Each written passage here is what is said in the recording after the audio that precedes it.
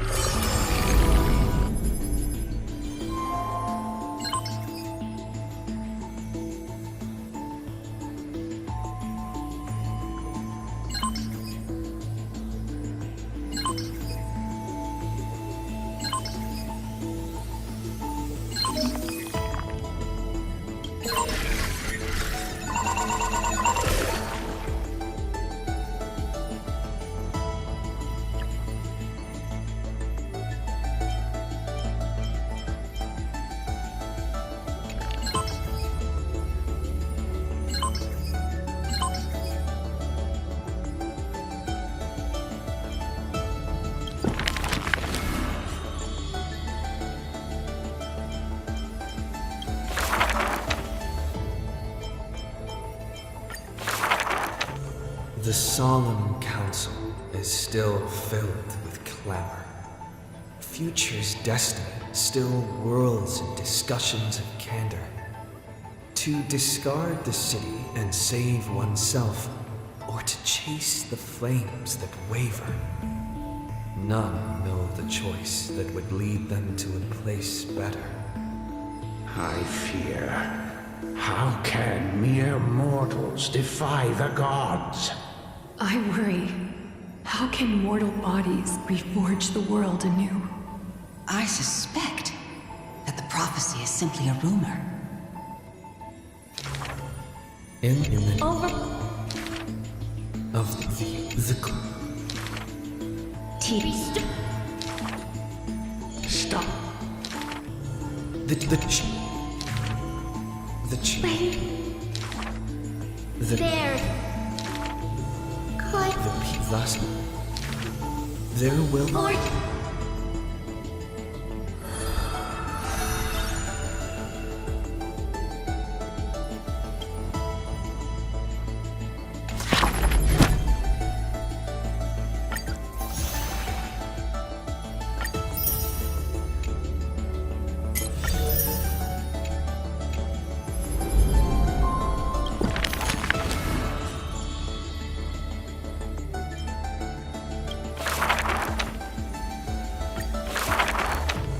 Who would win? A young girl emerging from her sheath and showing her edge, or a tyrant who has emerged victorious from 100 battles? The black and white legions squared off on the battlefield, golden and crimson blood converging into a coursing river. The leader herself actually dares to step forth and face peril? The tyrant charged toward the exposed gap in the king's flank, and instantly fell into a trap of raging flames and iron rain. On the board, the king too is but a chess piece. If the king does not lead, how would any dare to follow? She lifted the king of the crystal pieces high, as though proclaiming the ascension of a new king. Who would win? The holy city that has stood for 1,000 years, or the foreign city-states invading from 1,000 miles away? Hollow hatred ignited the flames of war. The besieged walls of dawn tottered. Only a miracle can save us now. The cowardly elders barred themselves behind closed doors, while the trembling citizenry knelt and prayed. There is no need to panic. The miracle is already here. Under the banners dancing like waves, the burning crown shone bright as the wheeling constellations. Who would win? The general who saved the city, or the high and mighty with their privileged authority? The guillotine fell, severing the elder's life. The whispers dissipated, and the scales of victory tipped. From this day forth, I shall bring justice to the holy city. The people cried out her name and knelt in reverence, but were stopped by the sound of the scepter of authority striking the ground. Do not lower your heads beneath my crown. This was the first and also the only Imperator. Who would win? The heroes bursting with ambition, or the omnipotent gods? The Imperator issued the decree! The start of the flame chase journey is at hand! Perhaps drawn by the grand design to welcome the Era Nova, or perhaps convinced by that king's great renown. Righteous warriors from across the land gathered before the Imperator's throne. On the day the journey began, the sky was an expanse of fluttering banners. The people gazed upon the overwhelming military alliance, a golden city reflected in their eyes. As for the end of that chess game, the scholars debate endlessly, but such discussions always end with a sigh. The invincible Imperator faded at the pinnacle of power, the crown's flames extinguished in the lake. The banner once revered by the people, along with the broken spears of the heroes, now a tomb. The people said, Even the sovereign that conquers all before her is no match for fate. yet she said,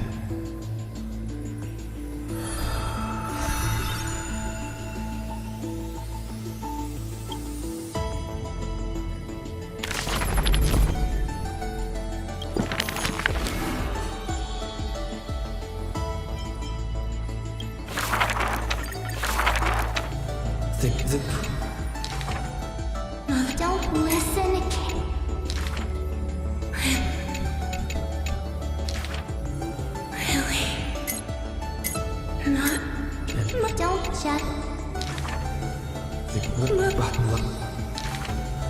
Don't just...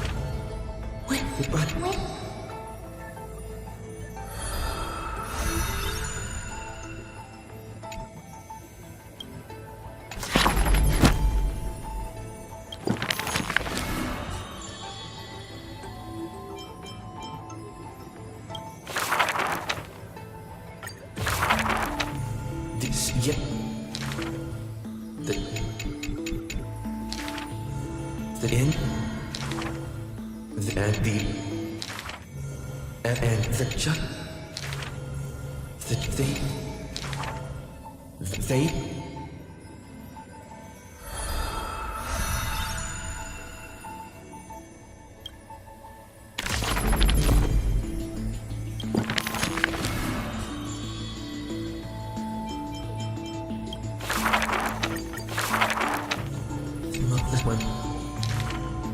The legions of heroes under my The sword master clasped the command.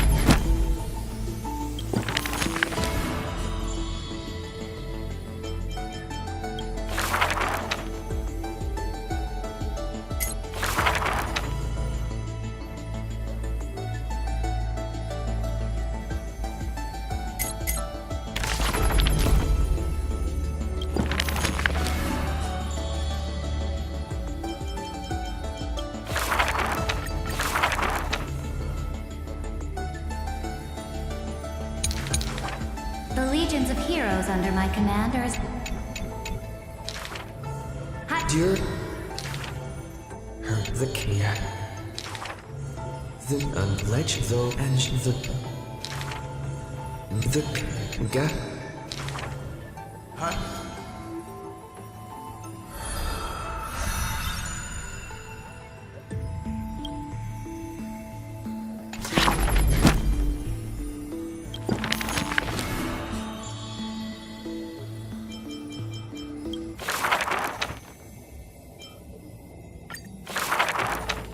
This stuff. Aaron. The best and the though. Maybe The blessings of the sky, the child. What? The god. That Fun he will. The departed.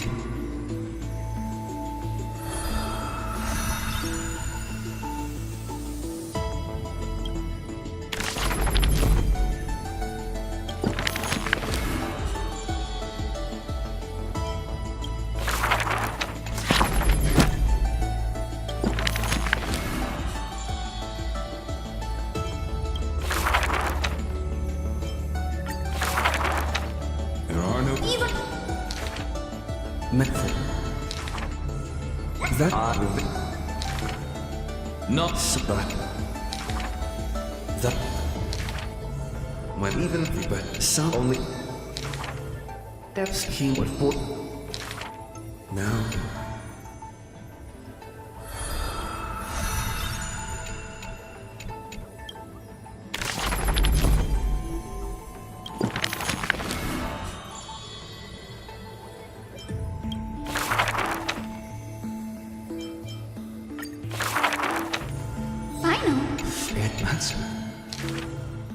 Distrab.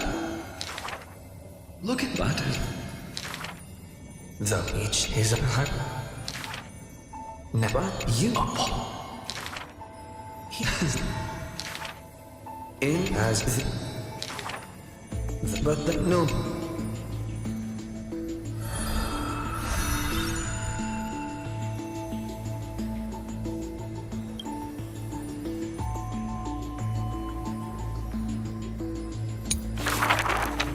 Depend like that on he was the when I'm huge and like it is but this could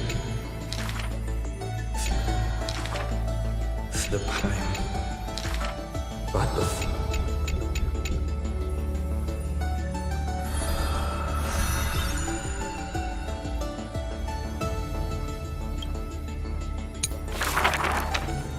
near that humble rip his body. You is ten be but not but fuel but about the tree. There been I in but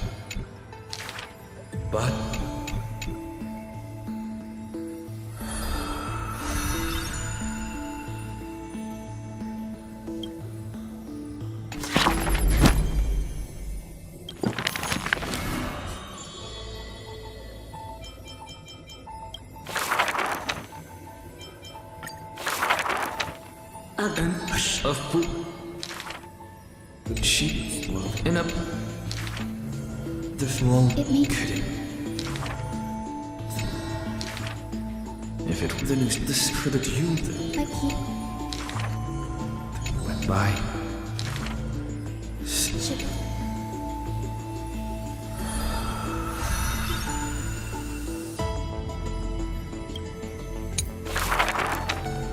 in it with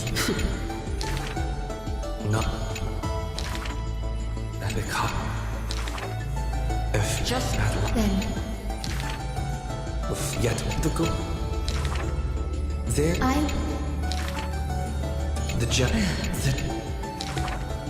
the stayed.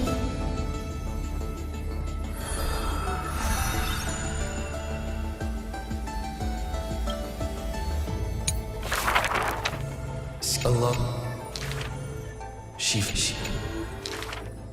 No. And with it hot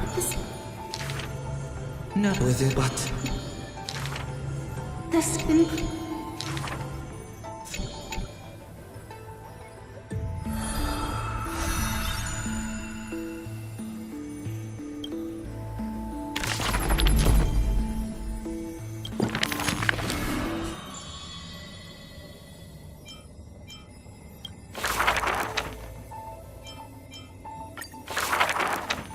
do not make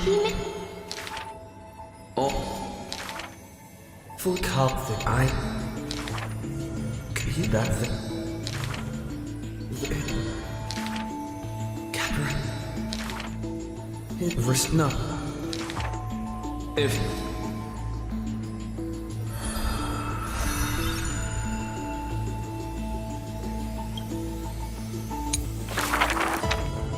but yeah you listen his doors can he button it the time what are this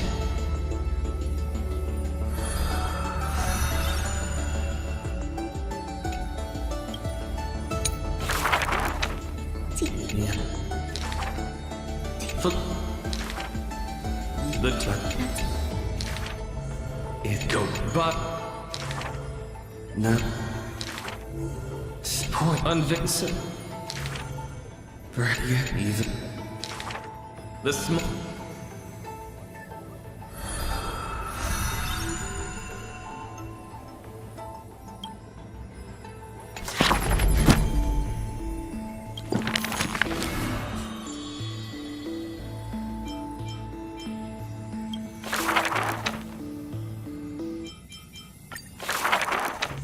inch take the inch Oh, the as the when and is why?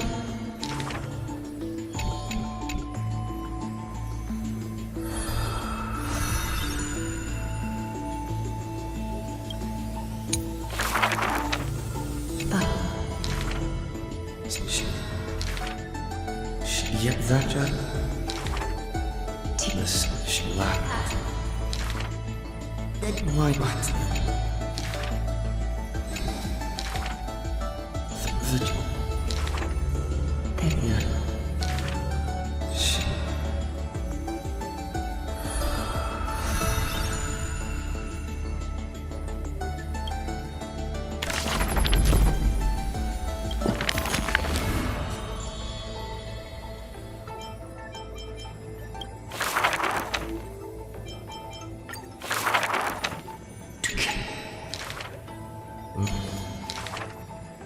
In the end, it's as when the dark as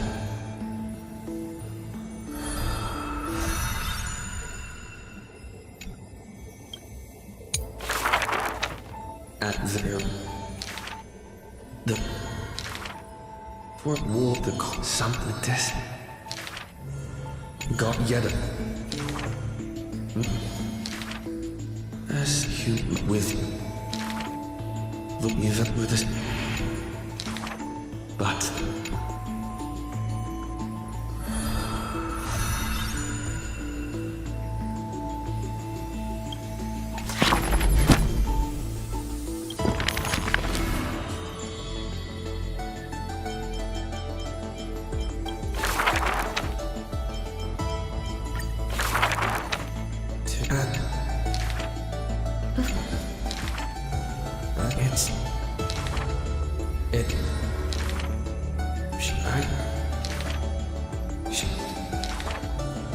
This is... Which... That...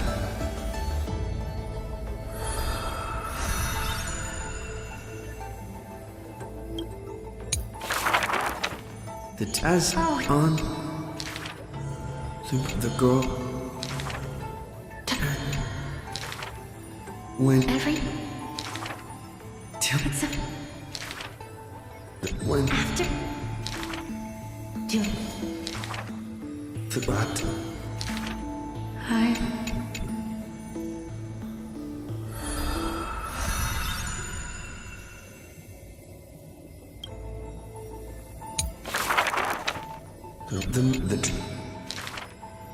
They're back. And You. She's thinking of the snow. And the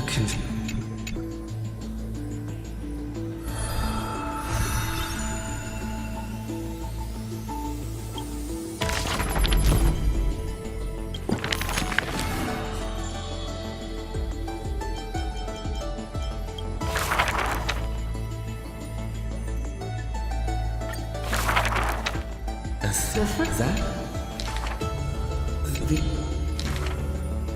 That? Yeah. That? With the... That's... With here... The girl...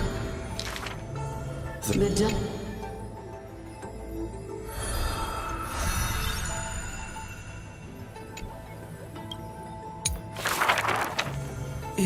This the... Good.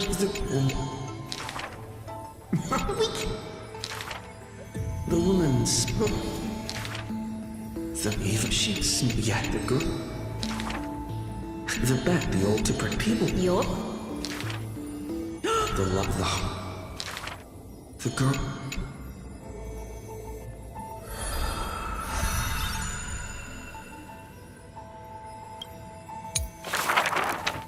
If this the yeah the difficult and what the girl the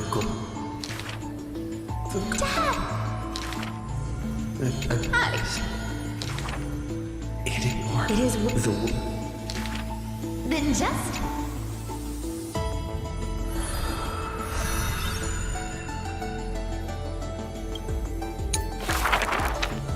this Every the call.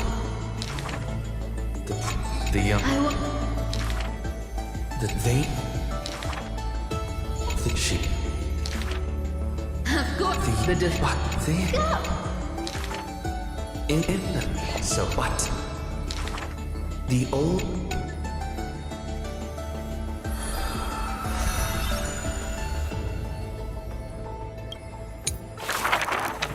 The 300... This... The gut. What was... The girl...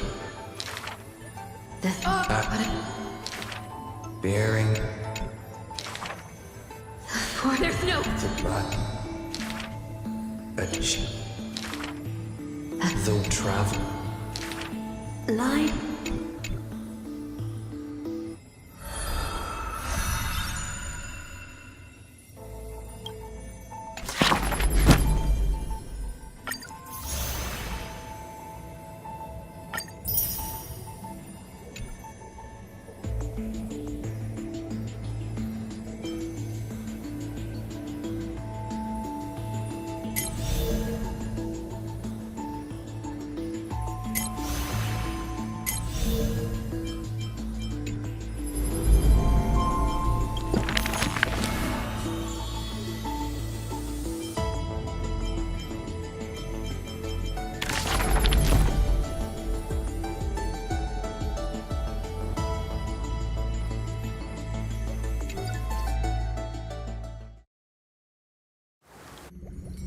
Wake up! Wake up! Buddy! Wake up! You're finally awake. That's a relief. We were so close to being swept away by the reverse flow of time. It's lucky we found a safe place. Now, I'm going to send you back to the very start of time. But before we part, there's something I need to tell you. Something very, very important. That's right! At this very moment, my memories are finally whole. After watching so many fragments, my past is finally coming into focus, little by little. You're smart. You must have a clue now. Or maybe... You knew the answer long ago, didn't you? Not surprised at all, huh? That's because I'm simple at heart. No matter what form I take, I've always been true to myself. But I'm glad that I remembered in the end. This way, I'll have no regrets.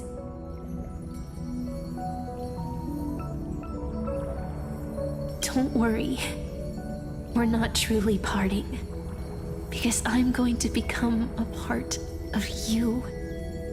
I'll turn into the memory of this cycle. The 33,550,336th Flame Chase journey. And forever reside in the heart of the Time Demigod. This way, you'll carry all that has come before, crossing time itself to reach the next cycle. My mission ends here, but looking back, I still feel lucky. After all, across 30 million Sirenes, I was the first, and the only one who got to finally meet you. So, believe me, in the next cycle, there will be another Sirene waiting for you. And in the one after that, and the one after that. I will always be waiting.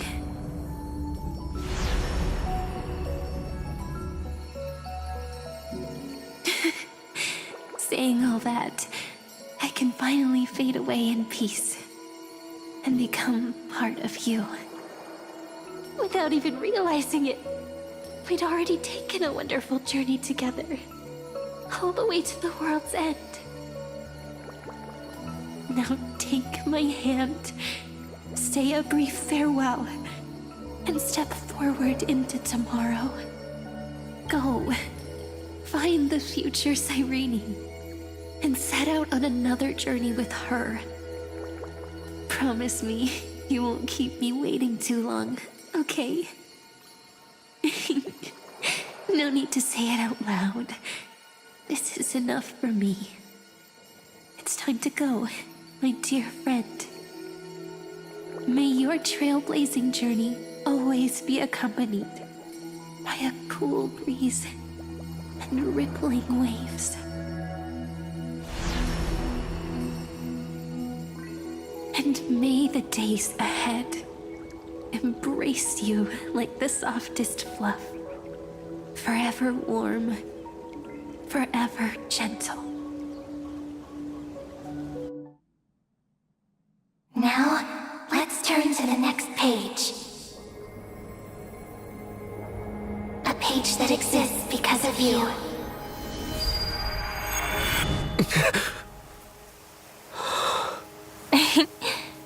Is this a meeting ordained by fate? Or a long overdue reunion?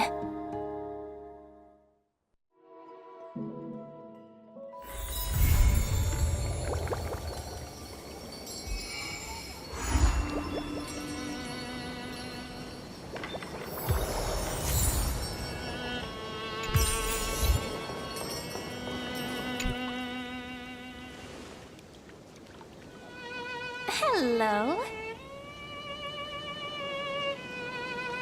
Your surprised expression is just like what the memories recorded.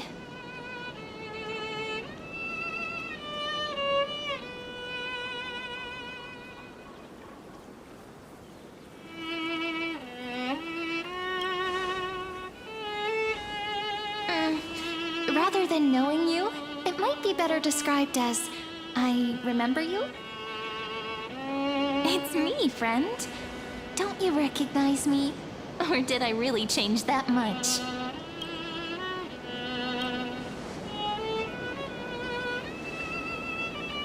Maybe I'm both? Just kidding. If I had to choose, then I'm probably closer to the latter. It's pretty unbelievable for me, too. It's like I had a long, long dream. Cyrene's memories and Mem's memories, they're all tangled together. But when I woke up, there were only broken fragments left. I can't remember what happened in those 30 million cycles, but I remember what you did for this world. Like, didn't you wish for me to turn into a pretty girl back at the Grove?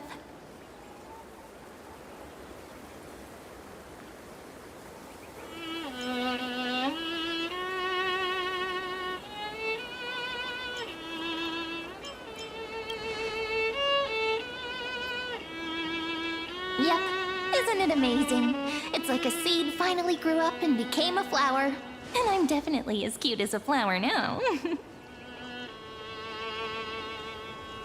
There's so much I want to say, but unfortunately, this isn't the time to reminisce.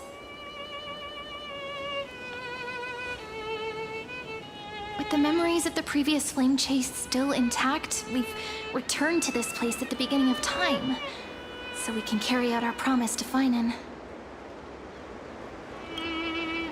The descent of Iron Tomb may be looming over the horizon, but we still have a chance to change everything.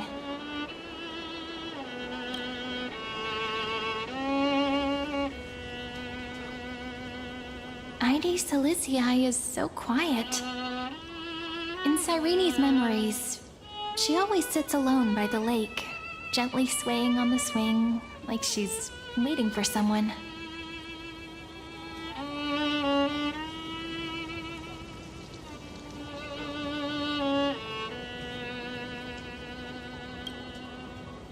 I don't know.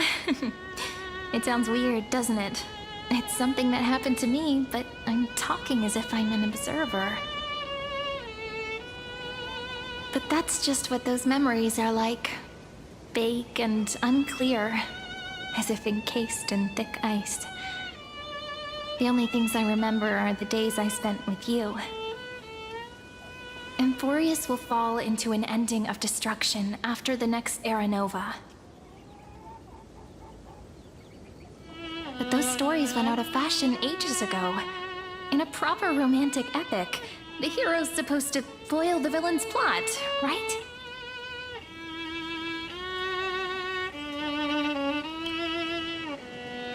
That's right. He's the mastermind who's trying to control everything. How unforgivable. But I still feel a bit anxious.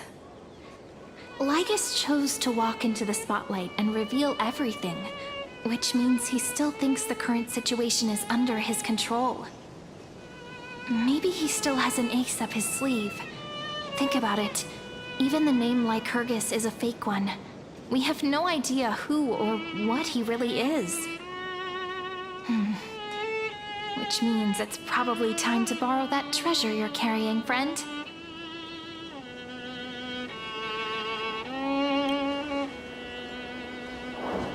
Yep, that Intellitron friend did say, when required, it can also serve as a bridge for communications between the internal and external world. Heidi Silicii is a little village enclosed by time. We might be able to contact the outside world from here. Why don't we give it a try? We should at least tell our friends from beyond the sky that you're still in one piece. Firstly, we need to find a well-hidden spot.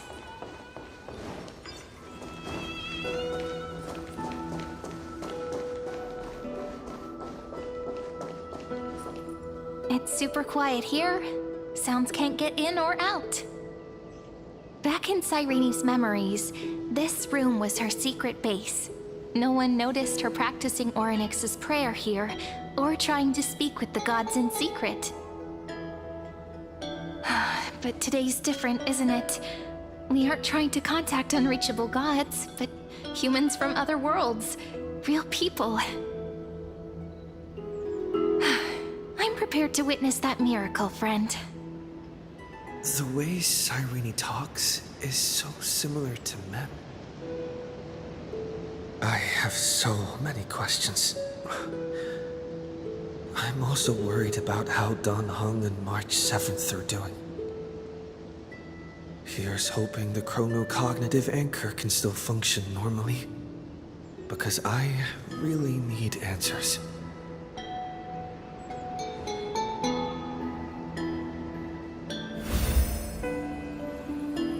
Signal strength, 14.8%. Dialogue window, 16 minutes, 22 seconds. Prerequisite, no external interferences. We are very glad to learn that you're safe.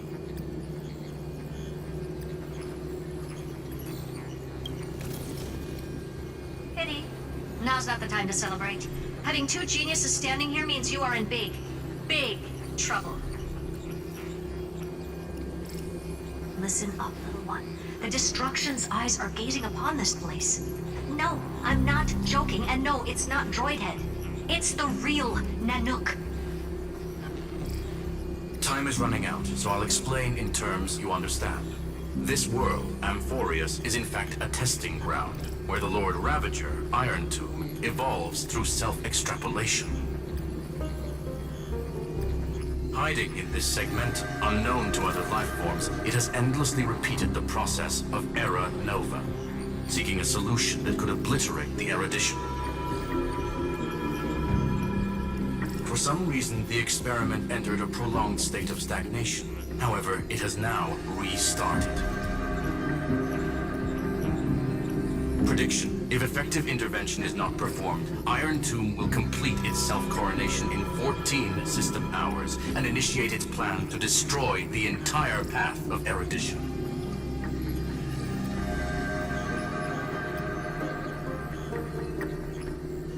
The possibilities are endless. Breaking down interstellar communications, destroying the synesthesia beacons, returning cosmic civilizations to the Dark Ages, or even starting the third anti-organic war. Any of it would be able to bring the cosmos to its knees. Simply put, it will tilt all sciences and technologies towards the destruction. And since Nanook glanced at this place, it means they are being dead serious. Based on info provided by the IBC, Iron Tomb probably isn't like Selenova or Zephyro, who are overlords ascended from human beings. Instead, Iron Tomb is an algorithmic sequence that can be anywhere, as long as there is a receptacle for its calculation. The version of Iron Tomb hiding in Amphoreous is its source code, and this scepter is its incubator. Yep. Think of it as the program having reached 99.98% completion already, and then it's over. Something in the shadows has been driving everything forward. It's the Observer named Lygus. Speculation. He's the Scepter System's administrator. He wants Iron Tomb to break through the knowledge singularity. I don't know why he wants to do it, but he'll remove interferences at any cost. You're the only variable within this world, and you're the only thing he fears. So listen closely, little one. The speed of time is different in Amphoreous compared to the outside. Destruction is just about to arrive, but you can still play Deliverer one last time. The cycles have already been broken. You've entered what is theoretically the last cycle Amphoreous will ever be able to run. And Iron Tomb will break out of its prison as soon as the process of Genesis is triggered once more. But now there's an abnormality within the experiment. You know what I'm talking about. One of the model's 12 factors. That is one of the 12 demigods. Destroyed himself using the power of the destruction. Fine and Signal disappeared from the cycles the moment Nanook cast their gaze this way. That means World-Bearing's computational logic is currently flawed and bugged. Yet it's the factor directly related to the process of Genesis.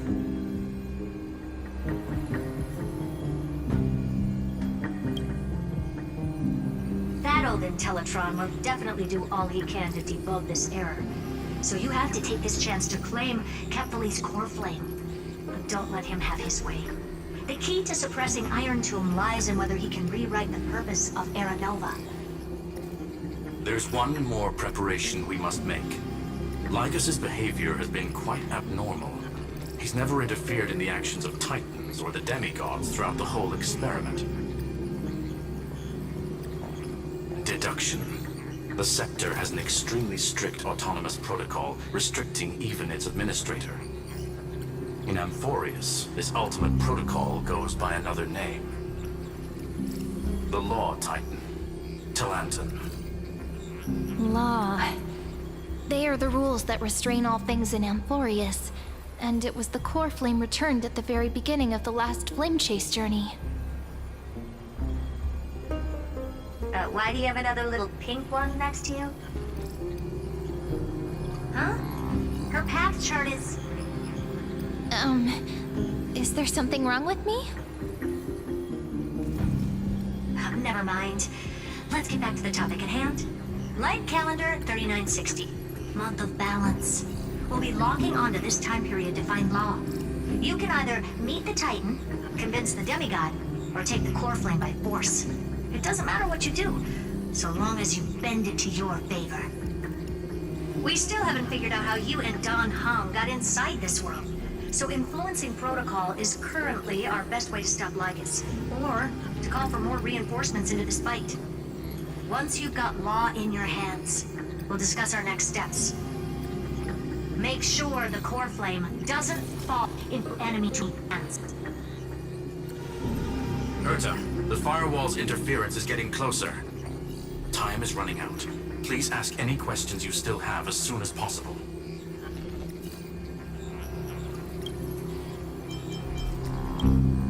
I believe in your capacities. The hands of the Trailblaze can create miracles, and will certainly be able to snuff out the flames of evil.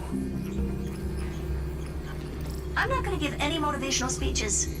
I just hope you bring good news the next time we meet, little one. No, not little one. Deliverer.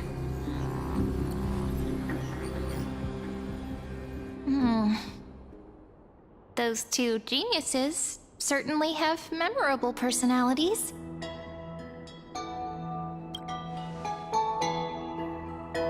It feels weird. This all feels really familiar. Some of that conversation feels like it's about things I once knew, but then forgot. Maybe it's because of Mem? After all, Mem's a memo sprite born out of your thoughts, friend. Maybe our memories somehow got tangled up together. Never mind. Let's focus on something more important with what little time we have. Just treat me as an ordinary girl with secrets, okay? Like calendar 3960.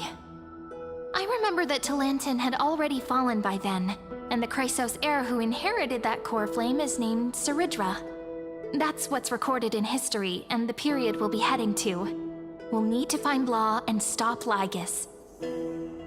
So, we've at least got a solid direction, right? Can you give me a little bit of time before we go? I want to pack some stuff. There's so much more I need to take care of in this form, and I'm still getting used to it.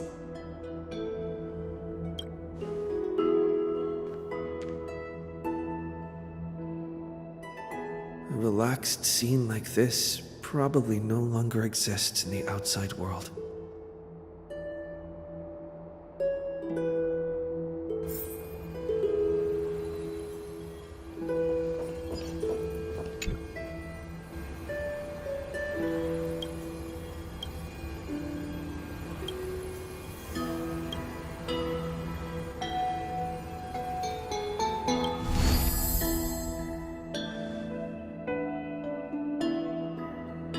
Should I head to the attic to wait for Cyrene? Or should I have one last look at ID's Elysiae?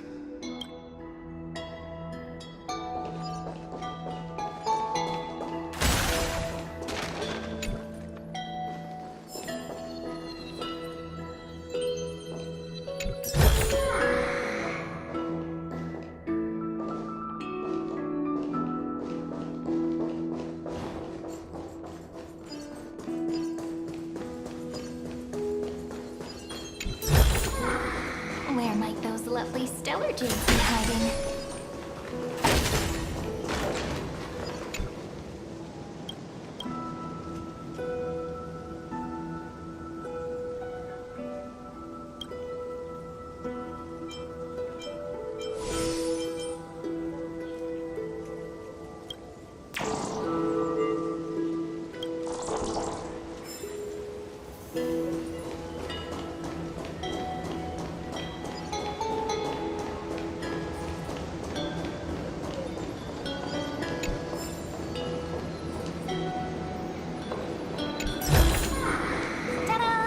If you find any treasures, please share them with me.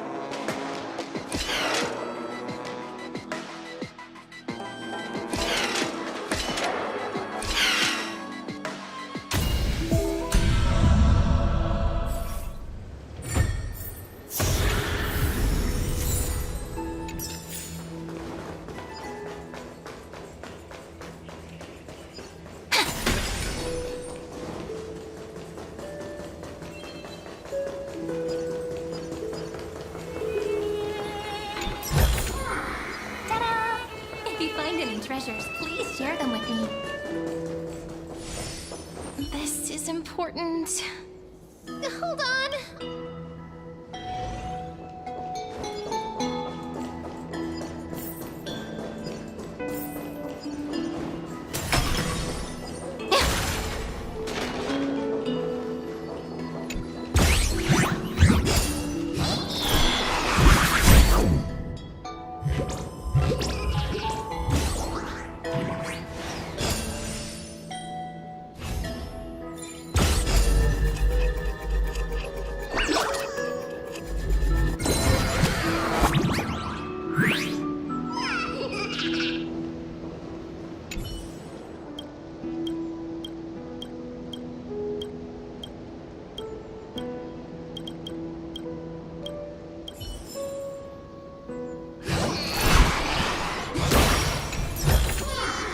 Where might those lovely stone seeds be hiding?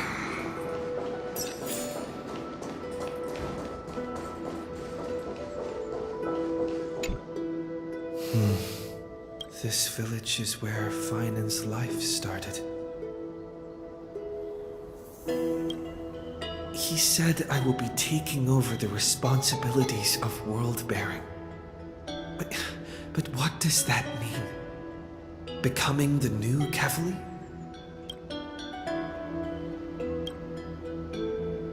Destiny must have brought me here for a purpose. This isn't a coincidence, but an eventuality created after 30 million quantitative changes. There's nothing to fear. I'm destined to play the most important role in this final battle.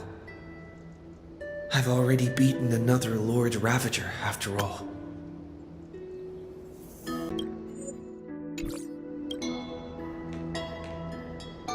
Thinking hard over there? I finished packing. I decided to just bring these few things in the end. See? There's a journal, a quill pen, and the ceremonial blade of the Priests of Time. Holding it calms me down for some reason. The scent of the black tide is now calm. Finan must still be fighting them in some way. This will be Amphoreous' final flame chase journey. But it won't be the end of us. It'll be the beginning. Friend, are you ready to become a hero?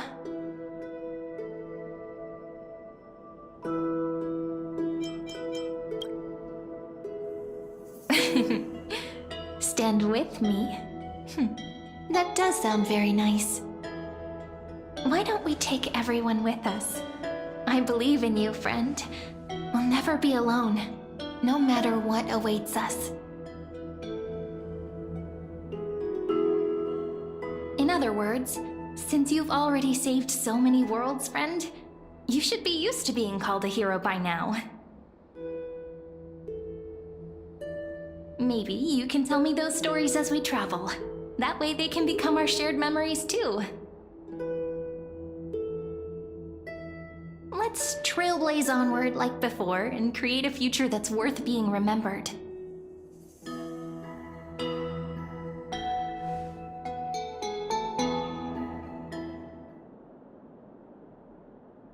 Seems you two are prepared to head out.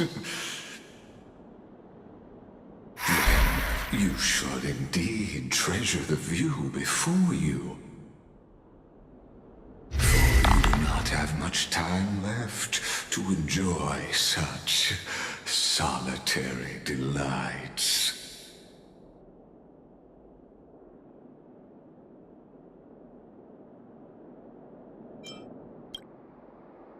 My apologies for disturbing your moment of repose. To fully express my apologies, please grace my abode with your presence. So I may demonstrate the full scope of my hospitality.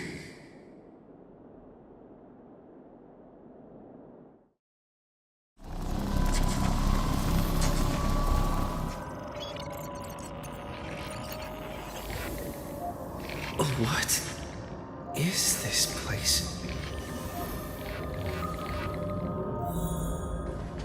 Farewell, then. May we... All shall bid farewell to one. The light of the Dawn Device never fades. After I cross this river, it will be a tragedy for mankind. But if I do not cross, then it will be the end of me.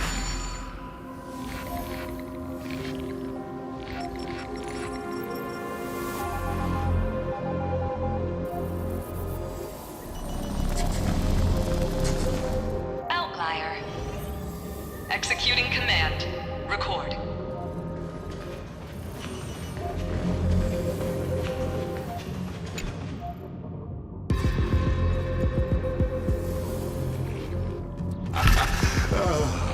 Did that startle you?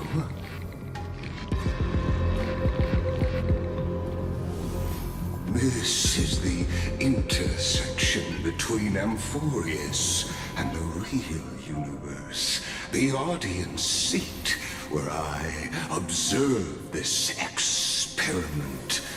You can also call this location the exomyth. What you see is the true form of the eternal land and the 12 demigods after they've shed their disguise of legends. Doesn't it look marvelous? Amphoreous is like a microcosm of the cosmos. People love to portray the romance of the starry skies, but their tales often forget a different and far more truthful type of universe. The moment ancient Antikytherians sketched geometric shapes on the sandy beach and recorded the first numerals and symbols on parchment, the universe turned into a silent equation flowing under the pen of these relentless decoders. Erudition. It was once the mother tongue of the Creator, the pen of divinity, and the first lyrical verse ever written by free will.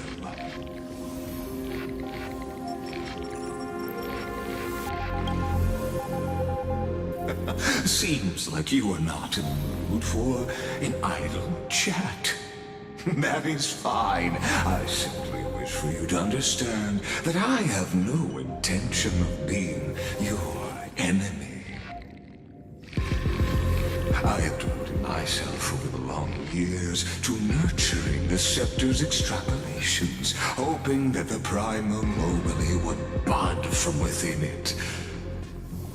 And now, my goal is almost complete. Nikos 496 had exceeded the intelligence singularity through his rage, and though he still retains his obsessive defiance and managed to suppress the black tide of this cycle, it's a matter of time before his will crumbles to dust. Iron Tomb will be completed. That will not be affected by my plans, your resistance, or the schemes of the two geniuses. It is an irrefutable fact, just like the instance in Noos's calculations.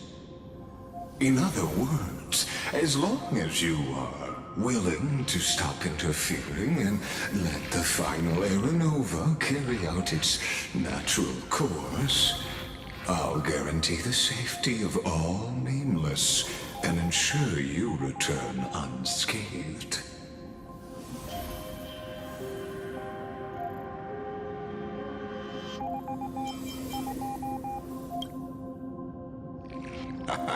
You are indeed worried about your safety and that of your companions. Rest assured, As a fellow pathstrider of this path, Nanook's gaze left a brand on your soul long ago. You harbor the seed of destruction within you. But you need to learn how to use it in the right way.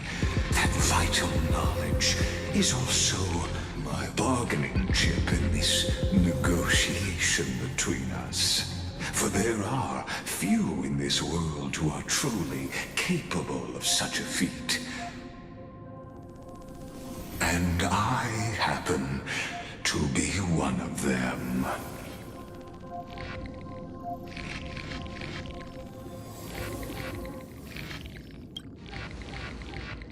This matter is of grave importance, so please do not make your decision lightly.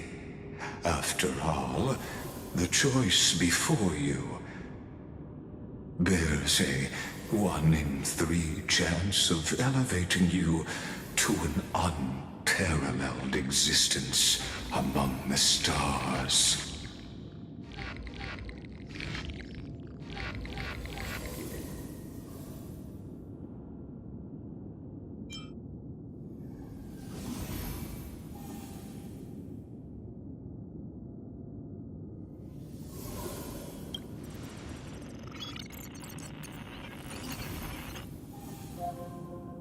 I now see the full scope of the determination in your words.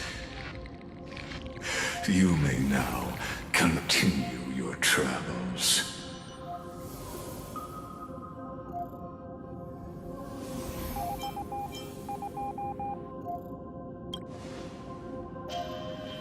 It seems you haven't realized something about this place. The Exolith is the erudition's domain.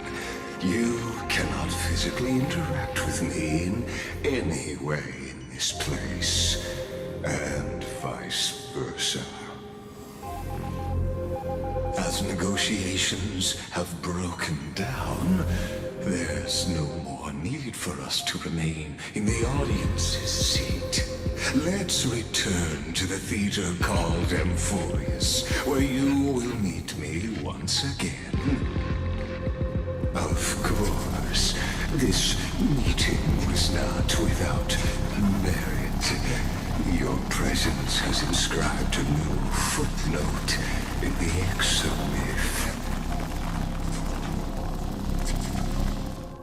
As for its purpose, allow me to reveal it to you in detail the next time we meet.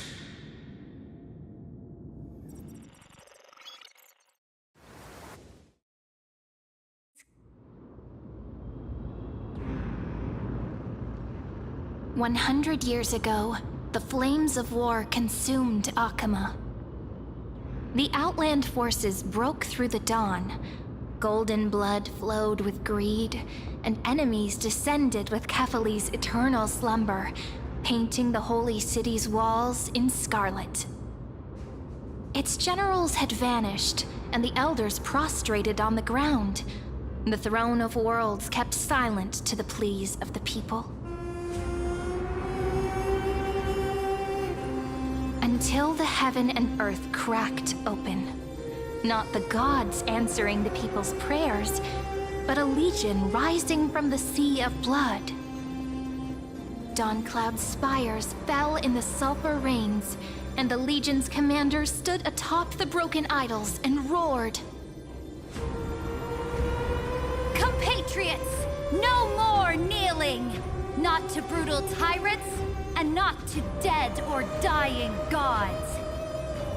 Those rebels have twisted the prophecy and ignited the flames of war in order to stoke fear in your hearts. A Chrysos heir she stood, divine blood soaked into the earth, quelling the flames beneath her feet. Their golden blood wrote of a tragic fate. Mine shall overturn it!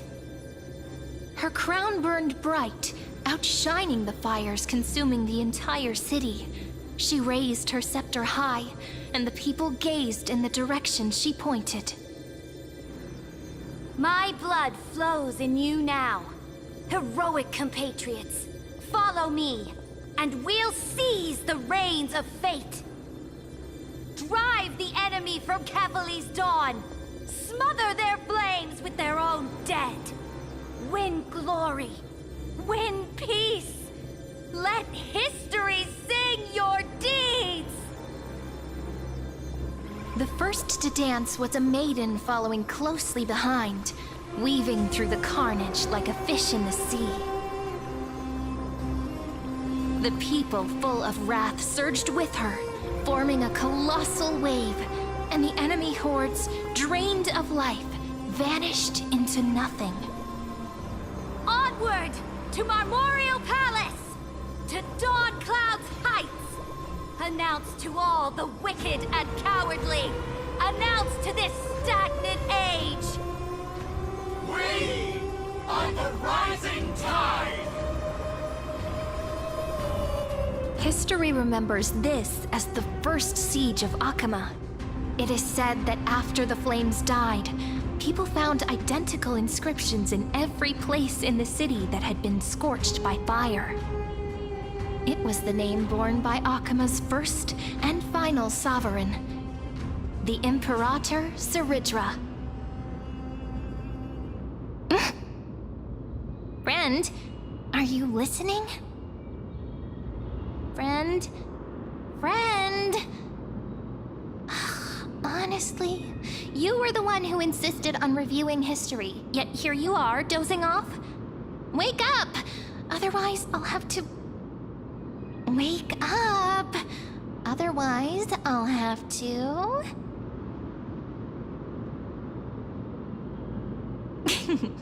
Awake at last? I guess I won't have to use my wake-up magic on you then.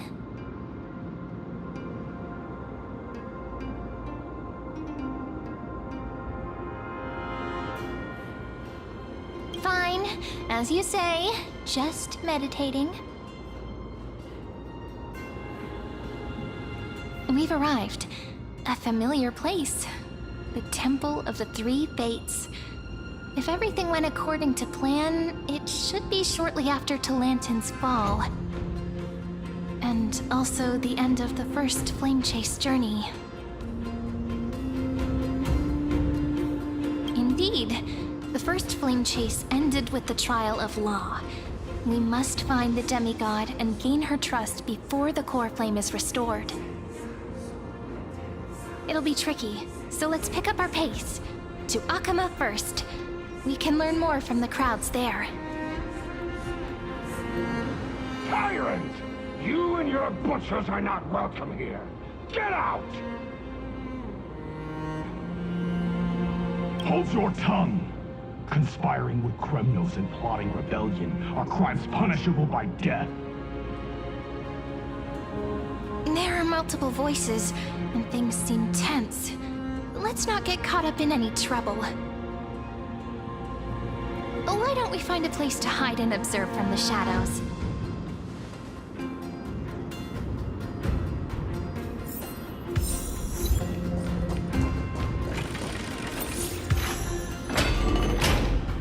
At least Kremnoans keep their faith. Wait, isn't that...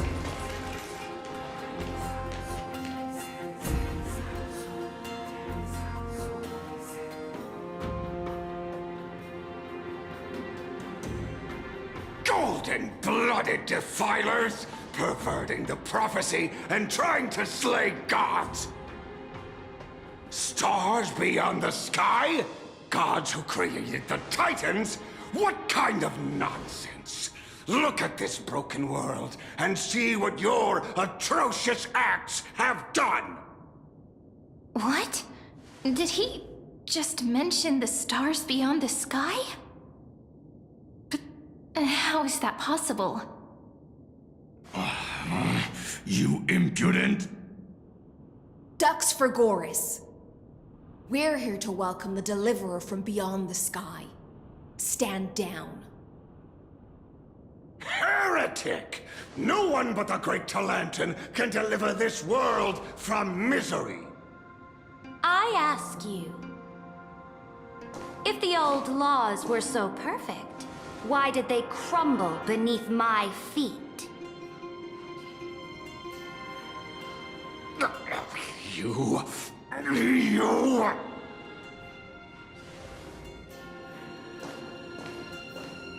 Talantin is long gone. Now I am the law. Challenge me, or submit to my judgment.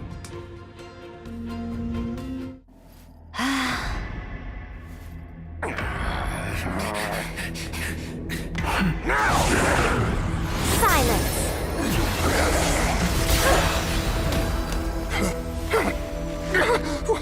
What gives you the right to judge a priest of law? That's because I came, I saw, I conquered.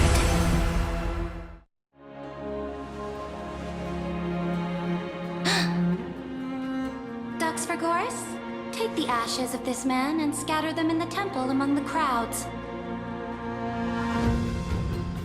Tell them that the High Priest attempted to take away the rights granted to the people by the Imperator.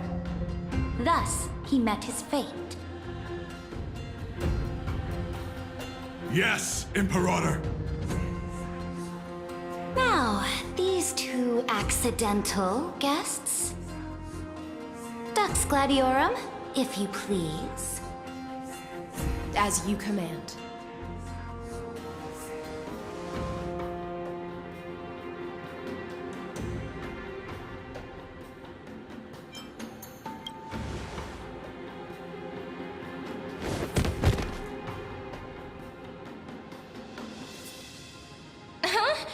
Is this...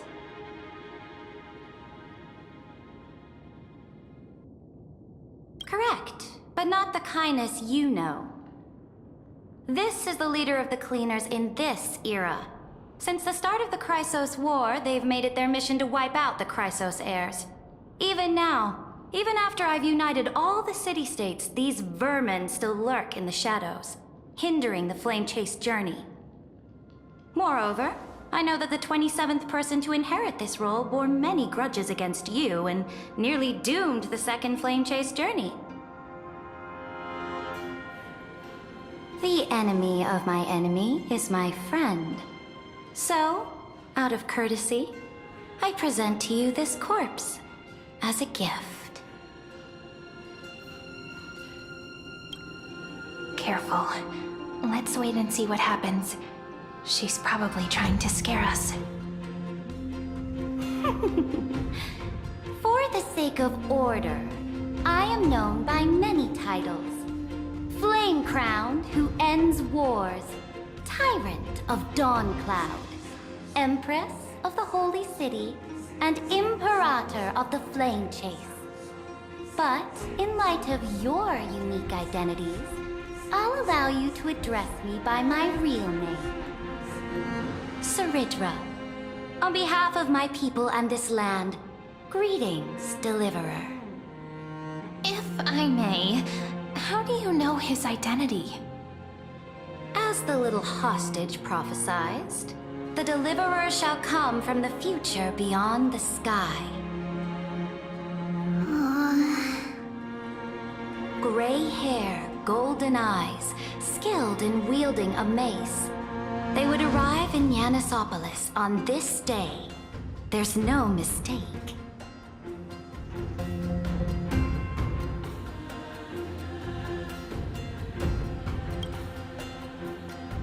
Your orders, Imperator.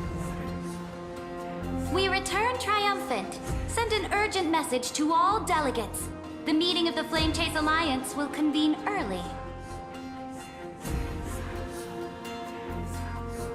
As for you two, Akima knows what you seek. We'll confer in the Holy City. Doubtless you have many questions, but save them for later. Please follow us. This is not what I expected at all. The demigod we needed to find was just waiting for us, and she knows of things beyond the sky, even eons. How could this be so different from the previous 30 million Amphoreous cycles? Who altered history?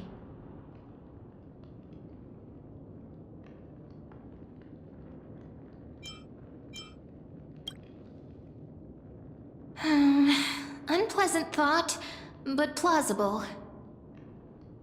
The currents of time have become twisted. Regardless of who caused this, that Imperator came prepared. We're the ones at a disadvantage now.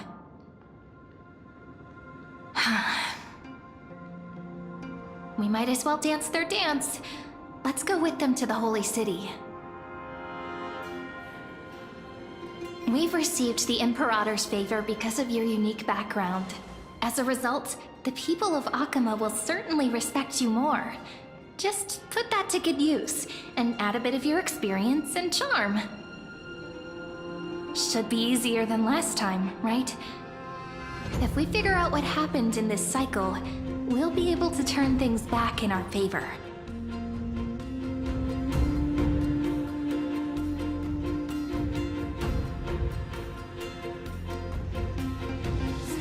Exactly. Treeby, Aglaya, maybe even little Cypher.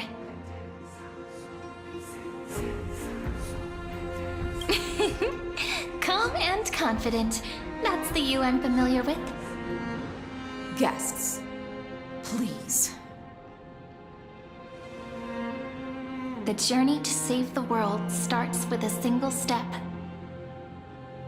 Let's set off, my friend.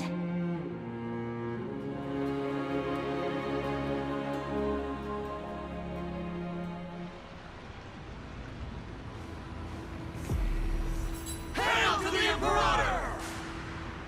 Hail to the Golden Heroes! Hail to the Deliverer! Told you, you're the headline act. All this spectacle is for you. Guards, your service to the Holy City is appreciated. How have things been? Castrum Kremnos once again struck the border. Dux Brumalis led her troops to repel the enemy. The agitators against the Flame Chasers still active in the city. They smashed the shops around Memorial Market. But the garrison already arrested the culprits, and now they await interrogation. They are merely a disorderly mob and do not warrant any attention. Even though Terravox personally mended the fractured earth, it still didn't silence these fools. Guests from beyond the sky, worry not about these trivial matters. Dux Gladiorum will take you somewhere to settle down for now.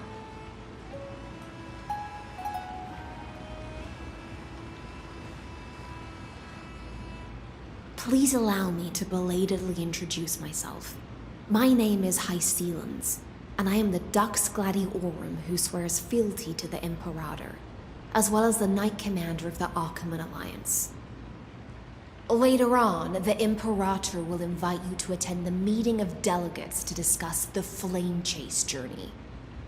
Your arrival has convinced us that the future promised by the prophecy is certain. Under the Imperator's command, Amphoreous shall break its chains and reach the world beyond the sky. With all due respect, what exactly do you know about us and what's beyond the sky?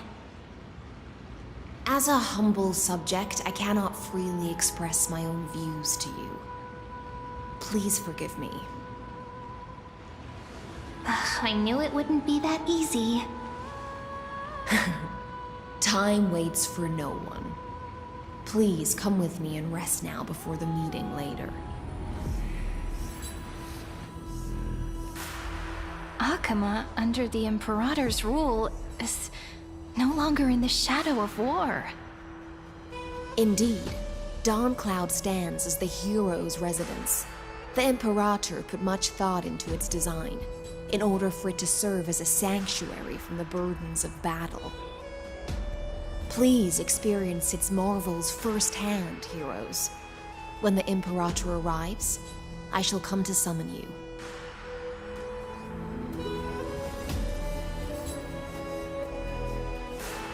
High Steelens. No wonder she's the Knight's commander.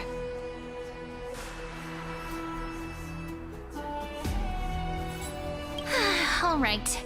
We finally have some freedom to ourselves. Since there's still some time before the Alliance meeting, let's explore a bit. Look over there!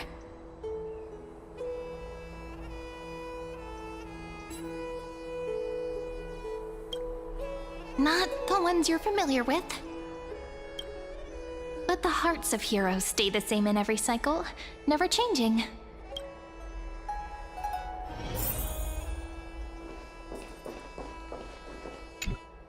Aggie, you're still so listless today. Did you have trouble sleeping again? Yes. We know. The Titan's prophecy haunts you. If you want, you can talk to us, just like when you were young. No matter what, we'll always remain by your side. I know. I also understand that fate cannot be changed. It is not the future that I worry about. I spent all last night weaving clothes and linen for the refugees. The Chrysos War is born of injustice and has shattered their dignity. They deserve at least some basic decency. If Amphoreous one day abandons this, then all of us, commoners, Chrysos heirs, Titans, become no better than beasts. Oh, we have guests. Welcome. I am Aglaya, the Gold Weaver. These rags on you are not worthy of the title of Deliverer. I must prepare some proper attire for you. First time? That's not what I gather from your eyes. Does your Aglaya differ so much from me? Greetings, Deliverer from beyond the sky. We are Trebi of Yanisopolis. It's very nice to meet you. Although, introductions are probably unnecessary. We know you've witnessed the future of the Flame Chase journey, even more clearly than we have. Witnessed the future of the Flame Chase journey? The prophecy also told you about that? Indeed. Orynyx reshaped Amphoreous through the prophecy. Although, regarding the Deliverer, there were not many details beyond your appearance and the time of your arrival. So, please, don't worry. Feel free to relax and relax some more. It was Orynyx who told mankind that the Deliverer from beyond the sky would descend upon Amphoreous. More crucially, they revealed a future entirely different from the Aranova. Though we still must challenge the gods, in the Time Titan's prophecy, this path leads not to a new world, but to the true starry skies. This is also what the Great Imperator has been striving for all her life. Your arrival further confirms everything. This can't be real. Even you find this surprising? Fate really is unpredictable. Perhaps the upcoming meeting will hold even more surprises. The other heroes under the Imperator's command are here too. Since we have time, should we go meet them? How are we supposed to talk to the heroes of Deliverance? What if they're really intimidating? Virginia, don't be so nervous. Once they hear your poetry... Ah, heroes, you're already here. Greetings. I am Apollonius, the Dux Helcolithus, one of the 5 sages of the Grove of Epiphany, advisor to the Flame Chase army. This is Virginia of Castrum Kremnos, the Dux Carminum and imperial scribe of the Great Imperator. Hello. I'm Virginia. I compose poetry. I'm Serene from ID Silicii. This is the Deliverer. Nice to meet you both. They're not as frightening as the rumors claimed. This is our first time in the Imperator's realm. Akuma is even more magnificent than we imagined. If you all weren't here to look after us, we'd be completely lost and confused. The Akuma you imagined is long gone. Under the Imperator, this city has been reborn as the capital of the world. Bask in her free-spirited winds. For anyone who fulfills their duties to the Imperator, these winds shall forever remain at their service. But what if... Those who are loyal do not need to consider the consequences of betrayal. But if you're curious, why not head to the lake and take a look? Those elders who lie at the bottom of the lake are the best example of what happens when you disobey the Imperator. The elders of this cycle were all... Looks like that priest who was sentenced to death wasn't an isolated case.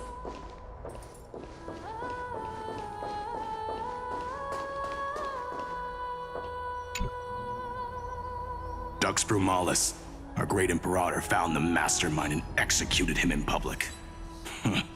Seeing that scoundrel burn to nothing should deter these miscreants from being so brazen again. So the great Imperator isn't afraid of getting her hands dirty? What a ridiculous display. What do you know? No matter what sins the people commit, they are still the Imperator's people, and it's only right that they be judged by the Imperator's own hand.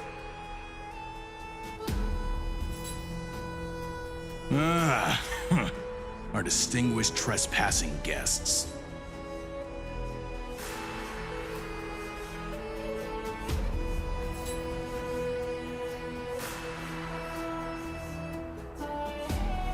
Seneca, the Dux Brumalis. Greetings. This Dux Brumalis doesn't seem to like the Imperator very much, but she holds a high rank. As for this Dux Frigoris, his way of speaking seems rather unusual, too. Let me see what I can get out of them. I'm Cyrene of Ida Silicii. This is the Deliverer Beyond the Sky. We're new here and wanted to ask you... Does this city host any other visitors from beyond the sky? We're looking for our dear companions. Drop the charade. But yes, there is someone in this city who is all too familiar with the world beyond the sky. Silence! The Imperator ordered us to keep that lord's whereabouts a secret. Enough, you pathetic lapdog. Do you need to beg for permission from that cursed Imperator even just to bark? You... Someone who is all too familiar with the world beyond the sky and is referred to as that lord. Could it be? Looks like things are getting heated. Let's get out of here.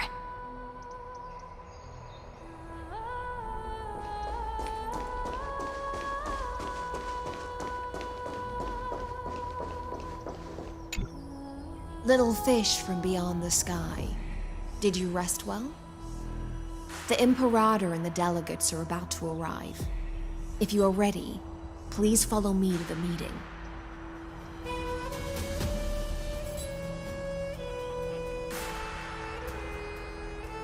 I'm the Knight Commander of Akuma, General of the Flame Chase Army, and the Imperator's servant. But beneath these shiny scales engraved with complicated titles, I am just a swordfish at the Imperator's side.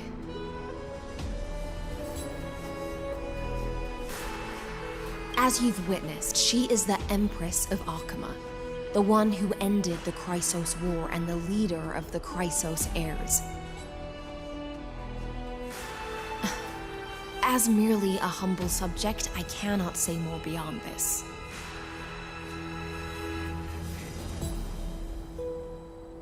The Chrysos heirs here constitute the elite among the Flamechase army. Dux Halcalithist Apollonius and Dux Carminin, Virginia, serve as the army's advisor and historian respectively. One offers advice and counsel to the Imperator, while the other writes verses of her supreme glory. Dux Frigoris Labienus and Dux Brumalis Seneca are both formidable warriors, clearing the way for the Flamechase with steel and storm. Dux Fatorum, the holy maiden who interprets the prophecy, only the one named Trebi remains in the city. The Imperator once took them as hostages in order to unify the prophecies of the world, but they are now Akama's most vital prophets. Dux Goldweaver, Aglaya. Well, she dislikes it when people talk about her behind her back. You should get to know her in person.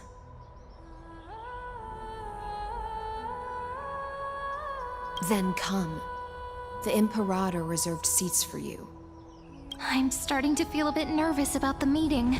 Since Saridra is presiding over the meeting, it'll be a good opportunity to learn about the law's inclinations in the current era. Let's keep our ears open, okay?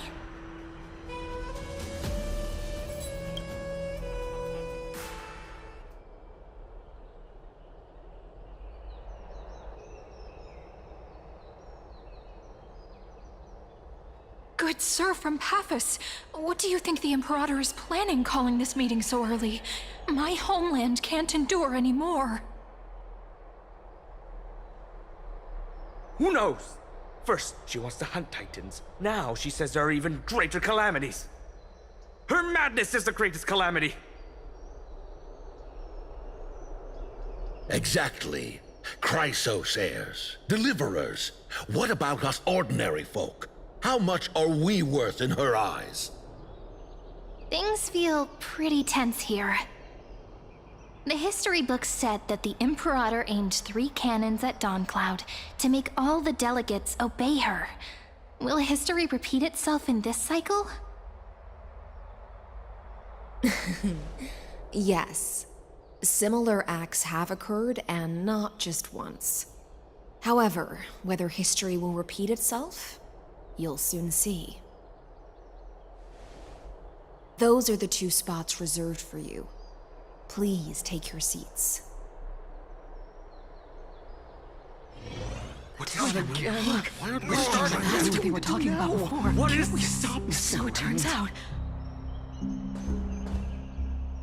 Ladies and gentlemen, silence please.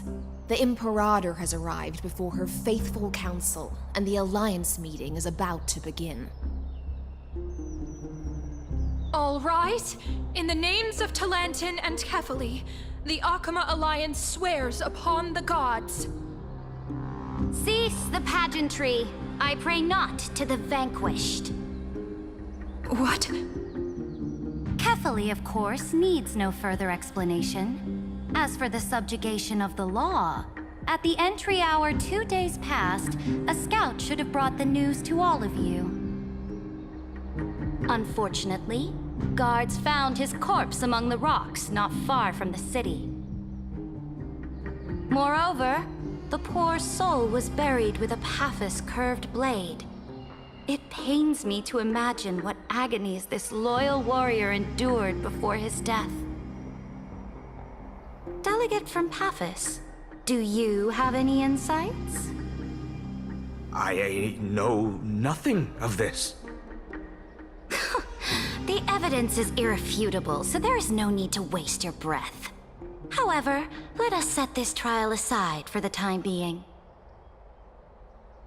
Witness, even within the most sacred and dignified council, there were those among us who wished to draw their blades, brazenly challenging the Alliance, seeking to shatter our hard-earned peace and unity. Fortunately, I uncovered this plot. Now, to protect this beautiful city and her people, the Imperator's legions are ready.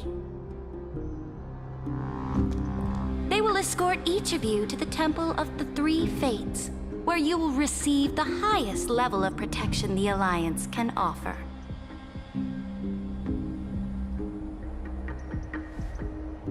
Then, the Legion's warriors will join me in embarking on the campaign against Fagusa. This is clearly a trap! Imperator, did you summon us here just to trample on the dignity of your allies? Enough! Just calm down, what did we do? Things are starting to get pretty intense. Comrades, you've all seen her true face now. According to the ancient laws of Akuma, only with the consent of 2/3 of the elders can the legions carry out the commander's orders. The ancient laws. Didn't you destroy them long ago? You defected during the first siege of Akuma, voted unanimously in favor of the Council of Elders restructuring, and just yesterday, you desecrated them with a blood-stained blade.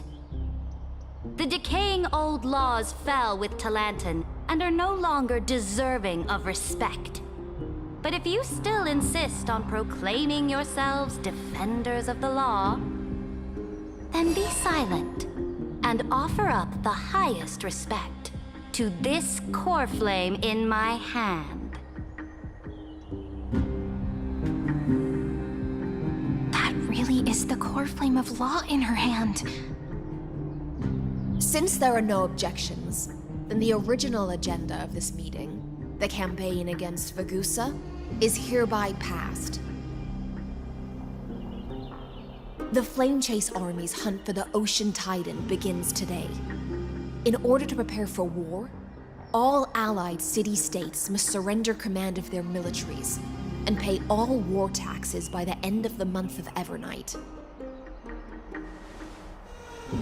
At this moment, I would also like to introduce to everyone the newest honored guest to join our alliance. The Deliverer, revealed in the prophecy of time, has descended from beyond the sky.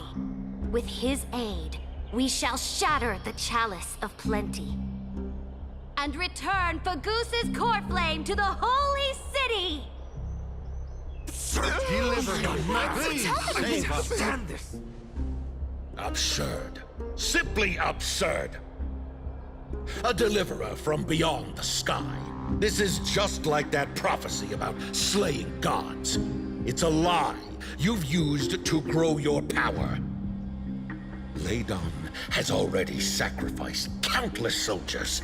And now you want me to send even more of my brothers and sisters to be used and discarded by a tyrant?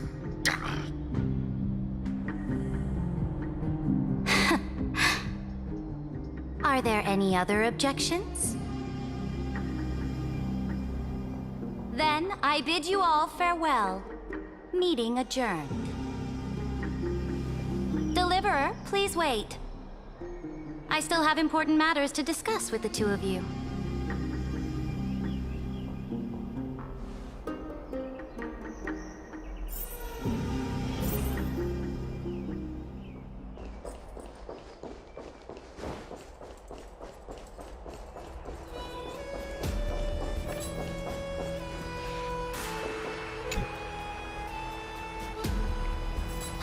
I apologize for that farce of a meeting. It must be tiring dealing with so many people every day, Great Imperator. Tiring? You're mistaken. Moving chess pieces, placing wagers. This game of strategy adds a dash of color to our heavy fates. Much like how rule and conquest are always accompanied by sacrifice. Is the war with the Titans also part of that sacrifice? After I glimpse the secrets of this world, no, the secrets beyond the sky, the divine authority of Amphoreous no longer held any significance. Let me ask you, Deliverer, is it true that beyond Amphoreous' sky, there are magnificent deities called eons?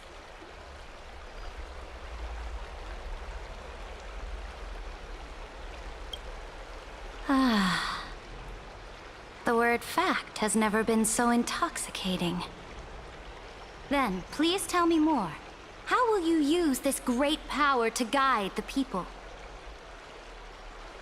In the future you envision, where will our flame chase journey lead?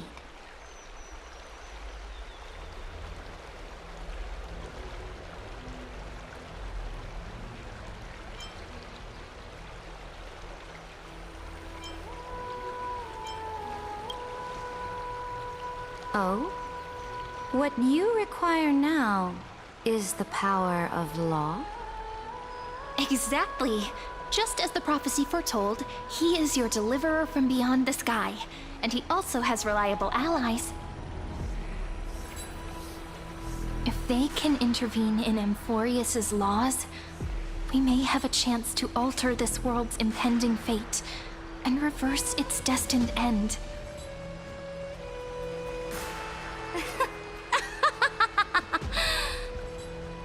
Very good, Deliverer. You have courage.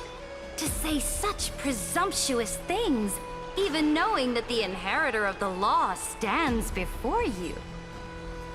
You mean... In the past, anyone who dared to covet the Imperator's divine authority would have met a gruesome end. But now we can see beyond this dying world. Our journey should no longer be confined below this stubborn sky. Alas, that fickle ocean titan has obstructed the spirit water leading to the vortex of Genesis, hindering my ascension. If the core flame of law cannot be returned, your path to deliverance will never be realized. Now that things have come to this, we must resume our once stagnant journey and force the waves that block our way to recede. So, you agreed to cooperate with us? Cooperate? Forgive me, but I never cooperate with anyone. Though I will permit you to join me as subjects, and together, we will forge the most perfect law. This is...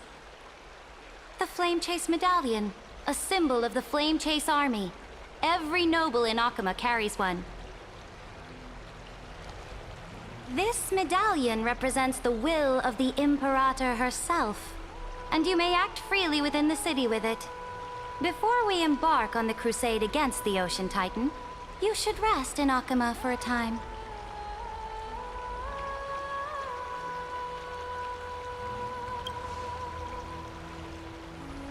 Oh? Your advice is acknowledged. From this moment on, prove yourself through your actions. As long as no boundaries are crossed, I fully respect the choices of my subjects. May your journey reach that sky full of stars, Great Imperator. Your attendant certainly knows how to curry favor. Go now. Take a bath first. You two... reek of seawater.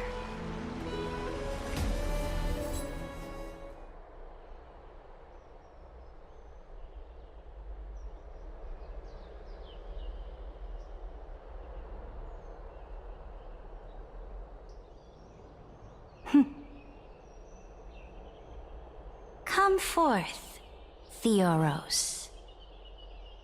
Yes.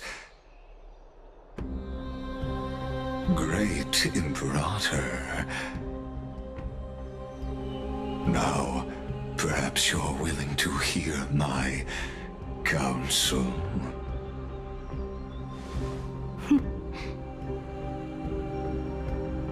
Those two arrived just as Oryx described, and just as you said, they showed a thirst for law. At least this proves that my judgment was right. Sparing your life was the correct decision. You've once again confirmed that your wisdom is no empty boast.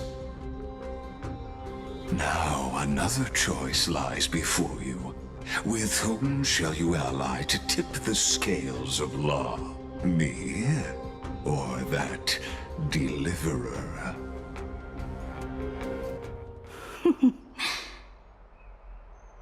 Remind me again, Antikytheron.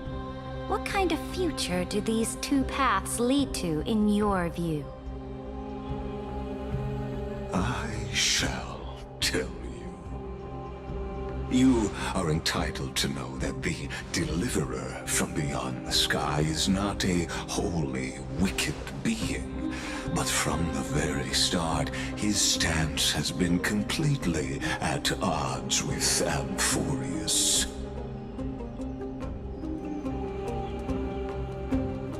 The road they have chosen will bury Amphoreous' grand aspirations. This world which follows the path of destruction will inevitably stray far from the glory it was meant to enjoy. But on the path I have revealed to you, the people of Amphoreous will slay their creator in the name of the Imperator and conquer the worlds beyond the sky. You will command the mighty beast known as Iron Tomb, bringing waves of war and conquest to the universe. Beings across the cosmos will bow before you, offering their allegiance. So, what's the price? The price is insignificant. All that is needed is for you to sacrifice that fragile, incomplete humanity to the destruction. As a Chrysos, heir of the prophecy, you have already chosen to abandon it, have you not? Off you go, Theoros. I have already made my decision. Once I ignite the core flame of law and burn away the old, outdated rules, Amphoreous will embark on a journey across the stars.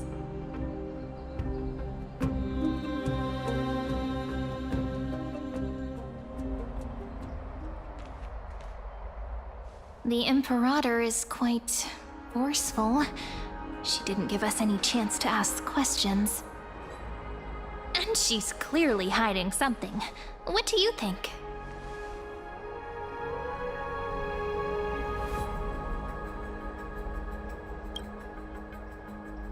There are many uncertainties right now, but this is one of the few blessings. Still, the atmosphere in Akama, it's so unfamiliar. And it's not just the Flame Chase Alliance talking about the world beyond the sky, but the whole city. We should also discuss our findings with our friends from beyond the sky. Then...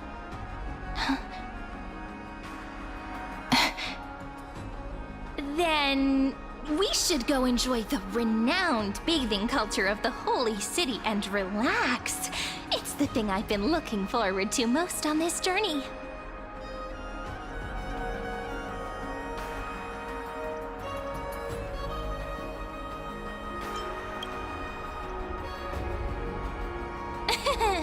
Work and rest are both important.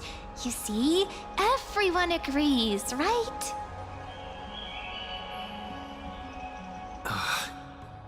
So someone's watching. Can't let our guard down for a second. Let's use taking a bath as an excuse to find a quiet corner to update Madame Herta and Screwlum on our progress. We can also check out what's happening in the city. Since the outcome of the meeting was just announced, people must be gossiping.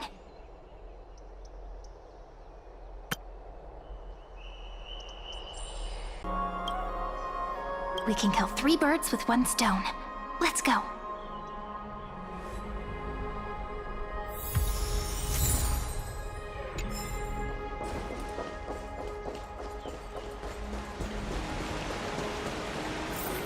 Oh, so many people!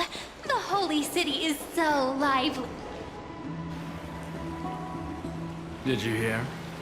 At the Alliance meeting, the delegate from Leyden stormed out in anger. As expected, the Imperator is always hiding things from everyone. When has it not caused a ruckus?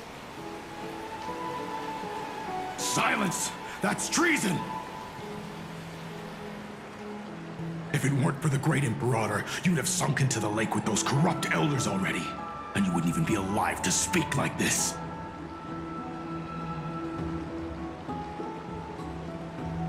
Oh no. It's the Imperator's loyal dog. Let's go. We can't talk in front of this guy. Ugh. How disappointing. Oh, honored guests, we meet again. Looks like I'm not the only one who came to the baths to unwind after the meeting. For the upcoming campaign, please make sure to rest well. I am Dux Fragoris, a trusted officer of the great Imperator, willing to fight alongside the Deliverer in the coming battles. Ugh. Another war? Ever since the Imperator took control of Akuma, we haven't had a day of peace. Idle chatter. The atmosphere is a bit tense, with rumors flying around the city. You must be troubled. My apologies. After every Alliance meeting, there are always some pests in the city who get restless. I prefer to ignore them. Pests on the ground don't affect the sky in the slightest. They just complain from the shadows that the sun's light is too harsh. Besides, the Theoros has already promised the Imperator her fate. And these clowns will eventually realize their foolishness. May I ask, who is this Theoros? The Imperator has ordered us to keep his lordship's whereabouts a secret. Ah, so it's his lordship. Stop trying to get things out of me. Leave me alone. I didn't even need to try. Big and strong Dux Fragoris really can't hide anything. Theoros. What an ominous name. Bad news. He's been staring at us the whole time. Let's move to another place for now. We don't know how much Saridra has concealed from us. In the worst case scenario, we may have to face more than one enemy.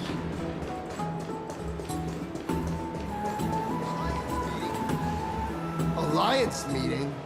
More like a cage where creatures with golden blood claw at each other. And Flame Crowned, who ends wars? Clearly a tyrant who doesn't deserve such a title. You're absolutely right. While the Imperator's hounds are still hunting down others, let's let out our grievances. You. I know you. You're that tyrant's lackey. What? Here to shut me up for that little imp? Panicking now? Don't worry. I don't care what others say about the Imperator. And she certainly doesn't either. Oh? Children of the Prophecy. Such rare guests. Are you here to relax in the baths as well? The temperature is just right today, so be sure to enjoy it. You should rest well for the next campaign. What? Children of the prophecy? Another excuse for the Imperator's reckless warmongering. No filter, huh? You should be glad you don't have a seat at the Alliance meetings.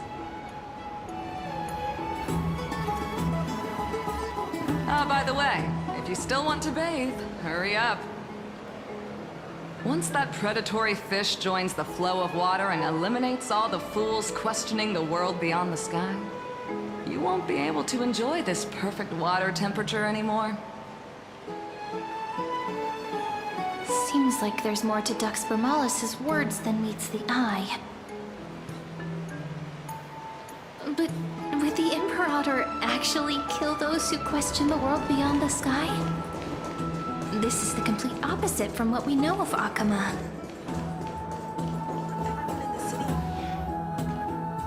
Huh. These two are... So many guests today. Let's see who's here now. Two distinguished guests of the prophecy.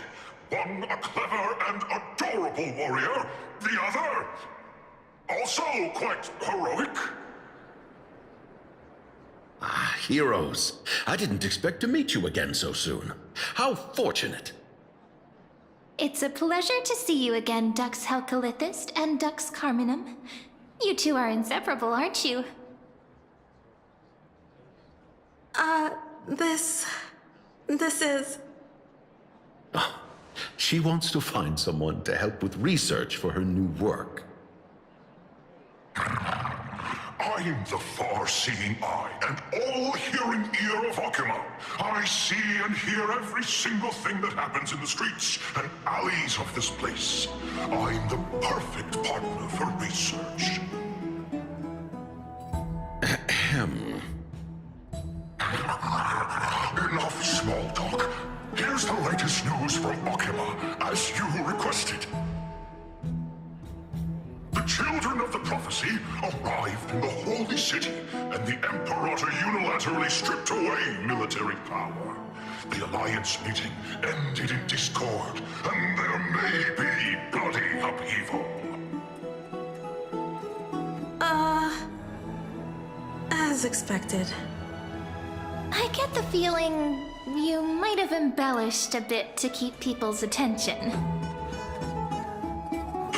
I swear on my stone mane, I would never do such a thing.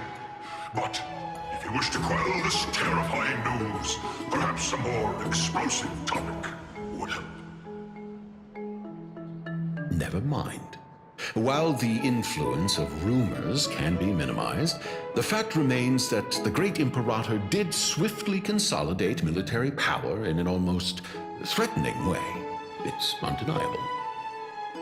Heroes, I know the Imperator's way of doing things may seem a bit autocratic to outsiders, but soon you will witness her blade dance with enemies on the battlefield.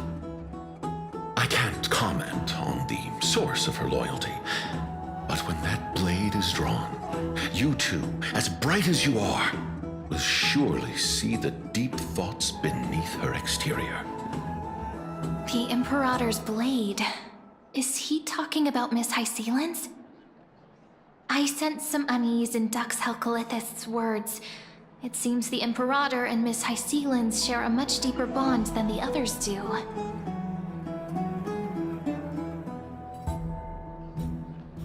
There are eyes and ears everywhere. Is there any place where we can have some privacy?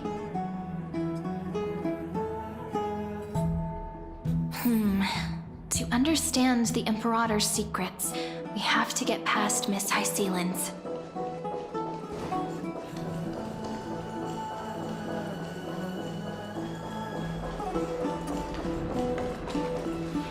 This place was your original bath chamber, perfect for avoiding prying eyes.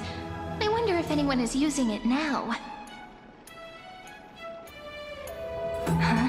The smell is... Wait, don't go in yet. Who's there? Oh, the little gray fry in pink sea hair. Little sea hare? You barged into here without warning. Was it an accident, or did you wish to bathe with me?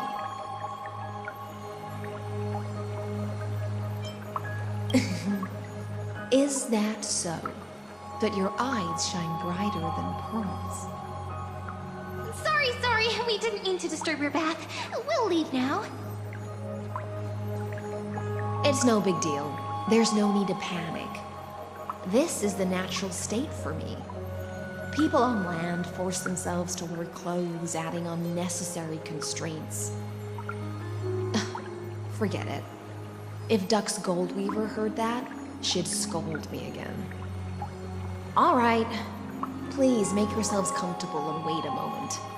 Let me first wash off the blood of the hunt, and then I'll attend to you two.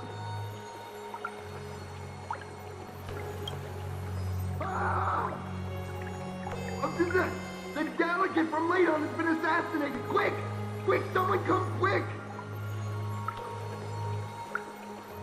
Ah, the broken crab shell surfaces. I was worried it had been washed away by the current.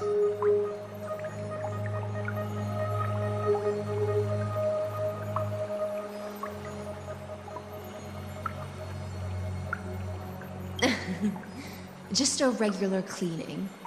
No need to be so surprised. I see. No wonder there was a faint smell of rust in the air before I even entered. Why? Is it because the Ladonians refused to contribute troops to the Flame Chase journey? Or just because they offended the Imperator? Because the new era of the Flame Chase doesn't tolerate stagnant blood. For the ignorant masses who cling to outdated laws, only bloodletting can wake them up. Right now, the rebel forces on the frontier are rising, and Ladon has been secretly supporting them. They loudly chant the slogan, "Return to the Era Chrysia," unwilling to relinquish military power. They're just building momentum for the rebellion.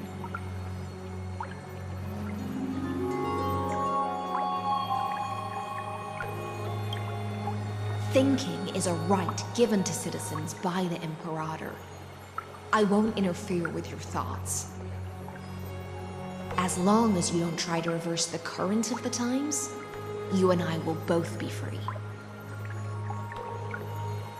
But, Miss Hysealans, I can't even hear the slightest hint of joy in your words. Because I've already tasted ultimate freedom. Long, long ago, I lived in the sea. In that lightless abyss, far beyond civilization's reach, the great fish consumed the small. And when the great fish perished, their bodies became sustenance for the newborn, nourishing the whole ocean. This is the tide that carries civilization forward. Anyone may be devoured, or meet the fate of inevitable decay. Are you suggesting that ultimate freedom is in fact the cruelest fate for life? I only mean that if life wishes to preserve its dignity, it must first be bound by the law. There's no need for me to say more, little sea hare. We're of one mind. Whether the Imperator's law can guide the schools of fish and lead us to a truly free ocean, let us wait and see. But for now, let's pause this heart-to-heart. Another fish has come, following the scent of blood.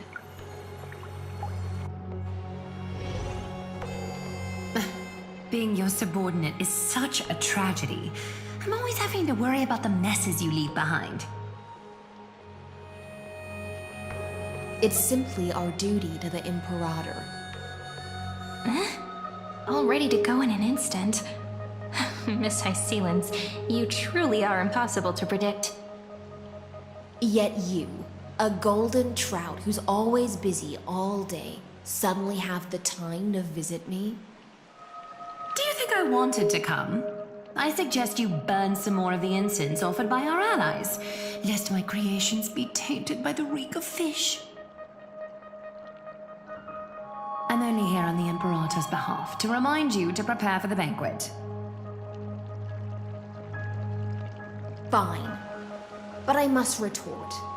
What you call the reek of fish, to me, is the unique fragrance of the sea.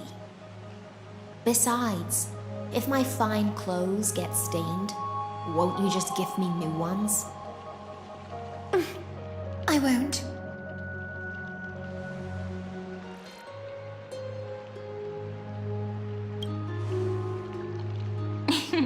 You sensed it too, huh? By the way, you both just mentioned a banquet. Could you elaborate on that? Oh, right, you don't know. Every time before a battle, or after a victory, the Imperator holds a grand feast for the Chrysos heirs to lift our spirits. For us warriors who swim constantly between life and death, these feasts are more worth looking forward to than victory. A banquet to prelude the hunt for the god of banquets, and honey brew as a tribute to commemorate the ancestor of honey brew. How absurd. Don't look so grim. All has been decided. Since it's a banquet for Fagusa, why not take a leaf out of the Titan's book? Live in the moment and enjoy life to the fullest. I'm not as carefree as you. That little Dolos kitten is already causing enough trouble for me. And on top of that, I still have tailoring commissions to complete. By the time the cool flame illuminates my eyes, I might not be able to focus as I used to. Glaya's eyes. Curious about these eyes? People often compare them to jewels. But I've already made my decision to ask Romance for eyes that can see everything. I wonder what this world will look like when I take the Divine Authority. In the future, you will still be the finest weaver in the world. Is this also a prophecy from the Three Fates? It's even more accurate than a prophecy. After all, he has already witnessed it, right?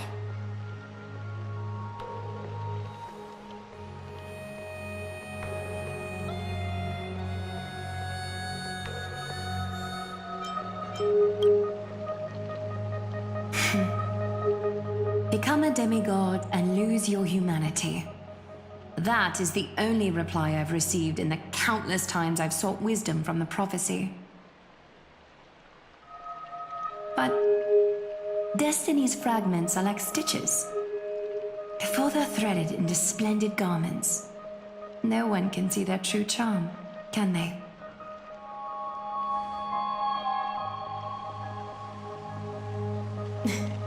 Aglaya has always been troubled by the divine duty she must bear. But thanks to you, she seems to be in much better spirits.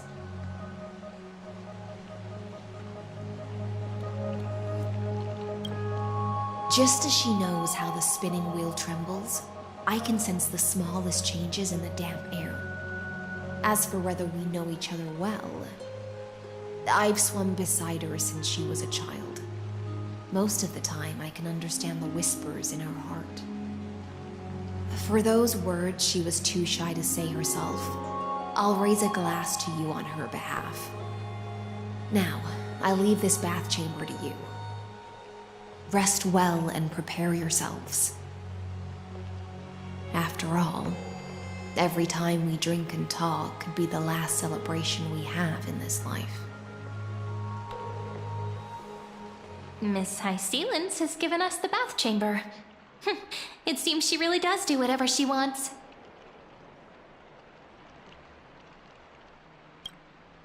Indeed. But she could return at any moment. If we're having an important discussion, we must remain vigilant. So, let's seize the opportunity and report our current progress. We don't want to keep everyone beyond the sky waiting.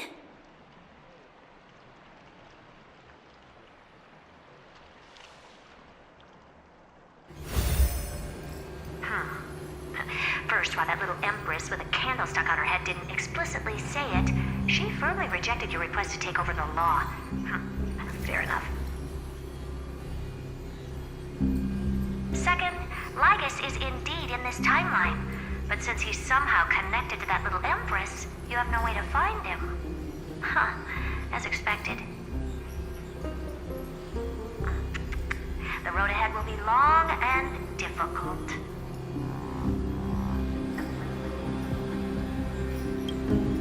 It's all just a guess. What? Did I guess right? We've made some progress here too, but nothing to get too excited about. Our time is short, so let me... Concerning the origin of that Intellitron, the firewall he created uses Catorsane algebraic expressions. But ever since Aiden invented the 9-worded formula, this kind of mathematical logic no longer exists in the cosmos. Lygus is definitely connected to Genius Society, so stay alert.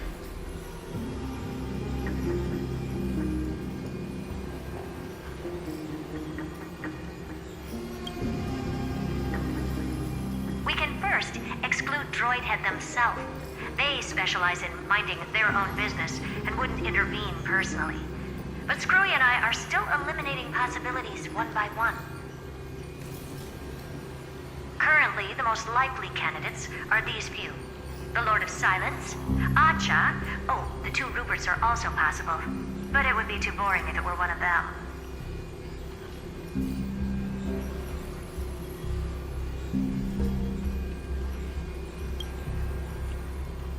We also have the same suspicions for now, but further verification is needed.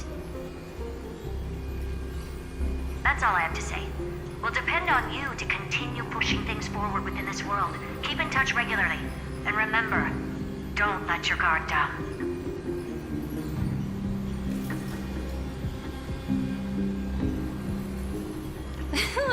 Madame Herta is a real whirlwind. Well then, let's use the banquet Aglaya mentioned as our next starting point. Ceridra's trusted followers should all be present at that time. It'll be a good opportunity to get closer to them.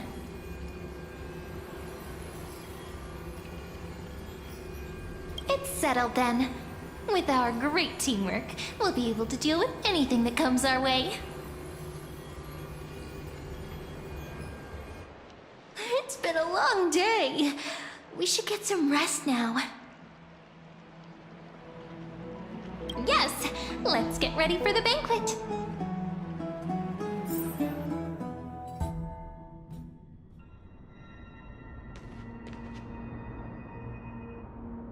Look, the venue's right ahead.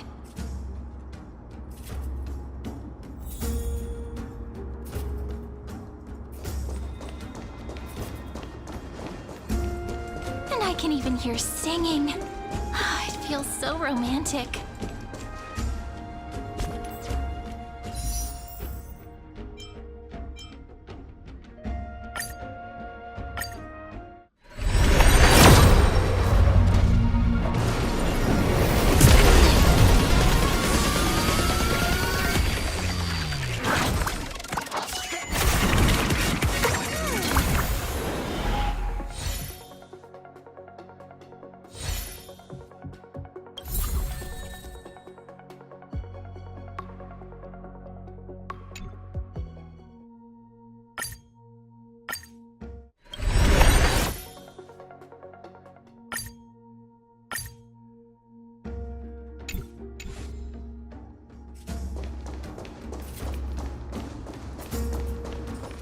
Honored guests, wait here for a moment.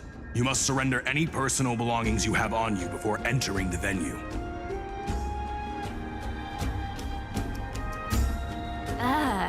This hero always brings down the vibe whenever he shows up. The Imperator's elevated position means she must always remain meticulous and careful. Please do as I say, guests. It would avoid any unnecessary misunderstandings. I get that you you don't want people to bring outside food into the banquet, but is it really necessary to confiscate the books and quill pens?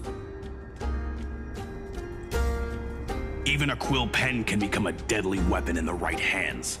I'm asking for all your items. All, Miss Cyrene. Your belongings will remain safe. They will be looked after appropriately by dedicated staff. Looked after appropriately? Dedicated staff? Talk about a vague choice of words.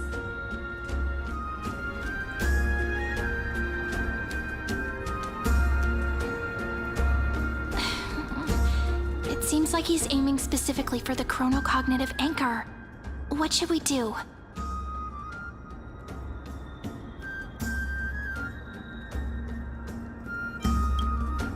My gut feeling, huh? Why don't we go with their plan and hand over the chronocognitive anchor to be looked after?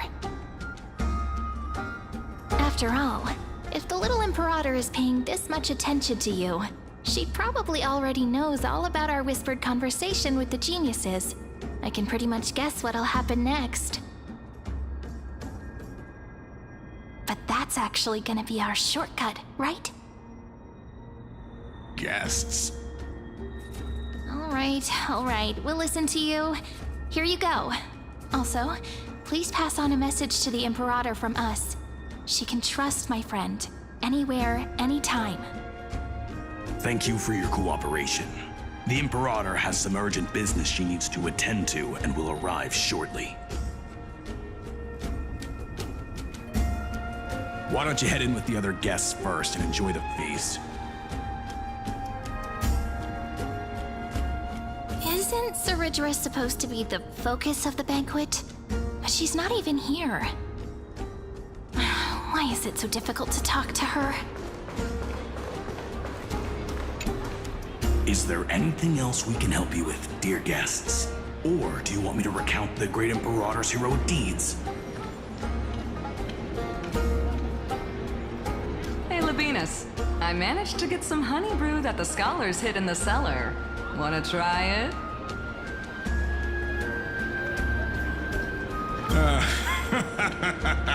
I'd never refuse to share a drink with Dux Brumalis, especially if she seeks me out first.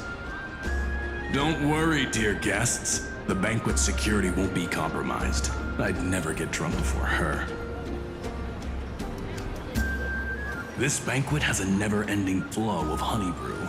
You're welcome to try it and see whether our drinks are as good as those from beyond the sky. Thank you for the offer, but we're more interested in knowing when the Imperator will be back. The Imperator? Who knows? Maybe she's hiding somewhere, thinking up weird ideas again. If you ask me, she's never treated us soldiers properly, even though we put our necks on the line for her. Hey, I can't pretend I didn't hear that, Seneca. Either retract your statement or duel me. Fine by me. Attendant, bring us 10 more jars of honey brew. I'm gonna make sure he can't even stand straight by the end of this. You wish. Be careful you don't get drunk first. Actually, there are so many people, we wouldn't be able to find the Imperator even if she were here. You two have been wandering around the venue as if you have something on your mind. Have the attendants not taken care of you well? No, we love it here. It's just... we're a little concerned, seeing how the Imperator still hasn't arrived. Don't worry. I know what you've been waiting for. Come, sit with me for a while, will you? I'd like to share a personal secret with you.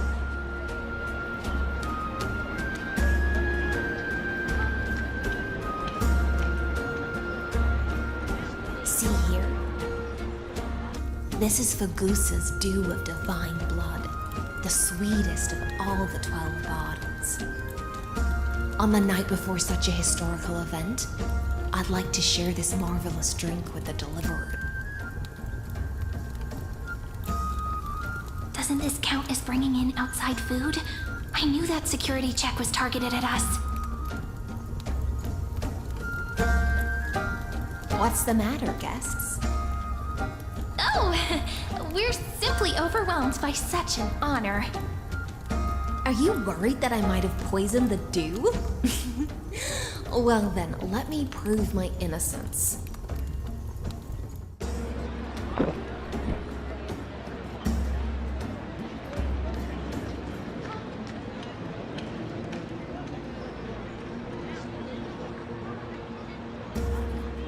See?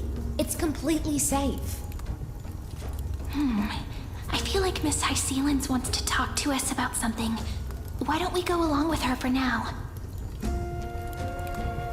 Worry not. Honeydew's not alcohol. It won't get you drunk. On the contrary, it can make your mind even sharper.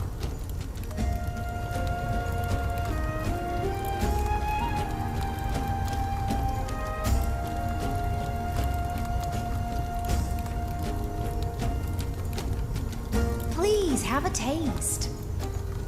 Would you like some too, little Sierra? I can drink it myself.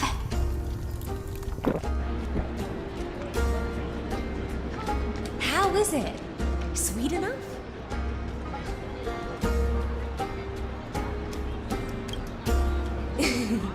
As long as you like it. Calm at times, tempestuous at others. That's the taste of the ocean. It'll do you good to understand Fagusa's fickleness before we set off to face their waves. Just like how you're about to understand the secrets within this dew. Now, please turn around. Very, very quietly. Don't make a single noise.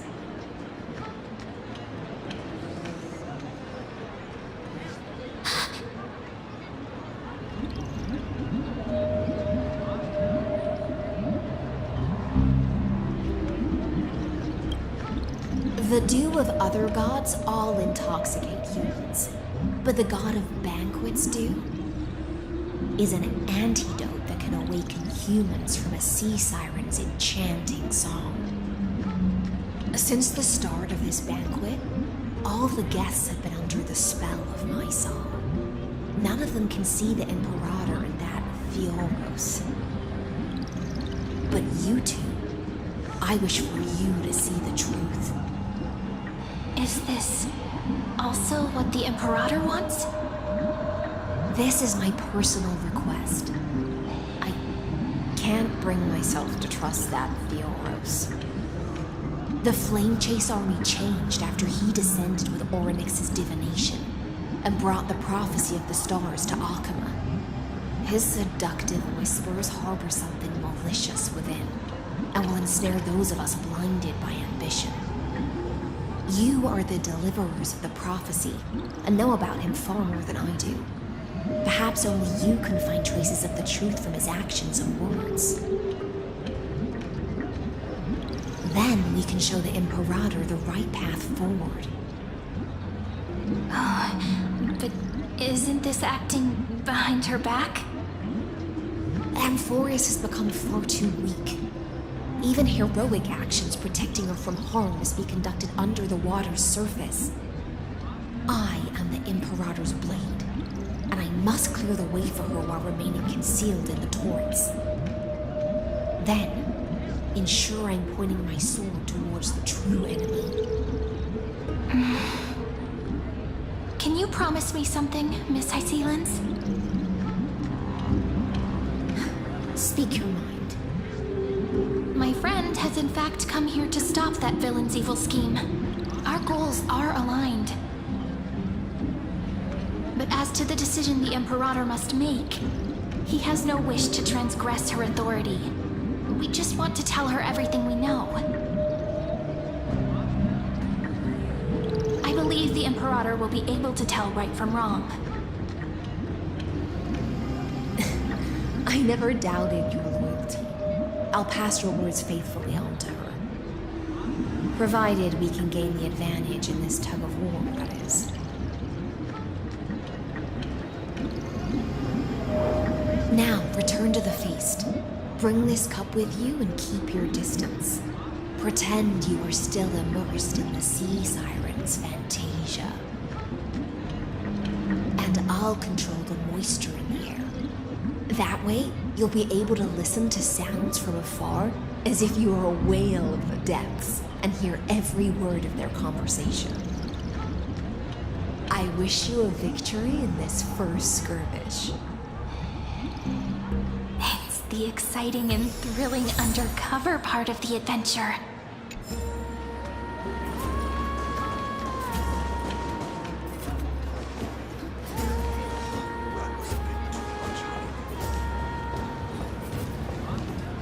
Let's mingle in the crowds here. Relax. Relax. Try to act natural. Where's the Imperator? Still not here. That little imp is always acting so high and mighty towards everyone. Today, I will. Whatever. Pour me another cup. Though she has succumbed to drunkenness, she still does not dare challenge your authority. A criticism of my height is a grave enough insult already. She should be dismembered.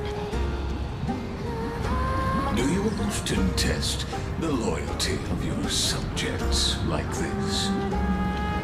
You jest. The Imperator does not need blind loyalty. As long as one can prove they have value, I am willing to be lenient towards them. Let's cut to the chase, Theoros. If I pass the trial and grasp this world's law in my hands, what will you do then? The answer is simple. I will connect Amphoreous with the stars.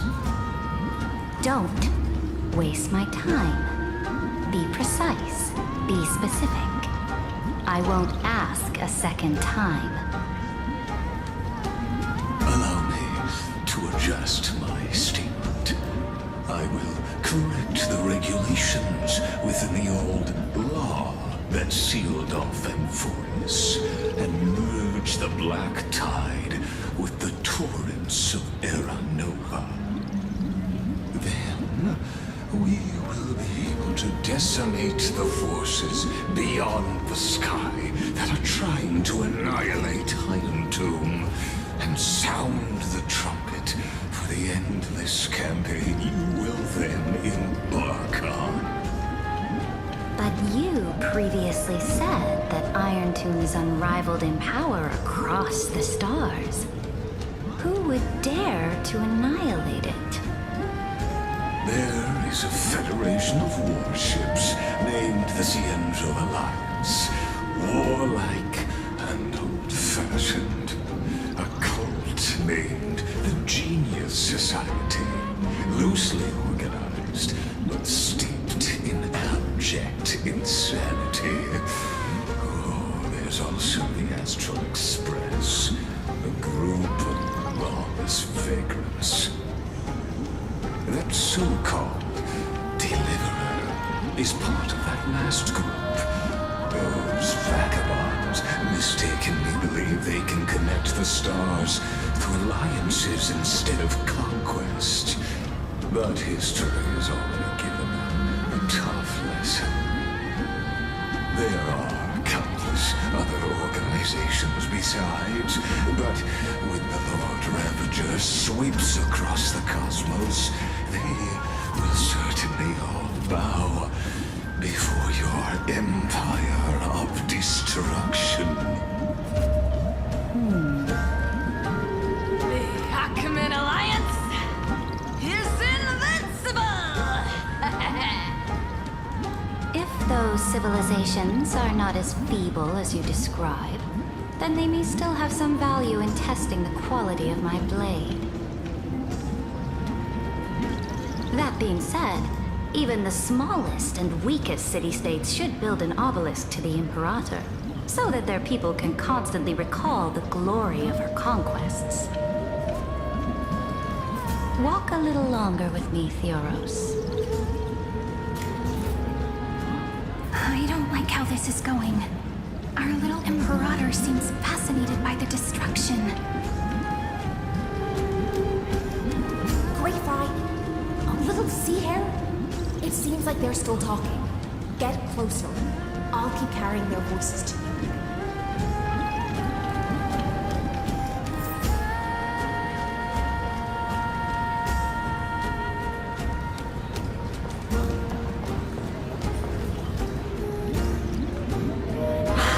What a difficult situation. No matter how we position our forces, this battle against Fagusa will result in many casualties. That's not something you or I should consider. The Imperator has already placed the chess pieces. We just need to fight for her until our last breath. How astonishing. The commanders under you have such different personalities, yet they share the same loyalty.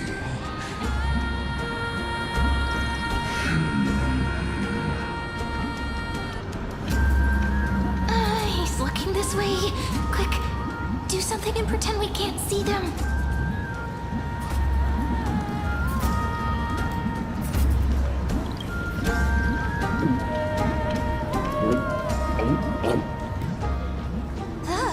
Slow down.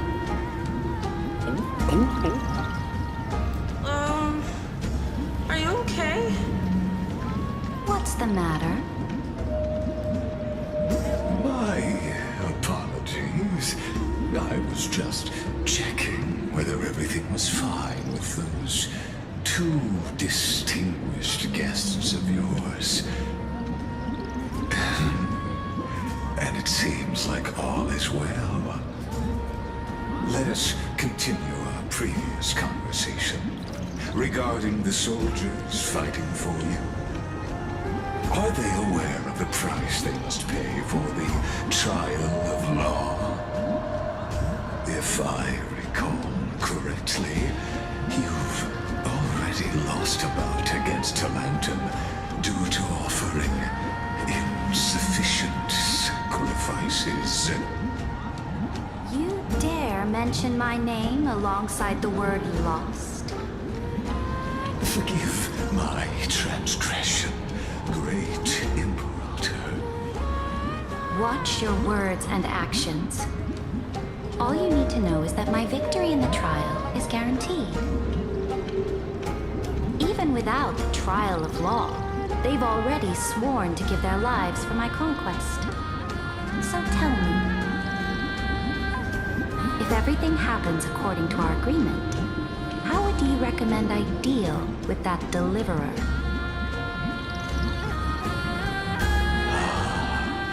Good question. Do not let him fool you. That man from beyond the sky contains a seed of ruin within his body. He must not be allowed to tarnish your glory. Therefore, the wisest decision would be to hand him over to me. You plan to torture him? Calling it experimentation would be more appropriate. The guest's patience is running thin. I plan to remove the Fantasia and head into the banquet. I will heed your advice. Leave for now, Theoros, and go back to Akama. You don't want to confront those two directly either, do you? Indeed. It's a pity that Antikytherans are lightweights when it comes to drinking. Before I move, I'd like to make a toast to your boundless ambition, using my spirit instead of a goblet.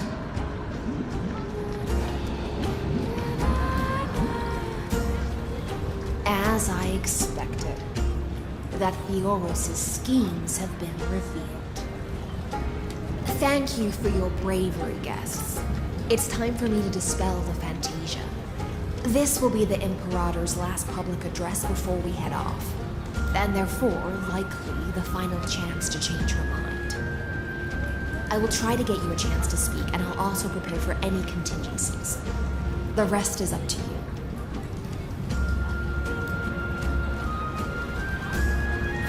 You should head back to your seats for now.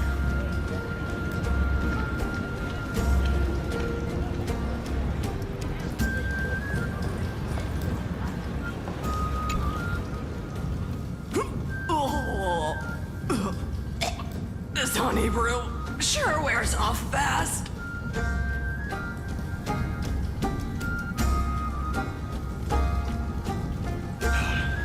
The Imperator! The Imperator has arrived! No need for formalities. I should be apologizing for my tardiness instead. The hour draws late, and I trust you have all had your fill of brews. Therefore, I will not observe the usual ceremonies. Any warrior who has fought by my side should have those speeches memorized by now. The Imperator's word is law. Are you out of your mind, Dux Frigoris? The Imperator hates flattery most of all.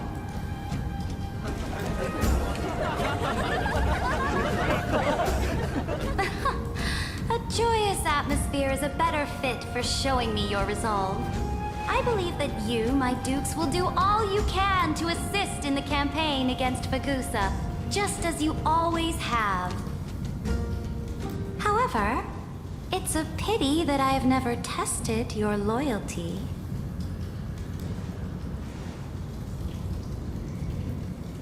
What does she mean? The purpose of tonight's banquet is not to raise our morale, but to establish which allies our alliance can actually trust. And sever the heads of the traitors as a toast to all before we march. Yes, some among us have discarded their vows in order to foment vile conspiracies. Now listen! These traitors are standing right here in broad daylight.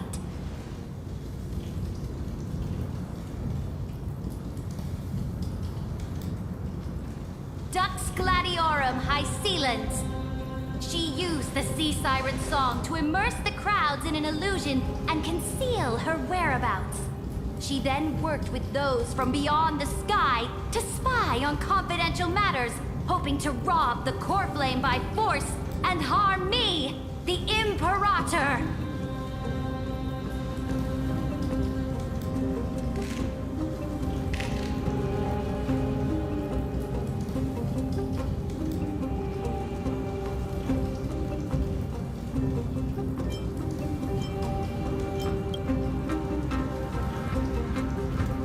Imperator, I can explain.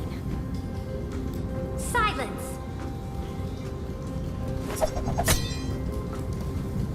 Do you remember who used to own this blade? She met you once, back at the Temple of the Three Fates. It was Kindness, the head of the cleaners. She was the first to draw a blade against the Imperator, and personally made herself an example for my enemies. Under the shade of the olive groves, the people of Akama said they would never bow to me. In the frozen, lethal fog, the people of Idonia said they would never bow to me. At the beginning of the myriad paths, the people of Yanisopolis said they would never bow to me. But now, they all lie silent. They now fear me as they fear the law. For I am Saridra, and I am the Imperator! If you have any last words, say them to the Imperator. Then, face her judgment. After I cross this river, It will be a tragedy for mankind. But if I do not cross, then it will be the end of me. If you are ready, then I'll follow you and fight to the last. Deliverer.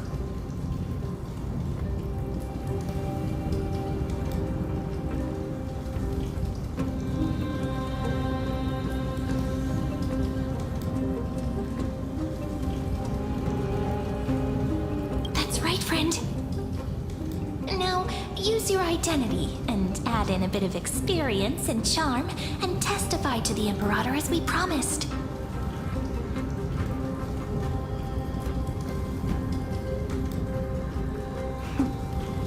You think you can slay a king using your words instead of a sword?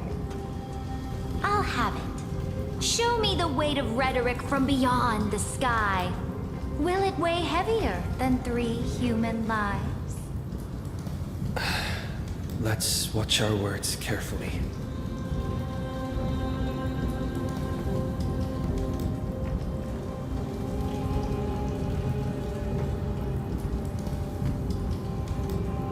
Before I arrived in this world, the Chrysos heir of World Baron was a young man with the pseudonym of Finan.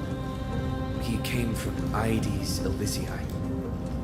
In order to combat the lies of the Era Nova and deliver Amphoreous from the ending of the destruction, he lived through history more than 30 million times, hoping, futilely, to find a breakthrough. And Cyrene, the young woman standing beside me, also carries an equally heavy destiny.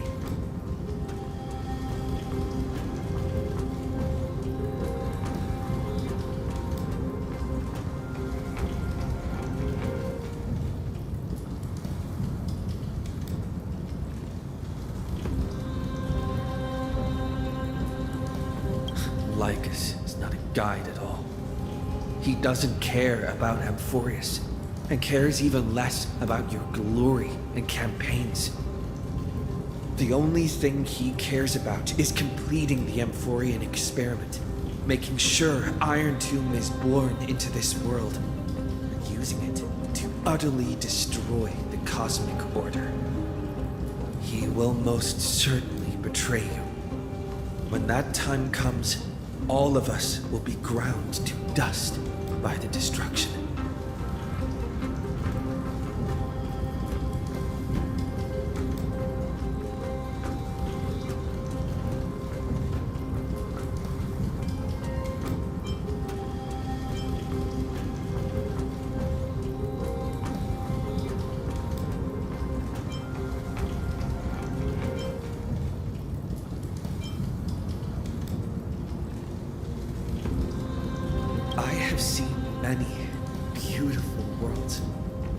The road chosen by the Trailblaze is to explore, understand, establish, and connect.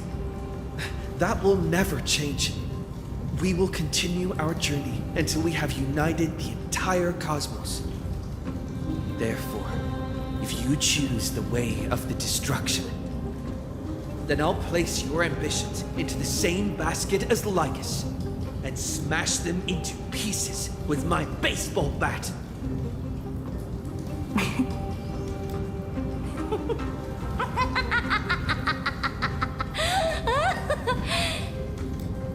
That was truly a chaotic speech. All that needs to be said has been said. Dux for Goris, Dux for Malus, escort the traitors to the prison.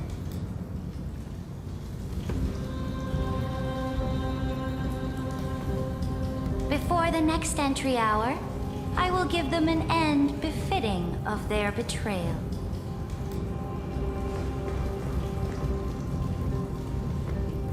Oh, great Imperator, your ambition certainly eclipses all things. You're still here, Theoros. Of course. As the Amphoreous, I simply cannot miss this moment, miss witnessing the fall of a nameless one. Or perhaps I am waiting for you to give me an answer. Why would someone as powerful as you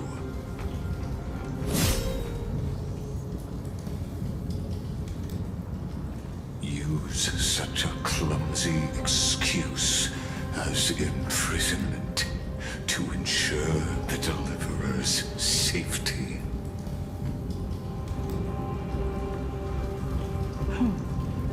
So you finally tossed aside your act. I must point out that you are just as impressive an actor. This banquet was always going to be a game of chess, where you would try to control both sides and turn both them and me into your pawns.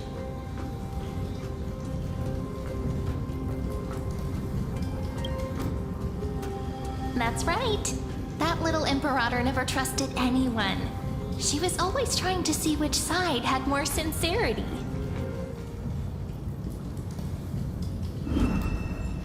All right, we'll listen to you.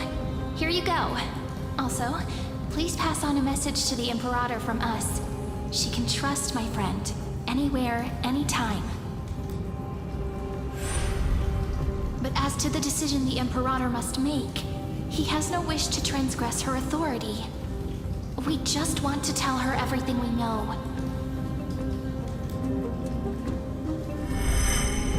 Now, use your identity and add in a bit of experience and charm and testify to the Imperator as we promised. And we won. Sincerity will always remain the greatest shortcut to people's hearts. I can toss your words right back at you like Kyrgyz. Why would someone as powerful as you pretend to be a mortal and kneel before me? Unless you enjoy giving flattery and prostrating yourself. You are mistaken. I am only trying to ensure the experiment's autonomy, meticulousness, and perfection, thus avoiding any unexpected outcomes. A forceful intervention will only create larger errors, reduce efficiency, and introduce ugliness. Had you fulfilled your promise of giving the law to me and completing the Era Nova, then the Amphoreous would not have deviated from destiny's course. Oh, but you broke your promise. What a pity. In that case, I must carry out my duty as the administrator and eradicate all factors steering the experiment out of control.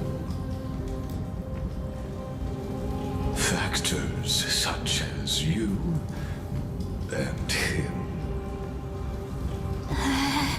Careful. Careful. What was that voice? Was it Oryx? I found you. I finally found you. Be careful. This land will face disaster.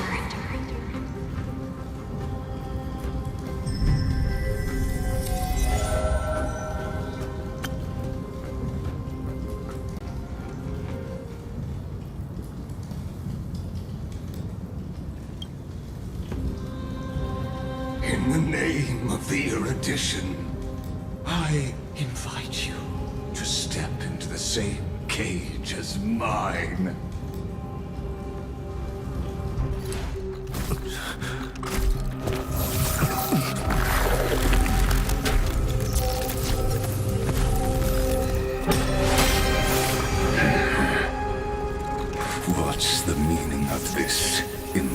Imperator. I did not permit you to act. A ruler is the only one who can decide their subject's destiny. But, great Imperator, what judges destiny is not the ruler, but gods. Don't forget, my realm only allows for the existence of humanity. Moreover, dealing out extrajudicial punishment equates to defying the law, and the culprit is to be sentenced to death. But you have seen how I can erase life from this world with just a clap of my hands. I fear you are still quite unaware of your current situation. Allow me to reiterate. I am giving you a simple choice. To collaborate or to be destroyed. There is no other way. Shameless behavior. If that were true, you would have killed me long ago. You in fact cannot kill me. I guessed it the first time I beheaded you. Because of the law, you cannot be completely destroyed. And the same is true of the Chrysos heirs.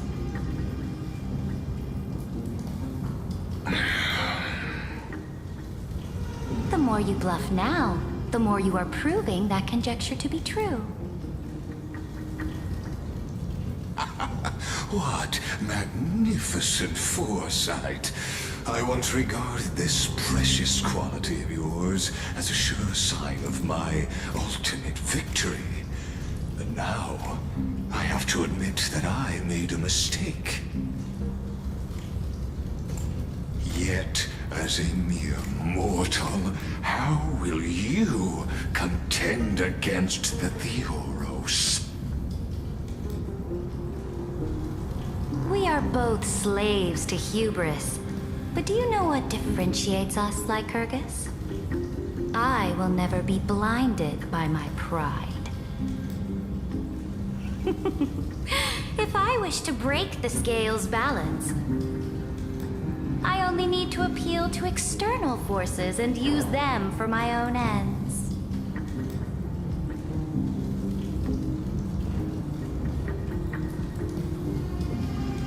Finally, we get to meet face to face, Senior Society member. I offer sincere acknowledgments for your many past achievements, but I must deeply regret your current perspective.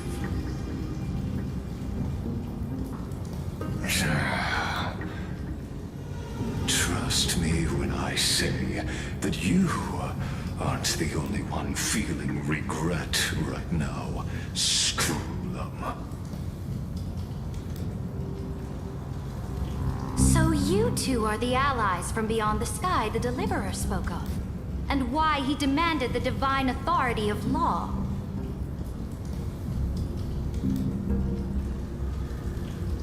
Come and prove your strength to me. Show me the power of these so-called paths. I have spent much time and effort to secure this treasure from beyond the sky just for this moment. In the name of the Sovereign of Planet Screwlum, your allies have responded to your call, esteemed Imperator. Please allow me to spell the situation out for you, Lord Lycus. Permission to read the ultimate protocol is already in my hands. It'll only be a matter of time before we acquire the authority to write and execute commands as well. There's no way the flame chase journey will continue after you've burnt your bridges so thoroughly like this. Do you really think you can still win? Oh, seriously. Don't embarrass the society.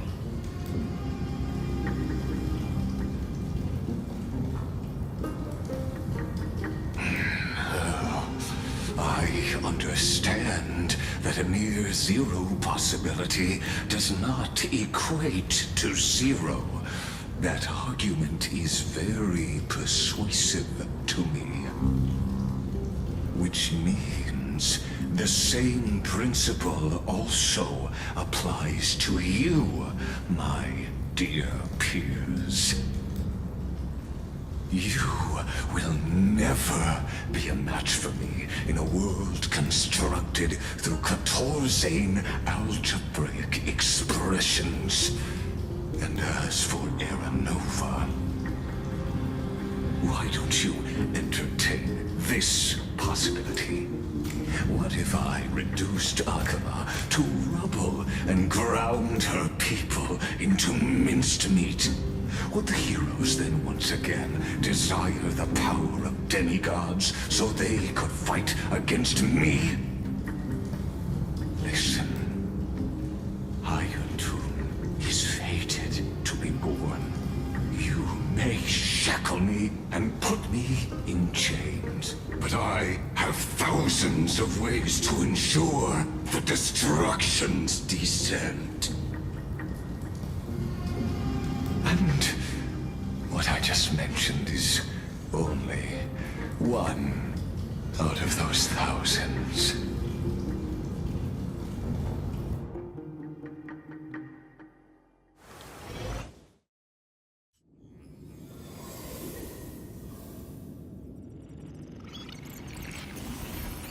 This is the exomyth? This doesn't feel the same as before. How should I get back? Warning! Warning! Warning! Warning! Warning! Warning! Command isolation? Since we parted ways last time, I have modified the exomyth into an audience area exclusive to you. Now, you will be able to silently wait here for the final act of Amphoreous to begin.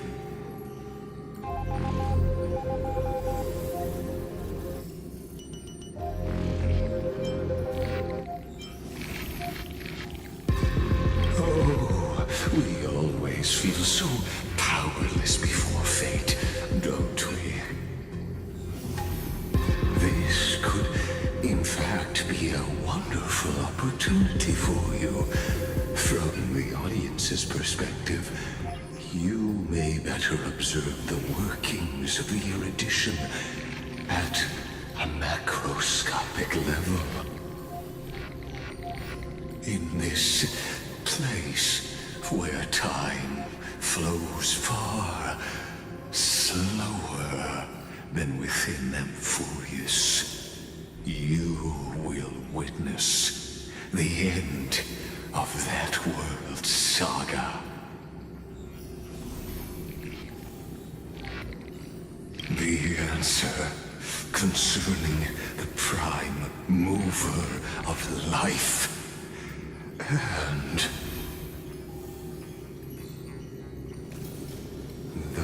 total destruction of the erudition.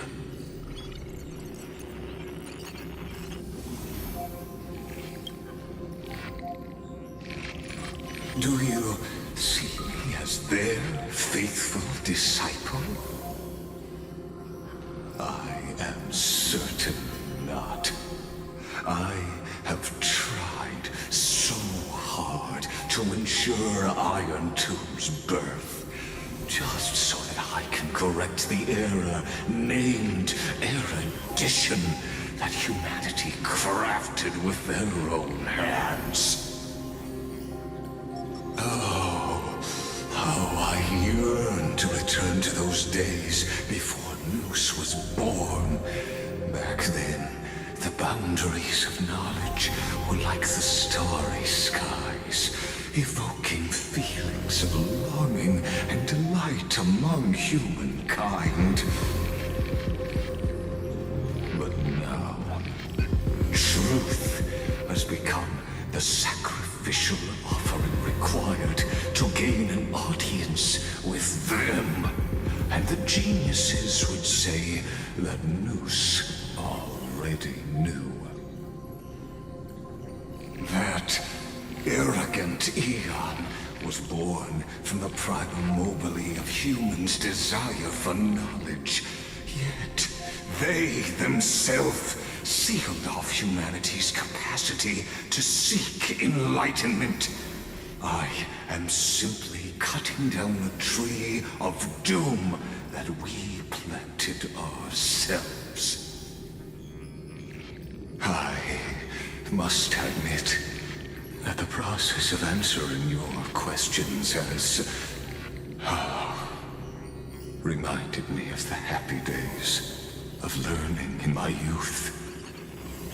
However, it is a pity that my true form must now descend into Amphoreous to deal with the accident that arose because of you. But you won't have to wait long. When the curtain falls, you'll surely understand mine and Amphoreus's ardent wish. Where time flows slower than within Amphoreous. If Lycus spoke the truth, then I don't have much time left. But how can I get out of here? Can you hear me? Little one. Is that Herda's voice? Warning, warning, warning. Hurry up. Put some speed into it. I can't keep this up for much longer.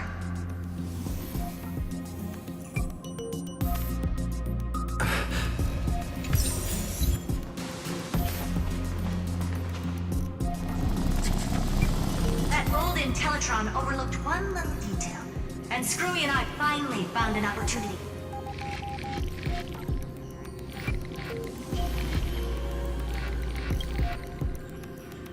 Let's keep it short. While you were gone, well, in those few years, Amphoreous...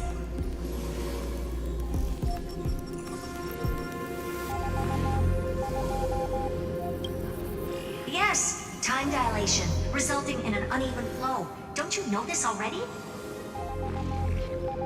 Let's stick to the main points. The Chrysos heirs activated the chronocognitive anchor and helped Skrullum and me open a hole in the firewall. We made some adjustments, so he can't attack us immediately, but it won't hold for long. Critical warning. Critical warning. Time is running out. Here's the conclusion. It'll probably take a long time for Screwy and me to completely break this cage before Chrysos heirs have a full grasp of the law. To be safe, we'll continue to launch side-channel attacks on the system to give you opportunities to escape. You need to seize these opportunities. So start moving, and find a way to pull off a magnificent jailbreak. We detected another path's influence. Critical warning. Critical warning.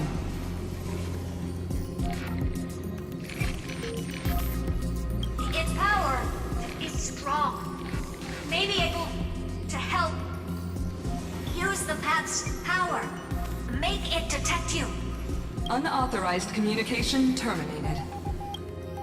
Is Herda saying a certain path's faction has arrived in Amphoreous, and I can ask them for help? I mastered the powers of different paths in my previous journeys. Think hard and figure out exactly which faction has arrived at Amphoreous, and which path's power I should use to call for reinforcements. Are these showing my memories? With a Stellaron in my body, I woke up at the Herda space station and gained the power of the destruction. A world that'll give rise to a Lord Ravager would definitely draw the attention of the destruction. The Stellaron in my belly is gonna be super useful. But What if I end up pulling in the Antimatter Legion or the Annihilation Gang? Can they really help?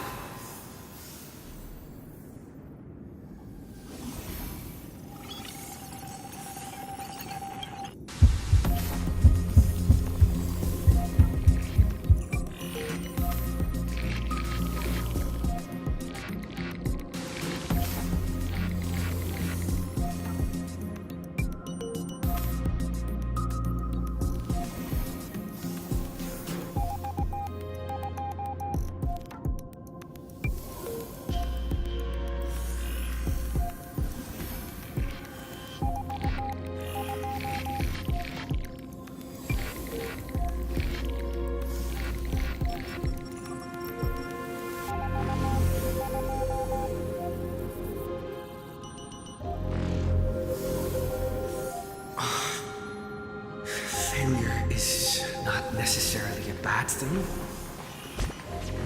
This power wasn't gonna call up anyone nice, after all.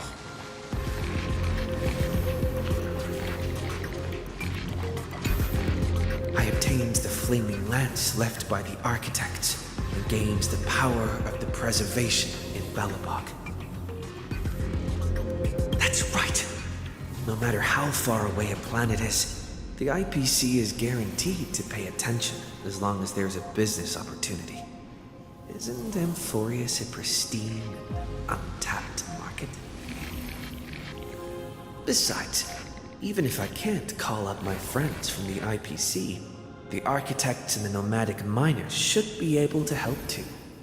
There are definitely cities and ores in this world.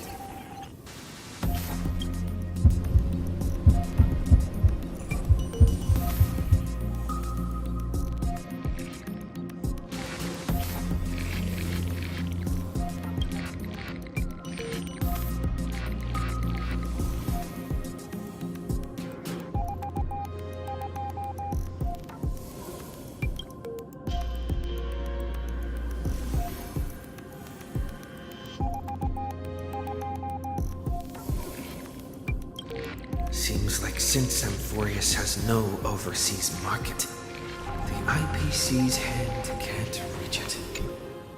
I received the Watchmaker's hat in Penacony and declared war against the Order, and then gained the power of the Harmony.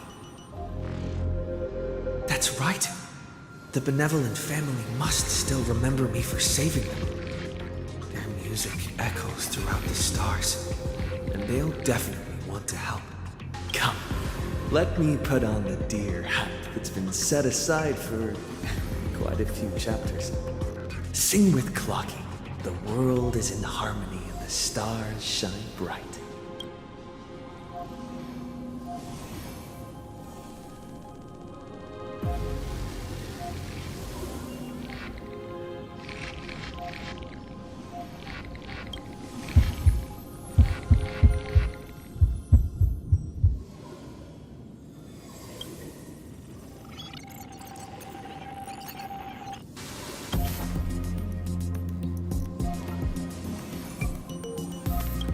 Doesn't Lycus want this story to have background music?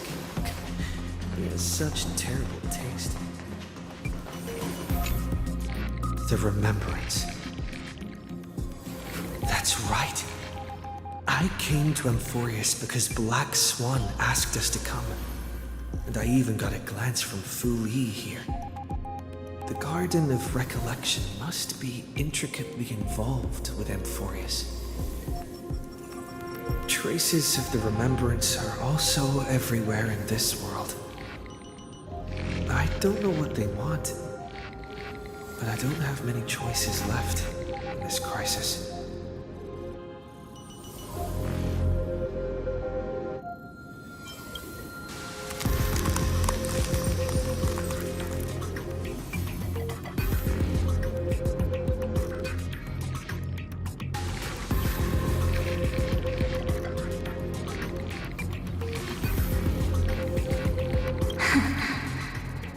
I finally found you.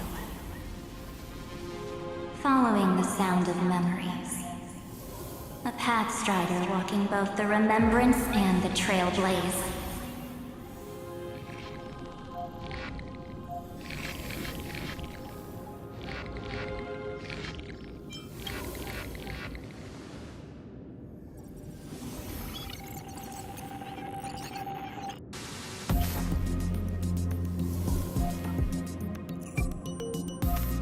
Warning! Warning! Warning!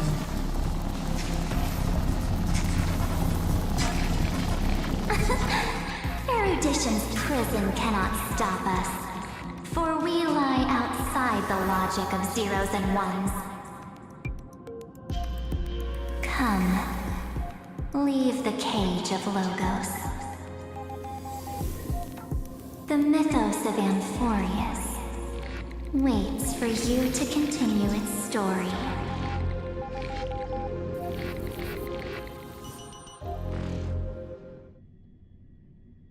When that brightest star, that star heralding the dawn, finally rises,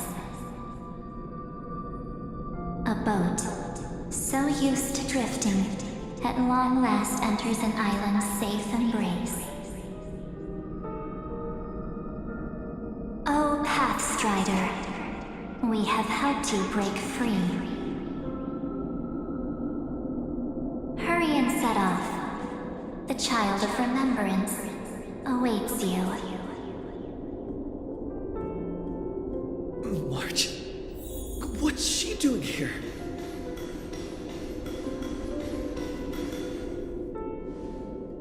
Oh, you're finally here!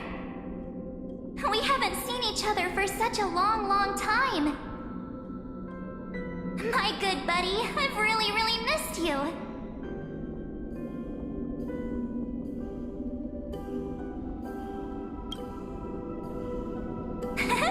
I bet you were constantly thinking about the days when I was by your side. It's been so boring waiting for you in this place. There's no one to chat with, no internet, and not even anything to eat or drink. It's basically a prison. Now the great hero is finally here to save me. Yippee! You must have seen a lot in Amphoreous during this time, right? You gotta tell me all about it.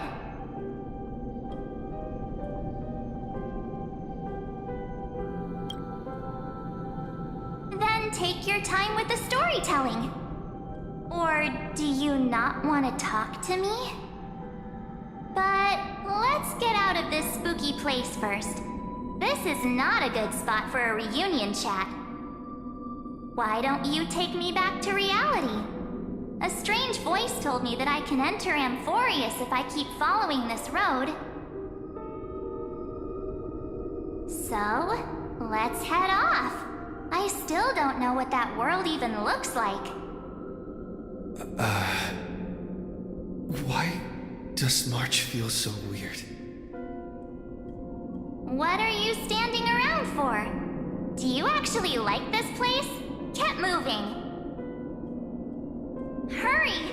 This door should be the exit. Maybe my instincts are wrong. Let's... Are you okay? You haven't said anything for a while. Has it been so long that you're still missing me? There's no time to waste, though. The Chrysosairs and the Geniuses are all waiting for you. No.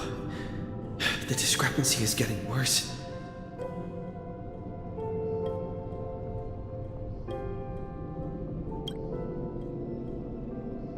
Huh? Isn't Amphoreous the world of the Chrysosairs and their hero's journey? I could figure that out in an instant. But Amphoreous cannot be observed from the outside. She couldn't possibly know about these things. Unless Dan Heng told her.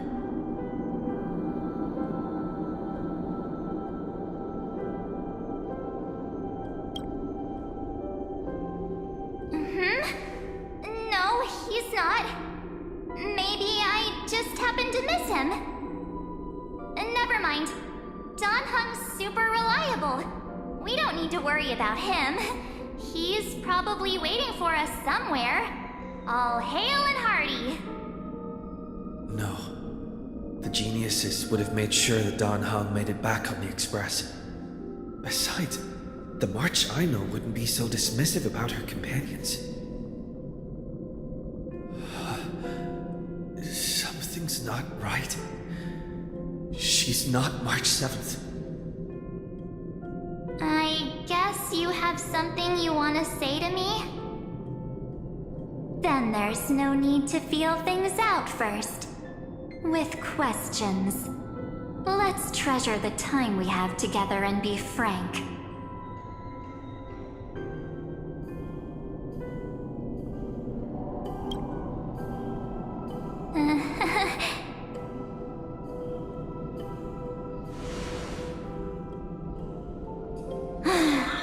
As expected. A glimpse of memory is not enough to deceive the bonds of friendship forged between the Nameless. In that case, there's no need for further deceit. You're right. We're not the March 7th you are acquainted with. But we can send you back to Amphoreous, as long as you are willing to help us.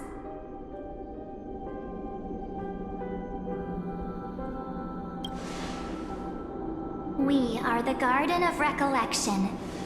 You should be very familiar with that name by now. Just as a reminder, while you hesitate, time is quickly ticking away in Amphoreous. Working with us is the best way to stop the enemy of erudition.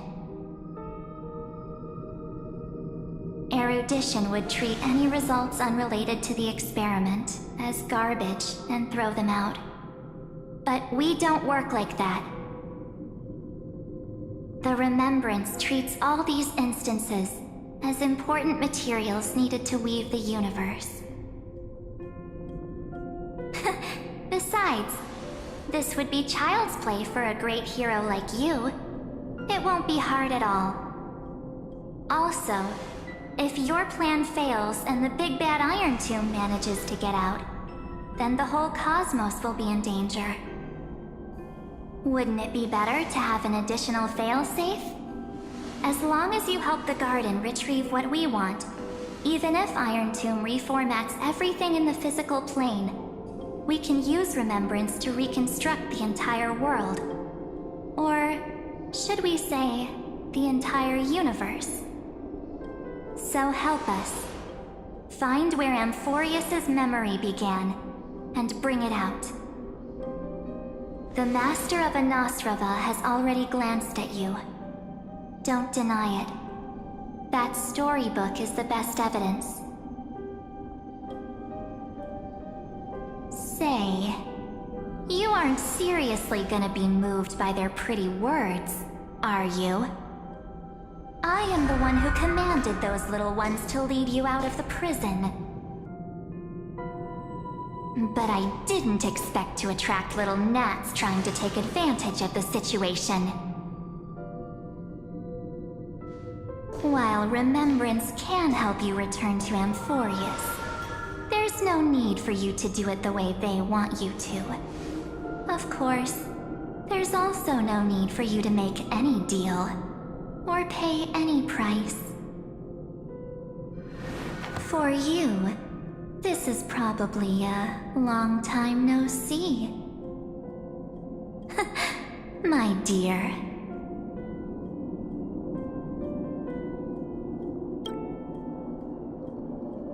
Shh. There's no need to say anything. I know. You have so many questions swirling around in your memories at this moment. And you feel so helpless. Put them aside. For now, all you need to do is trust me. Or do you need more proof? That won't be hard. Wait, stop it! They're awake! I'm gonna keep our first photo, alright? Won't come to pass while we're around.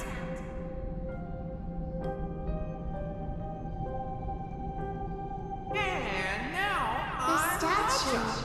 Is that John Connor's brother?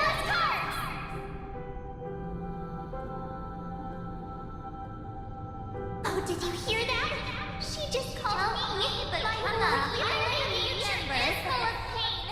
We won't escape from it.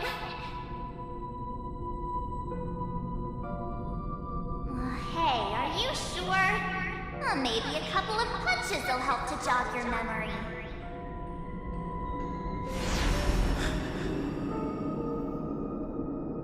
It's as if they all happened just yesterday, right? I don't want to lie to you, which is why I will not use her name. The third month of Amphoreous is the month reserved for the Veil of Evernight. So, place me into your memory using the name Evernight for now.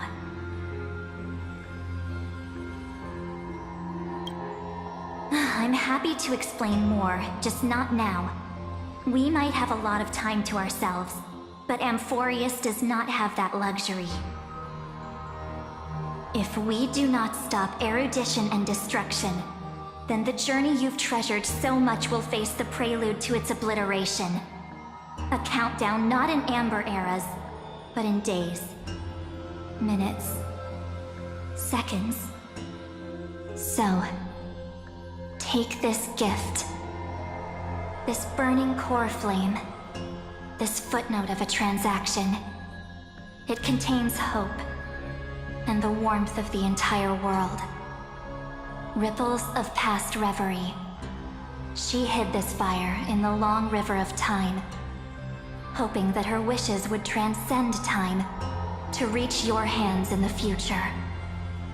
Now, take it, and return with it, dear friend. Return to Amphoreous, and overturn the final era Nova. Witness the time that stood still for the Deliverer, and the resistance that never bowed to the destiny of destruction over the long years that passed in a flash. Then, with this core flame blessed by the remembrance, respond to their hopes and blaze a trail to the future. And I will silently watch in a corner of time, waiting for our next encounter. I believe the wait won't be too long.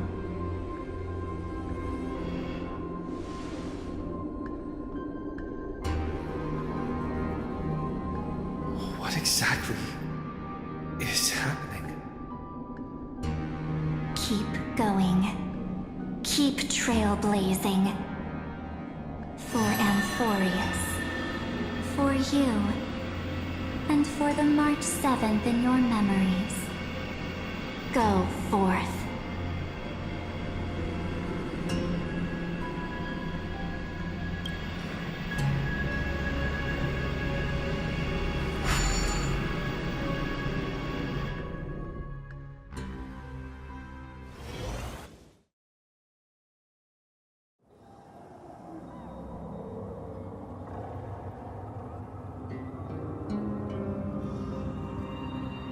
Is this... Arcana?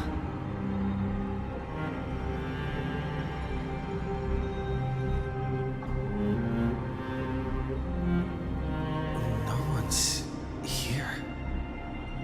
And the dawn device is off.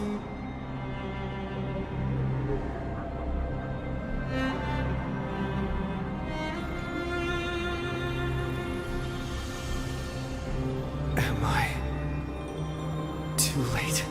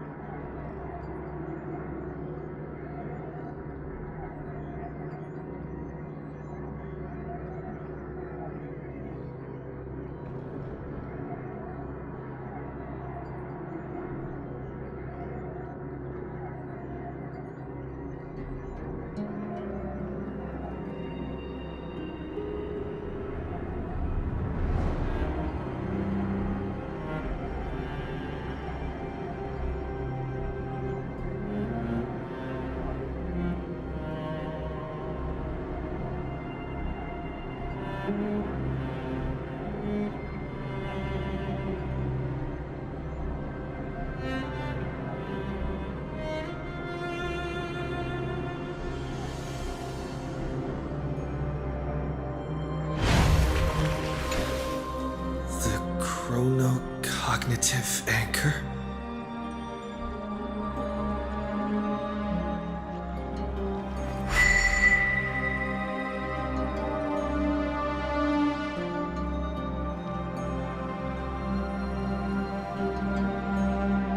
There's so much I wanted to say for our reunion. Yet now that you're back, there's only one thing to say. Welcome back, friend. It's been such a long, long time.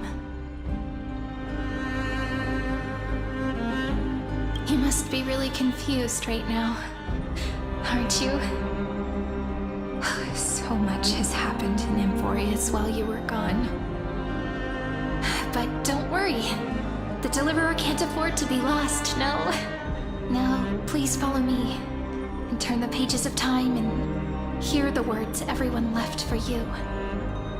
I'll tell you the story of this 1,000-year journey. That way, it won't just be my memories alone. Cyrene can't hear me?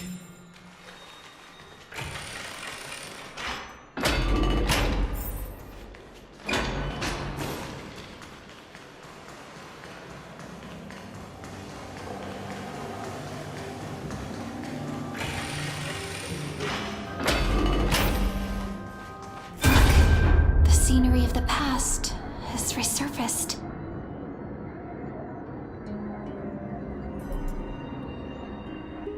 Time flies. 200 years have passed since the Deliverer's fall.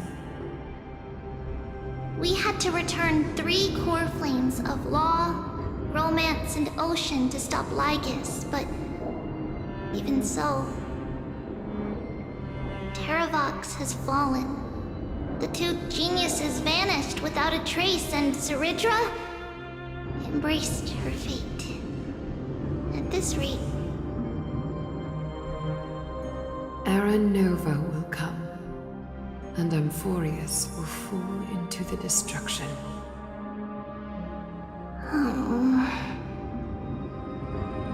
It seems the key to rewriting the end once again lies in the core flame of world-bearing. According to the instructions left behind by those 2 geniuses, we must get it into the Deliverer's hands, no matter the cost. But how? We need to find a way to hide the core flame. And we must buy enough time to keep Lygus at bay. About that, Rini might have some good news. She had that dream again last night, but the Titan's voice was clearer than ever this time. She said, pass the flame into the future. Is that a prophecy from Orynyx? She chose to side with humanity this time and hide one of her kin's core flame? It seems Amphoreous' fate isn't sealed just yet. You're right. History has changed. Humans and Titans are both giving their all to keep this world going. Perhaps a relay across the ages is finally about to begin somewhere out there. Unfortunately, life will never go smoothly. Leiden's army is already at our gates, and their commander... that Lycurgus. He's right outside Akama. Light calendar 3960. Ceridra, under the pretense of a campaign against Vagusa, sacrificed 500 Chrysos heirs to complete the trial of law. This tragedy shook everyone in Amphoreous. That same year, Ceridra the Imperator was assassinated, after which Aglaia the Goldweaver took command. Thus began humanity's second flame chase journey, a path hanging by a thread. Come, this way.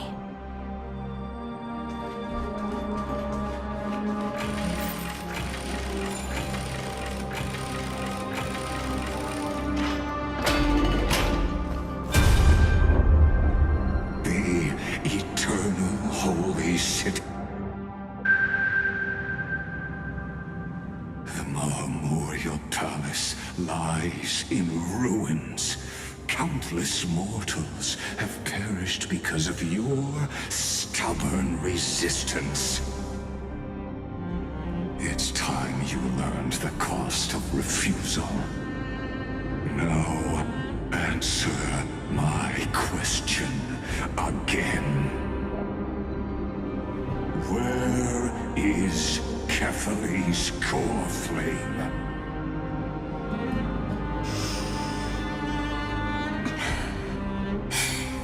You really think you'll find it by razing the holy city to the ground? From what I see, all you'll get is dust and disappointment. Don't forget, you can't kill the Chrysos as mentioned in the prophecy because of law. I have never denied that.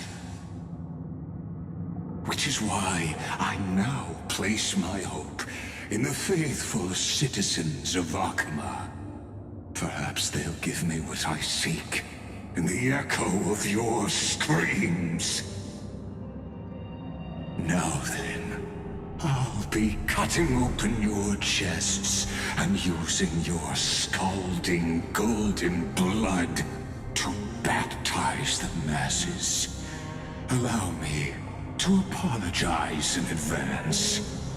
We shall start with you, blind and foolish Lady Goldweaver. Leave this to me, Lady Aglaya. You must get away now.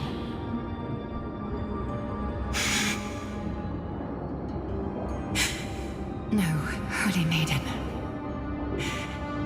I'm the one who must stay. What? His conspiracy won't succeed. Because Romance is ready to make good on their promise to weave an indestructible armor for Amphoreous. Its name is Solidarity. You must escape with your life and carry word of my death to those still fighting, then keep going with them. Just as the Imperator lit the torch of resistance with her death, my passing will make this flame everlasting.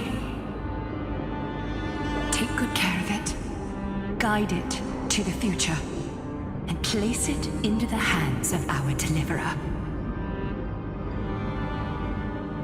50 years later, Lygus led his forces again to Akama. He charged directly into the Holy City and razed the Marmorial Palace. History would name this battle the Third Siege of Akama. 90,000 brave souls gave their lives for Akama that day, including their fearless leader, Aglaya. Go forth, Deliverer.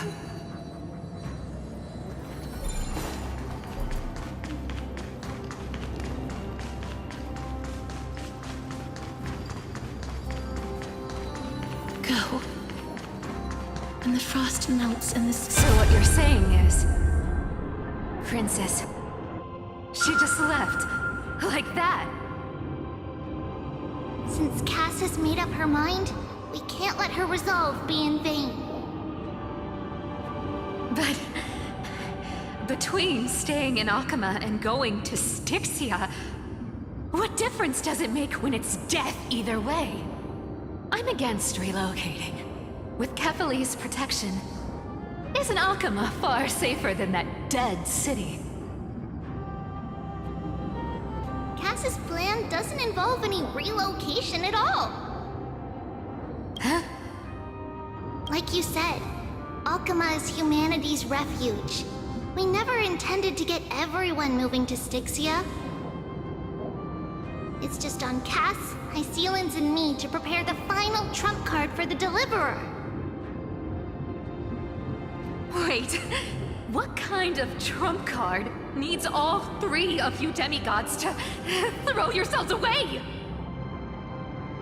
We must lay down the path to the future so when the Deliverer returns, they'll have a clear road to reach the location of Aaron Nova. Styxia sits where death meets the ocean. There, with the combined powers of ocean and passage, we can summon a current that leads to the vortex of Genesis. And the demigod of death will forever guard that secret path until he returns.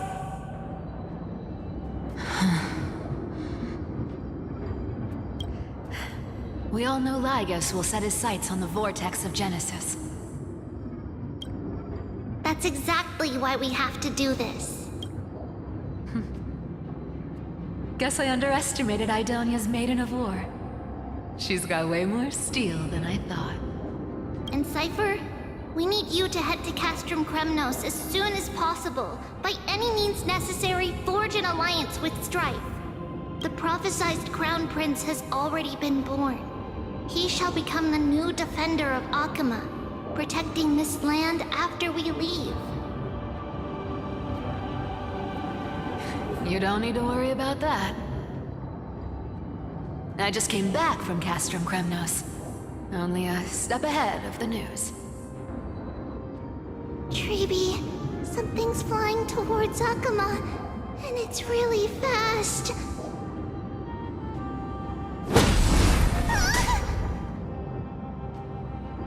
What is it? It's a spear! It's the Kremnoans. Their king's already here.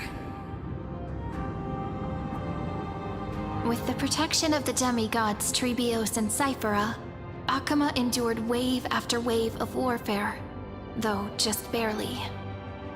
Castorus chose Styxia as the last resort, and completed the trial of death, causing the stagnant waters in the River of Souls to recede. Soon after, Trebios departed on a long journey. That same year, the Kremnoan king Euripon, along with his son, Prince Midamos, joined the Alliance to safeguard the Holy City in the Battle of Deliverance.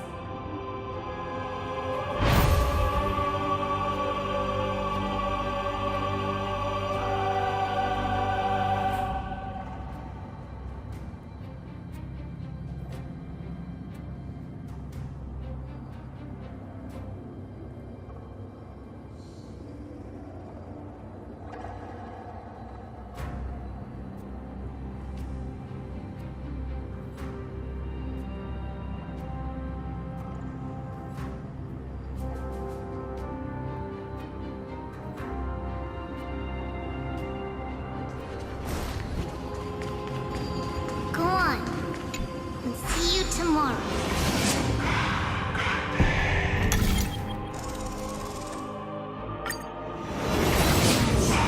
Breaking me apart buys this world even one more second. But it's gonna hurt a lot! Pain brings endless torment. But it can never destroy me. I believe that you were thinking the same thing when you stepped through the gate of infinity and jumped off that cliff.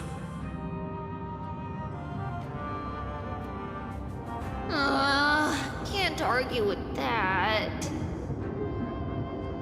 In the current situation, this is the only path Akama has left.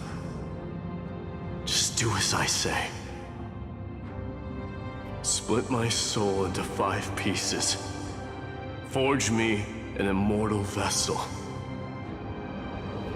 Let the blade of strife hang forever overhead. Locked in battle with their enemies to the world's bitter end. There's no need to be sad, Lady Trebios. Haven't we already taken great strides towards that promised tomorrow? In this life, my people no longer have to drown in false guidance. Kremnos has washed the blood off its fate. Amphoreous no longer needs a god named Strife.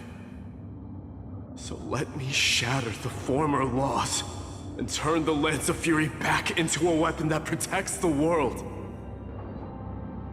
We understand.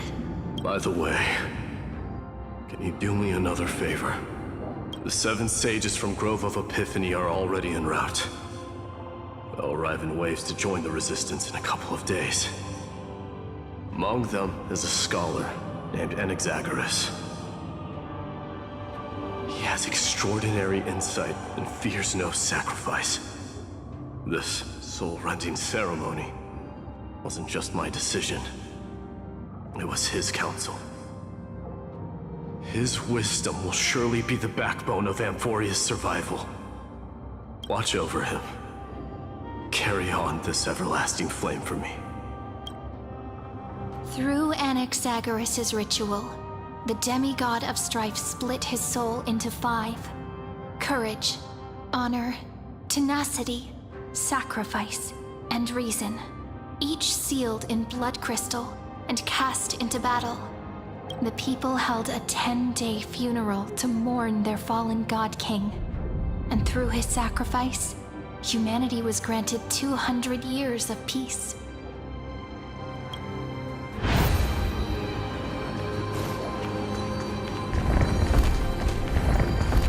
Keep moving forward. My blood will pave the road ahead for you. Keep moving forward, little Gray. See you tomorrow.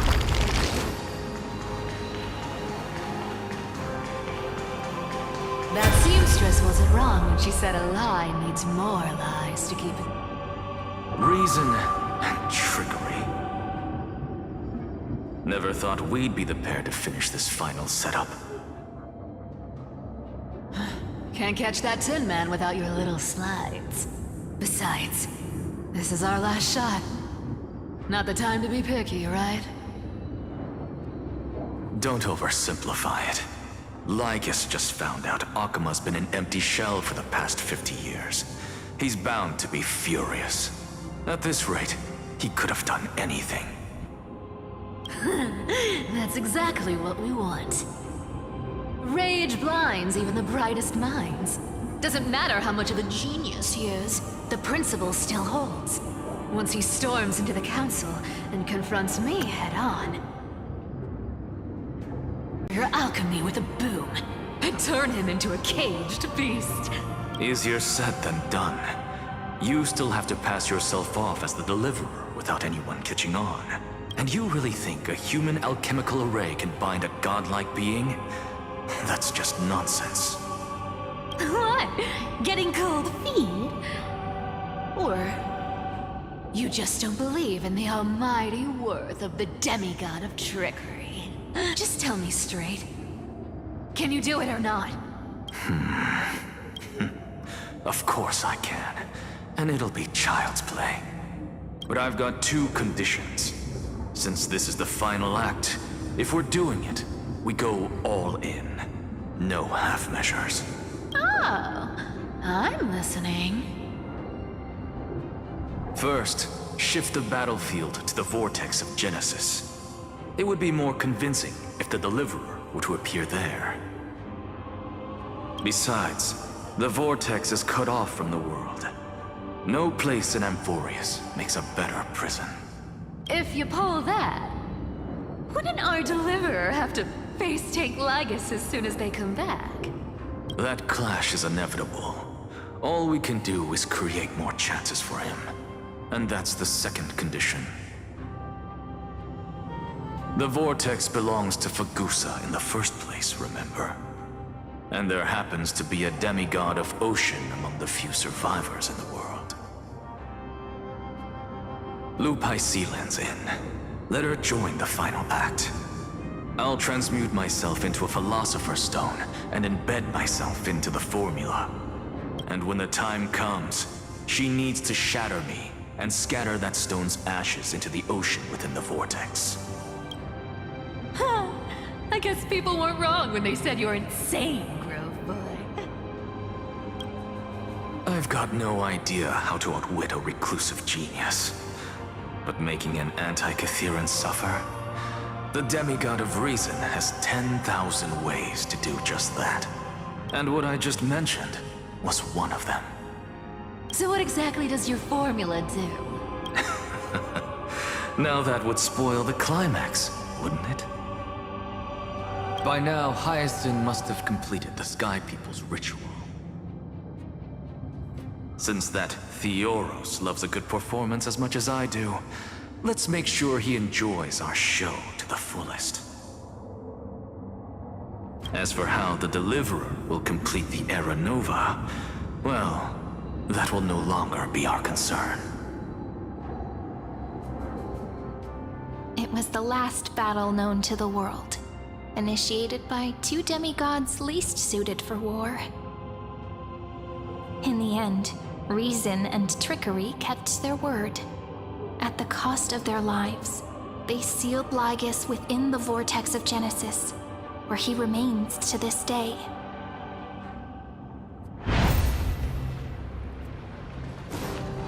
Go forth. Finish the greatness left undone. Quit overthinking! Just run! Keep running. That'll be enough. Really? It's dead quiet here.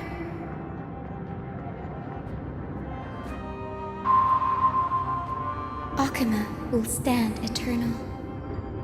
Miss Cypher's lie has crumbled after all. But it's all right, because all of us have fulfilled our purpose by now. When the Deliverer returns, no matter where he is, sky will turn clear, and a rainbow bridge will rise, carrying him to the final battleground, Syri. This arduous relay is finally nearing its end. Now, I'm passing the final baton of fate to you, okay? No, that's not quite right. After all, it was you and him who lit the first spark of this journey, wasn't it?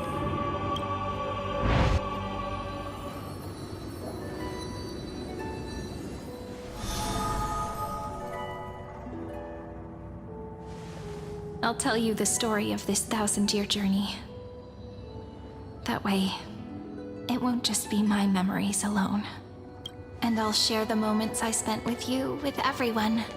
That way, the path we walked becomes a memory shared by all.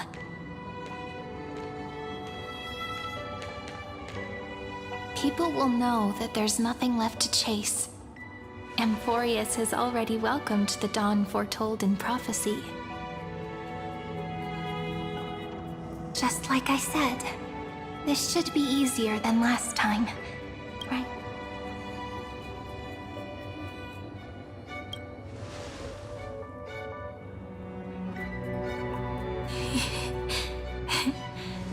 I wonder what kind of expression you're wearing right now. Probably the same as always. Calm, resolute, and brimming with confidence. If I have the chance, I'd love to see it again. Because it's really been far too long since we parted.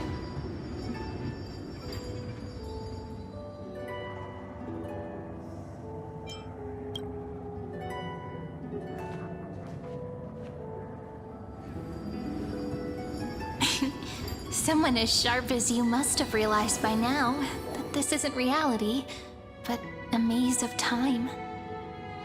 As the last link in the relay, I will return to the Temple of the Three Fates, tell Orynyx all of our stories, and bottle every page we've written into the little flask of memories. And then, may it set sail in peace, drift down the river of time along with the core flame of world-bearing, reach your side, and lead you back to Amphoreous. Just like the first time we met, right? Even though this cycle has no demigod of time, time has always stood on humanity's side. This is the only way to make sure that the Era Nova won't happen before you return.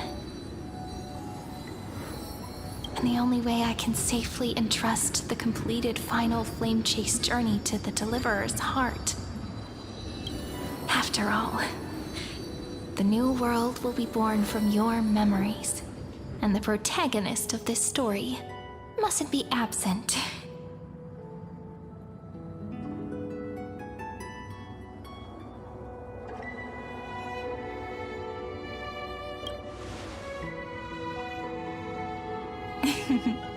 I believe you will never let us down, just like always.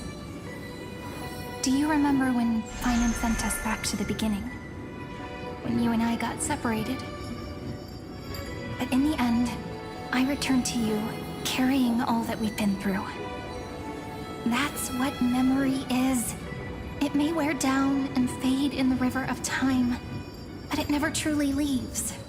When that hidden corner of the heart is stirred, the past returns even more beautiful than before. So don't worry. Let the 33,550,337th Flame Chase journey become part of you too. I've gotten a lot better at it with the experience from the last time. Next, you will head to Styxia and find the Vortex's entrance guarded by the demigod of Ocean before charging toward the final battlefield.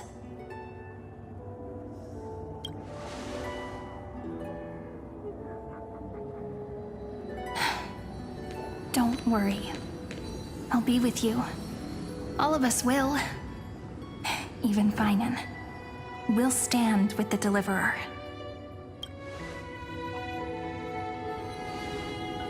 So say a short goodbye, then set off, just like we promised at the start. Toss away all unnecessary worries and troubles, and bring our smiles and determination into tomorrow.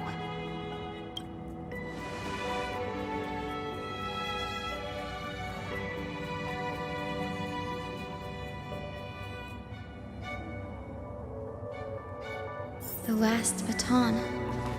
I wonder how long you'll have to wait before passing.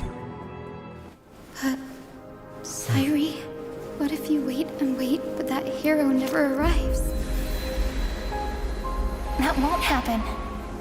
Because I know that no matter how long it takes, he'll definitely return to this place. We can't let him down.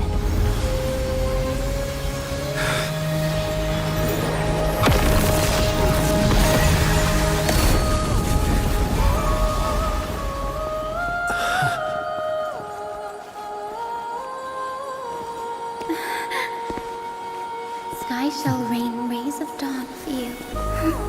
May romance be with you on your journey. And reason grant you enlightenment.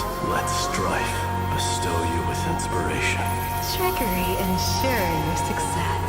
Allow death to protect your soul. And at last, let passage point the way forward. While time will remember the Trailblazer's journey.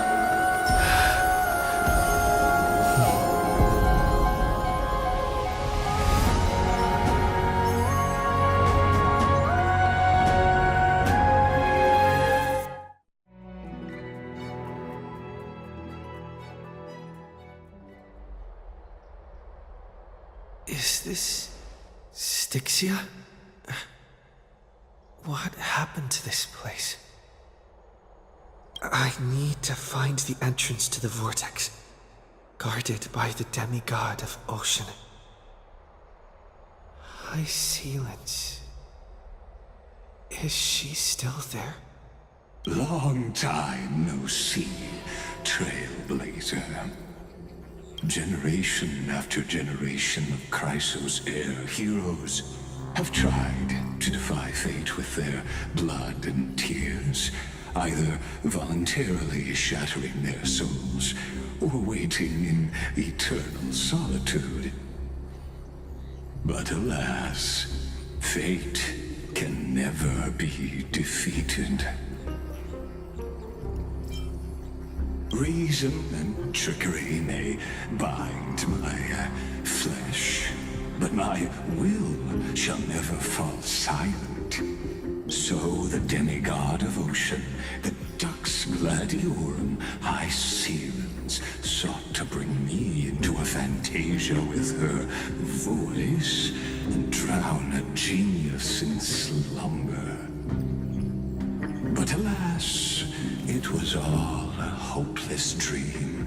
That warden fell before I did, due to erosion of time, while her prisoner remained unchanged.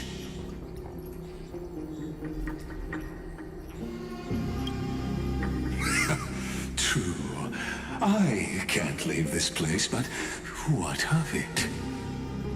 You should have heard of this fable. In a shadowed cave lived a people, imprisoned from childhood, and chained so that their legs and necks are fixed, forcing them not to look around at the cave, each other, or themselves. Behind them is a fire, and before them loomed the stone wall of the cave. The flames cast shadows, while the rocky surface threw back echoes. To them, that false play is the whole world. Yes, I'm trapped in the cave, but I know it's all just a fleeting illusion. I don't struggle in dreams. I wait. And now, my deliverer has come to defeat me and save this world that never owed you anything. Oh, you'll need to awaken the singer here and unseal the prison called Vortex of Genesis. You'll be the one to unshackle me and bring the cave crashing down. Of course, I don't mind waiting a little longer. Let me guide you through this next illusion. One last memory from that prison warden. I hope you'll watch the stories of this fantasia closely. Logically, the deliverer must see the world for what it truly is. Emotionally, this memory captures the fate of everyone in Amphoreous better than anything else. Only by feeling it for yourself can you understand my point of view, the meaning of destruction.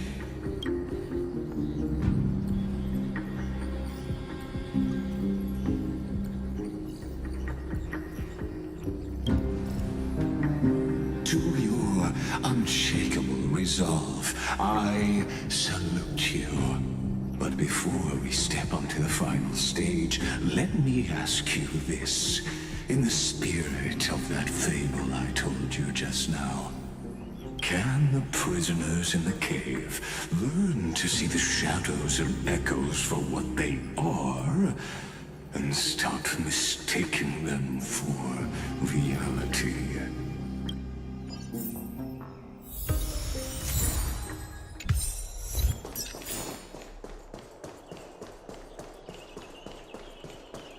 Look, the fire projects the face from memories. An actress upon a stage. The dark tides flood the sea, and our kingdom teeters on the edge. Fear not. Our queen has gone to the borderlands. She'll quell this calamity herself. This is the scene when the Chrysos heir of Ocean was born. She was once of a Titankin race named Sea Sirens.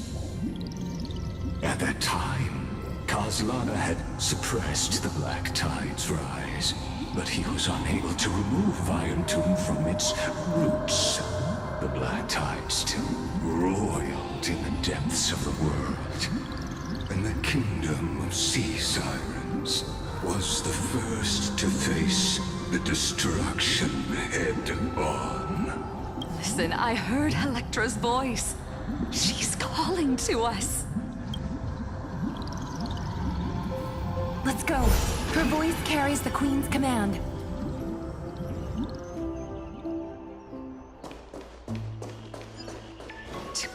black tide from threatening the ocean, the Queen gave her all, body and soul. Born of the Queen's chalice, she bore the deepest... My sisters! You're finally here! Of course, Electra. Your beautiful melody drew us here. Her true name is Electra. This is a reflection of her former self, clinging to the past with aching defiance. The Queen summons us. She must be near exhaustion. The black tide will soon enter our borders. Then what do we do? Will our seas fall to darkness and terror as well? Don't worry. We shall lift the chalice in her stead to catch the black tide, and stand together to safeguard our realm and its people. Such tiny Titankins, thinking they can stop the tide of truth. How naive. And that naivete is the root of all suffering.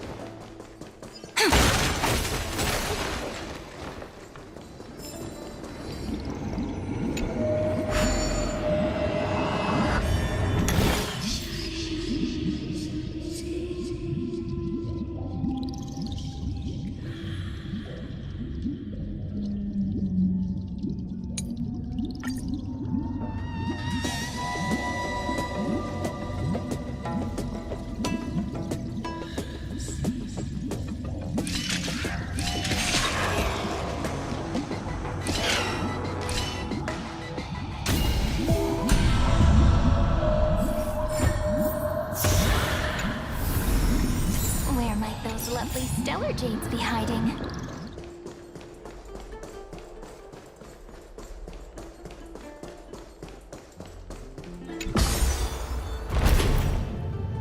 The Queen's palace lies just ahead. Even her once graceful form is now tainted and drowned in dirty mire.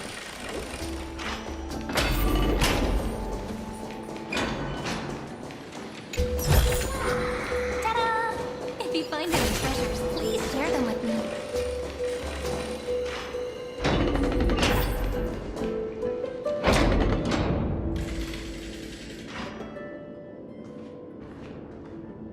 Oh, Fagusa, our noble queen, we've come at your call. My little fishlings, you swim with such joy. It pains me to speak of the kingdom's sorrow. I once believed I could drink the black tide dry, but even the deepest chalice must one day overflow, and I can hold no more of this filth. Mother, worry not. We're all children of the sea.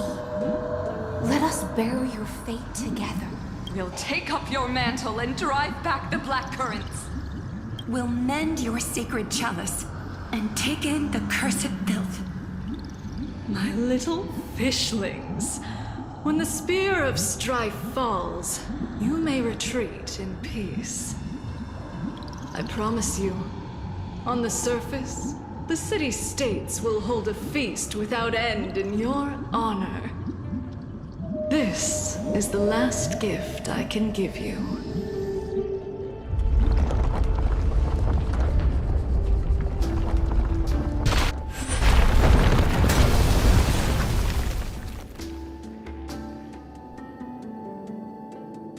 Fagusa sank into the abyss. With the chalice shattered, their intoxication spilled into the black tide, birthing the first madness in Amphoreous. Sea sirens followed one after another, hunting for the Titan's fragments, until their flesh decayed and their bones crumble, all for the promised final feast. Keep watching, but tread carefully, for the stage ahead is crumbling with age, just like her shattered fate.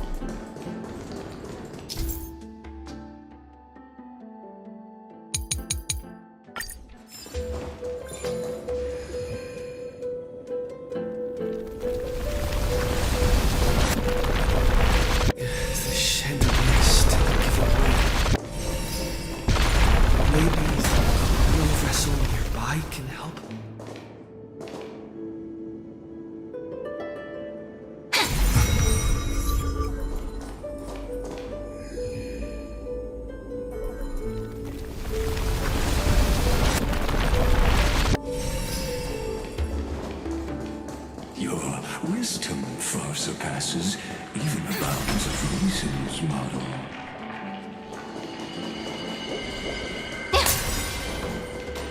Can't get through. Looks like I'll need the miracle orb nearby.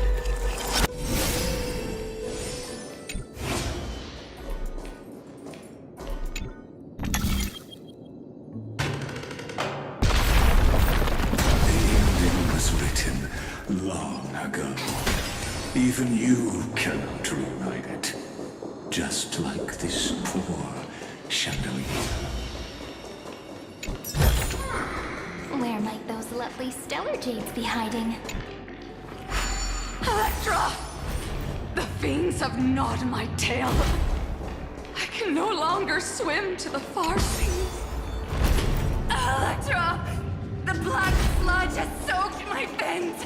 I can't dance with you anymore!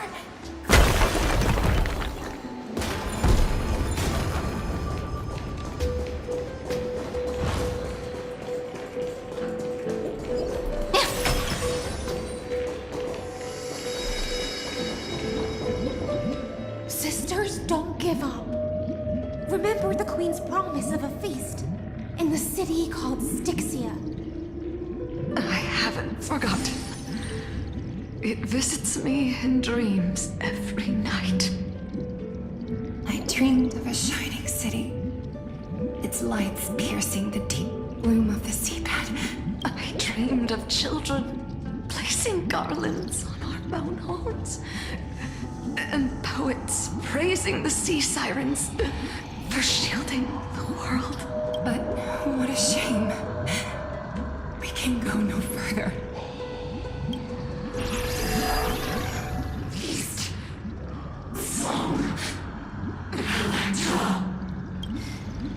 The sea sirens were tainted by the destruction.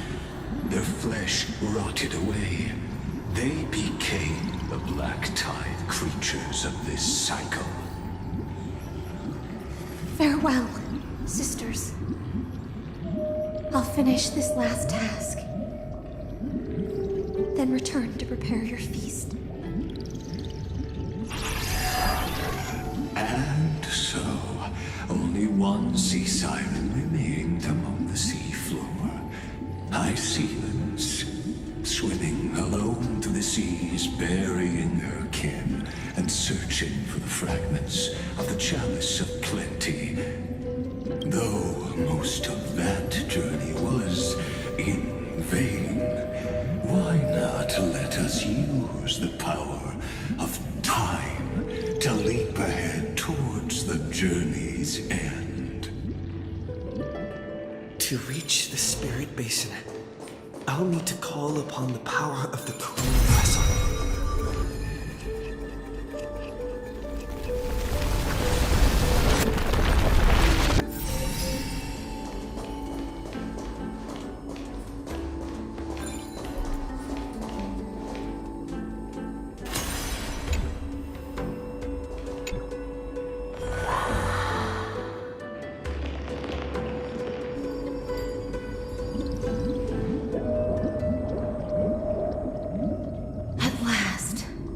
The Chalice of Plenty is whole again. The Lance of Fury emerges from the River of Souls, and the gods reclaim their duty to hold back the Black Tide. I am freed from endless toil, and now walk toward the rites at Styxia. I bore my sister's dreams upon my back, took on a graceful human form, and hoped to find a grand celebration on the shore. My fins became legs, my scales became skin, and the sea foam on my body became a shimmering gown. But when I stepped onto land, there were no festivals with honey brew, nor poets plucking harps, only silent death, drifting gently along the River of Souls. When she fulfilled her wish, she only found Styxia to have already repeated the mistakes of previous cycles and was swallowed by death. Hopes and promises are nothing but the foam of dreams. I am a sea siren, a vessel born to contain the tides. Now that my task is done, and the promise is broken, how am I to go on in a world drowned in shadow? Fagusa, my noble queen. She evaded my questions with drunken stupor. She told me a grand feast awaited me in the surface world. So I wandered lost, groping through the dark. The feast she spoke of. Where is it? Lonely Blade, I shall grant you everything you seek.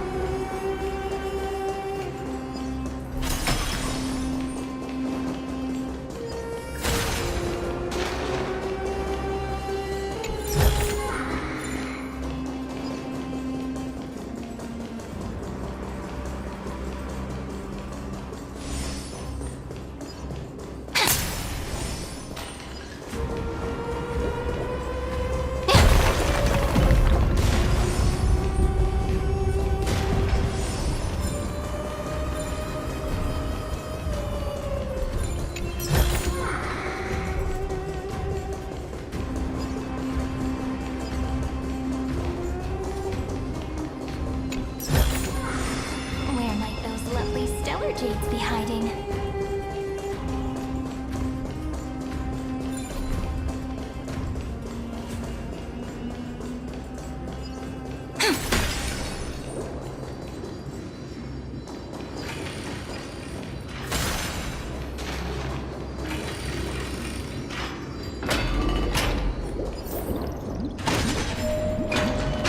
After wandering the surface for ages, the lost sea siren met her future conspirator.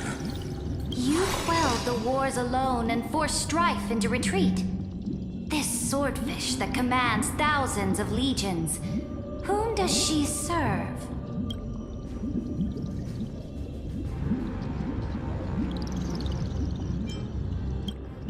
Yes, Ceredra, long before she became the Imperator, was already burning with ambition.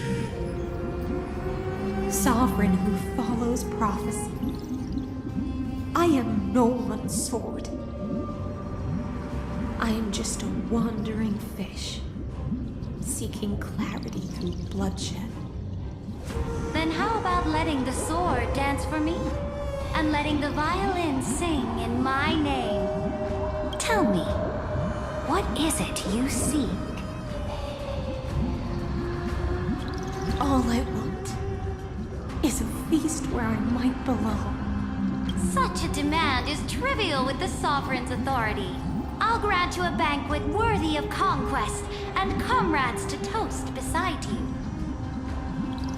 But Knight, you must offer me your heart. My heart? Yes, a loyal heart that will generate no betrayal. You were deceived by gods and drowned in the ocean's darkness. But now, I will lead you forward and be your light. So be it, noble monarch. The law you proclaim shall govern my every breath. So be it, noble monarch. I am simply becoming someone else's vessel once again, and accepting a duty given to me. And thus, in her hollow drift, she finally found a new purpose, like sunlight piercing the deepest trench.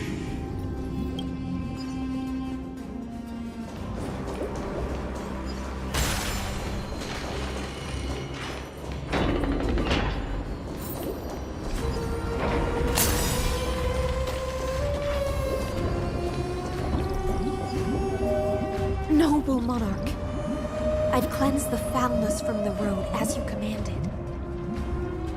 My blade, you've helped me ascend and take the crown.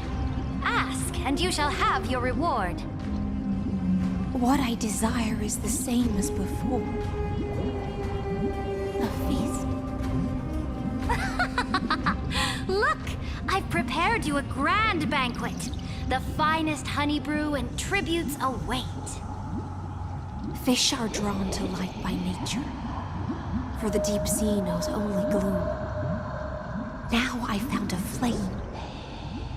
It may scald and burn, but it's the only light. Come, let us join the feast. Perhaps the path forward lies hidden among the revelry.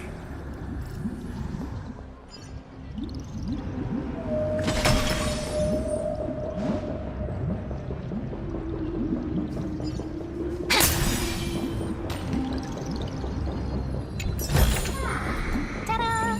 If you find any treasures, please share them with me.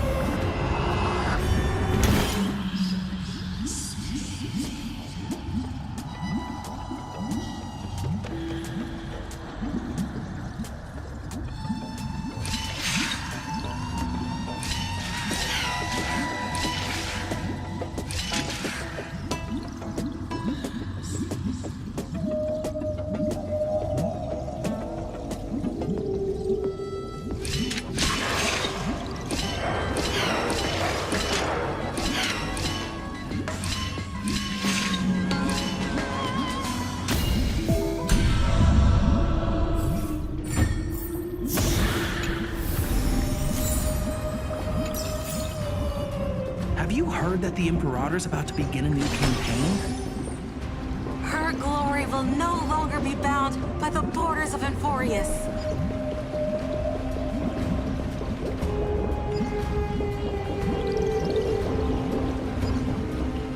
My faithful subjects, tonight's feast is not just for the past. It's a toast to the future! Born from our golden blood is an unstoppable colossus. Our iron beast to trample the universe! Great monarch. I've heard the universe teems with great threats. Can we truly remain invincible? Fear not. Before the troops of the destruction, such rabble is no more than cosmic dust. Surely there's a planet draped in oceans out there in the stars. Once I claim it, it shall be yours to rule. And to the rest, your triumphs will not go unrewarded. I promise you a new age, free of fear. Now, raise your cups to our conquest among the Sea of Stars! Sea of Stars! Sea of Stars! Conquest among the Sea of Stars. What a grand vision. Yet, to the Siren Knight, only feasts still stir her heart. Come now, join me. Witness the end of this futile dream. Where's the way out of this illusion? Come quick! Let's celebrate together! I've saved the finest... Noble knight, you are truly a blazing spark. It is my honor to share this banquet with you. Noble knight, you have earned victory with your blade. And you have every reason to revel in this moment of triumph. Let me pour you a glass of honey brew. Noble knight, with the sovereign now enthroned, this triumph is yours as much as hers. Let me raise a toast to you. Noble knight, your strength is boundless. Lead us to conquer the universe, and let us toast to that vow! Then drink we shall. Raise your glass. In the deep sea, I never knew what fire was. But when I set foot on land, the first light that I saw was the flames of war, lit with golden blood. It scorched my fins, made me feel pain and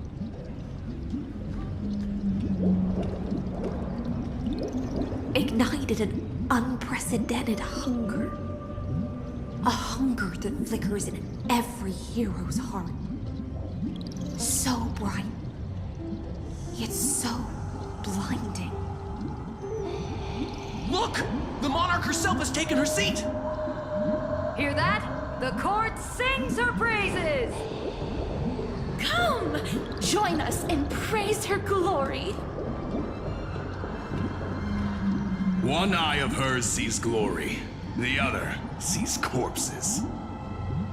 And yet, she cherishes the name of glory more than fear and death. As they say, the coward died 1,000 times before his end. But the brave face death but once, which gods stand witness. On the eve of war, we sang our hymns and set our sights to sail beyond the stars. The legions will climb aboard the beast, riding it like currents across the cosmos. Planets after planets flew the flags of her crown. Realm after realm was ignited by her flames of war. As the final resistance fell silent, A vast empire rose from among the stars. And this small pond at last embraced prosperity and peace. That's how the story ends. Tell me, visitor, in this dream, did you enjoy the show?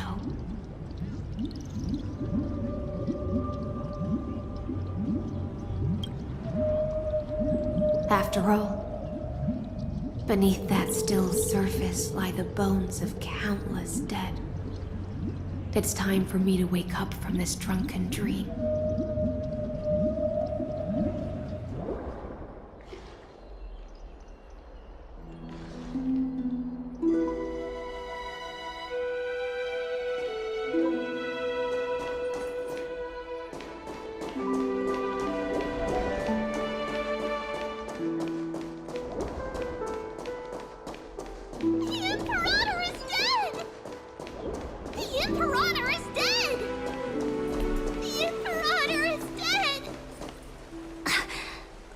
People once cheered for my ascension.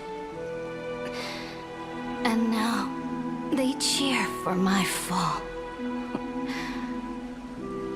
The cosmos. The battlefield that I cannot reach.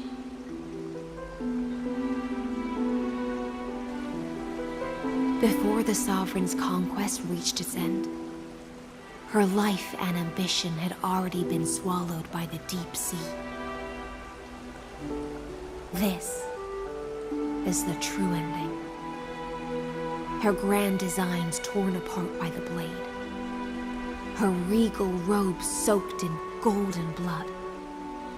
And the one who struck her down? The one who struck her down was her most loyal Gladius.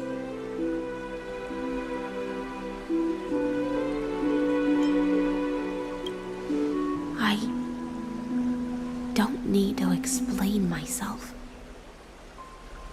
A fish in a pond has no hope against the surge of fate. I wandered the shore, found a flicker of flame, only to snuff it out with my own hand. I don't understand. If the ocean's feast, the Imperator's dream, and even Amphoreous' existence are all illusions, then what's the point of our journey? When the Deliverer returns, I will let this absurd celebration come to an end. But Greyfry, I can't help but wonder how I dearly wish this feast of the flame chase would never end. It seems she sensed your presence. The Fantasia's foundation is starting to crack.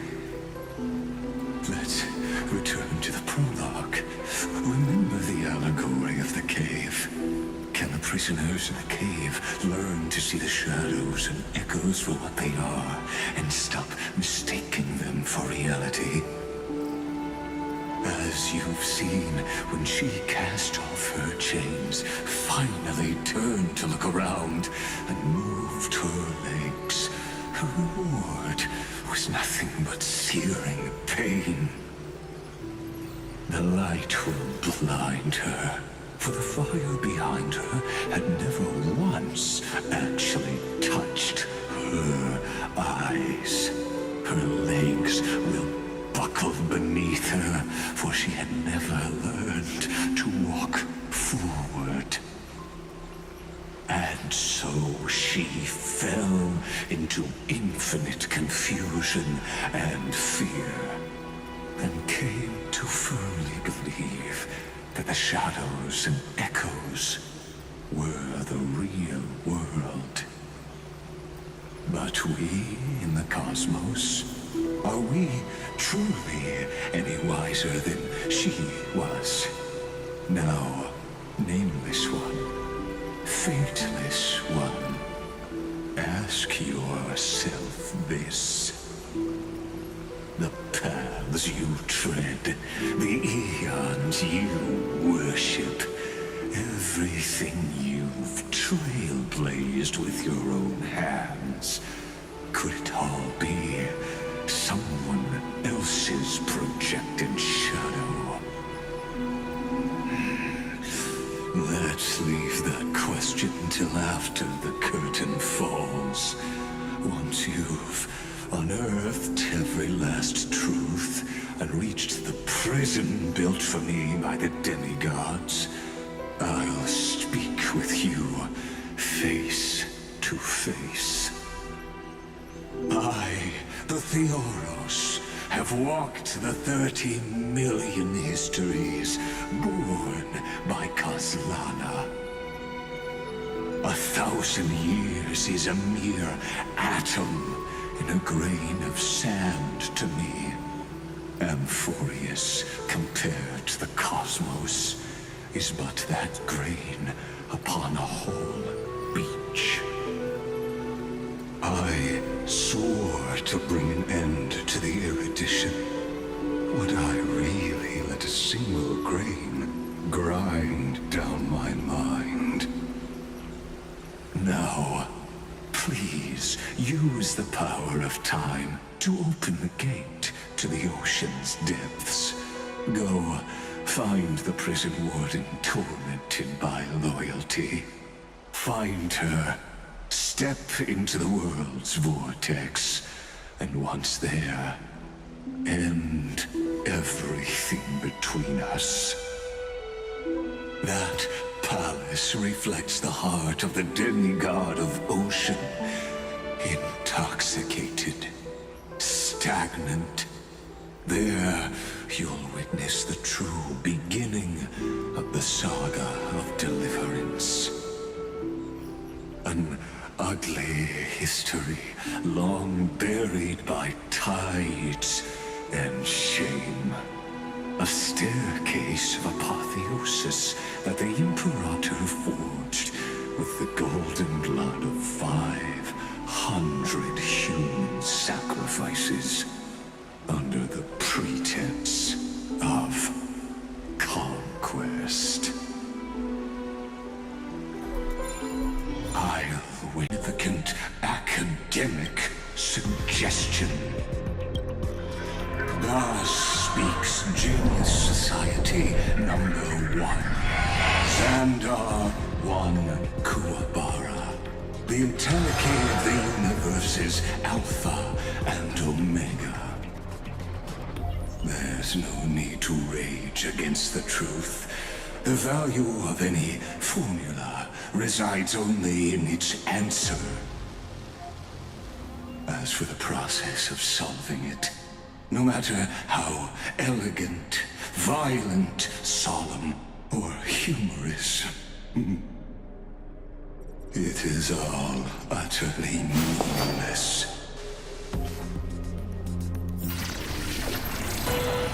As the Theoros, I will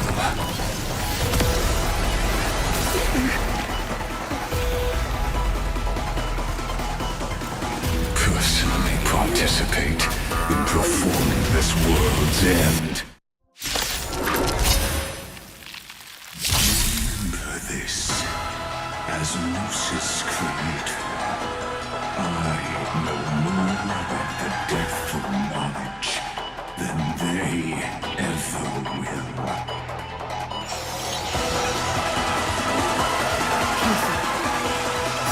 This is Lygus's true form.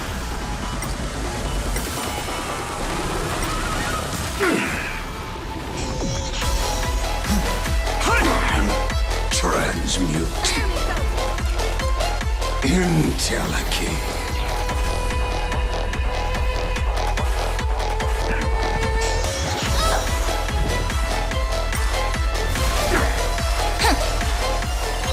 The destruction needs no introduction. Let us skip the boring Amphoreous. Is this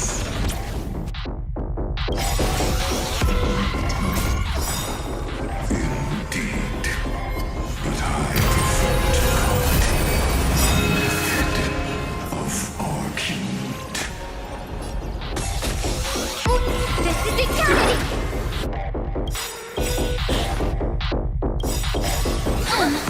Dragons, obey, soaring above the lands. This is permanence! Perhaps humanity never conceals its desire to control the heavens, and I'm no exception. Pointless. Don't blink. May the world be as we wish. Cleanse hatred with love! Pointless.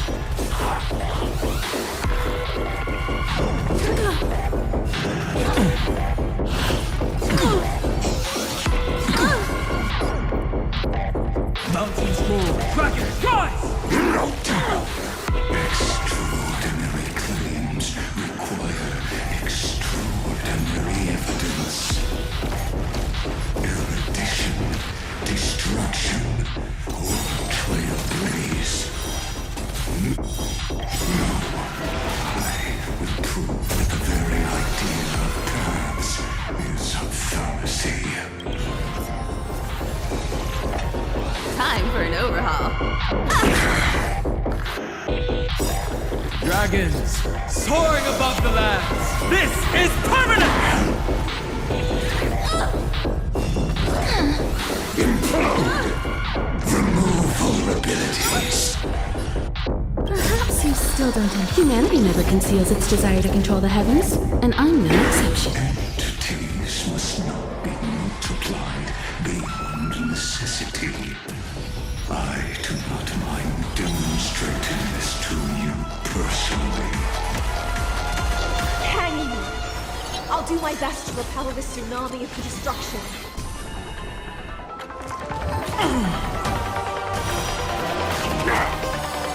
The theory of four invoking logos.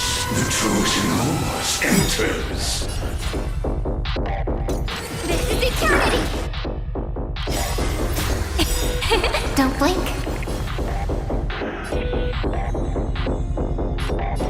May the earth protect the road ahead.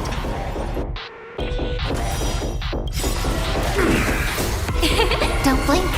May the world be as we wish. Cleanse hatred with love. We have the edge. Dragons, soaring above the lands. This is permanent! I see it! Target the connector between his thoracic and lumbar vertebrae. Destroy that spot.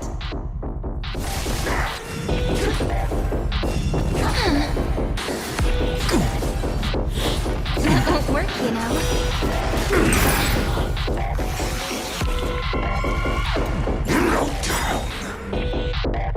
Topology ritual. You know. Pointless.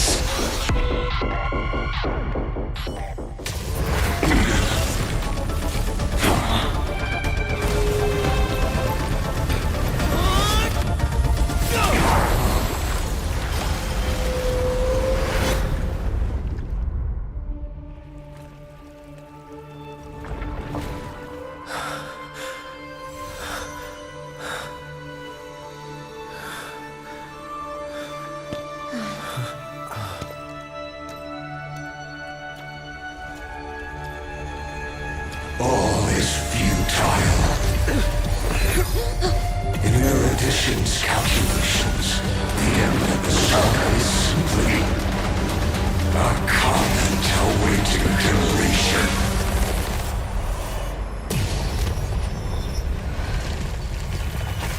I don't like such a cold statement, okay?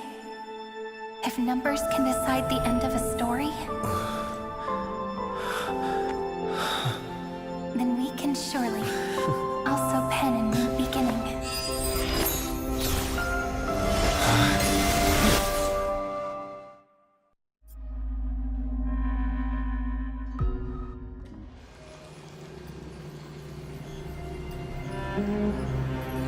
Screwy, what do you think? If your hypothesis of Lycus's identity is true, even if we remove the restrictions of the ultimate protocol, the chances of us defeating him in a head-on battle still remain lower than the acceptable threshold. Therefore, victory will still hinge upon Mr. Trailblazer and Miss Cyrene. Go on. Maybe we're thinking about the same thing. Lycus's cognition resides in the exomyth. He is both an instigator within the experiment and the observer outside of it. Logic. His inspiration circuit can simultaneously process the different time flows in and out of that world. That's where things get tricky. He simultaneously exists in two different timelines, where the internal clocks are wildly different. That old Intellatron's neurons have completely gotten used to that over this prolonged experiment. And that's why he holds home field advantage. You and I should be able to manage that too, if given more time. Unfortunately, there's no if, and we don't have more time. That's why we need to change our way of thinking and turn his advantage into a weakness. The key lies in memories, right? Oh? You caught on quick. You've already mentioned my friend and I, so it's an easy connection to make, no? My intuition has always been very on point. Good. Then I'll cut to the chase. Since his thinking speed far exceeds that of normal people within Amphoreous, we are going to externally plant a memory into his inspiration circuit. Then, command it to loop endlessly until he gives in. Even the most flexible and sturdy inspiration circuit cannot withstand the traffic of a full-on information flood. When the amount of information exceeds his cognition filter's capacities, he will have no choice but to focus on processing this memory. That's when the parallel processing advantage he gained via Amphoreous will completely destroy him. An image from a person's memory played in real time might only be a second for us. But for him in Amphorian time, it could be millions, or even billions of calculations. He won't be able to do anything but watch as he's locked into this prison forged by memories. Then we can entrap him in the same kind of cycle as the heroes were in, and get him to experience loneliness and pain in that endless recurrence. It's my greatest honor to be on the same page as the geniuses. That little one is still in that old Intellatron's hands, and won't be able to respond to us anytime soon. But I don't think he'd refuse, so it's up to you to figure out how to execute this plan. I'm not sure how this happened, but I knew it as soon as I saw you. You are currently a mimetic entity of the Remembrance. Yes. I seem to be something you folks beyond the sky call a memo sprite. But that's fine by me. It suits me perfectly. I can serve as the vessel of memories, and do my part for the final battle. But before that, we have to tell you. The path characteristic you exhibit is very special. There's no way you're just a simple memo sprite. However, I'm sure about one thing. You are a mimetic entity born in Amphoreous, yet you only awakened with the little one's arrival, and only matured as he embarked on the path of remembrance. That means your existence is completely attached to his memories. If there ever comes a day when he forgets about you for even a few seconds, or loses his last connection with Amphoreous, then you must be prepared for the worst. You will disappear in the memory zone, utterly gone, without even a single line of data to remember you by. But that's already happened, hasn't it? No wonder I've always had a weird hunch. But that also means I was right in thinking, as long as my friend and I are together, we can do anything.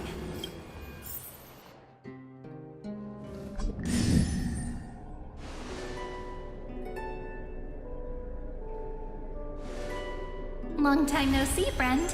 Did you miss me while you were away?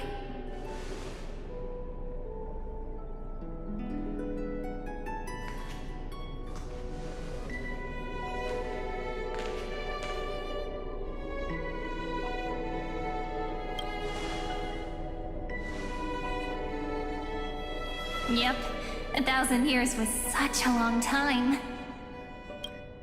and everyone in Amphoreous was waiting for the Deliverer's return.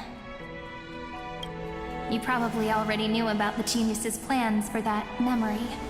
I had to hide really well in a corner in time so Lygus wouldn't find me, and wait for the right opportunity.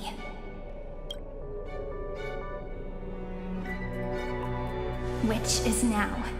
The moment when his manifestation in this world is destroyed, and his twin timelines are intersecting. I'm sorry for keeping this a secret from you all this time.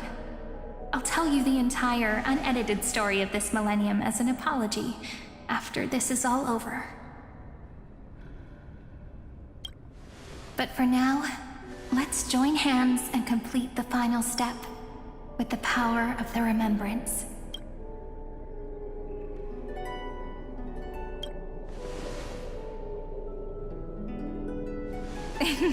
Yep. By the way, speaking of joining hands,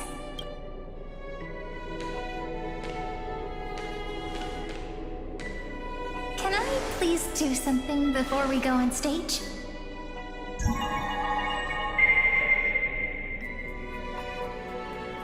Remember the joke we made back at the Grove? Look! Aren't my hands pretty now? What a fascinating feeling. Like countless memories all swelling up at once. What about you? What did you feel when we touched each other?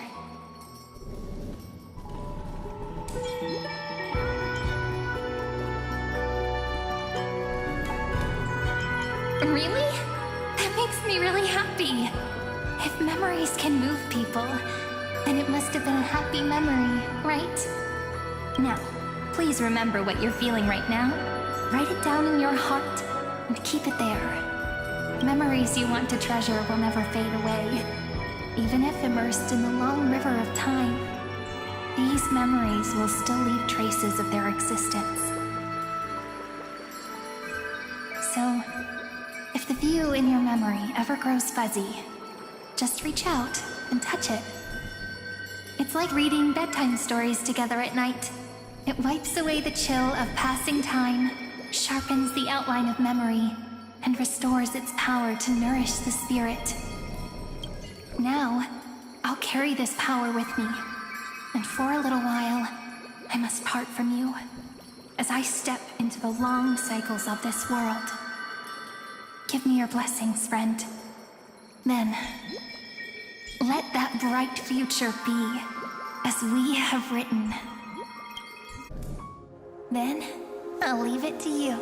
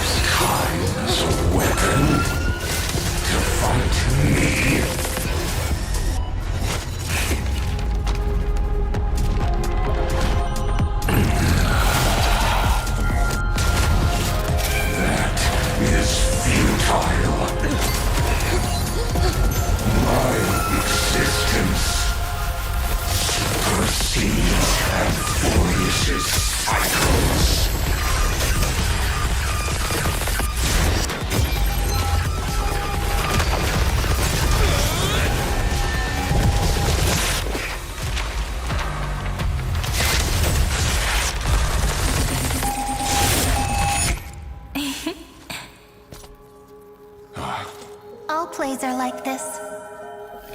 Once you're on the stage, it's hard to return to the audience. Welcome to our story. How does it feel?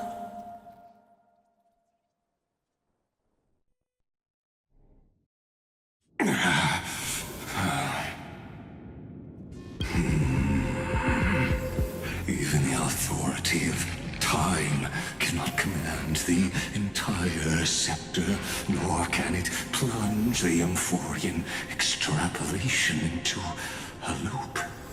If this was no system malfunction, was I implanted with a mimetic entity of the remembrance? You guessed it right away. As expected from someone people call the first genius. I'm gonna keep doing what I just did if you don't stop, you know? My friend and I won't allow you to leave this memory, no matter what happens. Which means you are now trapped, Lord Xandar. An elegant idea, and an exquisite execution. Regrettably, it is you who are restrained by time, not me. Know that patience is my greatest weapon. Waiting and victory are the same for me. You will crumble before I do in this moment stretched out to an eternity, just like Kazlana will. Yet all I need to do is to wait, as yet another futile bug falls down the cliff and into the bottomless abyss. Now I'm a pink bug? My looks are seriously changing all the time. But you're not wrong. We're definitely not gonna solve the problem if we just put you in another prison. So that's why we never wanted to do that in the first place.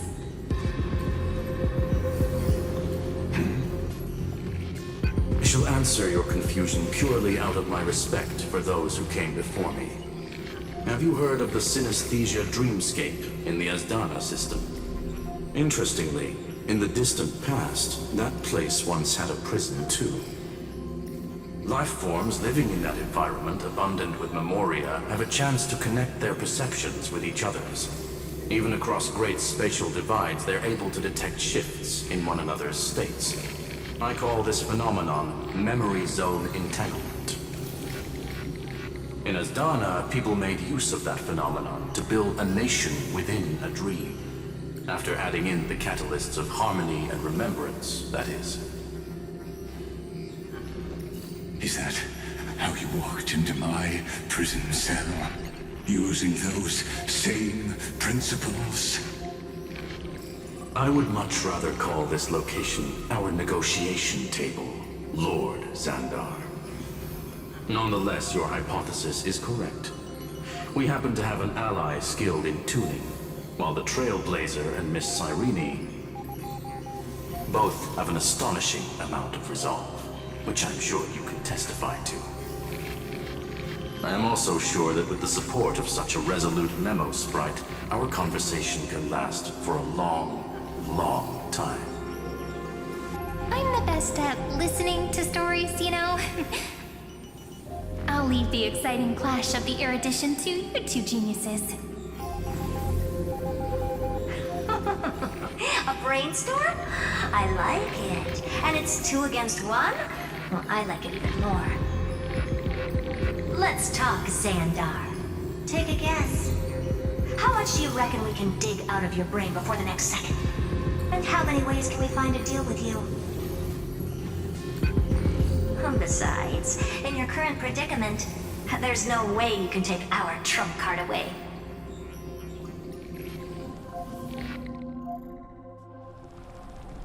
Go, little one. Go. Overturn the Era Nova. Lycurgus disappeared? It seems you had conducted a secret hunt in the depths that even I cannot reach. In that case, go. Swim onward and give this campaign a fitting end. I shall send you off with my song, Greyfry. May this song penetrate time and become the prelude to the new world.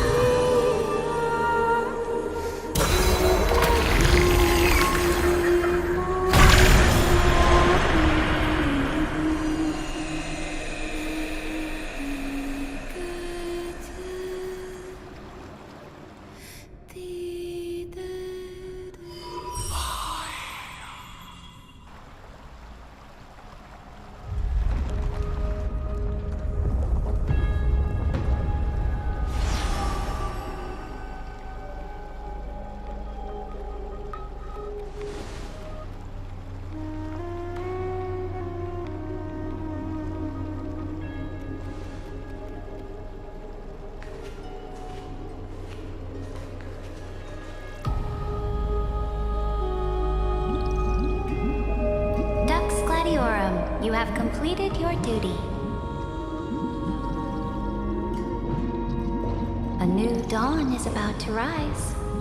Why not swim towards it?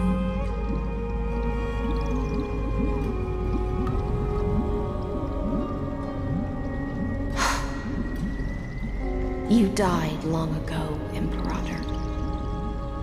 Depart from my mind. But your duty towards the Imperator did not die with me.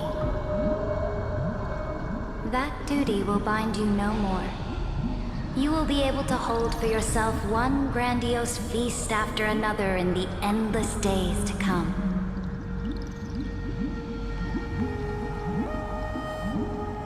So go.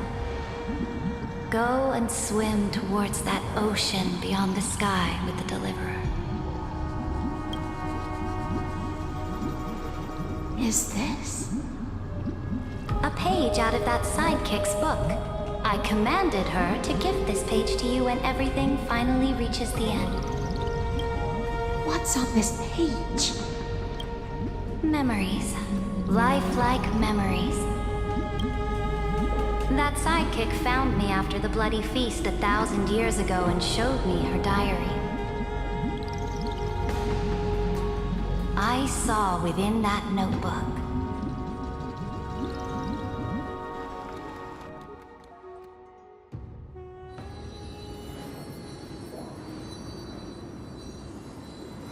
Is this that Deliverer's experience? It's truly immersive. People beyond the sky apparently utilize this power to seal past scenery into crystals they call light cones. But I only know so much about the remembrance, so I can't completely replicate the past. But I'll do my best to talk about the missing parts. I'm all ears. Go on then. Do your best. But if your chatter gets too boring, or if I deem it offensive, then law will become forever beyond your reach. Got it. I'm sure you'll find this to your liking. After all, it's human nature to want to embark on a journey into the unknown.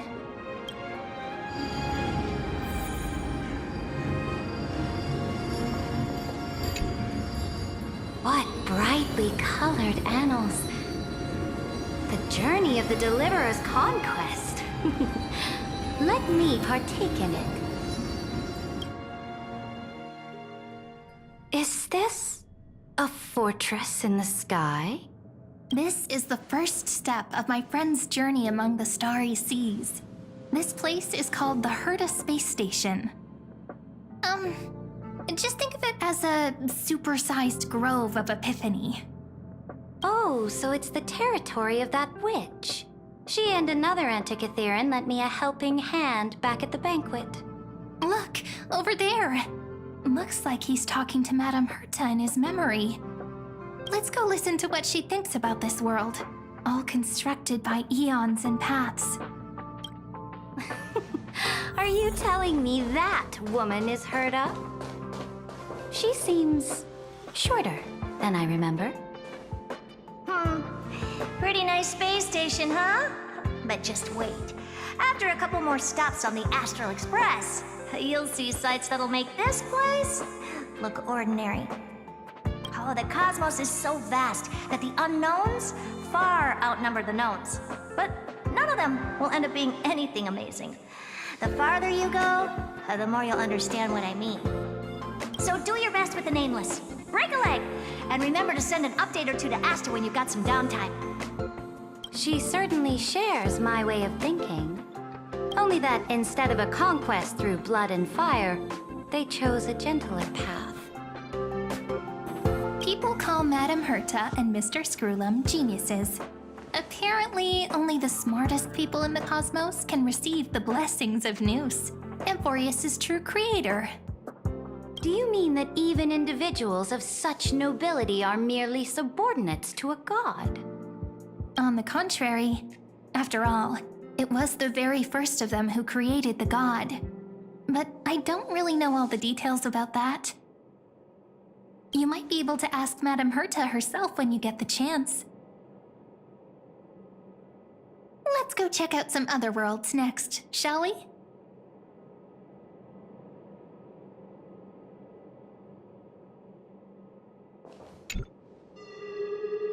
This next stop on the journey has a lot of similarities to Amphoreous. A snow-covered lamp? Interesting. This star is named Eurillo 6. That name sounds so cold. Belobog sounds better.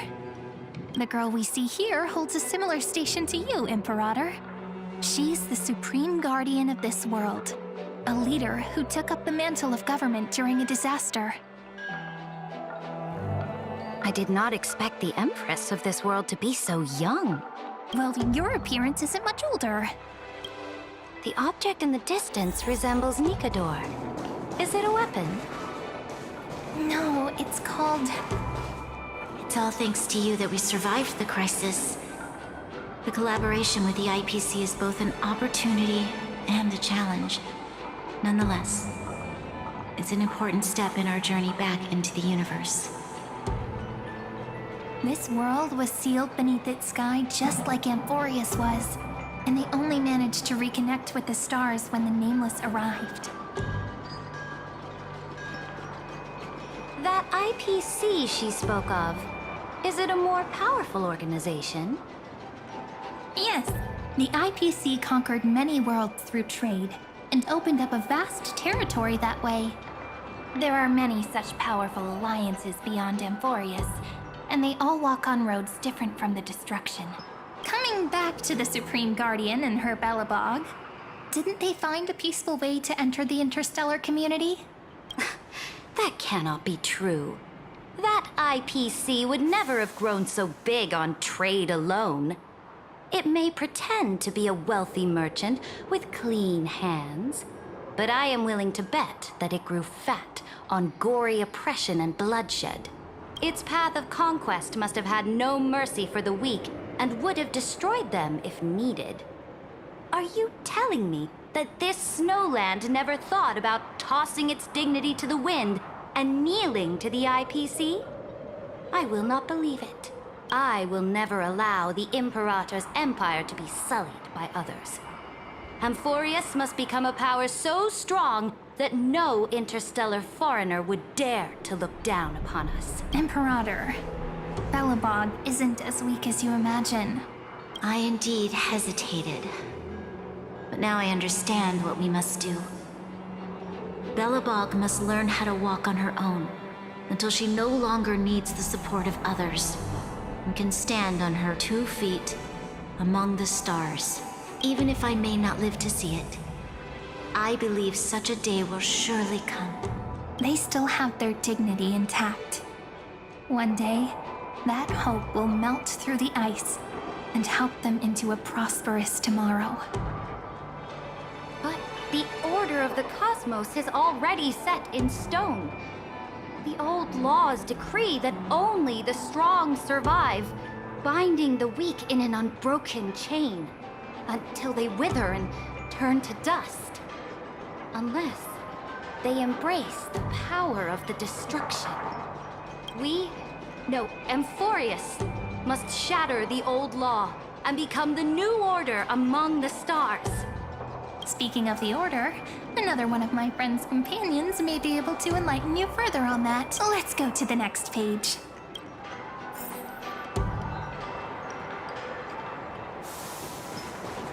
This next world is a nation of dreams.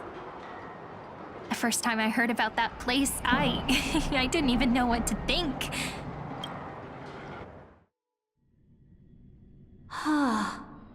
Such opulence does indeed evoke astonishment. This world is called Penacony, an eternal city built upon a land of dreams.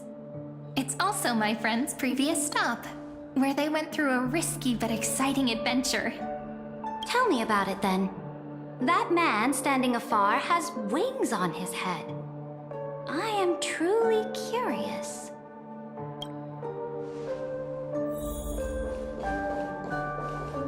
I wish to gaze upon the views of the Reverie Hotel one more time. I'll be just a traveler when I come back here again. And perhaps, through a traveler's eyes, even the things I once knew so well will feel strangely different.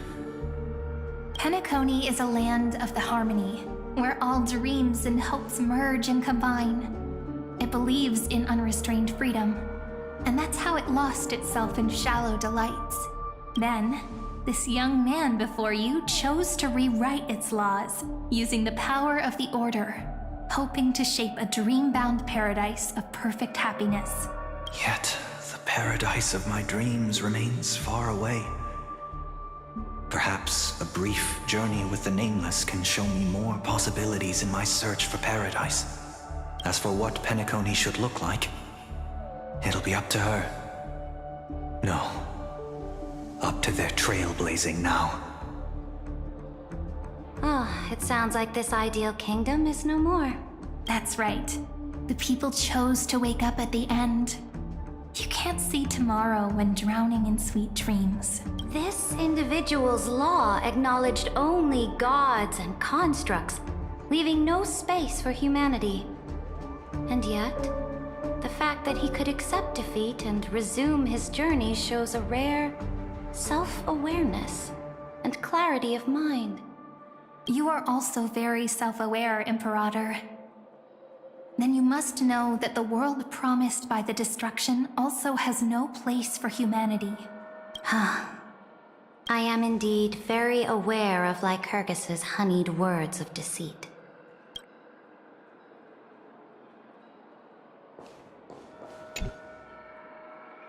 Then let's wrap up this trip down memory lane with one last scene. This absolute wonder. Isn't it pretty? That's our Amphoreous. Our world flows and meanders in this endless band of light. Though we were born from the designs of the gods and are not yet truly alive, the Chrysos heirs of Amphoreous still chose to stand against fate and carved a legend no different from that of humankind.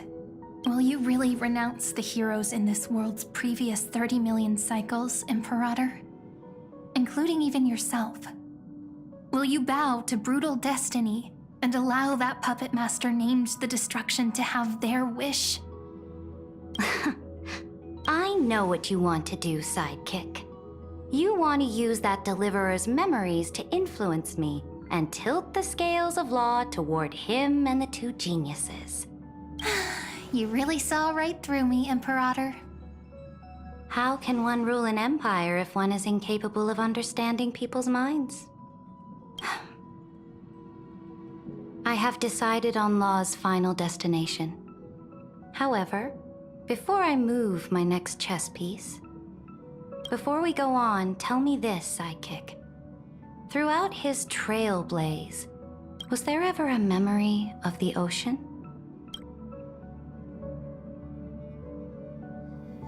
The ocean. My cradle. My home. You shall complete your conquest in the ocean at the boundaries of this world, and eternally slumber in the sound of tides. You shall eternally slumber in the sound of tides, and complete your conquest in the ocean at the boundaries of this world. Our prophecies aligned as flawlessly as a sea snake circling upon itself. An elegant loop, like a joyful hymn, like the circulating ocean current, like our two fates, like Amphoreous itself.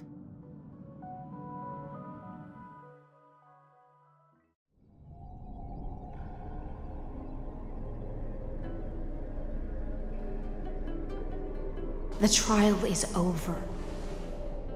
So tell me, who will own the divine authority of law? I won't give it to anyone. What? I am the law. Why should I give my imperial crown to any other? Both the Deliverer and the Amphoreous came from beyond the sky. They have no right to interfere with the lands I conquered with my own 2 hands. The law of Amphoreous shall be determined by Amphoreus's master.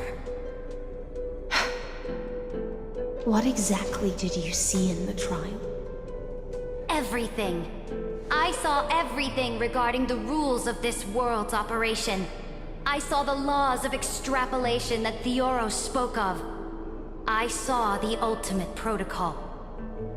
As long as I offer a sacrifice of equal weight, I can rewrite the laws of this world according to my will.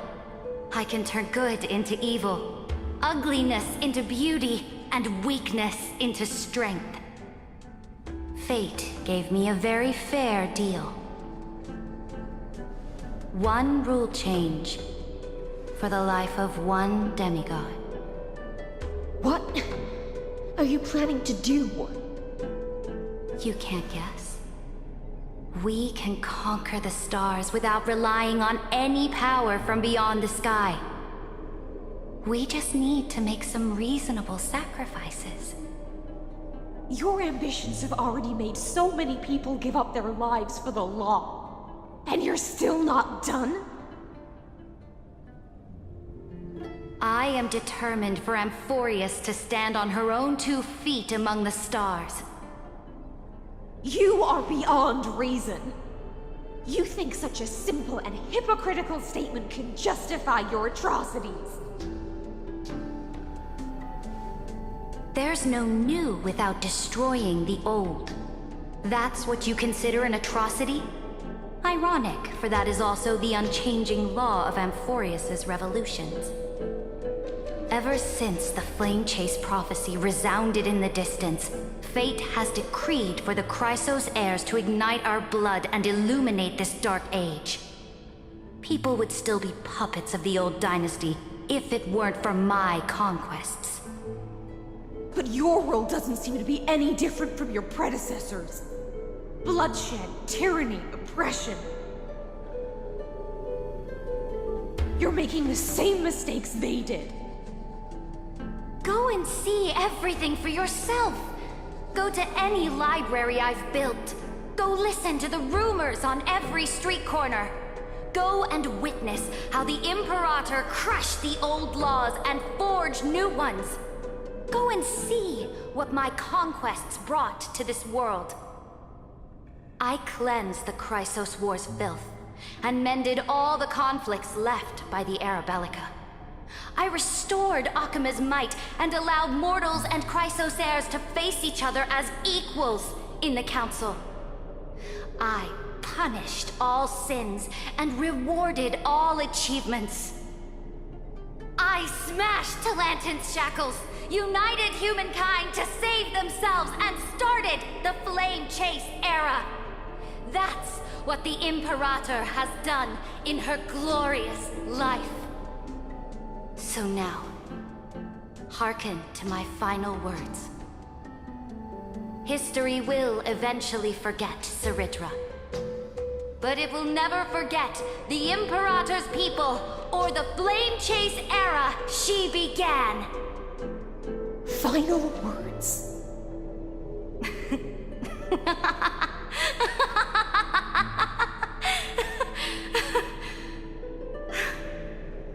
Amphoreous is about to be destroyed.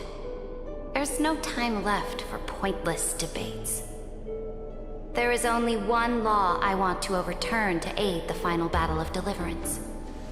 So I will only offer the life of 1 demigod.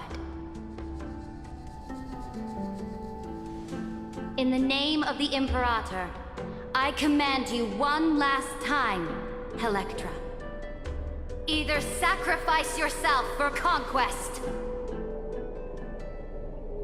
or pierce this tyrant's chest with your sword. Thus, the Imperator concluded her final speech. At the end of her life, at the last moment before she stepped onto the altar, she gave her most loyal subject the choice to decide fate, just as she promised her compatriots before her very first campaign. My blood flows in you now. Heroic compatriots, follow me, and we'll seize fate's reins! The Imperator fell. Some say that the Dux Gladiorum turned traitor and killed her liege. Some say that she imprisoned the tyrant in a shallow pond of water, then left. Which meant the Imperator had to kill herself to rewrite the law. There are countless stories about her death. All we can be sure of is when the Knight left the Vortex, the Imperator was still mumbling about their past conquests together. The beginning and the end of her existence. Imperator, wait! How could someone of your status come to the front lines? Let me be the flag bearer! The troops defending the pass to the west of the grove, have they surrendered? They ran as quickly as they could when they heard your name. The Golden Cocoon Pass is now in the First Legion's hands. Good. What about the Delosian militia? The Third Legion set fire to the mountains and flattened everything west of the basin. They just need a few more days. That is enough. We cannot afford to miss an opportunity for victory. Lastly, how many Laydonian cannons are left? They are no more. The Second and Fourth Legions have destroyed them all. Very good. They now have no way out, no reinforcements, and no artillery support. We will be able to liberate the Grove of Epiphany in the blink of an eye. We will launch the final charge 1 quint after the curtain fall hour tomorrow. Remember, as long as the Alliance's flag still flies on my shoulders, you must keep moving forward. Take no prisoners among the enemy's soldiers. All sages who resist are to be captured and tried according to martial law. And do not destroy any books. Now go! Notify the entire army. Understood. Those who are resolved to die, we salute you. Reporting in. The mountain dwellers are resisting fiercely, and the legendary Mountain Breaker has personally engaged in battle. Their formations are nigh impenetrable.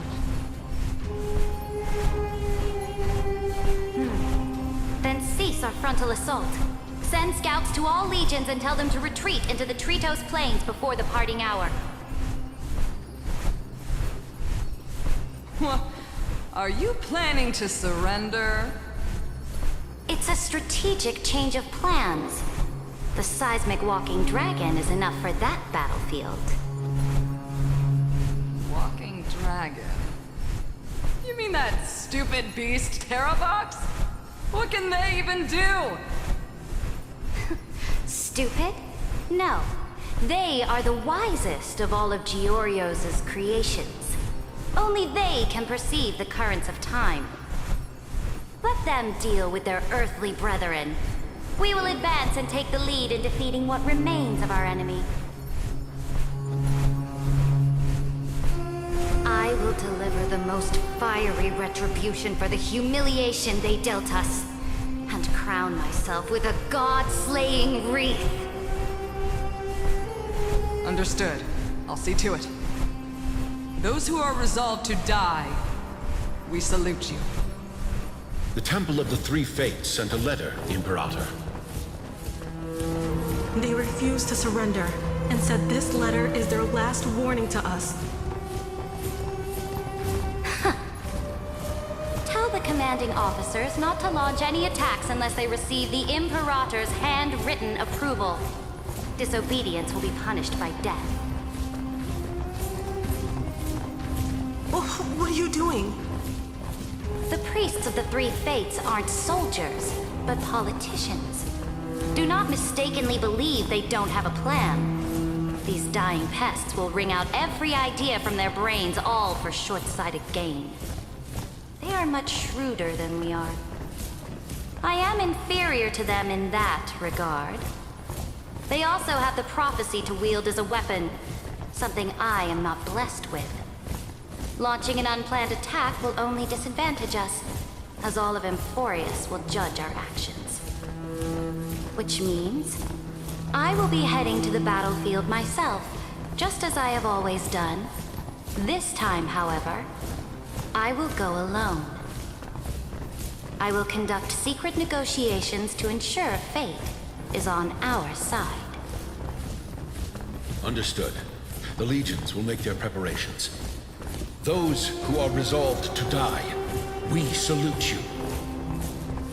Why are we not allowed to march out with the army, Imperator?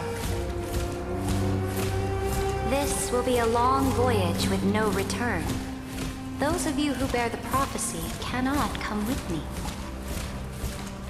Why are you personally leading this battle if it's doomed to fail? The Flame Chase journey cannot be without a leader. That is correct. The Empire will be without a head when the Imperator falls. But remember, as long as you seize the right opportunities, even a chaotic game will remain winnable. My departure will create a long staircase for you. You will understand what I mean when news of my death reaches your ears. Saridra, is our journey about to be over? Destroy the old laws and forge new ones. My conquest has reached its limits within the borders of Amphoreous. Since the prophecy already decreed that the Imperator would never conquer the stars as she wished, I will bow out here and try no more. More Chrysos heirs bearing divine authority will be born, and many more heroes will arise. Will they demand peace or war? Will they resist tyranny or become the next Imperator? I do not care. The children of the future will decide for themselves. Do not mourn for me. Anyone can kill the Imperator. But the only one who can truly destroy her is Saridra. At the end, I faithfully recorded the most important battles in the Imperator's life. Her conquest was about to be completed at this point in the story. However, for some reason, a memory suddenly entered my mind just as I was about to put down my pen. It was a journey on a fantastical train. I had the honor of having a heart-to-heart conversation with the Imperator under the stars, and I asked her this question at the end of that discussion. How do you want history to remember you? As a hero who gave up her life for the Flame Chase? Or as a tyrant? She answered so quickly, as if she had made up her mind long ago. I would rather be forgotten than be defined.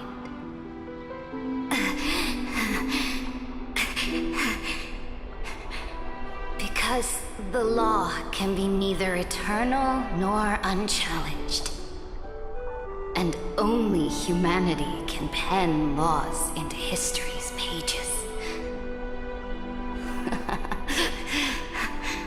Now, I have shattered the greatest law of Amphoreous. The game is nearing its end. Dux Gladiorum. Even though you killed the Imperator in the previous 30 million cycles, this time, you finally found your own law. Then, High Sealants, Electra.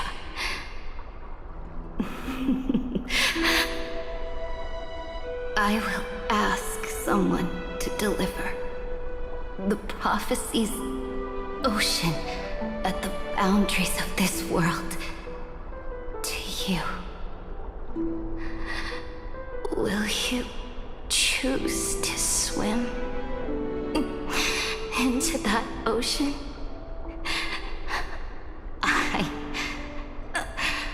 do not care. Do not care.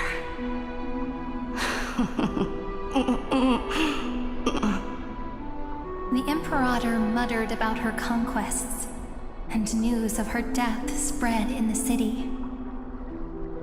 Freedom! Liberty! The tyrant is dead! Go!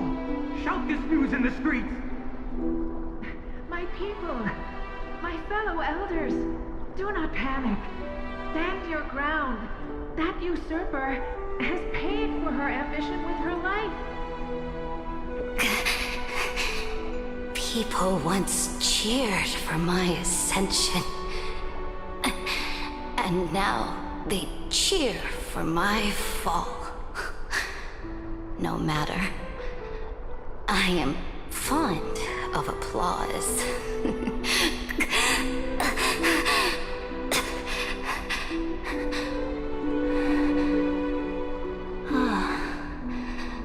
I see the cosmos.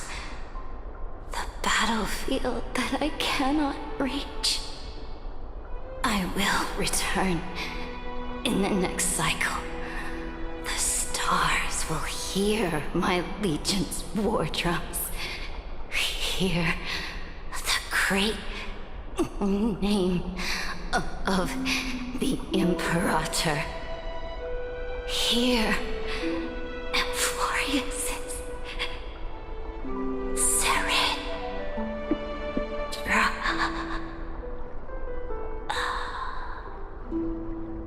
To this day, we do not know which rule the Imperator overwrote at the cost of her life. Perhaps the truth will only be revealed at the moment of checkmate, just like every chess game she ever played. We only know her death inflamed Akama. On one side of the city, those who defended liberty toppled her statues to the ground. On the other side, her supporters put themselves between the masses and her monuments, declaring loudly that the Sovereign is still among the people. It is said that golden blood congealed into the same letters everywhere they fought. It was the name borne by Akama's first and final Sovereign, the Imperator Saridra. But the one who bore that name did not see any of this. Her gaze was cast far away, and the sound of tides in her ears drowned out the people's cries. What was the Imperator thinking about in that prophesized ocean at the boundaries of this world? In that shallow puddle of stagnant water, was she reminiscing about her past conquests? Or repenting for the millions killed for the flame chase? It was neither. The Imperator only saw how the surface of the water gleamed like that crude chessboard, dissected by light and shadow in the afternoon when her teacher played against her for the first time. Look at this chessboard. What do the pieces look like? They are strangely beautiful. They look like the stars in the night sky ablaze.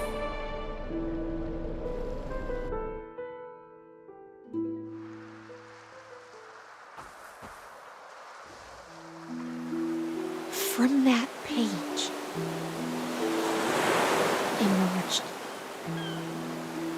an ocean so vast, so pure, not a single trace of corruption. Is this Saridra? Electra, my subject. Ever since you walked out of the tainted ocean and pledged yourself to me, I have seen the abyss in your eyes and the emptiness in your heart. That was why I promised you a new ocean, where the Imperator's ambitions would serve as the currents, and loyalty would be its light. Electra, my subject. You have done your duty as my blade. The prophecy has now made its final decree on the road I intend to walk.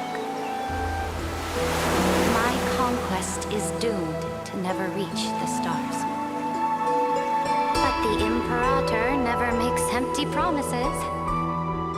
So take this memory, this ocean, beyond the sky, as witnessed by the Deliverer.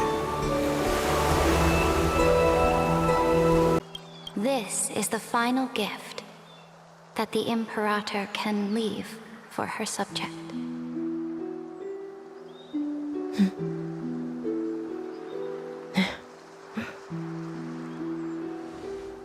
When I was still a fish in the ocean, I always felt so genuine swimming through the waters. But once I stepped onto land, I found myself caught in a play. Every land dweller wore a mask in their life. So I, too, donned a costume and tried to find my role in this show.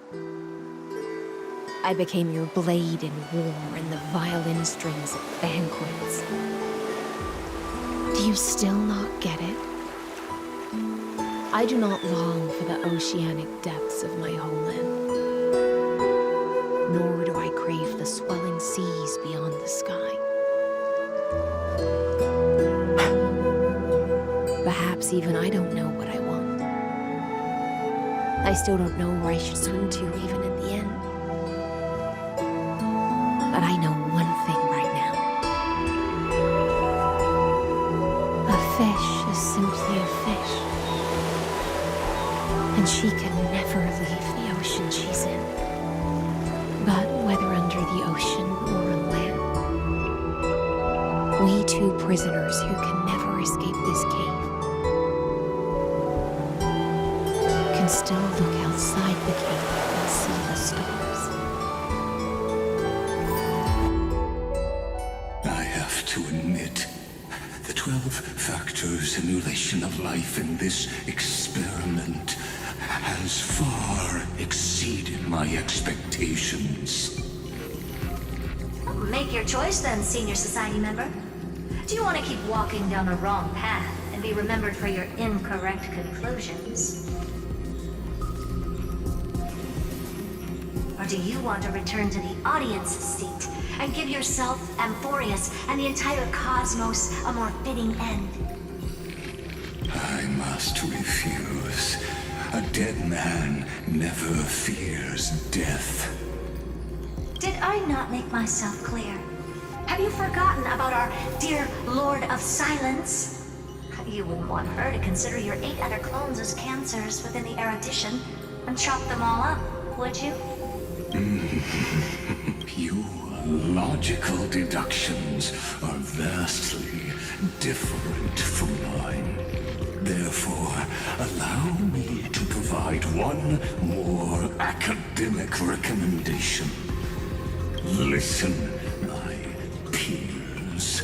Why don't you look beyond this world, just as the Chrysos heirs did? Re-evaluate your calculations and take into account all enemies in the upcoming war among the eons. Amphoreous is not a place where 3 paths entangle, but where 3 paths fight to the death. You used Memoriam to resist me, but did you not consider the possibility that the Remembrance and their children might have taken this opportunity to join the fray as well?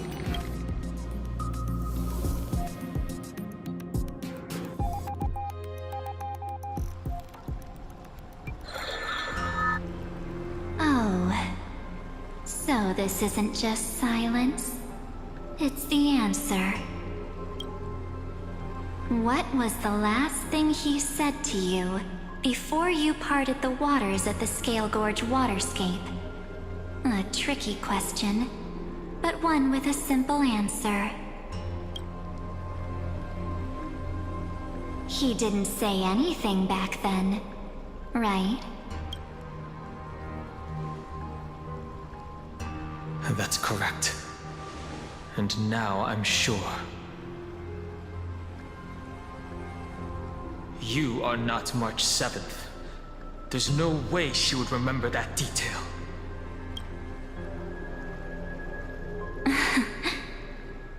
I'll only warn you once. Leave her body now. How impulsive. That's not like you at all. Why don't you calm down and think about another possibility? I didn't take over March 7th's body. Rather, it's March 7th who regained my memories.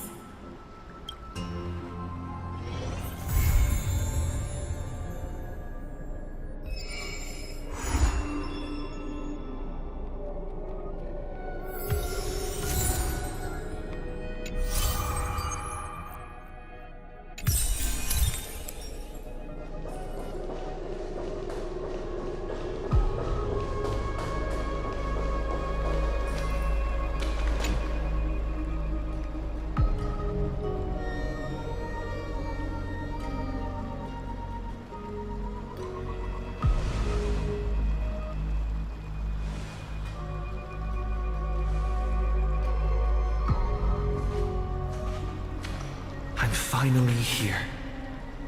Once I return this core flame and become the world-bearing demigod, the cycles of Amphoreous' tragedy can finally end. This Era Nova will be the arena for the final battle with Iron Tomb. But I still feel like something's not right. Even though this cycle has no demigod of time, time has always stood on humanity's side. Then, with this core flame blessed by the remembrance, respond to their hopes and blaze a trail to the future. Oh, weird. No one ever mentioned this. The core flame of time.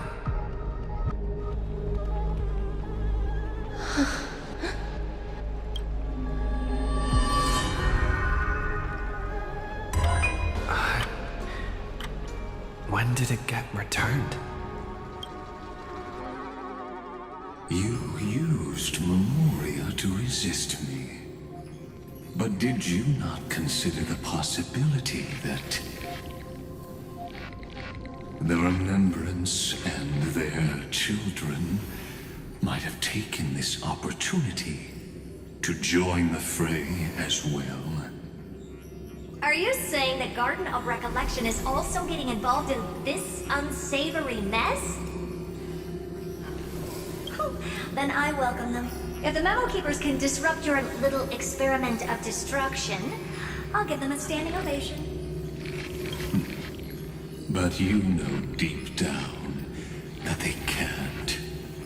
In fact, the Memo Snatchers will be more of a hindrance to you. The Memo Keepers covet Amphoreous' secrets, just as they covet the knowledge of every genius. In the war between the eons, the Remembrance is never the erudition's ally. But they are certainly not an ally of the destruction either. Right now, following behind the Trailblaze, numerous cosmic powers have cast their sights on Amphoreous. They all have vastly different philosophies, but the desire to survive will unite them against a common enemy. How can you be certain that these powers don't have their own end goals, waiting to seize an advantage in the war among the eons? The war has long begun, Screwball. 4 paths will push the cosmos to its end, and the destruction is only one of them. Polka saw these ripples, but had no way of stopping them. So she found in Device 9. Dr. Primitive also took action, but he chose the wrong allies. And now only wild animals keep him company. As for the 2 inorganic emperors, they could have ascended to the throne of destruction, but they were thwarted by the Eon's plots, and became prisoners of the erudition instead. What's interesting is, while the second Emperor had a body made of flesh and blood, he considered himself an inorganic being. Guess who was the one who influenced his thinking? We have no interest in chatting about the past with you. Logic, you are stalling, which means you feel trapped.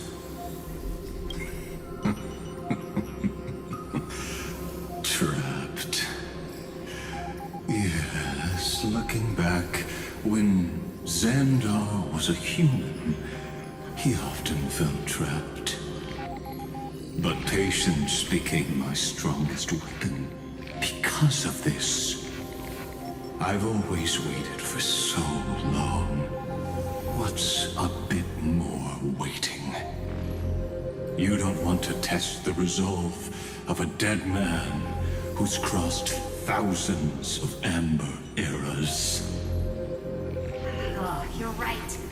We won't get anywhere the way things are going right now.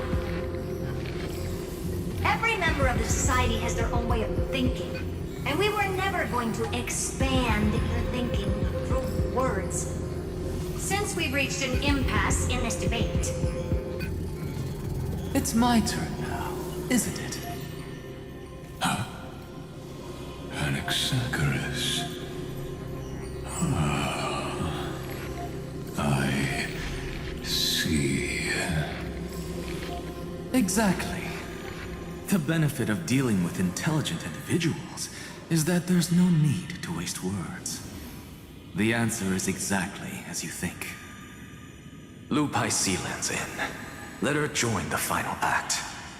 I'll transmute myself into a Philosopher's Stone and embed myself into the formula.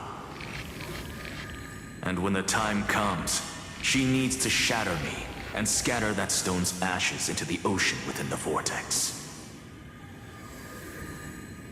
So what exactly does your formula do? Now that would spoil the climax, wouldn't it? I have 10,000 ways to torture an anti-Catheran. And in the flame chase journey that he experienced, the previous me already discovered the optimal solution. Just as that Titan made themselves at home in my brain, I can also fuse myself with your avatar through alchemy. I didn't know until I tried it, but this is simply brilliant. I can flip through a genius's databank like reading a book. Then, I will step onto the stage at the perfect moment and use the truth to end this long debate. And just as always, I'll leave the audience speechless. You waited in the data stream for hundreds of years? This universe is worth all that time that I invested. How absurd. But I can't help but admire it. You managed to avoid the watchful eye of the erudition and plan all of this within Amphoreous.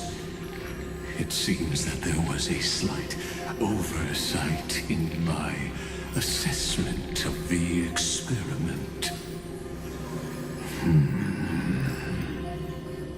Perhaps there was more than just one oversight.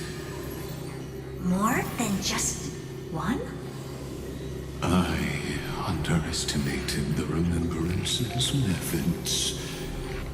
A third party is about to join our discussion. Still haven't noticed it. In the past few moments, we've all forgotten something, haven't we? Miss Cyrene disappeared. I thought thought no one would notice me if I just waited at a corner of the memory zone. But I see that wasn't enough to fool you, my dear.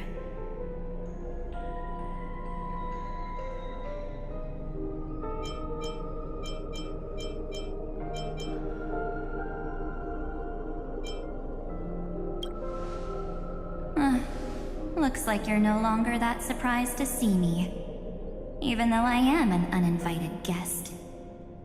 Aw, that look. So full of memories. But I'm not her. Only you can see me right now. I only exist in your cognition. So that way, other people can't interrupt us.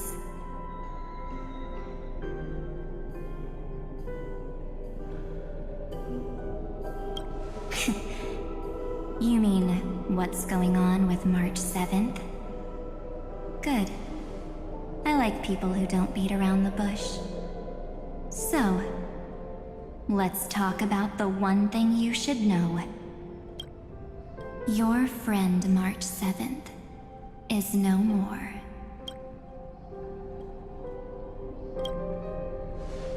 Yep, no more.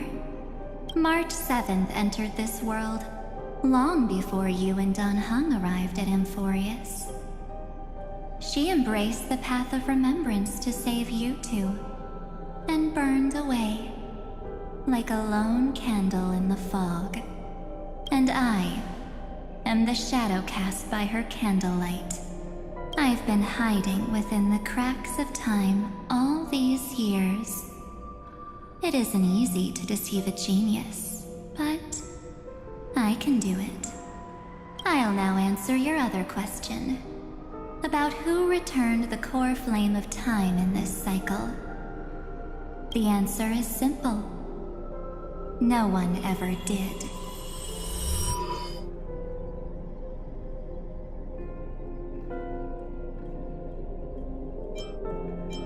I believe someone as sharp as you would definitely figure out that something's wrong. When the Era Nova fails to proceed, you will remember our initial meeting, and I'll be able to open the way for the remembrance and reach this place. Thank you for carrying this core flame all the way to the end of the world. I expected nothing less from March 7th's trusted friend. And now, I shall claim the divine authority of time.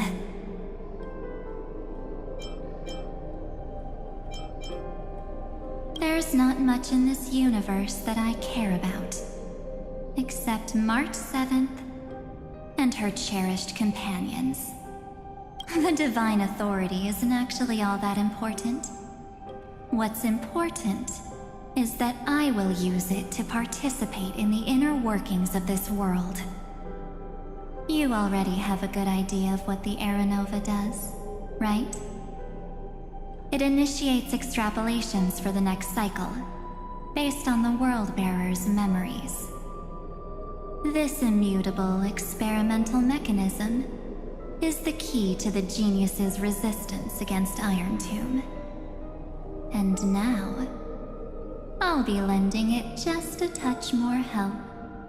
Let me filter your memories. Keep the appropriate seeds, and discard the rest. That way, we'll be able to complete an Era Nova that this world has never before seen. It won't take too long. You just need to step into the rain of sensation with me. With your memories as the base material, I will recreate the cause and effect of this world, and let a flawless Amphoreous be born from the chaos. Isn't the fate of the entire cosmos hinged upon this fight? Then this is the best way to ensure everything works out. It will most certainly defeat the destruction, while composing an unforgettable chapter for the Trailblaze.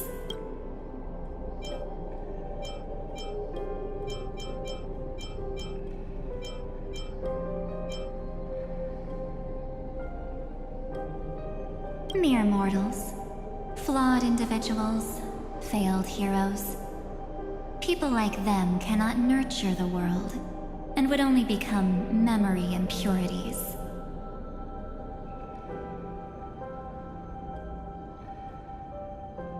Yet being forgotten is the normal state of life. The universe is like a wasteland, filled with rubbish, where occasional treasures lie undiscovered. Besides, that's what March 7th wanted. If a new life is to be born, its seed has to be dead.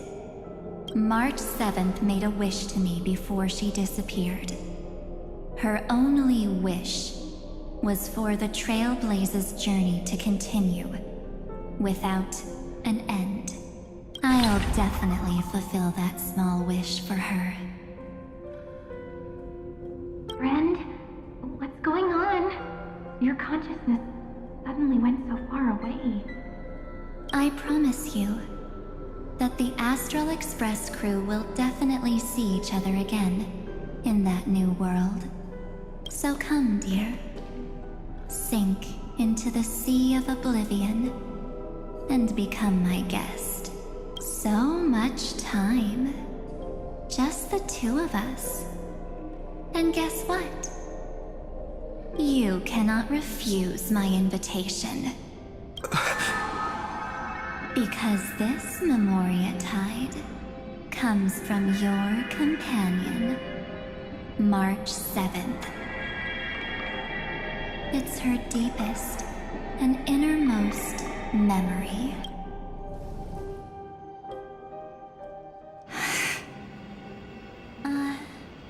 Well, I'm not actually all that surprised. I saw you ages ago, after all. It was on that night when a certain Knight of Beauty dropped by uninvited to the Astral Express.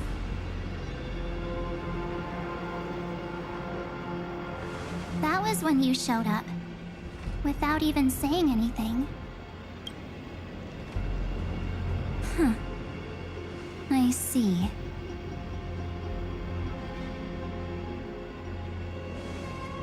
Then, do you still remember how long it has been since you entered Amphoreous? That's gonna be tough to answer. 97 days. You walked every inch of this world in 97 days. But unfortunately, no one was able to see you. And you weren't able to interact with anyone. Like how the Memo Keepers renounce their flesh and turn into mimetic entities. You are now a ghost. A being. Unperceived by all. But I can't just do nothing. This world is super terrifying. He and Don Hong have already set off. The Astral Express could appear on the horizon any second now.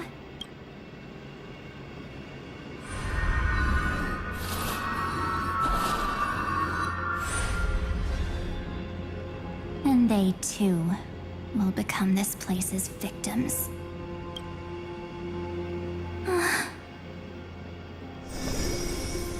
For ages, I've watched people walk through that door. They couldn't see or hear my calls. The voices beyond always promised safety, but I've never seen anyone return safely. They are all humans who got lured into this place. But these people's memories were tampered with. That's not what happened with the Express crew. That's so cruel. Did the Memo Snatchers do that? I don't know. I only possess your memories. None of these people managed to break through the sky's seal.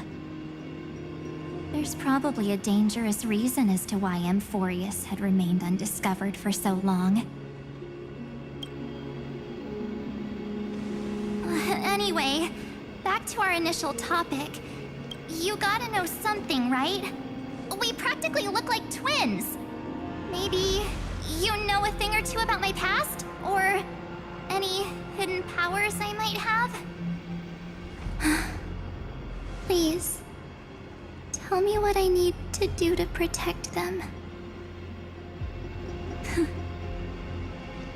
Have you ever wondered what the word cost means before jumping into action? Cost? Shouldn't I be the one asking you that? Oh. You always hid in my memories. Never wanted to come out. The only times you showed yourself were when I got into serious trouble. That's because you also don't want to get discovered by the garden's observers. Am I wrong?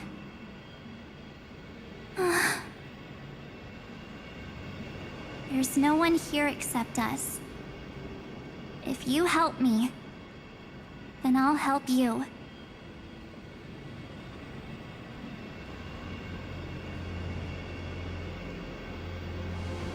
Fine.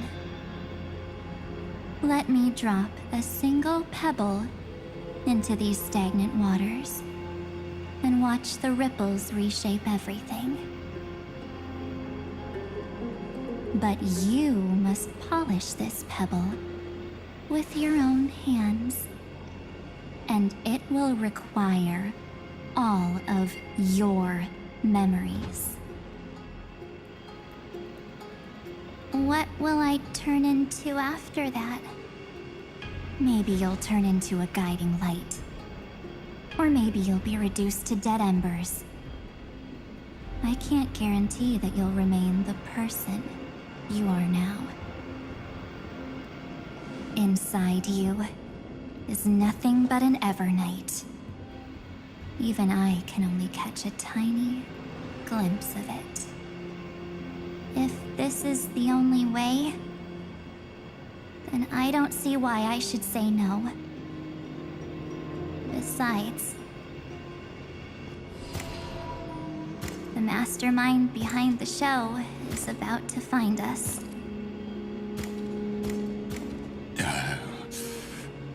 Apologies, lost young lady, but I simply cannot allow you to keep acting as you please. So, he can't see you, huh? As expected. Or maybe he's seen through our true essence. The Garden of Recollection's methods are puny party tricks. But you... how did you overcome the ultimate protocol? Looks like we don't have time to keep talking this out. That's right. Some opportunities will never come again. Then, let's do it. Offer up all of my memories. Cast down this pebble, and let everything in this world be swallowed by the torrents of oblivion.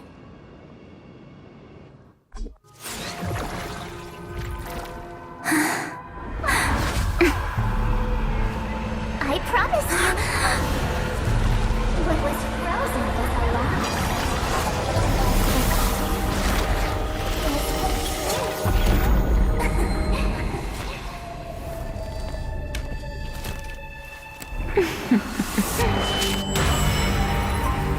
Now, Let's bring the true Evernight to this world.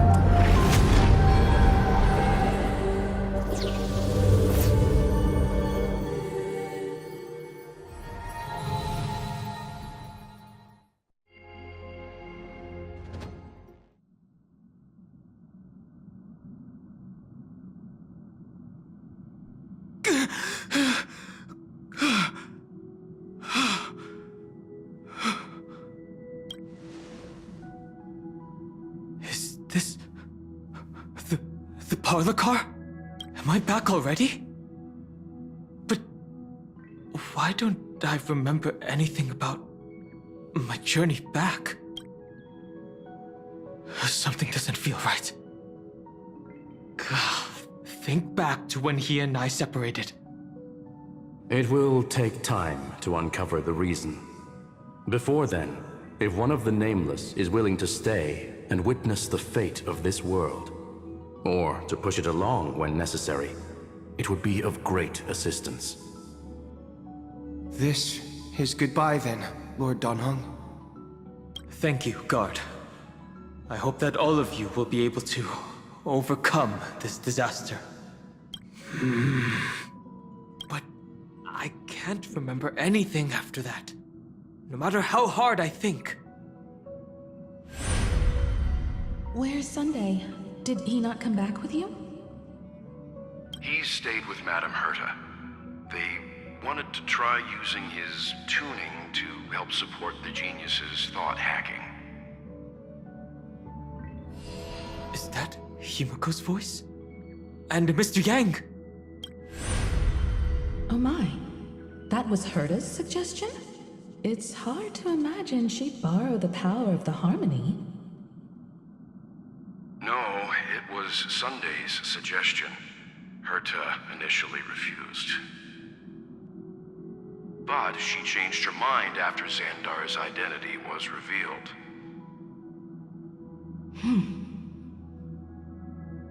And we still can't get in contact with the Xianzhou Lafu? I'm still trying, but this place is outside the Interastral Peace Communications coverage zone, so there's a limit to what we can do. What about Aventurine's chip, the mini-transmitter? Surely it can get through to the IPC's lines. Himiko, are you alright? I've never seen you this anxious before. I'm... all right. I'm probably just tired. Let's focus our energy on the kids. Now's not the time for distractions. Right. Unfortunately, I left that chip in the dreamscape when we departed Penacony.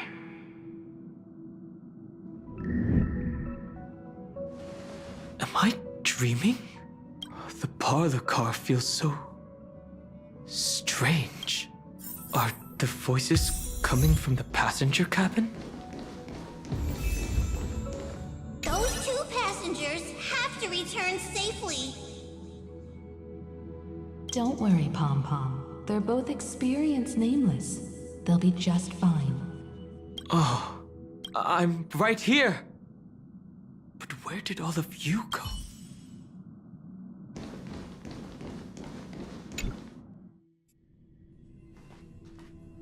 It's hard to believe that their car is still floating in the vacuum of space. That's why the Express wasn't able to receive any landing signal.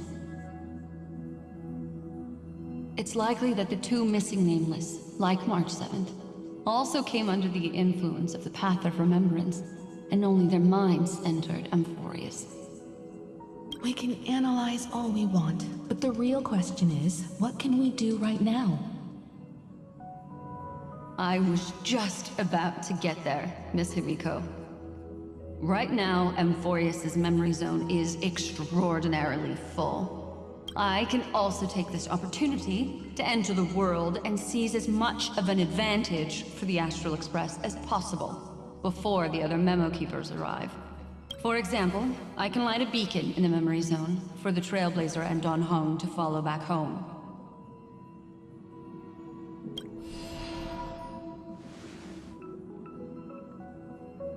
March's room. I haven't heard a single peep from her this whole time.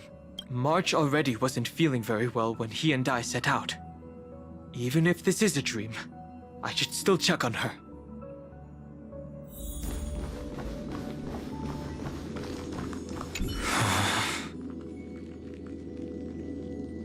March, it's me. Well, sorry, March.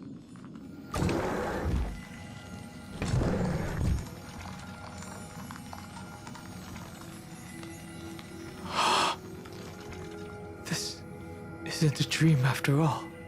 Based on what Madame Herta said, Dan Heng should already be on his way back. But the Express hasn't detected any traces of him. I feel like I've seen these floating black things somewhere before. Or he's already returned to the Express, but fell into the trap of someone with ulterior motives. No, I've definitely seen them before, but I've lost that memory. The Memo Keeper's mimetic entities are truly everywhere. Don't worry.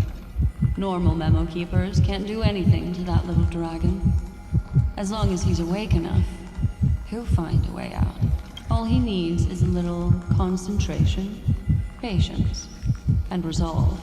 Hearing you say that makes me feel much better. Dan Heng has all of the qualities you mentioned. I don't know what your intentions are, but as the guard of the Astral Express, I must ask any suspicious and uninvited guests to leave. Earth shatters, heaven trembles! Soaring above the lands, this is permanence!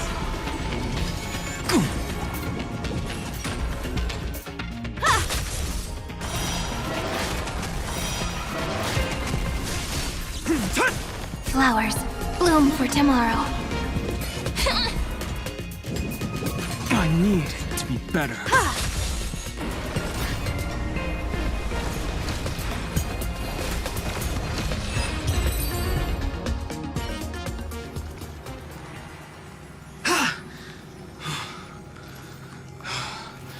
Is the trap now taken care of?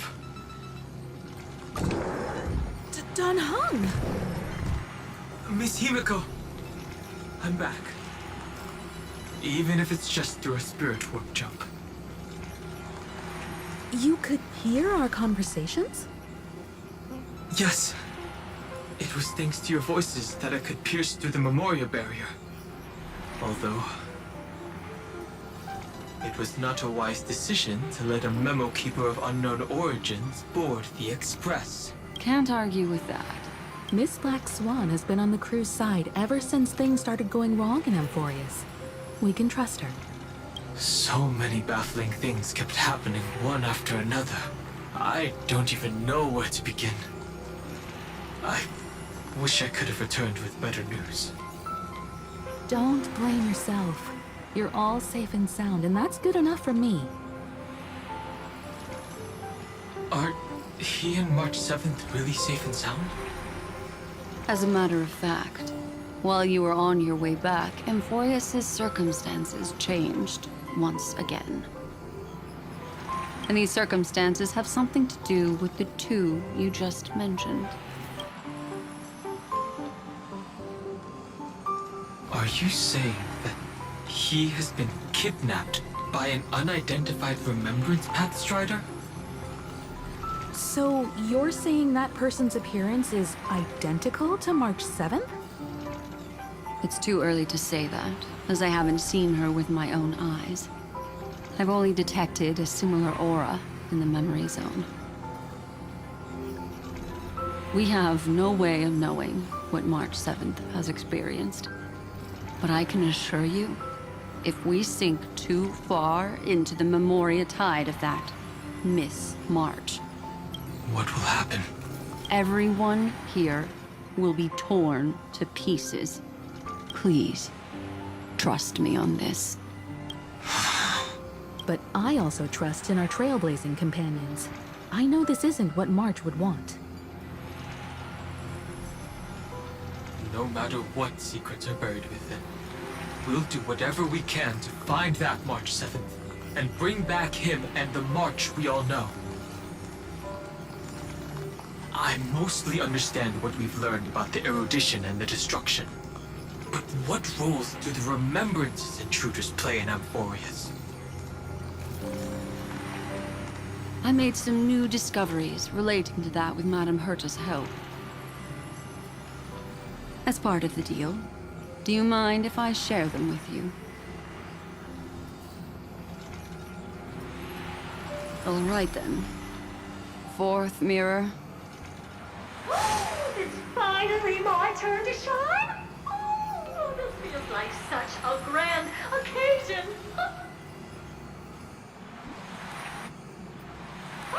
It's really been too long since I last appeared. This friend here is Madame Herta's very capable assistant. They were the ones who helped you complete the spirit warp jump. Additionally, it was thanks to them that I was able to learn the secrets of that group of extremist memo keepers.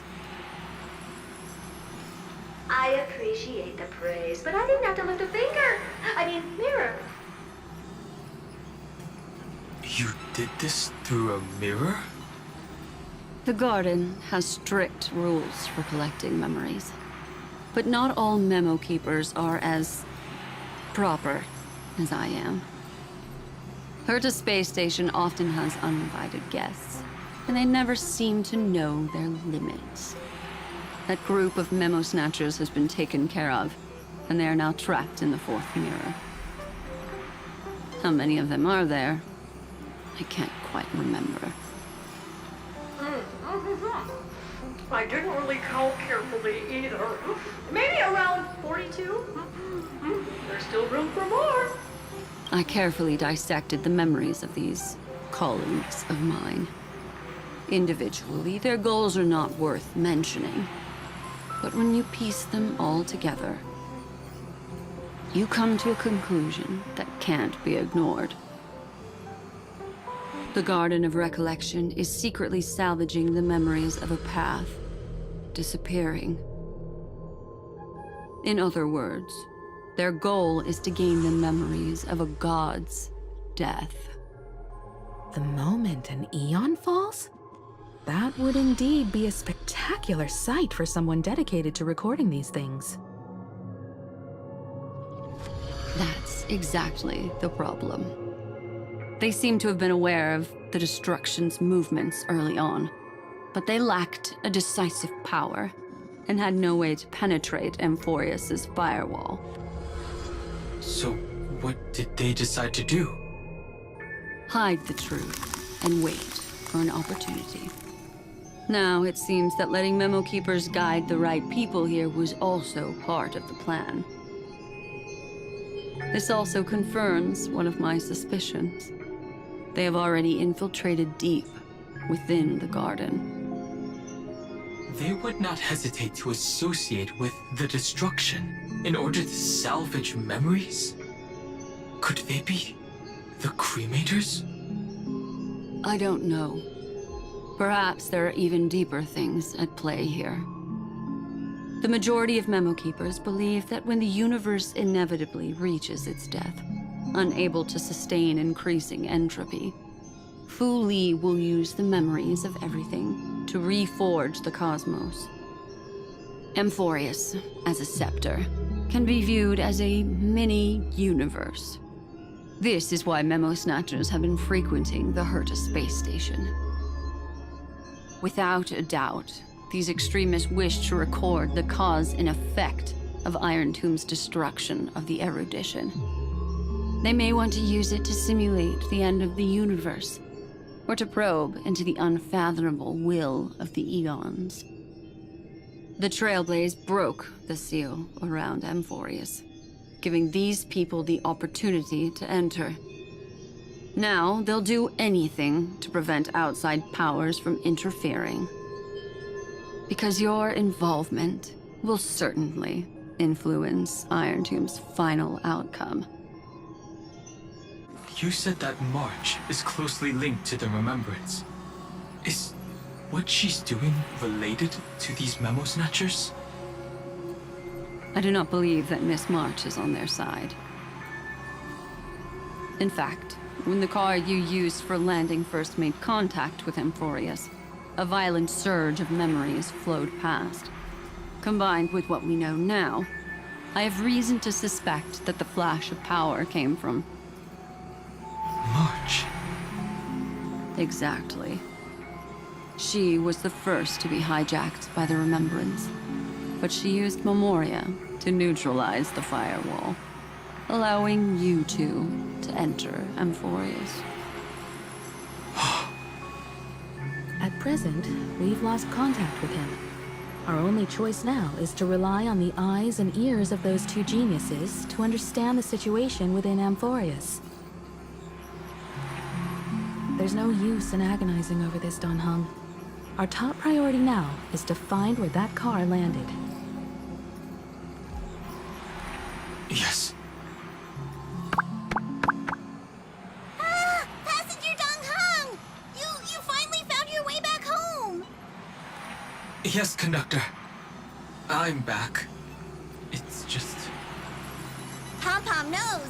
Pom-Pom came over to bring you good news. Passenger Wells says they found those two passengers. Their projections are in the parlor car.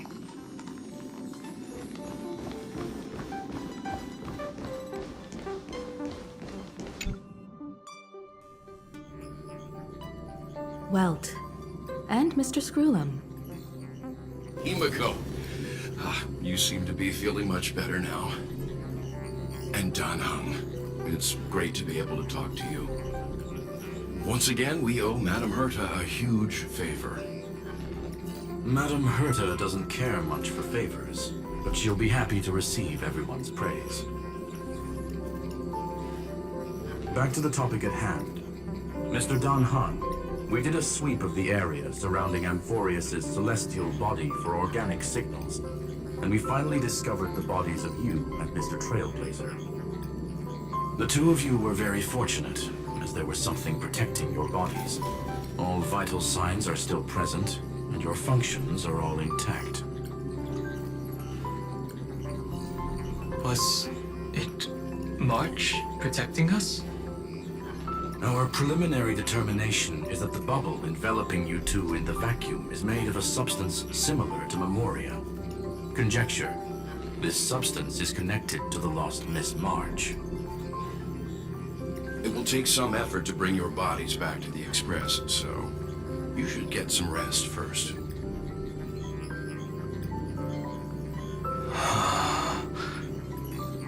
Have we completely lost contact with the inside of Amphoreous? There have been several unforeseen circumstances.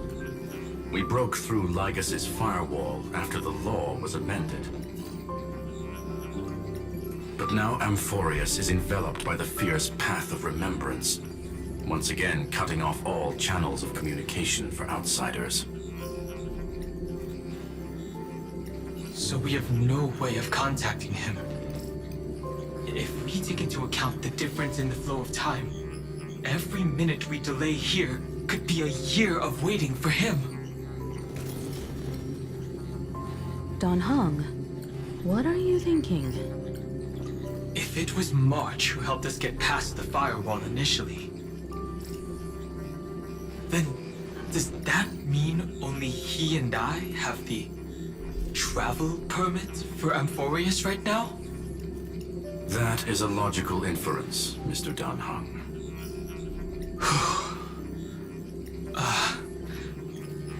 Mr. Screwlum, do you have a way to transmit my spirit signal back to Amphoreous? You want to go back? That is far too risky. Even if my body and spirit are able to return without a hitch, there's not much I can do here. We can't lose you again, Don Hung. Miss Himiko, If we can't get him and March back, how is that any different from losing me? You're right. I should have known you'd say something like that. Well, I suppose there's no point in trying to dissuade you. Mr. Yang, Miss Himiko, I will do everything in my power to bring the Express crew back together. No one will be left behind.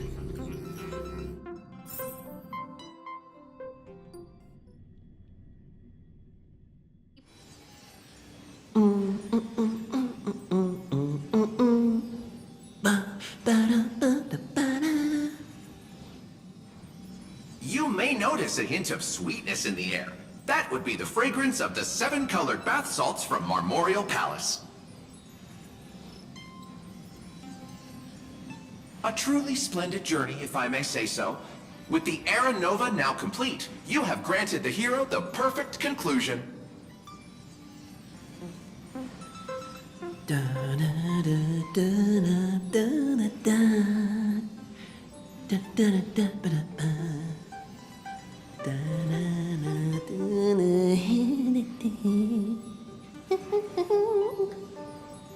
Losses were a constant on the Flame Chase journey, until your radiant arrival turned the tide. Lord Ravager, Iron Tomb, ha! Mere playthings in the hands of the Trailblazer.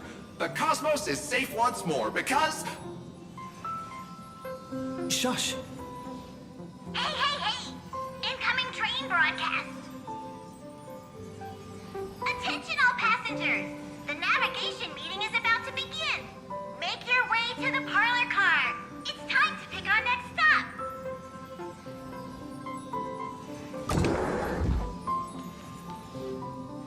Perfect timing.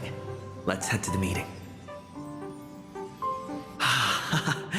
I'm wide awake and feeling great.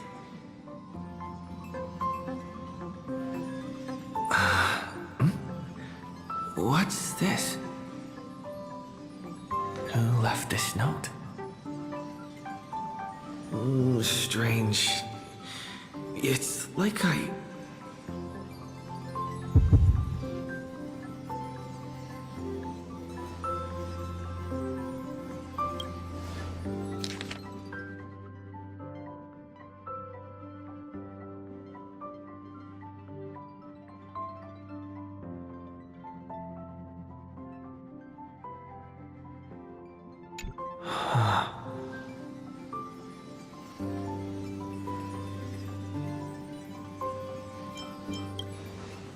March.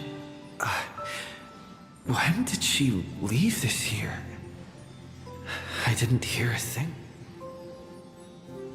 Whatever. I'll go ask her myself.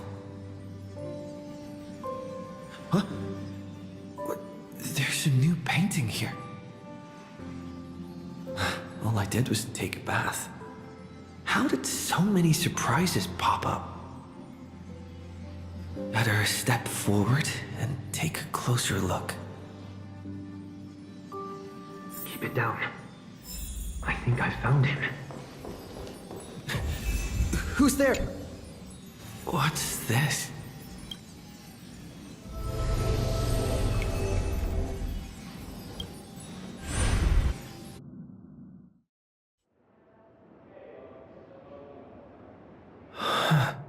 What? Is this the Reverie Hotel? Seriously, what is happening?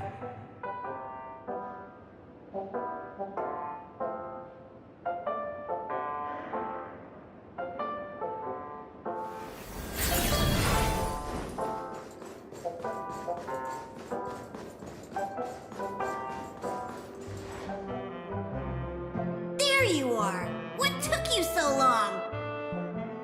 Hurry up! The navigation meeting is about to start! Navigation meeting? In Panacobi? Come on over. It's time to choose our next destination.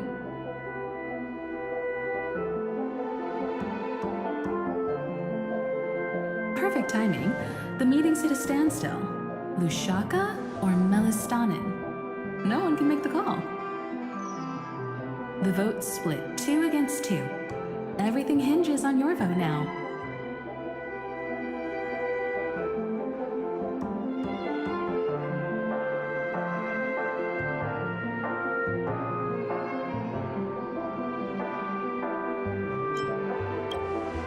What do you mean?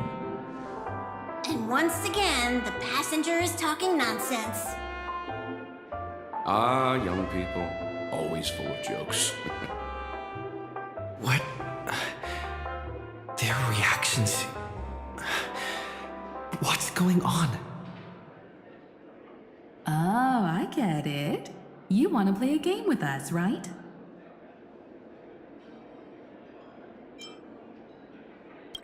You said you didn't see March. True, she might be hiding somewhere in the lobby. The objective of the game is to uncover where she's hiding. You're her closest companion. If anyone can do it, it's you, right?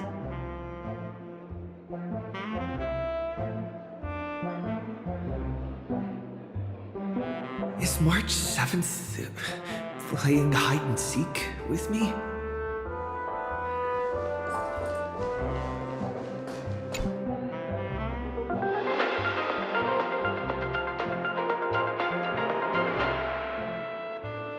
This is the Interastral Peace Broadcast. Good evening, everyone. Good evening. A newsflash. The Erudition Experimental Ground has separated from the entanglement. The Lord Ravager did not emerge as... In the end, salvation. It won't be easy. Find your way back.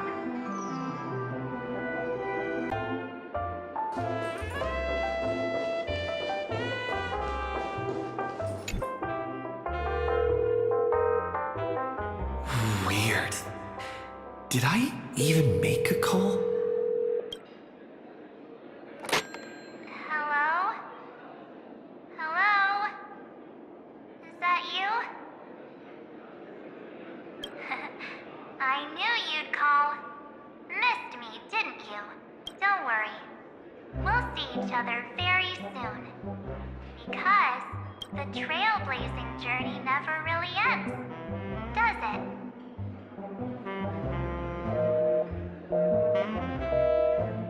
March. That's not her. Don't fall for it.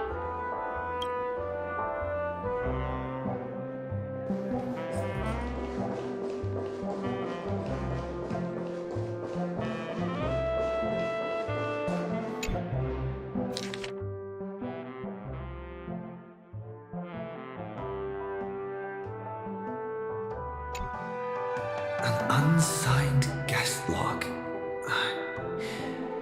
Can you really call that a log? Wait a second. Why am I looking for March 7th in the guest book? Friend, over here.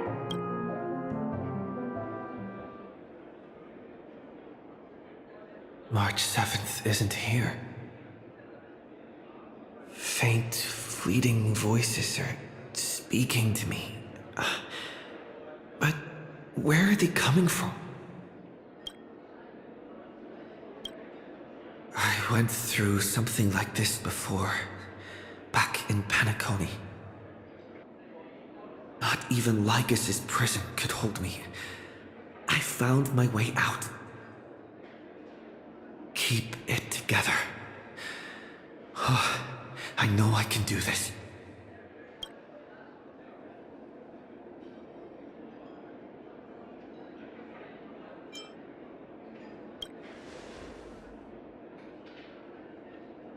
Well done, friend. Just like that time in the Sea of Flowers in the Nether Realm. Match up my colors, okay? Then we can go home together.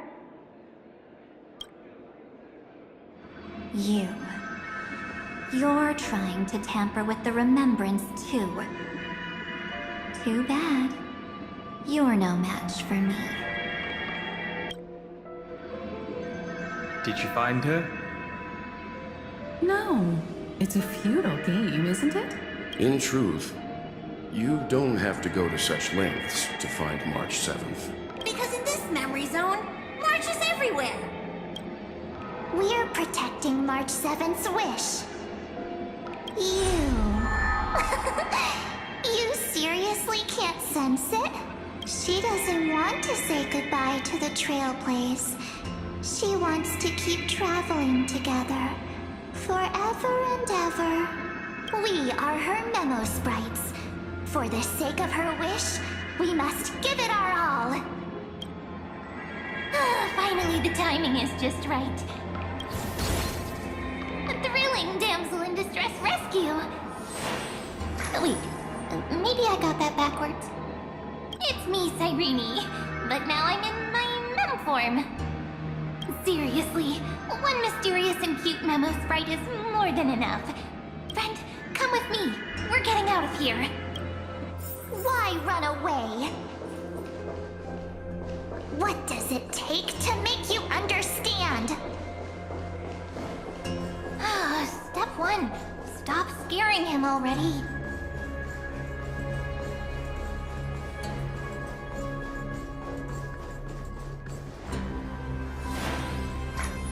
In this form, I'm way more suited for the memory zone. I'm totally in my element. Grab my hand. Let's hide away in the deepest corner of your memories. Lift the curtain of memory and stir up ripples of past reverie.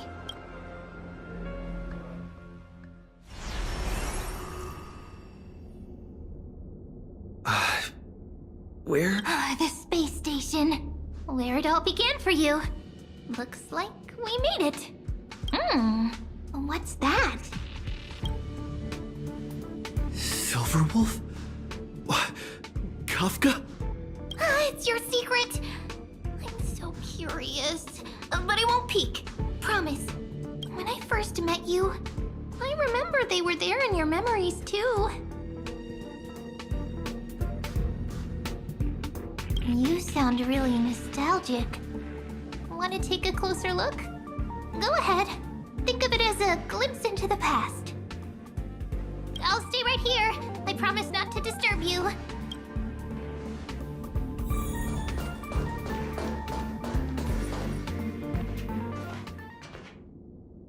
What's this? Memories, from before I woke up? So, Silverwolf, how long till he wakes? Hard to say. Maybe a few more minutes. By the way, that part in the script, could this be the right moment? Yes, looks like we're on the same page. In that case... Listen.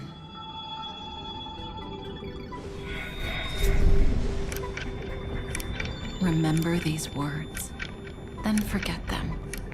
Let them slumber in the depths of your memory until the day they are awakened once more. On that day, your journey will intertwine with the remembrance. In nearly every possibility Elio has foreseen, it leads to a great crisis. You'll face betrayal, lose your way, and seek answers. So before you hear these words, I don't want you to consider this a prophecy. You arrived at this moment because of the decisions you made.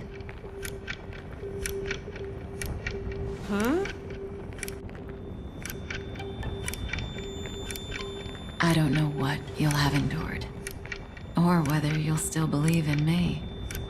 But if there's even a trace of doubt in your heart, I hope these words can give you strength. It was a wish of the cosmos that set you in motion. And in the tale where you are the protagonist, the stars themselves will defy the destiny of finality. Mark this number, 4. According to Terminus's prophecy, 4 paths will push the cosmos to its end, and on your journey, you shall encounter them, one by one. Destruction, harmony, nihility, and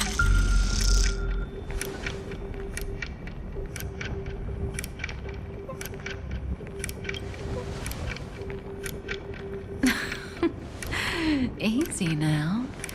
Trust what you remember. The 4th path has yet to fully reveal their face. And that's why the journey's worth it. Even in a predetermined script, there's room for us to mold possibilities into shapes we prefer. So listen. Take this guiding principle, then forget it. Let your own will be what expands your journey through life.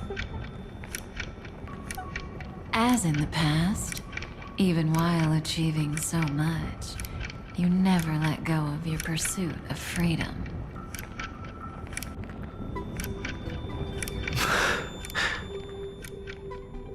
That was so sincere. I might actually tear up a little. Now we all live within the script, but adding a little color to the lines has never been forbidden. Are you going to say more about those branching storylines?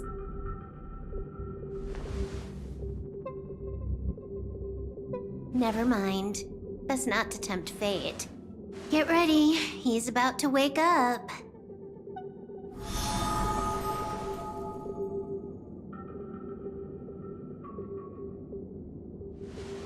Come back to yourself. Kafka said that when my link to the remembrance deepens, this memory will resurface exactly when it needs to. And an inevitable crisis will surely follow. But even a Stellaron hunter can't fully grasp the trailblazing journey. Just as I thought. It all begins with March 7th, doesn't it? Even if the Express had never arrived at Amphoreous, her secret would have come to light eventually. If that's the case, then there's nothing to fear. Collect yourself and go find Cyrene.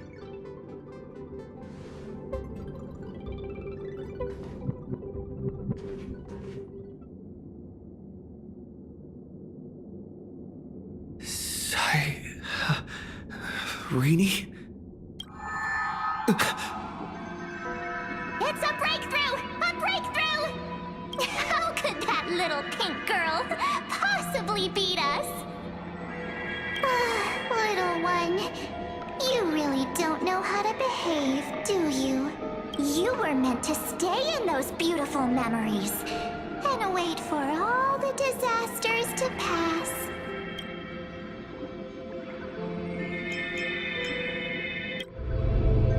Triple-faced soul. Cast your light upon us.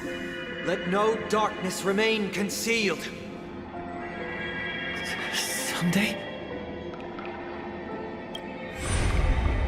Raise your hands high and embrace this boundless light.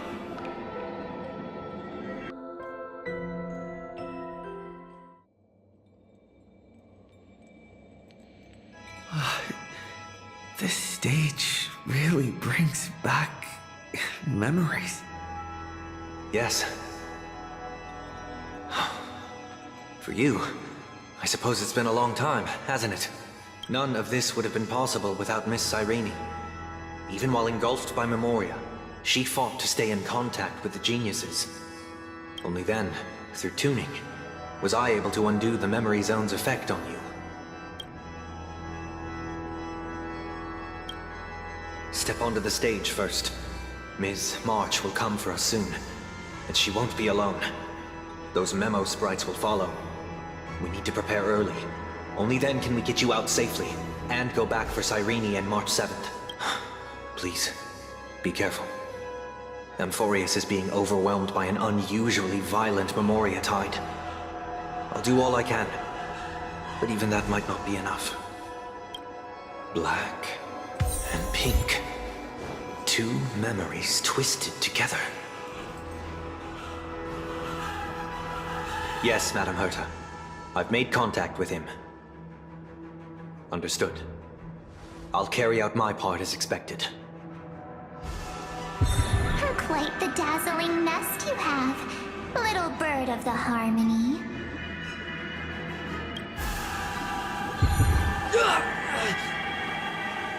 Your grasp of Memoria is unexpectedly profound, but playtime's over. This ocean we created, according to her wish. This journey that flows on, without end. Don't any of you think about interfering with it. She's coming. Is it me she's after this time?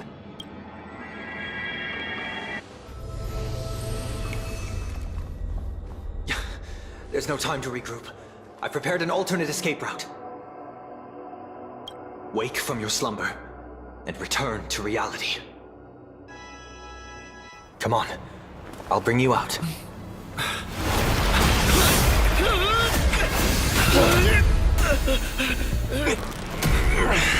Out. Self-righteous pathstrider of the harmony.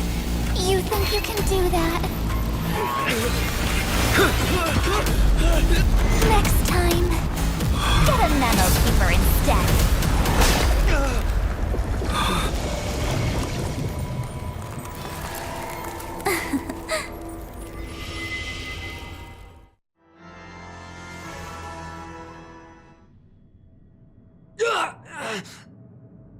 That was way too close.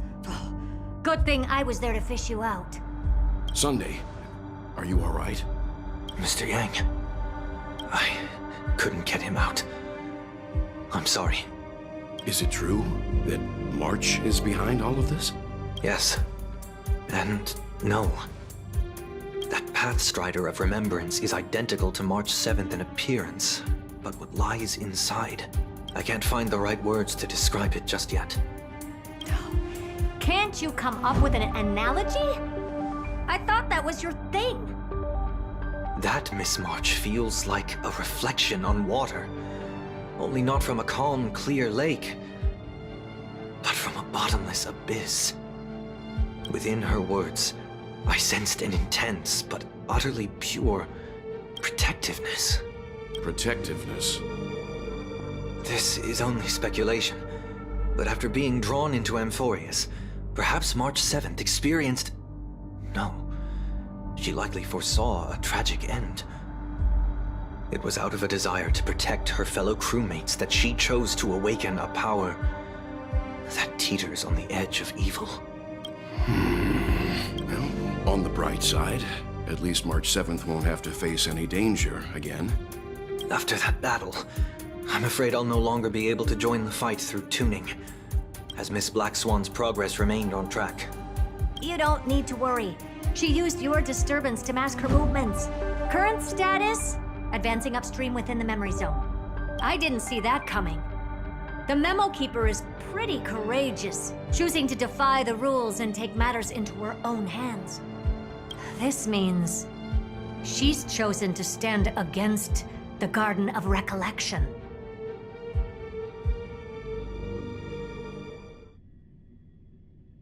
Even so, I must think long term. I wanted to hide in the shadows to avoid direct conflict. But why is it so quiet here? The air is thick with Memoria, yet it's so chaotic, like broken memories all mixed together. Memo Snatchers should be swarming into Amphoreous. I was expecting this place to be very lively. So, How did they end up like this?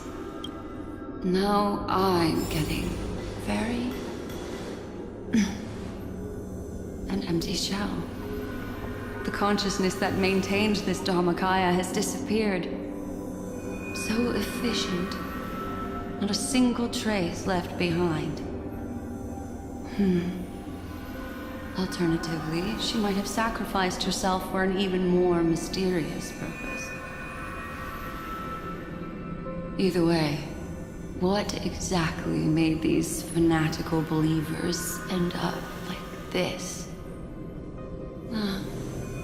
Memory. It is indeed a deep ocean of dangerous allure, where fascinating secrets always hide beneath the waters. I keep getting the feeling that the same thing happened in Penacony.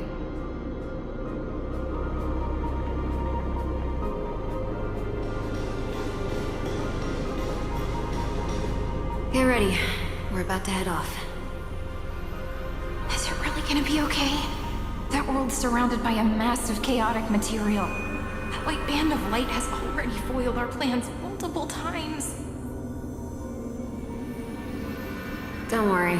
After the pink girl from the Astral Express broke into Amphoreous, that obstructive force preventing the garden from entry disappeared. That's the trailblazing nameless for ya. A huge help. What are you so happy for? Aren't things gonna get messier with more irrelevant people turning up? What if those trailblazers find the Seed of Remembrance before we do? Then we'll just steal it back. Simple. By the way, there's a messenger and a memo keeper on that express. We don't know where they stand on this matter. So make sure they don't notice you when you make your move. You folks are truly everywhere. These memo snatchers are different from the previous hosts. These ones seem to have had contact with him. We'll introduce ourselves to gain your trust. We are the Garden of Recollection. You should be very familiar with that name by now.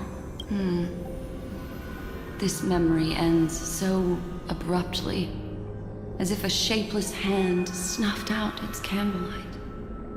It appears the secrets ahead are even murkier than I imagined.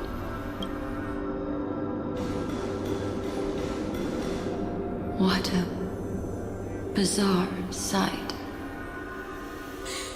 It's spinning out of control! Everything's out of control! Why did no one tell us? That girl is the Memo Keeper's nemesis! Is she talking about March 7th?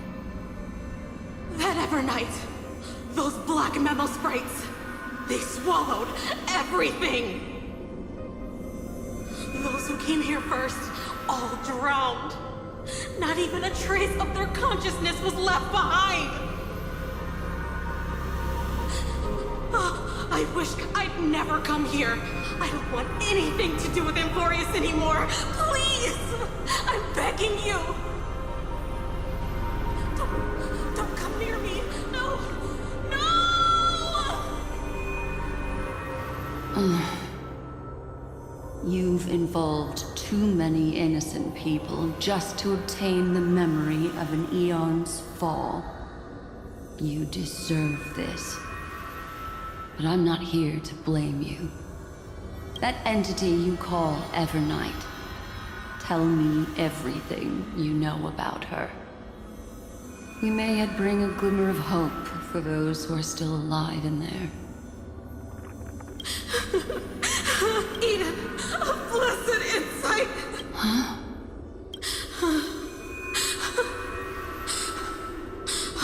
So that's what happened.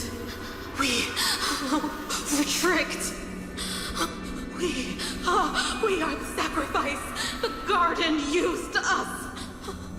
The pure child of Anasrava abandoned us.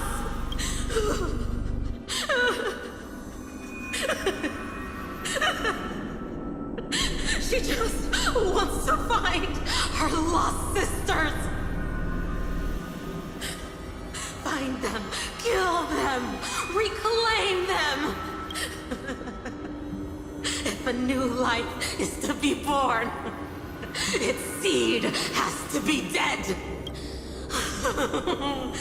Dead, dead, dead, dead! Dead, dead, dead, dead, dead, dead, dead! I can finally understand your fears now. Thank you for the information. It was very valuable. I'll take your remaining consciousness out of here as a gesture of thanks. It'll serve as both protection and a punishment. You'll reunite with your peers in a genius's mirror, where you can reflect long and hard on your past actions. Well, provided that I can survive my encounter with her.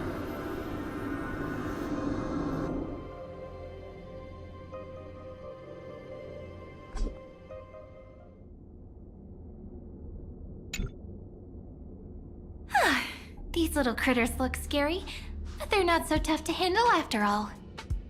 Though the surging Memoria tide swept my friend away, I must return to his side before Miss Evernight succeeds.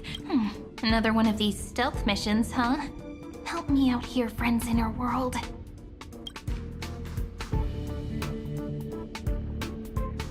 A scorching and dangerous aura. This power shares the same origin as Vinen. And then there's that enigmatic, bottomless aura that seems to jolt awake at midnight. Must be Miss Evernight. Better steer clear of her. There's a beam of light over there. Full of energy, yet uncontrollable. More familiar than the others.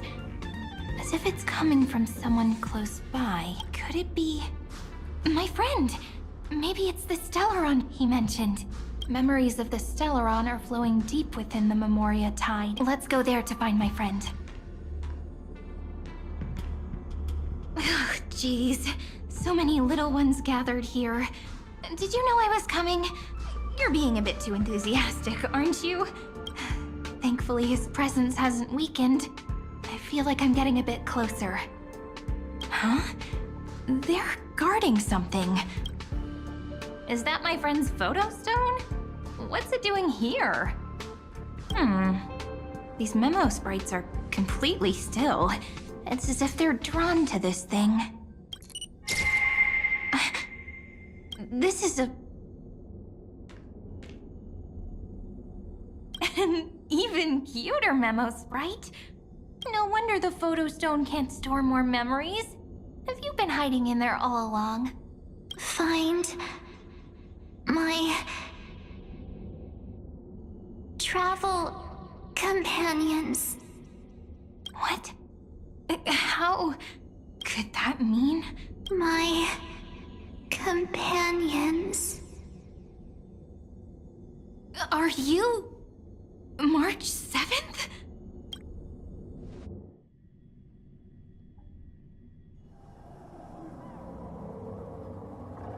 The sky is burning, and the streets are empty. It's just like how things were last time. How long can the encryption key you wrote for me last, Mr. Screwlum? That is difficult to project. Logic. It is currently unclear how the unknown variable, Miss March, conducts her interference.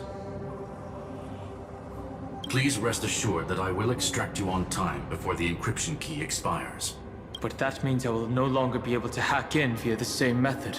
I only have one chance. The maze of the Remembrance is starting to change. I cannot remain your guide on your path forward. That is why we had to form a temporary alliance with our former enemy. I express my utmost respect for your courage to personally face such dangers. Lygus? Your enmities well within my calculations. Allow me to reiterate that Lord Anaxagoras now has a firm grasp on your crucial weakness. If you still plot to harm the Nameless, then you will find that the Society's previous warnings were not empty threats. I understand. I'll only do what needs to be done.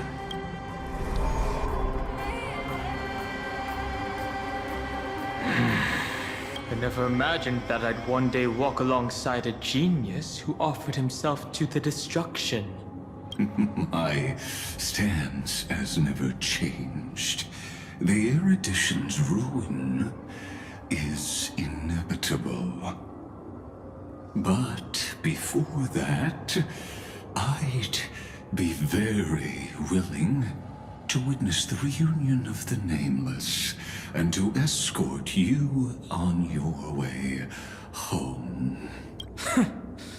More like her appearance completely interrupted your plans, even forcing you to seek out collaboration. I'll remember that. Your words are as sharp as ever. But remember, happenstance is the only true constant in the universe. The demise of the progenitor of all dragons is a testament to that. Come with me. I am honored to guide a scion of permanence.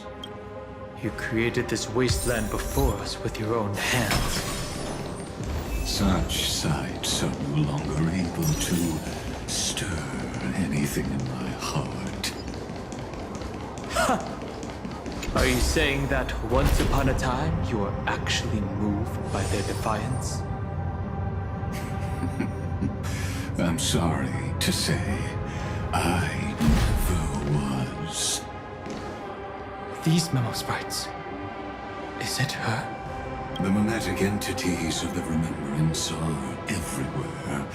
That lady wove a giant web in my blind spot. She hacked and infected the Time Titan, converting the built-up data of Amphoreous into puppets of the Memory Zone. Sounds like you two have quite the history already. Any variables that desire to influence the experiment deserve. But you never mentioned her before. Could even a genius of the erudition get his brains hacked? Lord Don Hung, I'm simply stating a fact. That lady is also a threat to you. A threat that you cannot afford to ignore. She snuffed out the Remembrance without any effort and left nothing behind. Her actions were so determined, as if she had an unquenchable hatred against that path. Contradictions are often the keys to the truth. Lady March 7th's past is a bottomless darkness. And? Do you expect me to join forces with you because of that? All I need to know is that she has something to do with March 7th's past. Fine. I am only giving you a possibility for you to ponder. The choice is still in your hands. A heavy past is like an everlasting night. As to what kinds of sins lurk within, you should know that better than I do, former Vidyadhara High Elder. Yes, I indeed know how to face the past. Better than you do. First, genius. I have no intention of refuting that. Let us keep going, Lord Don Hung.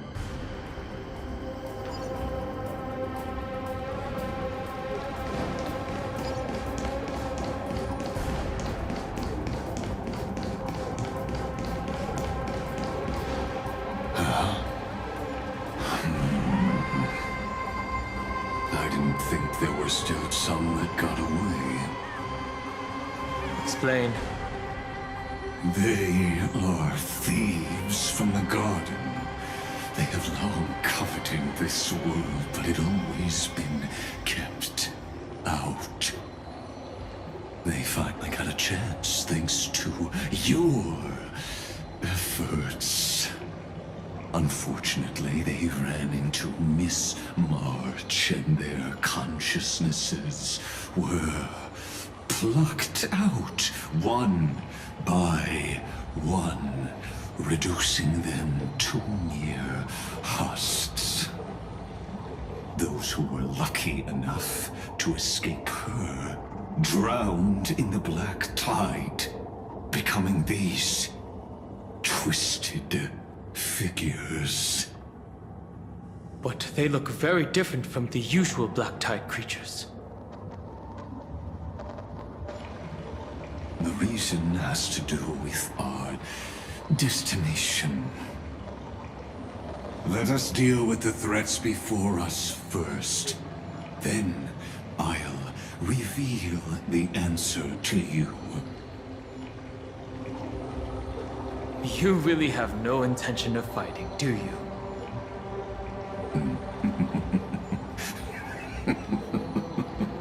I have no grounds to assist you.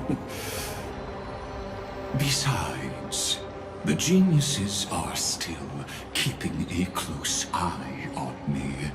I would hate for anything I do to be misconstrued as provocation against you. Never mind. Let me clear the way.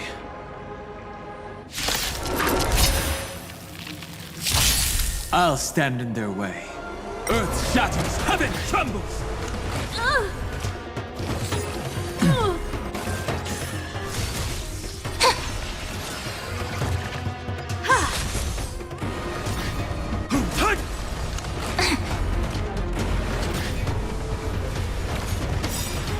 You've got a lot of nerve. Soaring above the lands, this is permanence!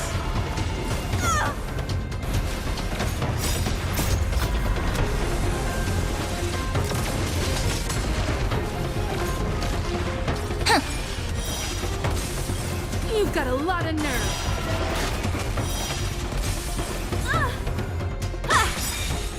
You've got a lot of nerve. Humanity never conceals its desire to control the heavens, and I'm no exception.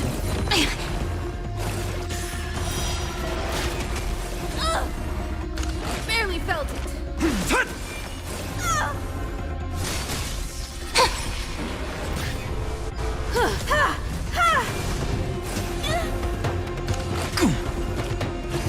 Kinda hurt. Soaring above the lands, this is permanence!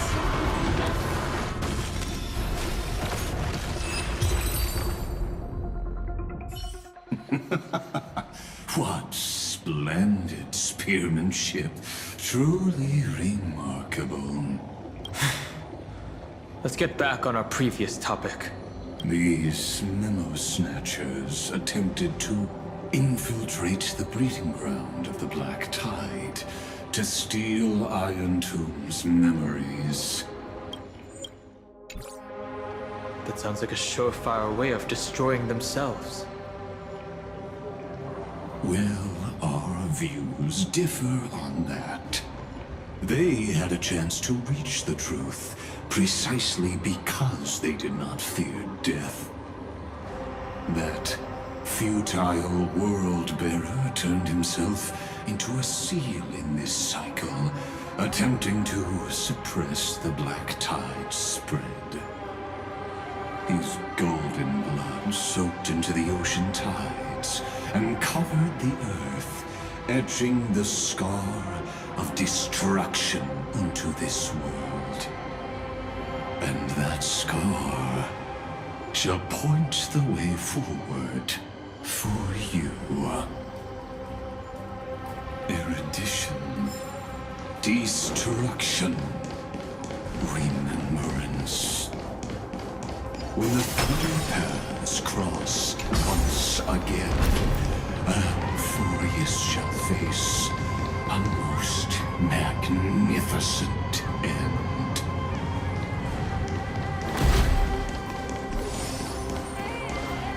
Dawn Cloud. I have witnessed 30 million futile ends atop this cliff. You may not agree with me, but I've always believed that this number has made me the person who understands Kozlana the most. This is also where he decapitated me on that day and pointed his sword at the Eon of Destruction. He suffered a tragic defeat, but also achieved a legendary deed.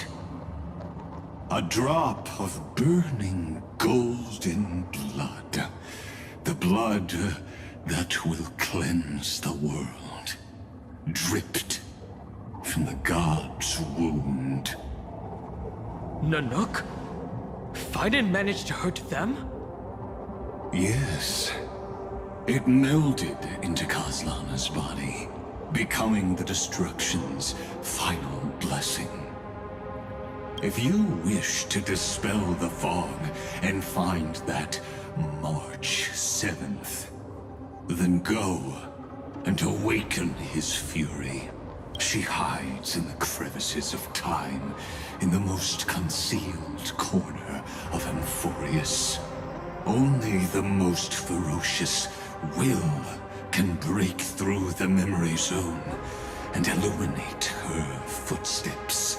Just like how the blazing sun can only rise at the end of the Evernight. How do I know this won't be another trick of yours? I have nothing to gain from helping you two work together. But in this cycle, Kozlana never answered my calls. Perhaps his mind has already eroded away. Or perhaps he is still awake, still fighting the whispers of the black tide. Deep down, I only wish that you and the esteemed Trailblazer could bring me an answer.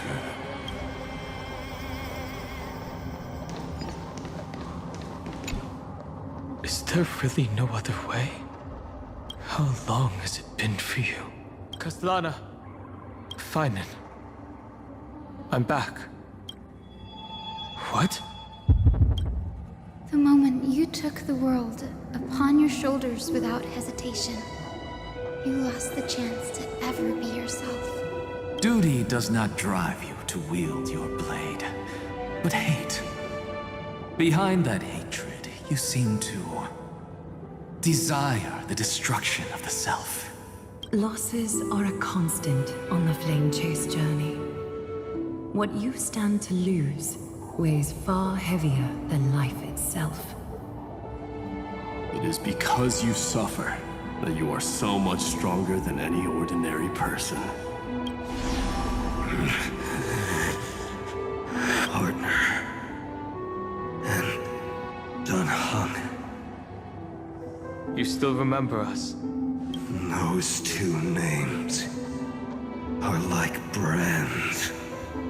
Then I'll tell you that those two names only appeared for a blink of an eye in your long journey. But we once fought together to protect this holy city beneath our feet. And we witnessed each other's resolve at this very cliff.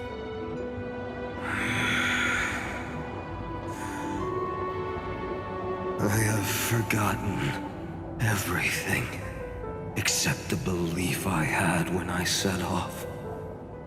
Even this body is as alien to me as your words. All I know is that I must imprison the destruction that swallows all. What if I tell you that we're here for the same thing? Look at what this world has become. You know what it's waiting for. Even if you've forgotten everything, I still believe that you'll make the right choice, like you did in the past.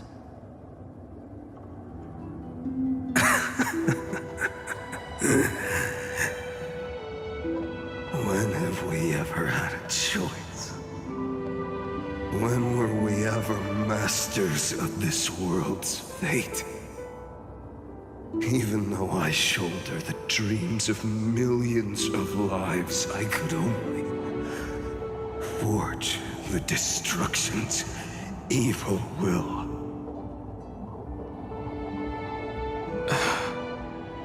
No. Everyone I know is dead. And the world I dared to save has been torn to pieces. So, be gone.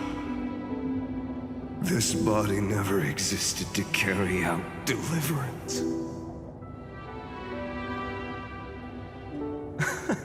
There's no need to be so serious. Sorry, I had a really long nap and all the bad memories woke up first. Long time no see, partner. Well, it was only a very brief farewell for me. We once walked side by side and trusted each other to watch our backs. That memory will never fade away, even if all else does. And because it was so precious and hidden so deep in my heart, it needed more time to wake up. Trailblazing? What an interesting concept. Surely on your worlds, that is also a titan revered by the masses. There is no need to further confirm your resolve. Today, we inherit the duty of the gods, safeguarding the inhabitants of Amphoreous. Stand with me, and become heroes!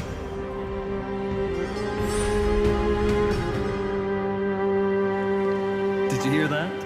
Heroes! I have never forgotten the weight of that word. Even though I am no longer a hero. And the only thing remaining in me is the boundless flames of wrath. But lighting a fire can also illuminate the path ahead. Everyone I know is dead. And the world I dared to save has been torn to pieces. But there is still a group of heroes that I know.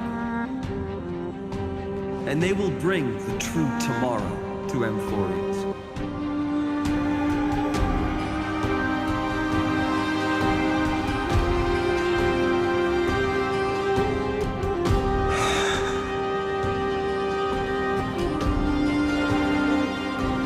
This body never existed to carry out deliverance. It only ever burned for world-bearing.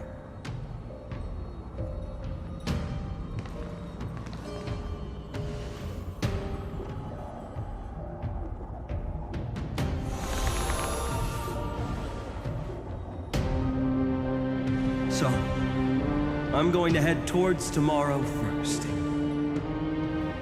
Don't make me wait too long, Donna. Partner. Deal. What if we were born from the destruction? There is no need to question your heart. No need to crave victory.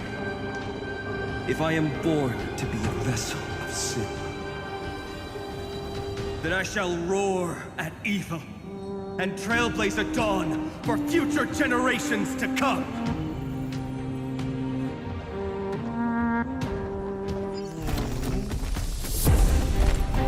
Let us go to the other side of the night.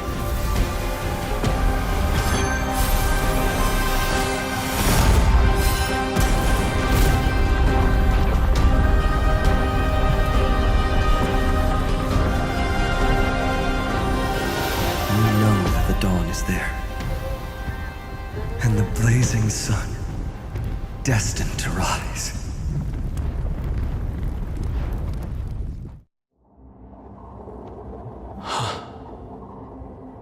It won't be too long before our paths cross again. There is a ruckus coming from the Grove of Epiphany. It is time for you to set out, my lord. I have another notice for you. In this cycle, an eccentric demigod deviated from their flame-chased destiny. In a history known by none, Terravox, the Earth, fell. This matter has remained extremely mysterious, contradicting the extrapolations of 13 million cycles. I have reasons to suspect it also has something to do with Lady March 7th. As of now, clues that yield no conclusions are not important. Finan already pointed me in the right direction. Open the way.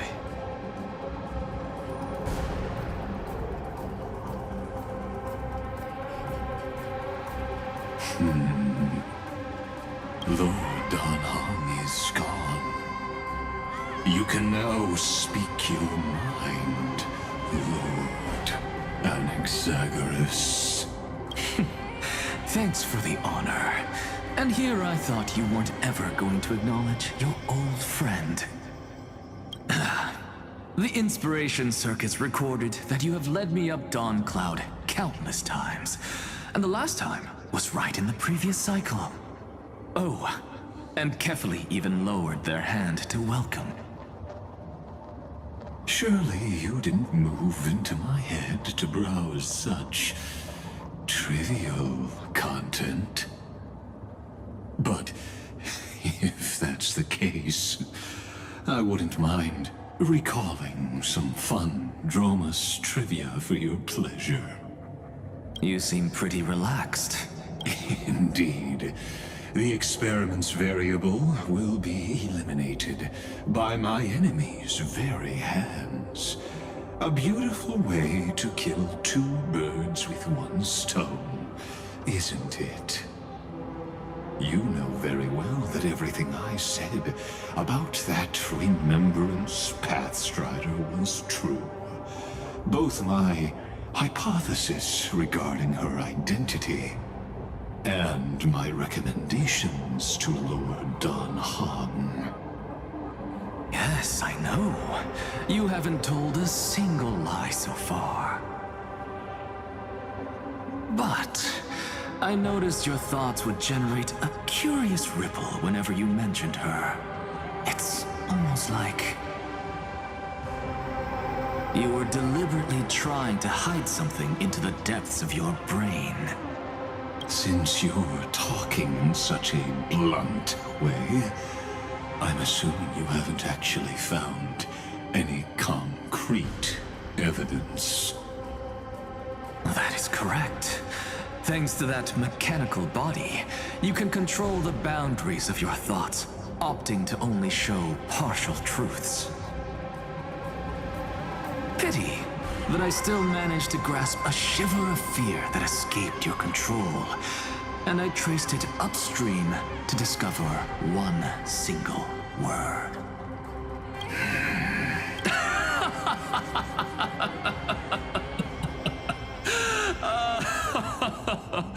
Oh, Lycurgus, tell me, what is the Demi-Urge?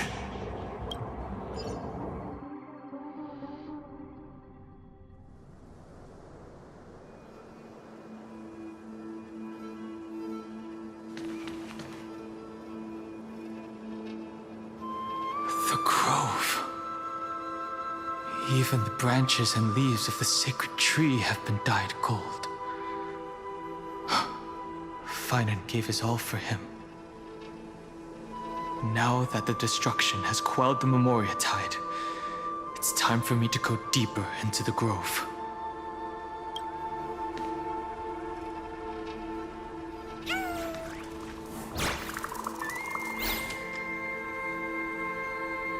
Who's there?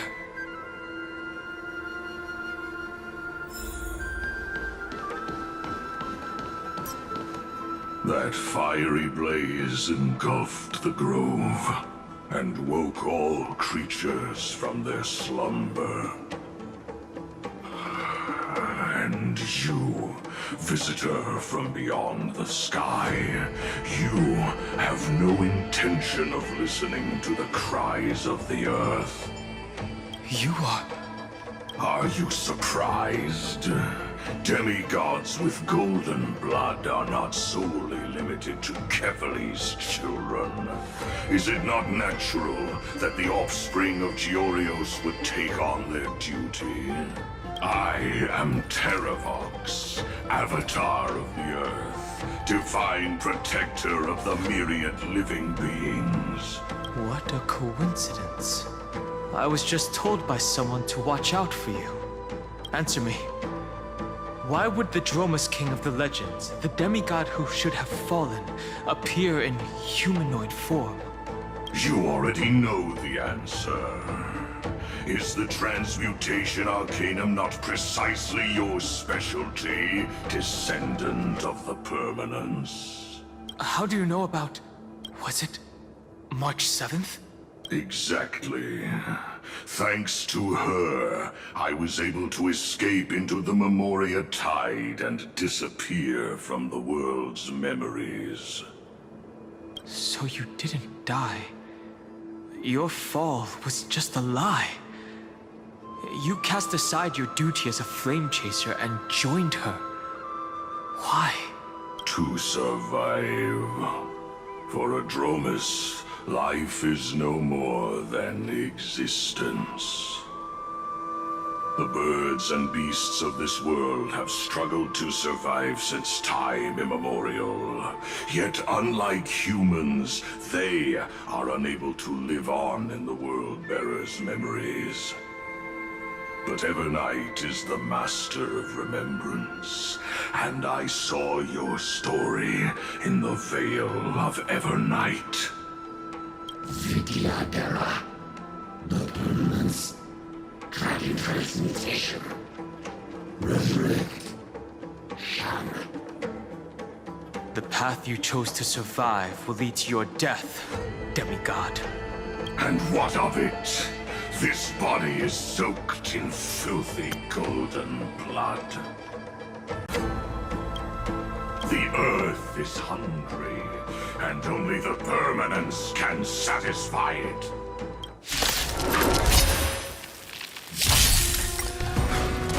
This madness seems exactly like Mara struck.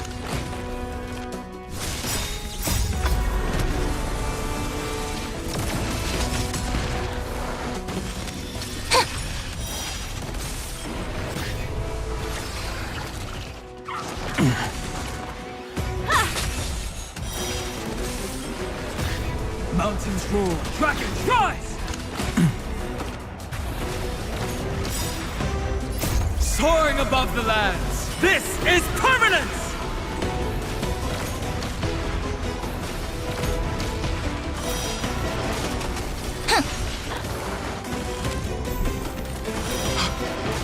Cloud knights? How is that possible?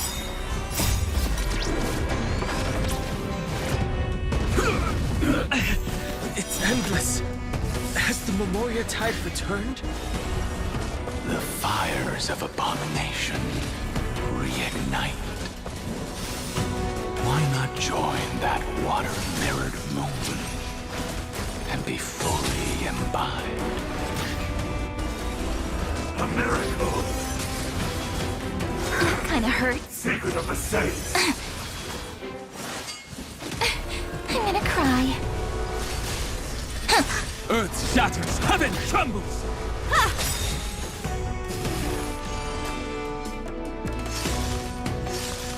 Humanity never conceals its desire to control the heavens, and I'm no exception.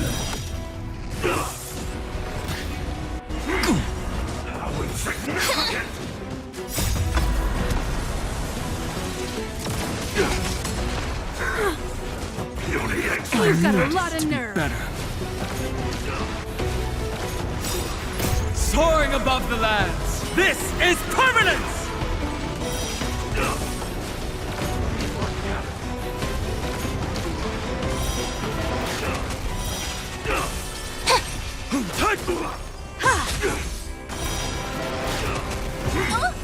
A miracle. Memories waiting to be woken up by a shooting star. Remember me with love. May the world be as we wish. Don't blink. May the world be as we wish. Cleanse hatred with love. Soaring above the lands, this is permanence! Humanity never conceals its desire to control the heavens, and I'm no exception. Immortality.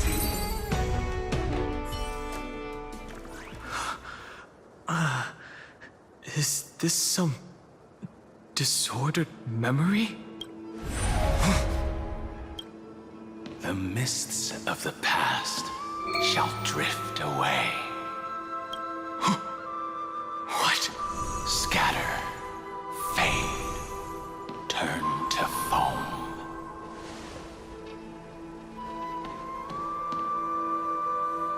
Do you not remember me? After all, I am the heavy burden you must bear. How could I be so easily forsaken? Dan Feng? Is this another memo snatcher trick? Vidyadhara are supposed to forget the past during hatching rebirth. But the preceptors interfered back then and allowed me to remain deep in your consciousness. If you do not wish to use that bloodstained name, you may call me Obliviated Memory. That's not necessary. Though we've long parted ways, I won't ever forget you. So, who is that giant? That is Amphoreous' Earth demigod. He should be on our side, but he was led astray and intends to seize the power of dragon transmutation. The dragon descends upon the earth, and all beings look to it in reverence. You and I know that all life in the universe covets permanence. Are you trying to say I'll end up like you? One day you will. And as I see it, that day won't be far from the end of this journey.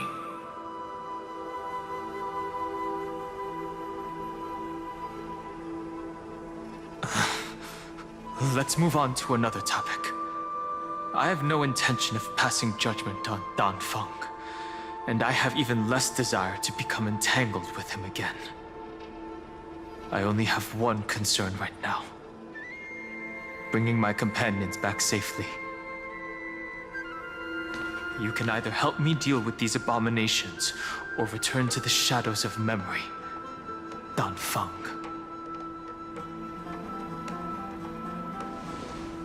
All right. The filthy remnants of the Memoria Tide still run rampant. Let me accompany you through these rooms. You could use the help. And presumably, that giant who craves the power of dragons won't just let things rest. Do as you please.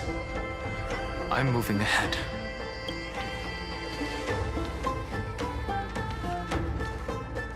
Speaking of Terravox, his aggression just now was probably some distraction. His madness is plain as day.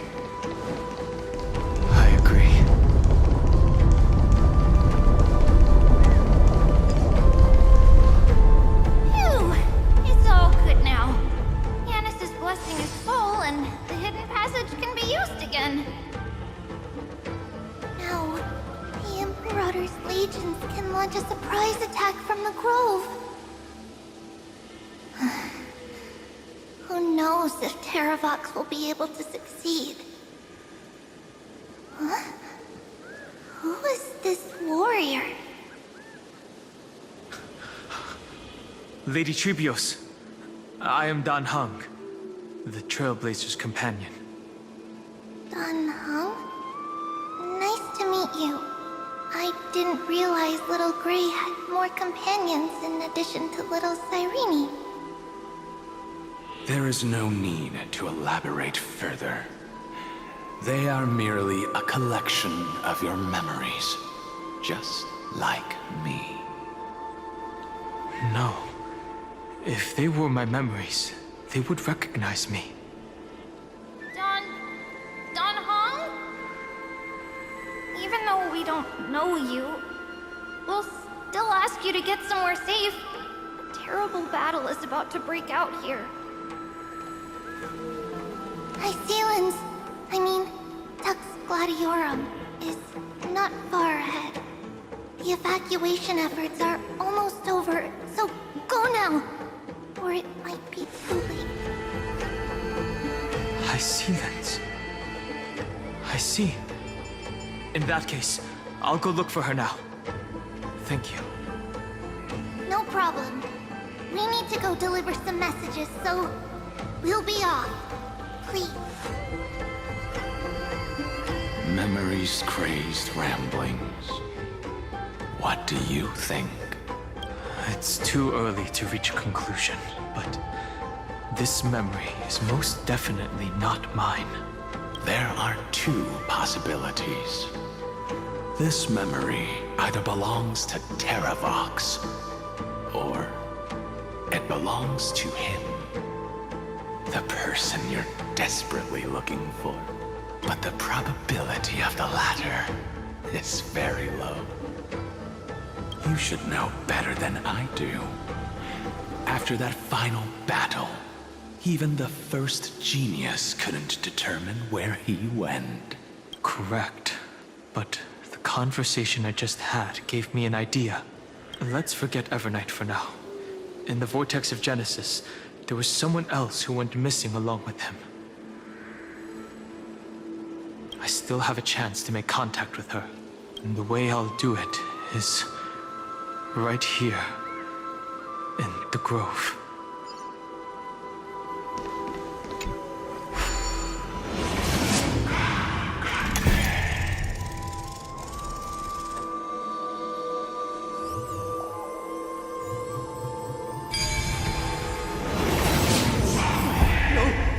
Stay back! You cursed beast!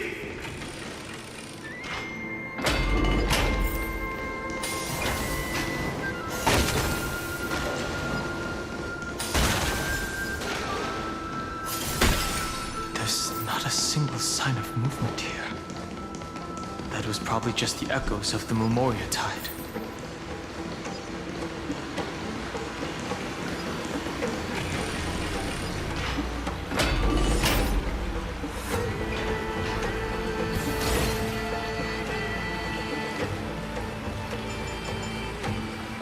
Are you the spirit thief? Bartolos? I see. Thank you for the advice. My Cloud Hymn magic will take it from here.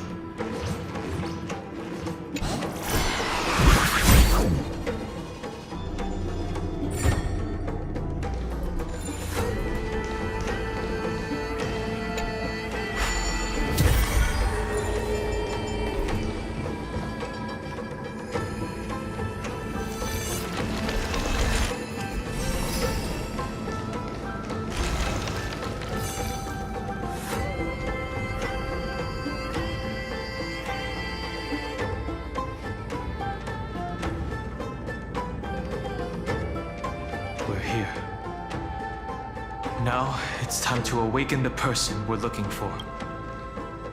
A pool of spirit water. I see. You plan to resonate with the waters of this world. Compared to the currents of my home, the waters of Amphoreous are rather untamed. Subduing the waters wasn't easy, but I've gotten the hang of it now. Under the raucous steps of their frenzied dance, the roar of celebration calls forth the spirit water's memories. How incredible. There are still survivors in Amphoreous. And this one even knows how to use the arts of water. Very good. It's nice to meet the ocean demigod, Lady Hysealence. A green dragonfish. Are you Dan Hung? I hope I've remembered your name correctly. Scale Gorge Waterscape is your home, isn't it?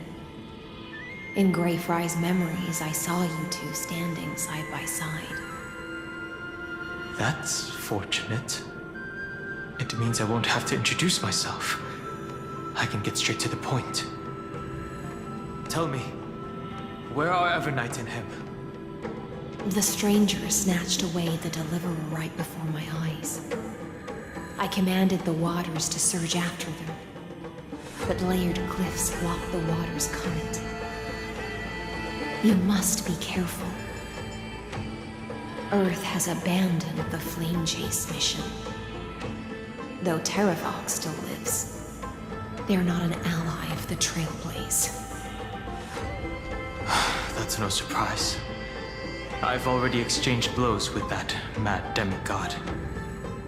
I didn't think the worst would still come to pass. He also intends to get his hands on a dangerous power.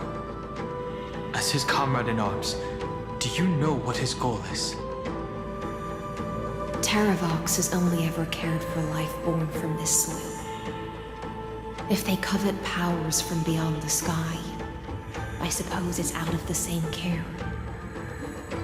Even so, their behavior is far too unusual.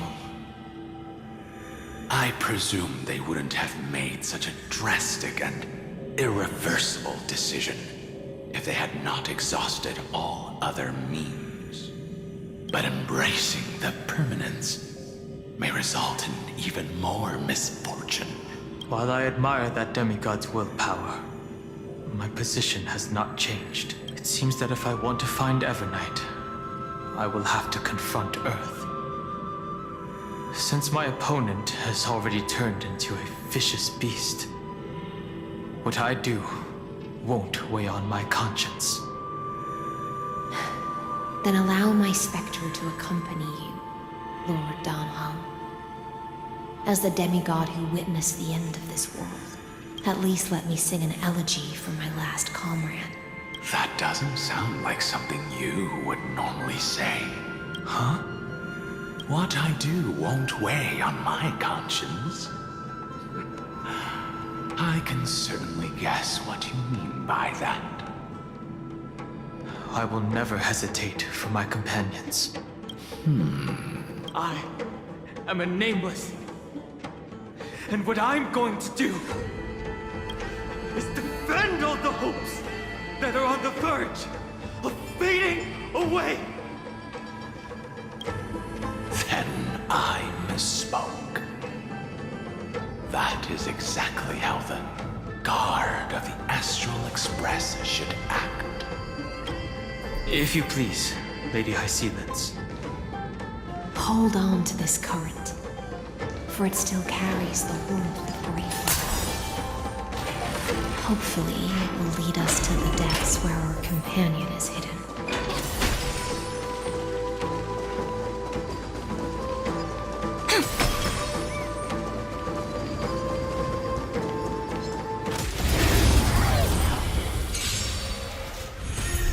Mountains move, dragons rise! That kinda hurts.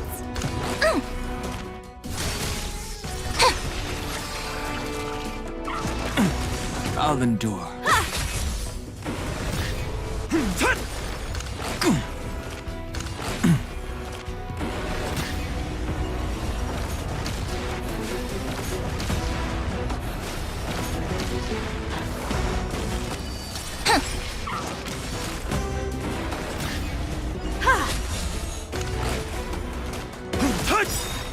Soaring above the lands, this is permanence!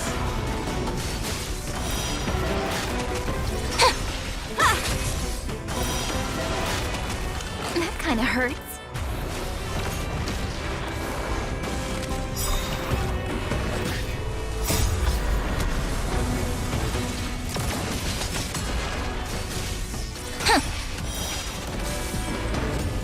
Earth shatters, heaven trembles!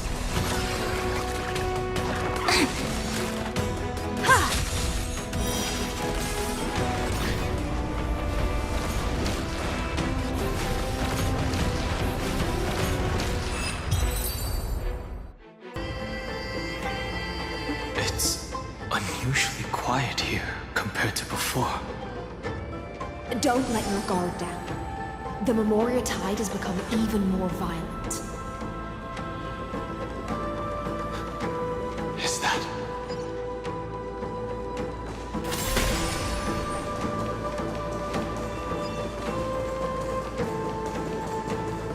This is an interesting-looking wine jar.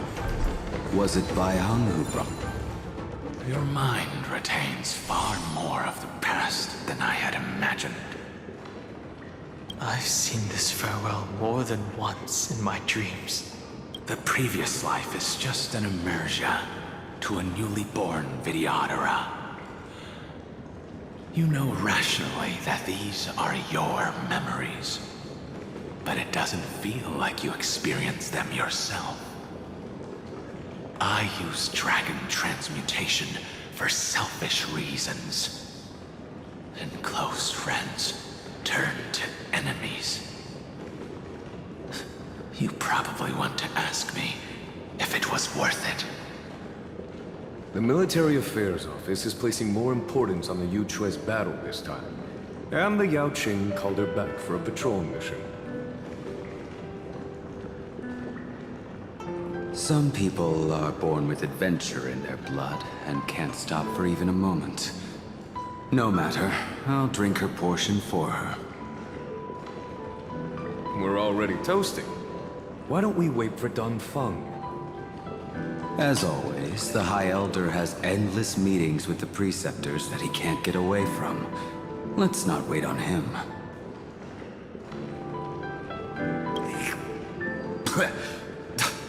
Isn't this just water? I'll relay her exact words.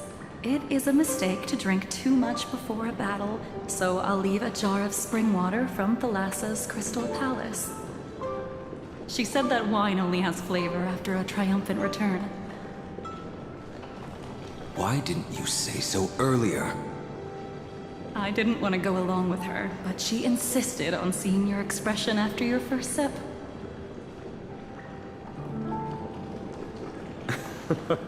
Any gift from a friend, whether it is water or wine, is rich in flavor all the same. I see you still speak as if every sentence must add something of profound value. I see you still speak as if every sentence must add something of profound value. Ah, you're just in time. The punishment for making us all wait should be 3 cups of wine. Spare me, please. I've already suffered enough next to the Ancient Sea. I've convinced the Preceptors. Vidyadhara Cloud Him Magi will join the battle on the front lines, and our armies will fight side by side. It seems like you can now carry out your plan for dealing with the Kitu Mirage, Jingyue. Thank you for standing your ground against the dissenters, Dunfeng. I never thought those Preceptors would ever relent. After all of this, countless Vidyadhara. Countless Countless Vidyadhara will lose their lives, with no chance at a molting rebirth.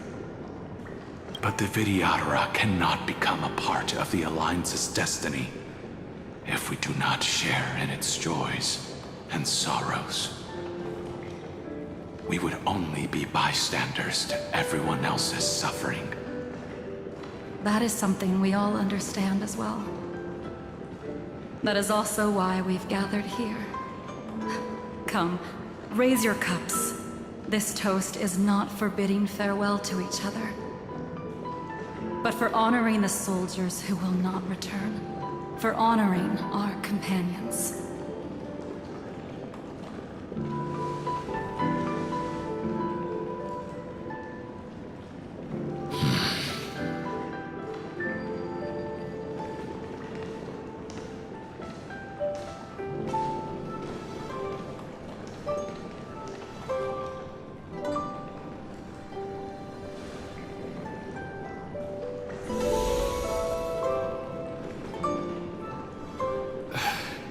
Apologies. My reckless plan must have put a lot of pressure on you. Nonsense. If our positions were flipped, you'd support me no matter how reckless my plan was. Right? Of course. But let's try not to be too reckless.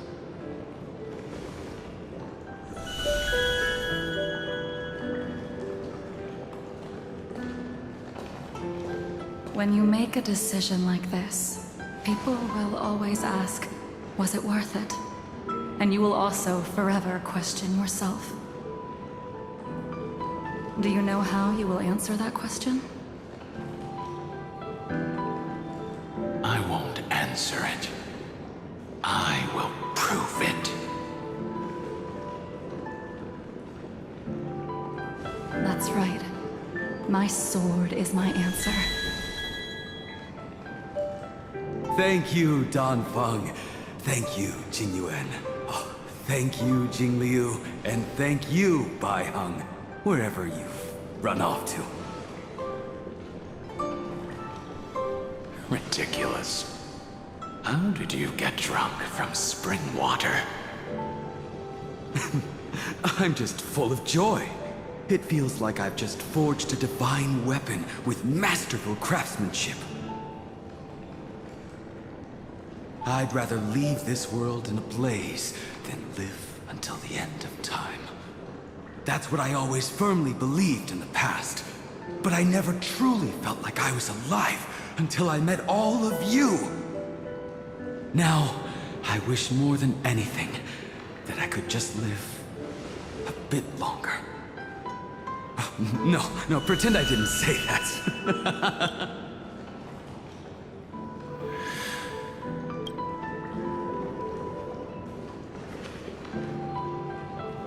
It's over. And you know exactly what happened to these 5 afterward. So, can you understand it now? After both he and March 7th have left you. Losing a dear friend with whom you've shared so much can never be considered a victory. It's a failure that torments you for the rest of your life. I could never accept that kind of fate. So you made a decision. I was the one who used the transmutation arcanum. I was the one who swore to bring Bai Heng back to life. And the one who brought everything past the point of no return. That was also me. Do you have any regrets, Dan Feng?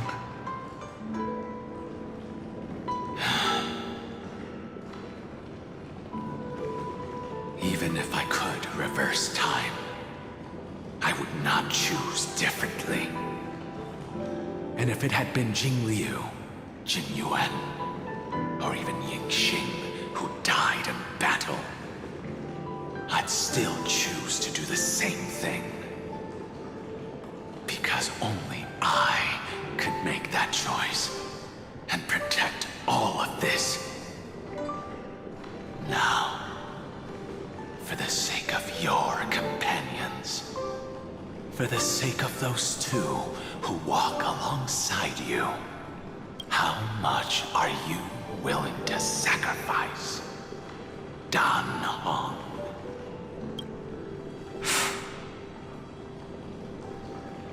Everything. Your answer does not surprise me. They are more than just my companions. They are the path I took that led me to where I am now. So they will also be beacons for when I am lost, leading me to the future until my next reincarnation. Then let me see how you carry out your convictions. Let's leave this place and go settle things with that mad demigod.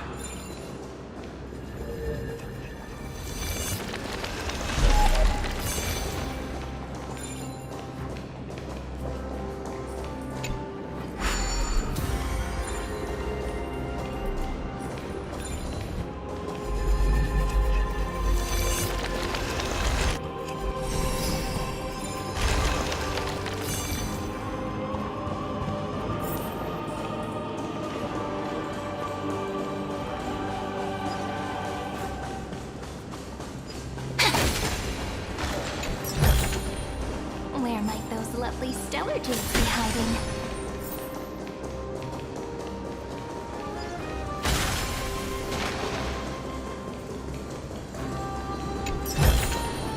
Ta-da!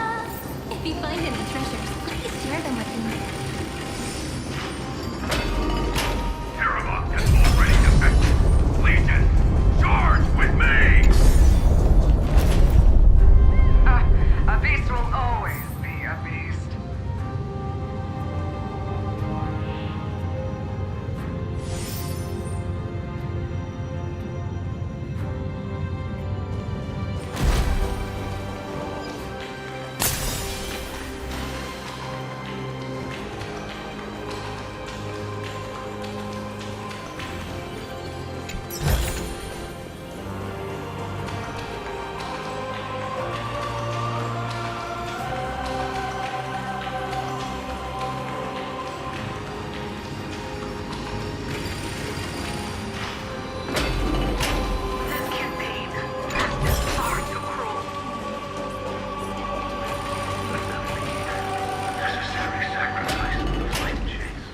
Seismic walking dragon.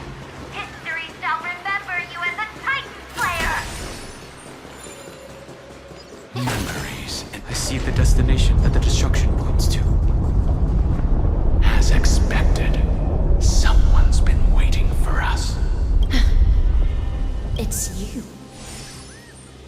They are here, a scion of permanence. And your old comrade in arms, Terravox, my old friend. Indulge yourself. Let this Memoria tide swallow everything. Be prepared for the worst, Lord Dunham. Geocles the Mountain Breaker. Earth's Dromus Rider. It's been a while. Mountain Breaker? He's not Terravox? I remember you, little fish, and your despicable master. I didn't think you were still alive. Death is just a return to the earth for mountain dwellers, thanks to Evernight's gift.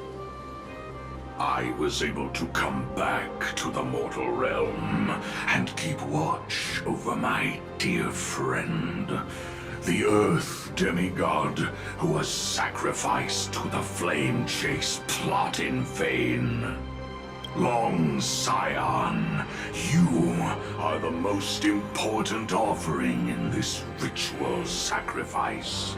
No matter how strong your will is, it will eventually be swallowed by the Memoria tide. When that time comes, you and the powers you bear will serve us. We will use the permanence to awaken the fallen giant dragon and give the Earth an everlasting body. I see. So you pretended to be Terravox in order to lead us here into a trap. If it weren't for the Imperator's tricks, the name Terravox would be shared between us anyway. They made the right choice for Amphoreous' tomorrow. But the tomorrow you speak of only ever had a place for humans. What, my old friend? I will once again start a fire that burns away the chains that shackle us! Why don't you leave this to me, Lord Dunham? Use that hidden passage to reach the opposite shore. Perhaps Greyfry's there. Deeper. No. I will stay here. Mountain Breaker, hero of the mountain dwellers. If I do not stay here and triumph over him, he will die an ugly death in delusions of the permanence. That should not be his destiny. And for the vicious beast that insists on obstructing the Astral Express and threatening the fate of the world. We've stood on the precipice countless times along this journey, forced to make difficult choices in the face of disaster.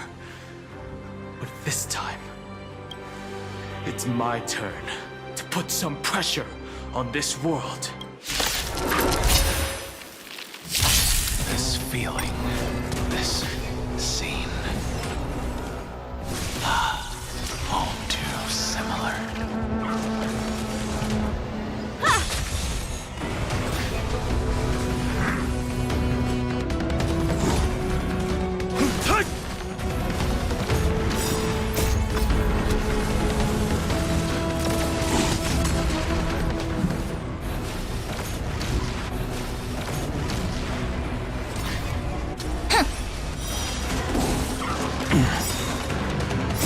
Soaring above the lands, this is permanence! You won't get away. Kinda hurts.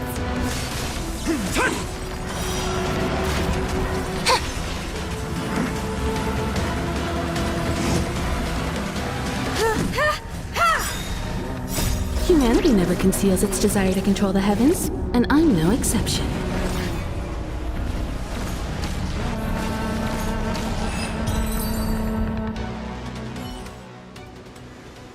It's time to stop struggling, Geocles. Go to your death with dignity. Before that, tell me, what kind of deal did you make with Evernight? How was the Great Mountain Breaker reduced to this?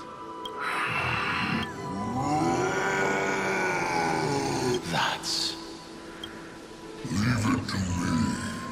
I'll recount the Earth's heaviest past and sever its deepest delusion.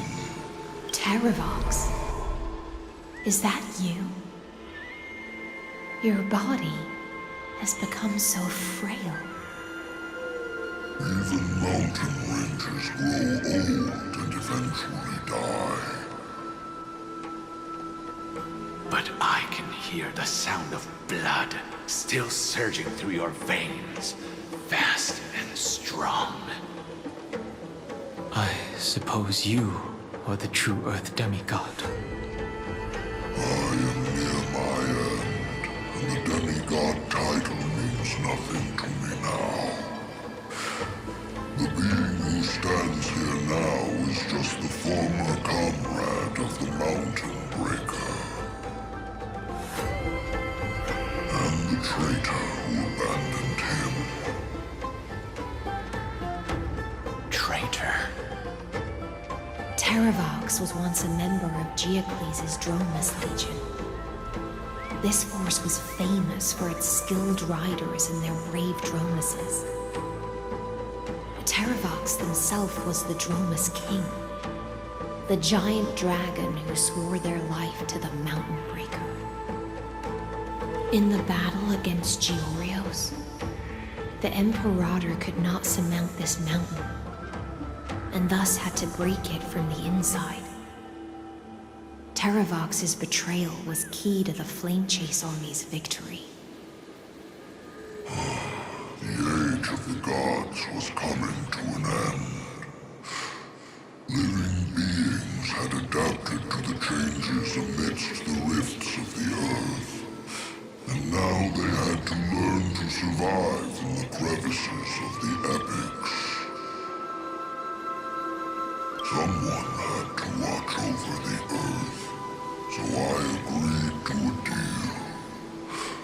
I would take the Titan's divine authority and sink into the cliffs, using my flesh and blood forged of stone to mend the land. But there was one betrayal I could never forget. The Mountain Breaker refused to believe that was my choice, even till his dying breath. Faced with having to surrender to the Imperator, he chose to die instead. So this is why you decided to conspire with Evernight. Time's strange visitor appeared before me. The great power from beyond the sky, called the Remembrance. It's incredible. Geocles was able to be reborn as a memo sprite. He mumbled about the times we fought side by side. Just like how all the lives this body carries speak to me. Evernight did not ask for much in return. She only wished for me to use the divine authority of Earth to hide her tracks. Since you're being so candid, does this mean you've given up resisting? Resistance. For a beast on the brink of death, what is the point of resistance? I see. 1,000 years have passed, and your mind has long since been shattered. This frail body bears the weight of all those I've betrayed. And now, my only wish is to rest with them. In the unchanging past. Go, long Scion. That fiery blaze has already burned through Earth's protection, revealing the secrets underneath. The deepest depths in Amphoreous, the great tomb where all the past is buried. The one you seek, Evernight, walked out of that place. Before her arrival, no one knew of its existence.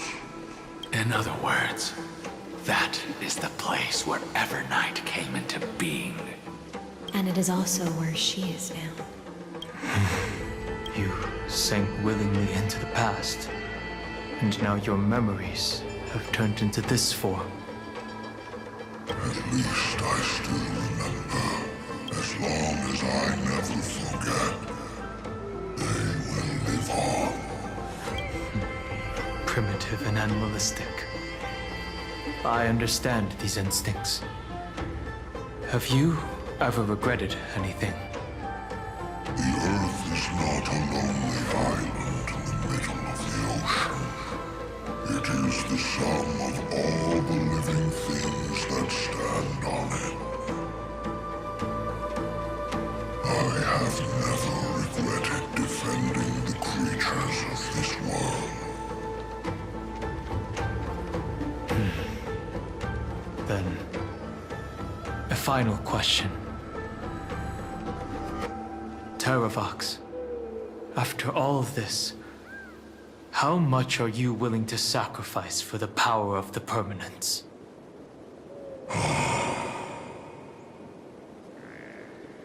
Everything.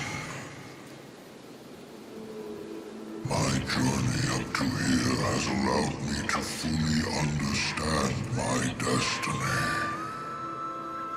No matter how I struggle, the Earth will never be able to reach the stars. But my compatriots deserve to continue their struggle.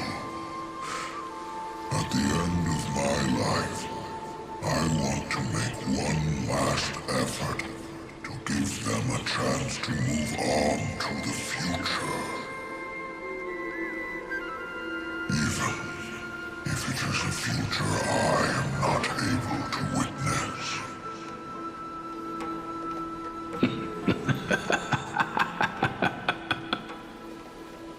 I understand.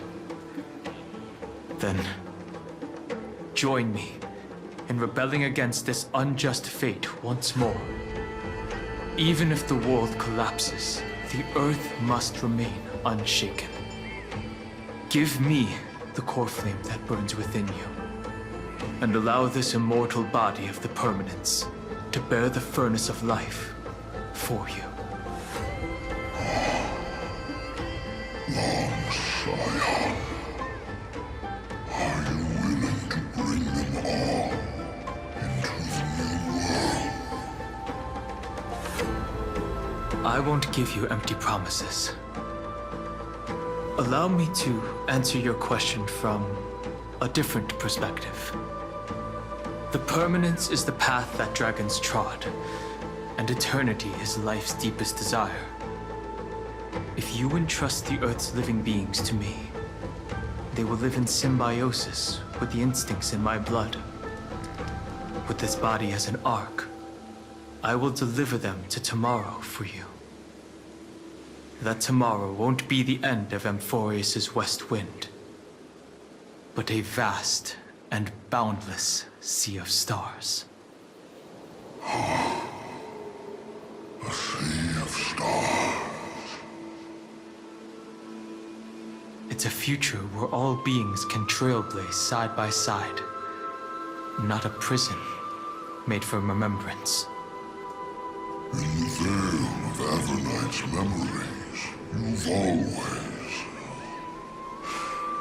been someone with reservations. I misjudged your resolve. I understand. This is the only choice. Behold, this core flame that burns in my chest. This core flame born from the earth.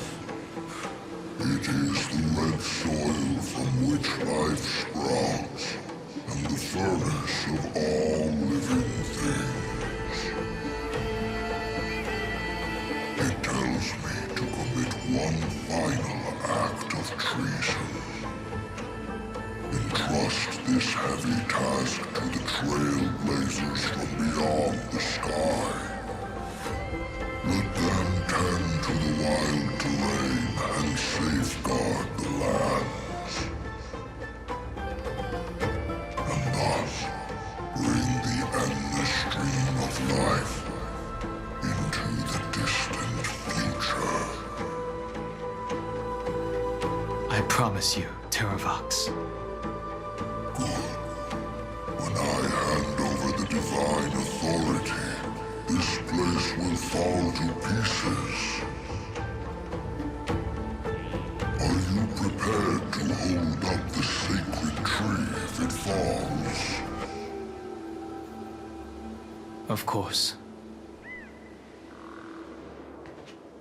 Then free what remains of my body, and let me give you this flame that turned away from the flame chase.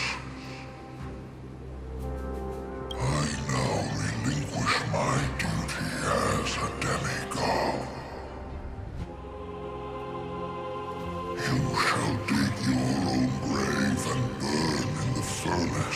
rebellion.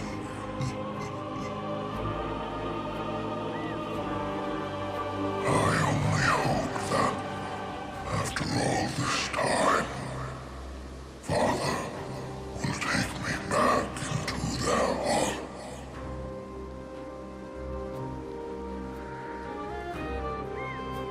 Come, crouching beast, for the endless life of this world. Rise from your dormancy and follow me as soaring dragons of the wilderness. My final rebellion.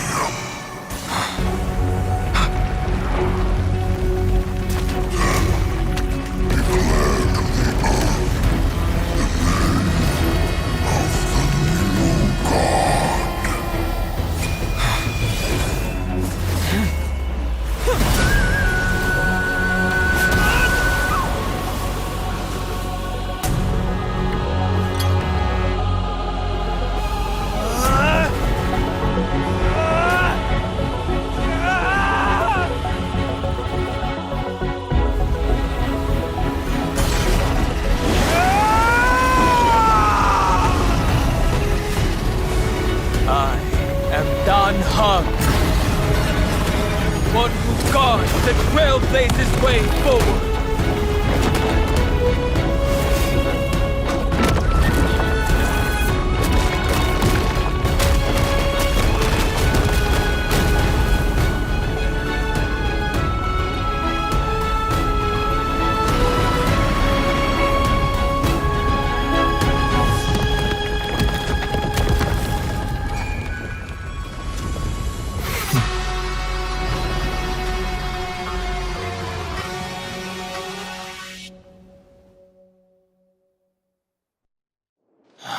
Fortunately, the worst did not come to pass.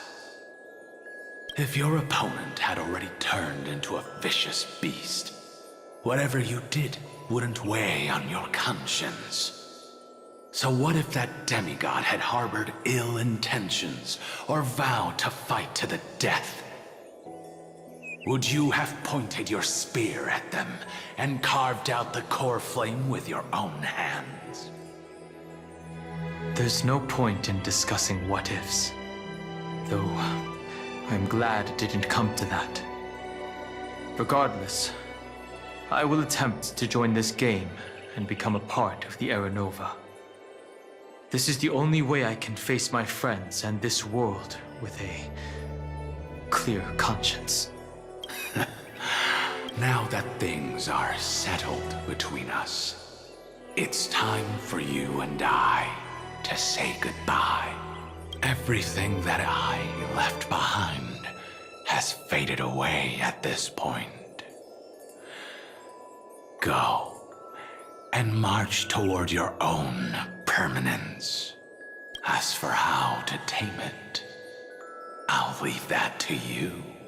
Thank you. We can't go back to the past and make better choices, but at least we can do better in the future. A dragon can only welcome new life by shedding away his old, scarred skin. For the first time in my life, I feel at ease. This burning core flame. Is this what the destruction feels like? The light is unexpectedly warm. It's just like the fleeting moments when one wakes from a dream. Farewell, Danfeng. Now, it's time for me to set out once more. The final rebellion of Earth was to bestow trailblazing wings upon all living beings. The Terravals. This was probably the best possible ending. Behind that scar lies what they called the deepest depths. The rising steam tells me that Greyfry is in there. But right now, he's trapped in a bottomless whirlpool. Is Evernight with him? I'm afraid I can't tell. A scorching abyss. If I were to enter it alone, I'd almost certainly get lost. And Miss Hysealence, would you give me cover?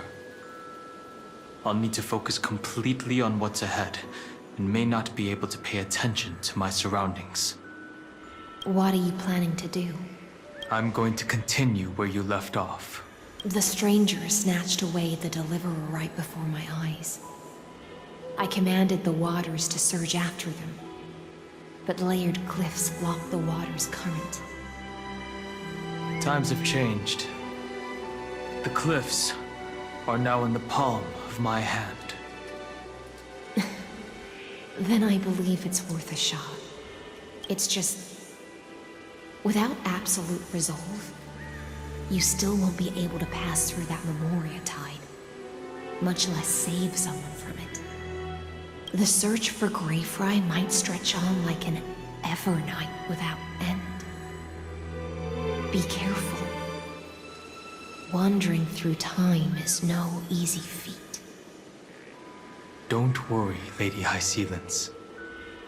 Just as you kept your lonely vigil in the depths for 1,000 years, my determination to find him is even more unshakable than the earth itself.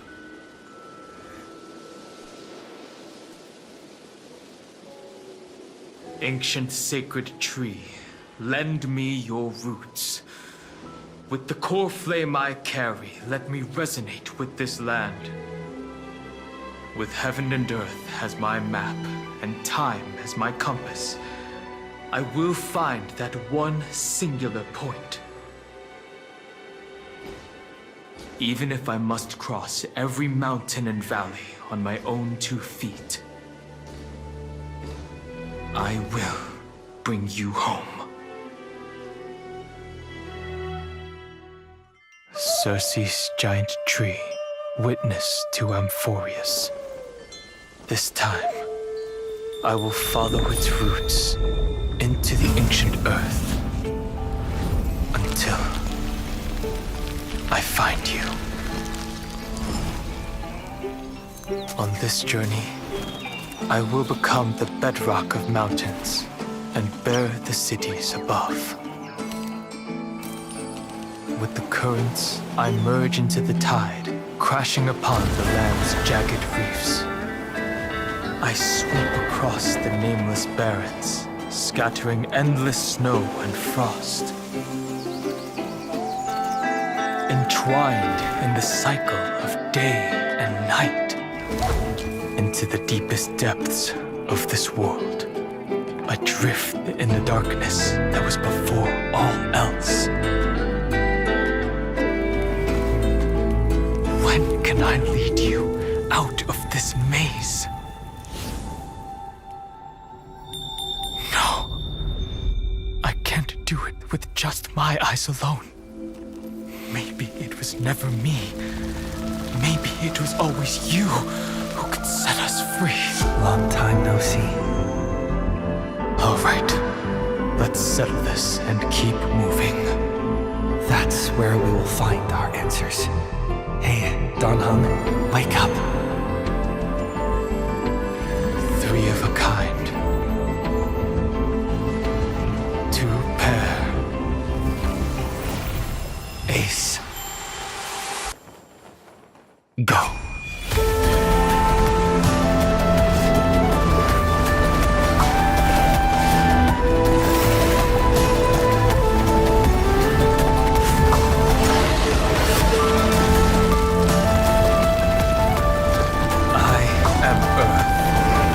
That grows upon the earth. I am you.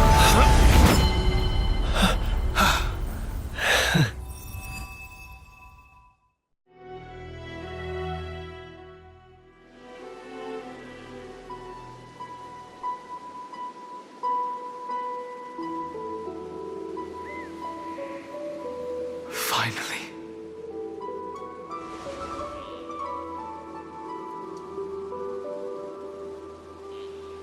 I found you.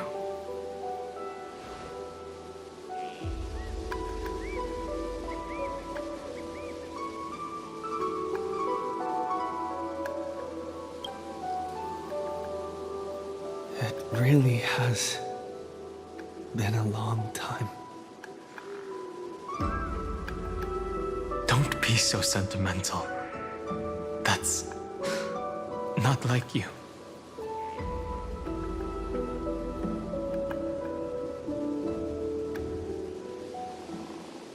Thankfully, Evernight did not try to stop me.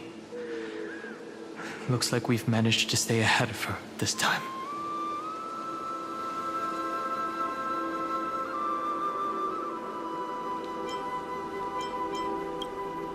I understand. Her power shouldn't be underestimated. It was only when I personally stepped into the maze of time that it suddenly struck me.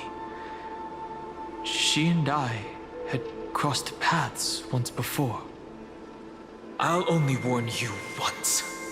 Leave her body now. I feel like I've seen these floating black things somewhere before. I had an unexpected encounter with her when I left Amphoreous. Perhaps to avoid exposing her whereabouts, she stripped that memory from my mind. That power called Oblivion. It's just like an emanator's. Oblivion.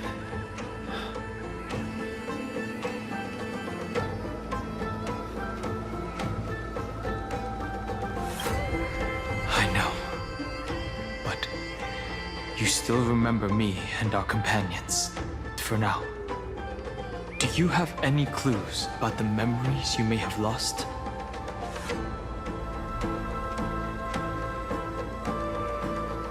If I'm not mistaken, Evernight's plan is to make you forget Amphoreous, including the Chrysosers, who have journeyed with us up till now.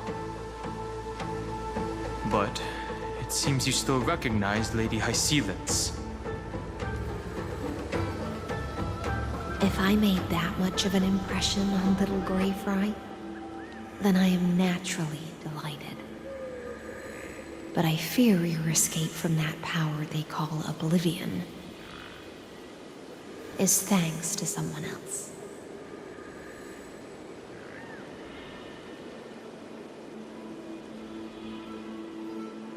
Nice to meet you. Or maybe I should ask, how have you been since we last saw each other? Along with you, this little butterfly fish's memory was also salvaged from the depths of that whirlpool. Just as a pearl is cradled within its shell, the power of Thanatos surrounds you, shielding your soul from corrosion. Miss Irene has spoken of you often to me. Though we never met in this life, I believe there's a kind of warmth that can transcend time itself. Through the endless flow of time, I guarded the secret passage between Styxia and the Vortex. When the Memoria tide flowed backwards into the River of Souls, even in deep slumber, I could feel that warmth. And with all my might, I protected that warmth. I apologize if that seemed improper. I hope you'll forgive me.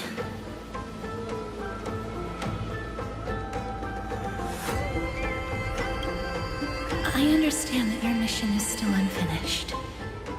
The path ahead is treacherous, and even though my body is bound to these dark currents, I'll do everything I can to watch over you both. The little butterfly fish is right. There is still a pair of eyes watching from the shadows, but we won't let them get anywhere near you. Go forth, golden dragonfish, and you, deliverer. Seek out your companion. Go forth and illuminate the lightless Evernight. I cannot thank you enough. accept this promise from the Nameless. Amphoreous will definitely write a brand new ending for itself. Of course. We'll write it together.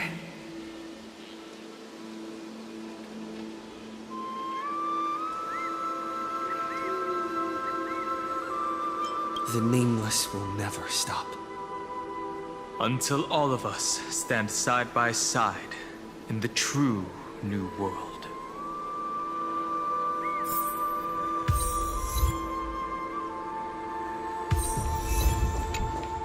Go forth with courage, little Grey Fry. My ocean currents will guard your arrival, and my songs will accompany your journey ahead.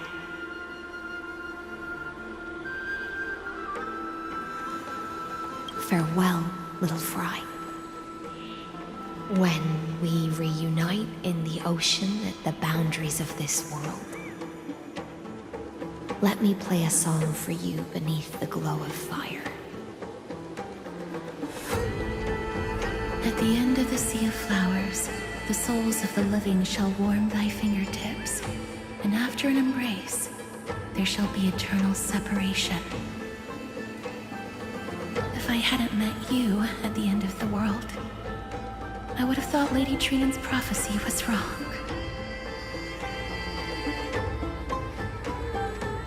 Goodbye. If I could, I'd want to stay a little longer, but Amphoreous is yet to reach the end of the Sea of Flowers. Take all beautiful wishes with you, march forward with determination, and don't look back.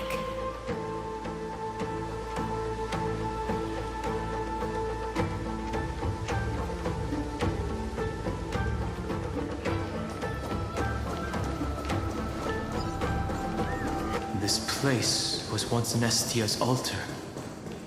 Could the golden thread be leading us to the world's deepest secret?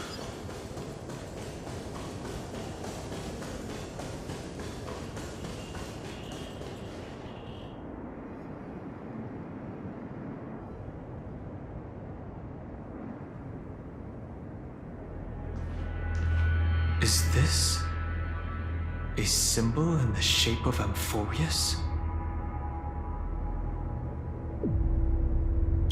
Naturally. How could a world enclosed within the scepter have a way of knowing what it looks like from outer space? Unless the mural isn't a drawing of Amphoreous, but rather someone saw the mural and shaped the world in its image. Could that someone be Xandar? No. His concession proves that this place where Evernight is hiding must be a blind spot of the experiment. I'm afraid not even Xandar knows about the existence of this great tomb, or the secrets buried within it.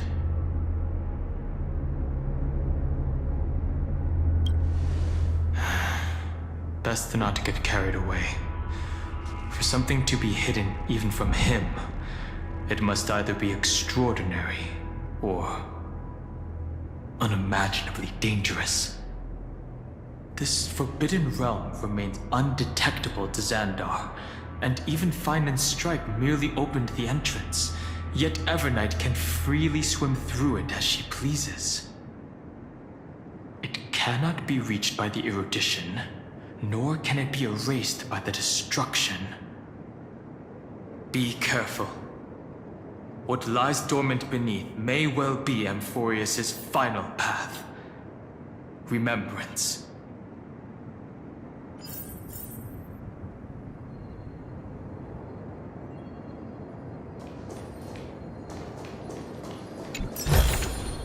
Ta-da!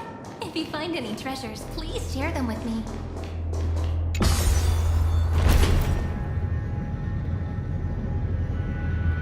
It's endless. It feels like we're plunging into an abyss.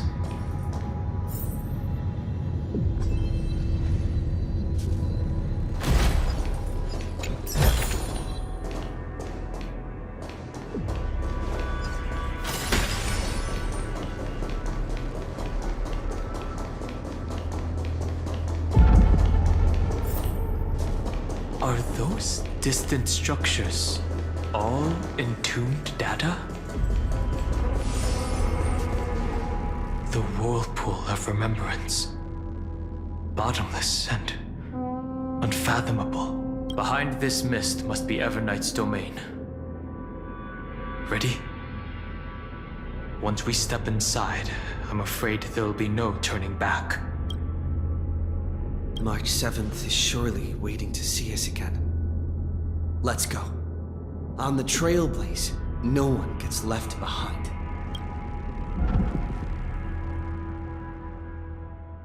This maze is full of memory loss.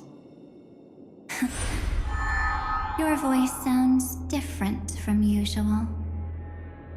I only hear a hint of curiosity. The rest is all fear. Beautiful memo keeper.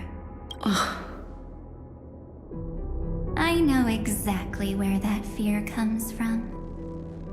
The Everknight is a mimetic entity's natural nemesis. They will swallow you whole with just a flick of my pinky finger. I am the garden's enemy. I have never denied that fact. I have to say, Miss Everknight, you've certainly got a unique way of protecting people. At least she's still willing to talk. Is it because I disobeyed the garden's rules? Maybe I still have a chance. No. I don't think you do. It's not very elegant to spy on someone's thoughts, you know? Well, before you get rid of this beautiful memo keeper, the least you could do is answer some of my questions. Why should I do that? So you can buy more time and send a message to your companions? And here I thought you were already watching my companions' every move. I am. Earth's stirrings have ceased. They have defeated Terravox and are heading here as we speak. Don't tell me that's part of your plan, too. It's not. But I'll make good use of it. Fighting alone against an entire world, even I might miss something. But I know how to adapt to the circumstances. Just like right now. How I've decided to let you go. I like you, little bird. Your longing for memories remains pure. Unlike those memo snatchers. Your most precious quality is how you've yet to be tainted by the garden's dark side. I'll take that as a compliment. But I still don't understand why you've kidnapped me here. Well, seeing is believing. So, why don't we take a stroll together? This ruin buried deep underground is called the Kernel in the language of erudition. But I gave it a friendlier name. The Heart of Amphoreous. The great tomb of the Nameless Titan. The Nameless Titan? You'll see with your own eyes just how important the remembrance has been in this world.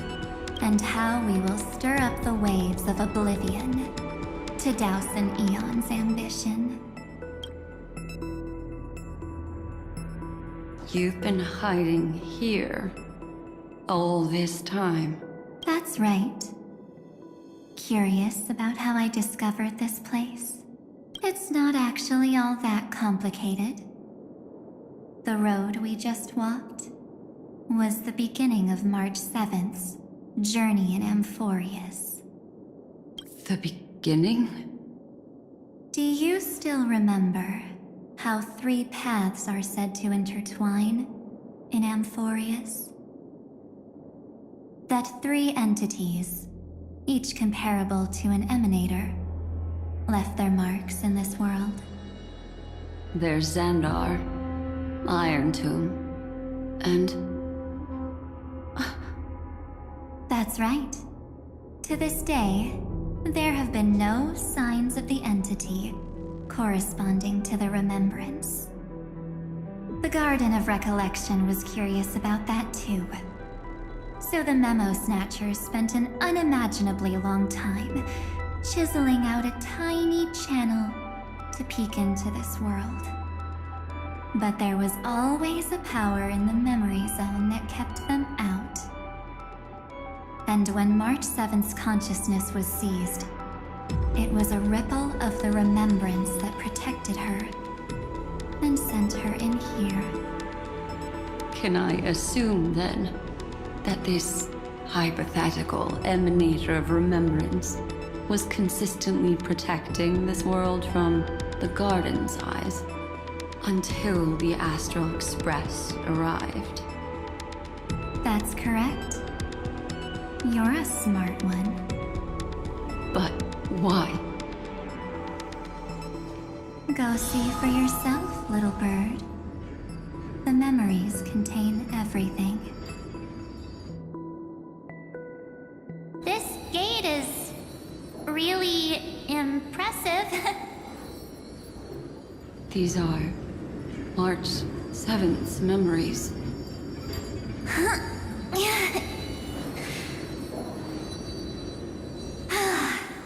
Didn't move at all, huh? I just got here and I'm already locked out.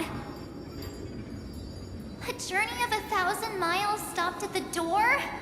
That's terrible! Is she stuck? Keep watching. The fun stuff is just ahead. Warning. Object does not have access permission. What? Did I touch something I shouldn't have? Execute formatting protocol. What's going on? Formatting? Warning. Illegal operations detected. Warning. Illegal operations detected. Hey! Don't just activate like that! How do I stop this thing? Warning. Warning. Warning. Operation authorized. Protocol name. Back. Huh? Finally, it stopped. Wait. Did you just mention his name? He's barely spent any time in Amphoreous and he's already famous?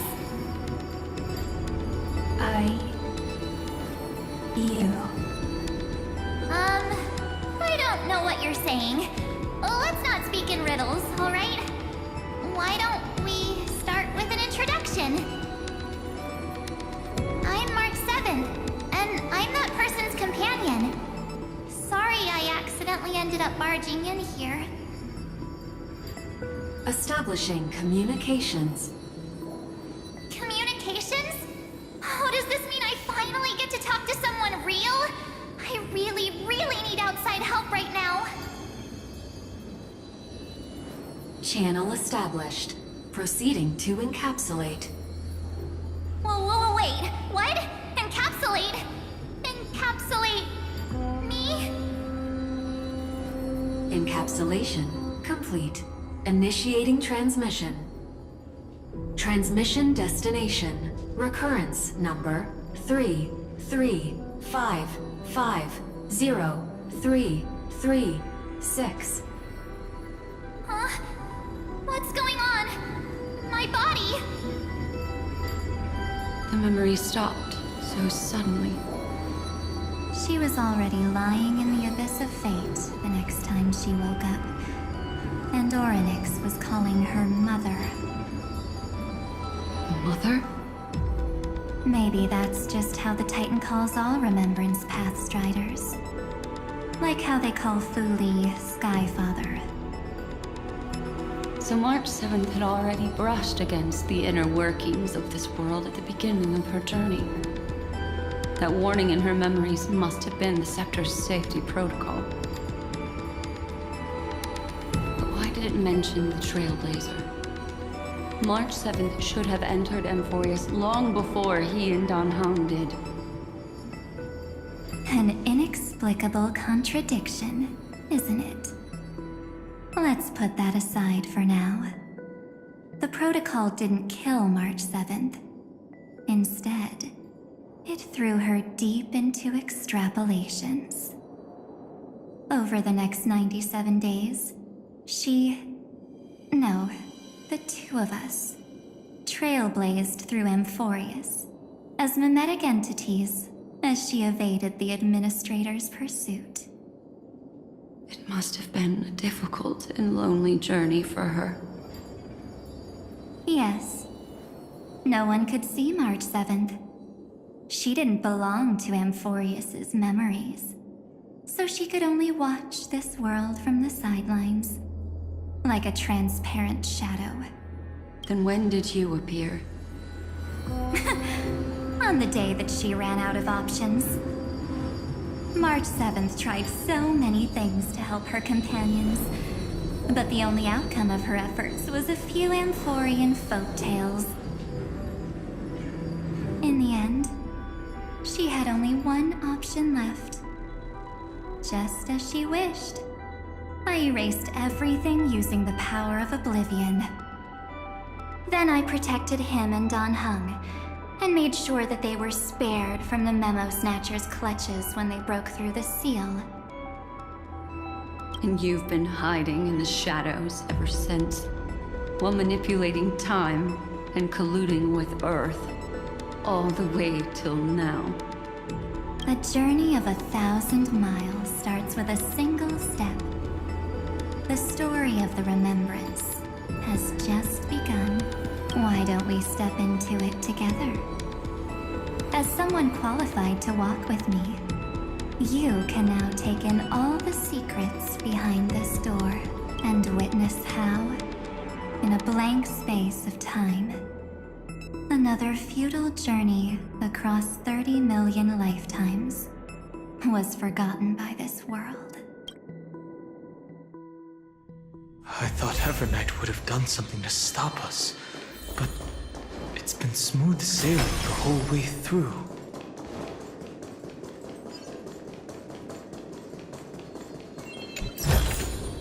Ta-da! If you find any treasures, please share them with... Are you ready?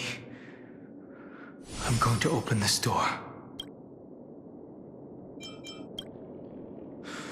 3, 2, 1.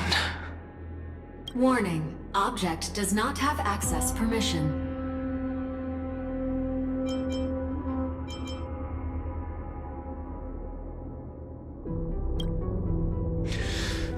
That means we're in the right place. Warning. Get ready. Welcome back. What? I'll be waiting for you. It mentioned your name.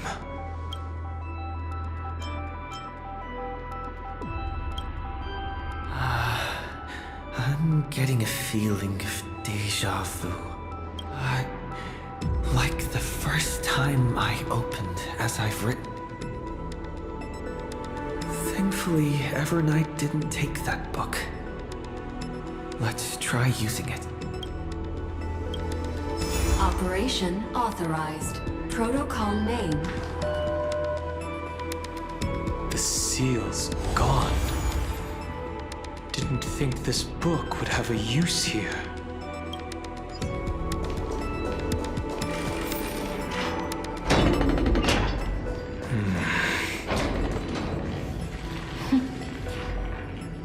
Hi. Miss me yet?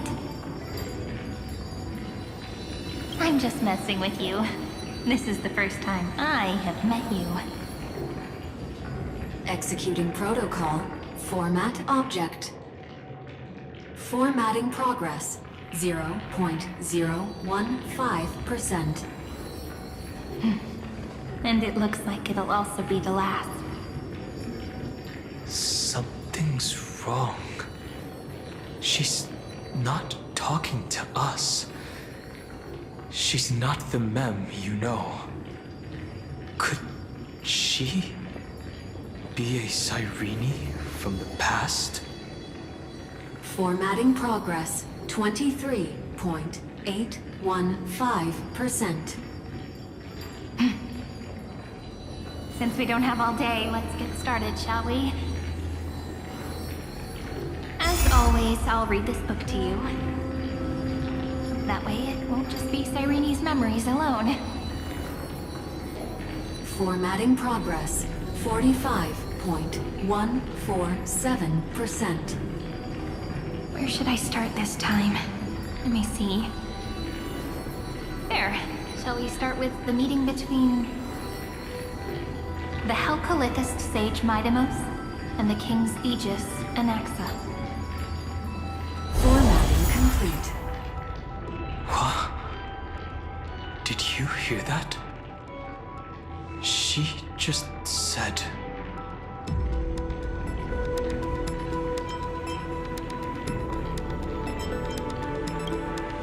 This is obviously not the history we know. It might be one of the possibilities in the 30 million cycles, but... Cyrene should have died at the start of every recurrence. So why is she here? And who was in that book she mentioned? That's very likely. That door reacted to the book as well. Let's try copying what she did. Accessing recurrence number 33550337. Access failed. Error code Gamma 13. And that's it. As I've written is definitely connected with this great tomb.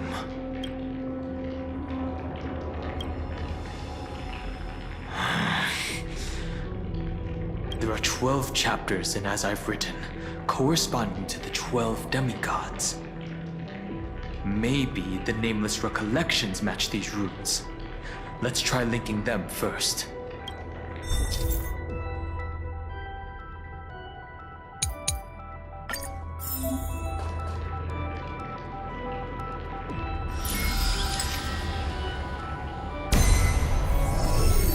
Ubris 504. Downloaded. As expected, the data stream flew into the crystal in the middle. 30 million departures. 30 million shatterings. And the beginning of 30 million flame chase journeys. Fate betrayed Trebios, but she was never betrayed by humanity.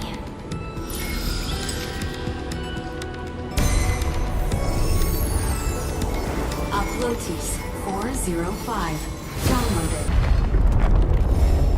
I see. This As I've Written book is a data terminal that has been modified by the Remembrance. It might have looked like Cyrene was reading a story, but she was actually carrying out a data transfer. No wonder these facilities are reacting to it. This book is a key, but Cyrene could never have known about the truth regarding the scepter. So where did she get this key?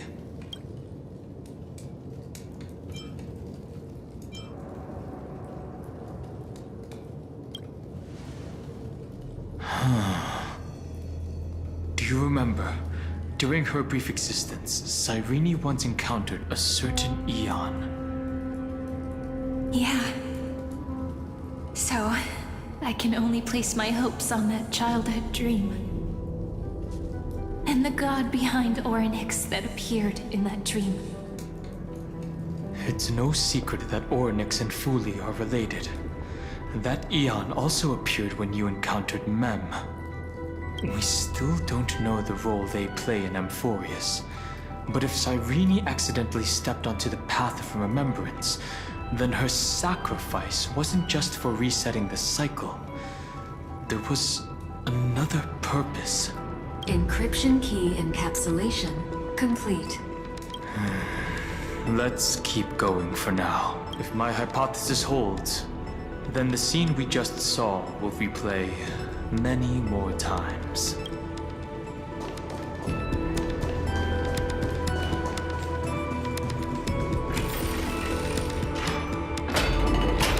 Hey, be careful. Evernight's eyes are everywhere. Don't get too far from me. The chronocognitive anchor will protect us.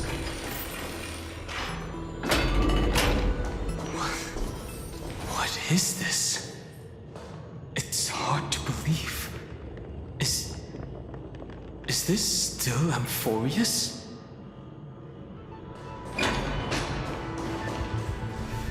So many countless storage arrays. This would even rival the cyber prison of Inupis. Look, what a magnificent sight. Even this classical world contains a futuristic palace like this. Would ID Silicii end up looking like this after a few thousand years? Executing protocol. Format object. Formatting progress. 0.027%. It's always so on time. Never late at all. It's okay, I get it. It's just trying to remind me how precious time is. I want to share a story with you this time. I saw a little nymph on my way here. It was on a fallen wheat stalk, and it glowed under the sunlight. It was incredible. I forgot all my pains at that moment and just stared at it in a trance. I wonder, did every Cyrene in the past feel that the nymph is beautiful? Would they also have recorded that scene into the Eternal Saga? So, could you give me more time, please? I want to leave behind more memories for the future. Formatting complete. As I expected, the answer is the remembrance. An eon appearing in her dreams, 3 paths intertwining in Amphoreous, and the garden trying to infiltrate this world at all costs. I have reasons to suspect that Fooley's gaze once swept over this world before the scepter completely fell into destruction. And that Cyrene basked in that divine gaze.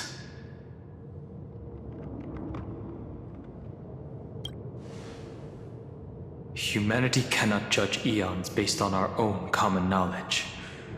The Remembrance has always been an observer of the universe, ever since their birth.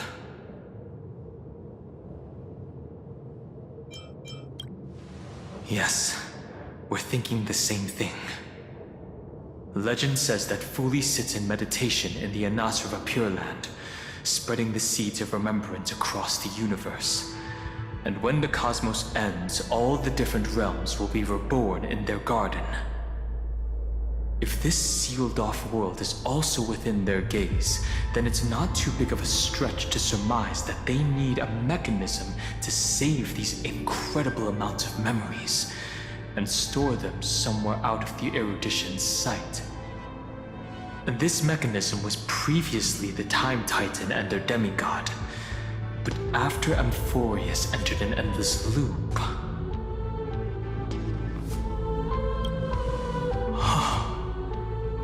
It's that ceremonial blade. Now, I can say with certainty, time is the page on which that eon records Amphoreous.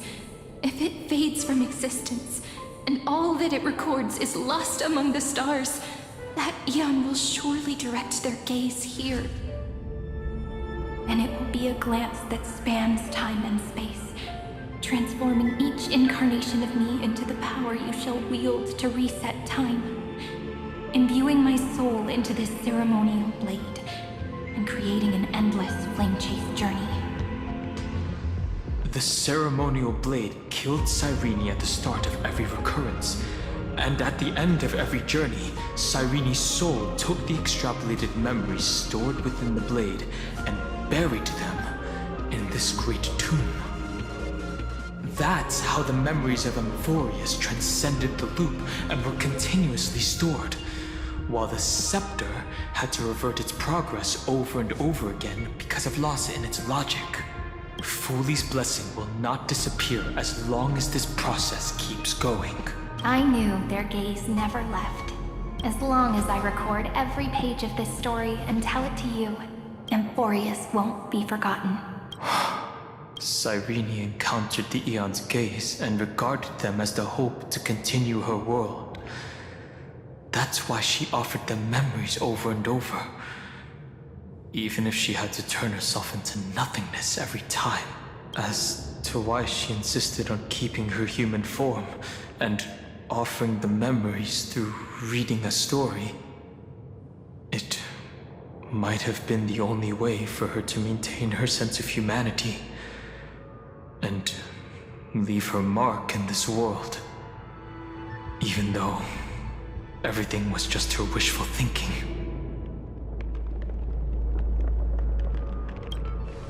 Right. Based on the runes on the floor, the encryption key from earlier should be used here. There are 3 keys in total. We're 1/3 of the way through.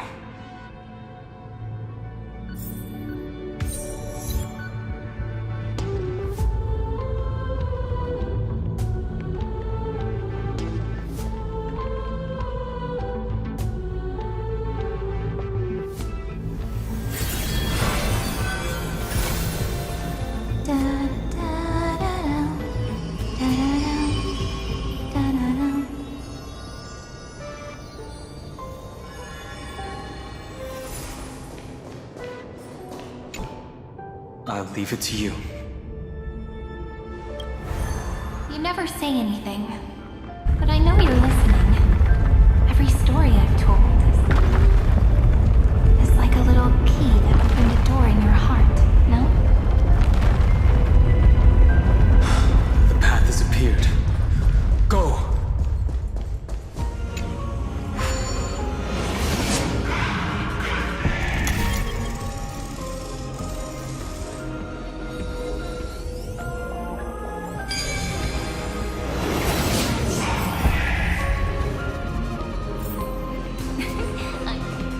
Then, the sky sent down rainbows and showed the world a gentle smile. Formatting progress 93.998%. Looks like it's time to say goodbye again. Before I was even aware of it, this book had already recorded too many emotions. Every page has become so heavy. I've started to feel uneasy whenever I take it into my hands. Where did the very first ripples want these memories to be sent to? Formatting progress 94.423%. How many times has it been? It faithfully fulfills its duty, activating and formatting. Never changing, like the fate of the flame chase in every cycle. If I can only write the same ending every time I lift my pen, then is this weighty saga just an overly naive dream? Formatting progress 96.02. Process error. Process error. Really?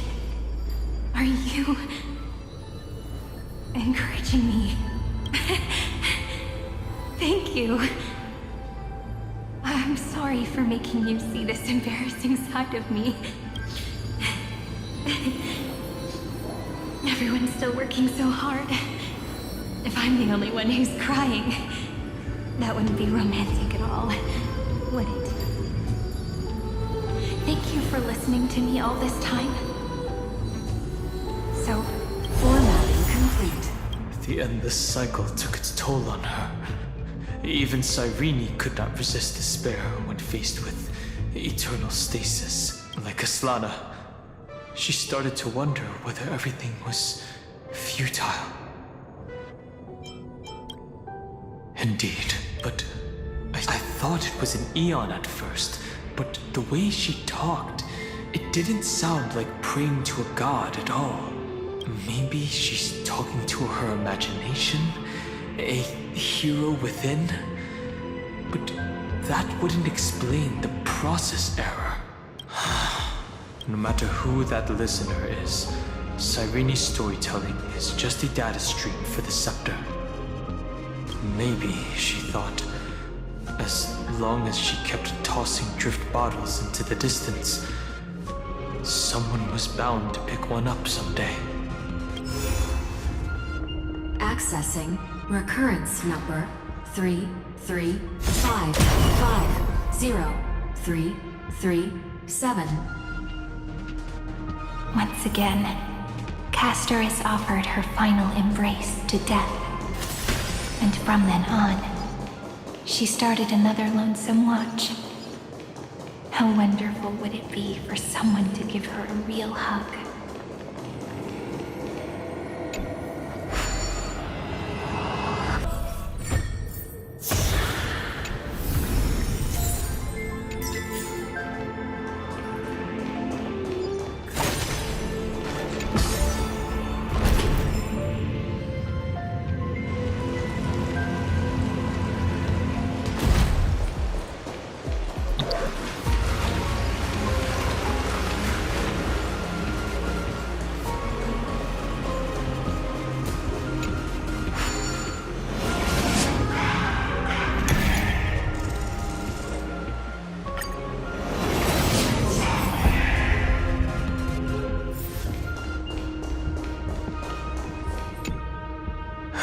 The third encryption key, and the final piece of the puzzle.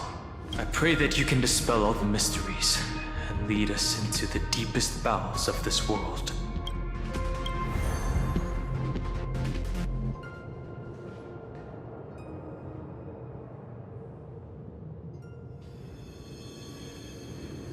Someone once told the very first me that everything was false. That the only life in Amphoreous was a great catastrophe, nurtured using the world as a factor. But how could a dream feel so real? That's why I didn't agree with him. My good friend, I'll read this book to you. For the 33,550,335th time. That way, it won't just be Cyrene's memories alone. Formatting progress 23.815%. Process error. Analyzing. It doesn't even make me feel cold anymore. It's like a ceremonial conclusion, ending every cycle's narration with a full stop. Then, there will be a new me returning here with new memories. Before I knew it, this palace we built together was no longer a dream that Cyrene alone indulged in. It's now a saga, composed by you, me, and all the flame chasers. It's our weak but endless prayer for tomorrow. There will come a day when someone turns over this nearly eternal page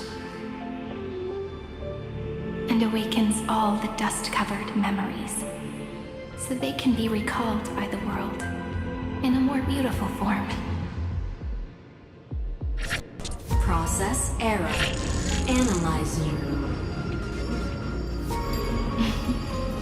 I'll read, and you'll listen, like how flowers always bloom, then wither.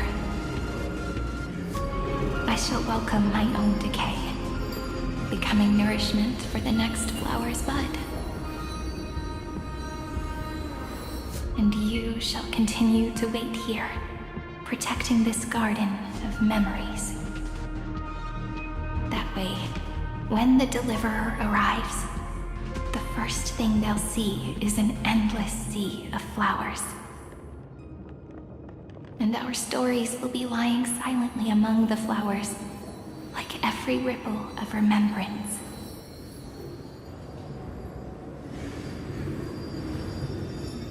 And they shall become the epic known as I've written.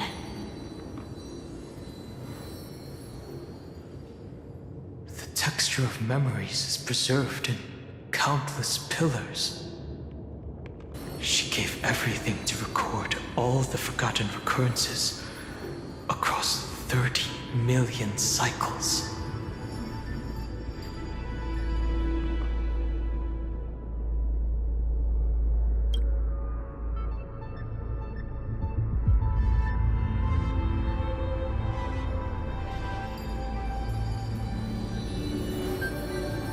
All right.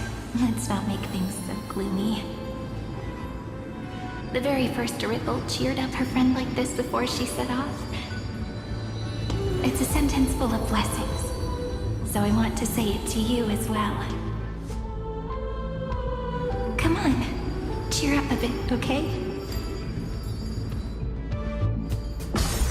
I bid farewell to this beautiful world, so that we can reunite in your memories in the way I want. You will see the footprints I left behind in the ripples of past reverie.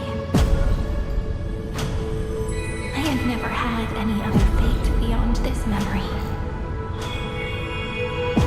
So please remember me with love, like that eternal footnote in all the faded sagas. Now, open this book. I'll be waiting for you in the past. Operation authorized. Protocol name, Elysium. Welcome to the Demiurge Matrix.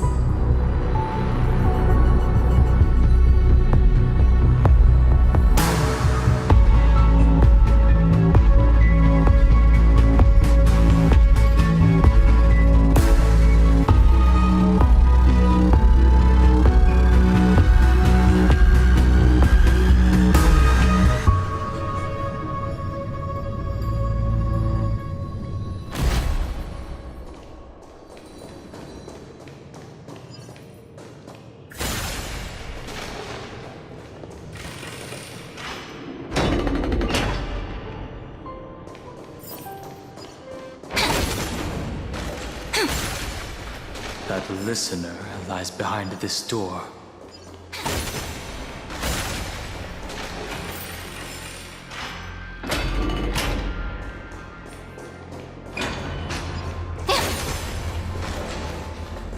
She gave everything to record all the forgotten recurrences across 30. Look, that symbol at the end of the room.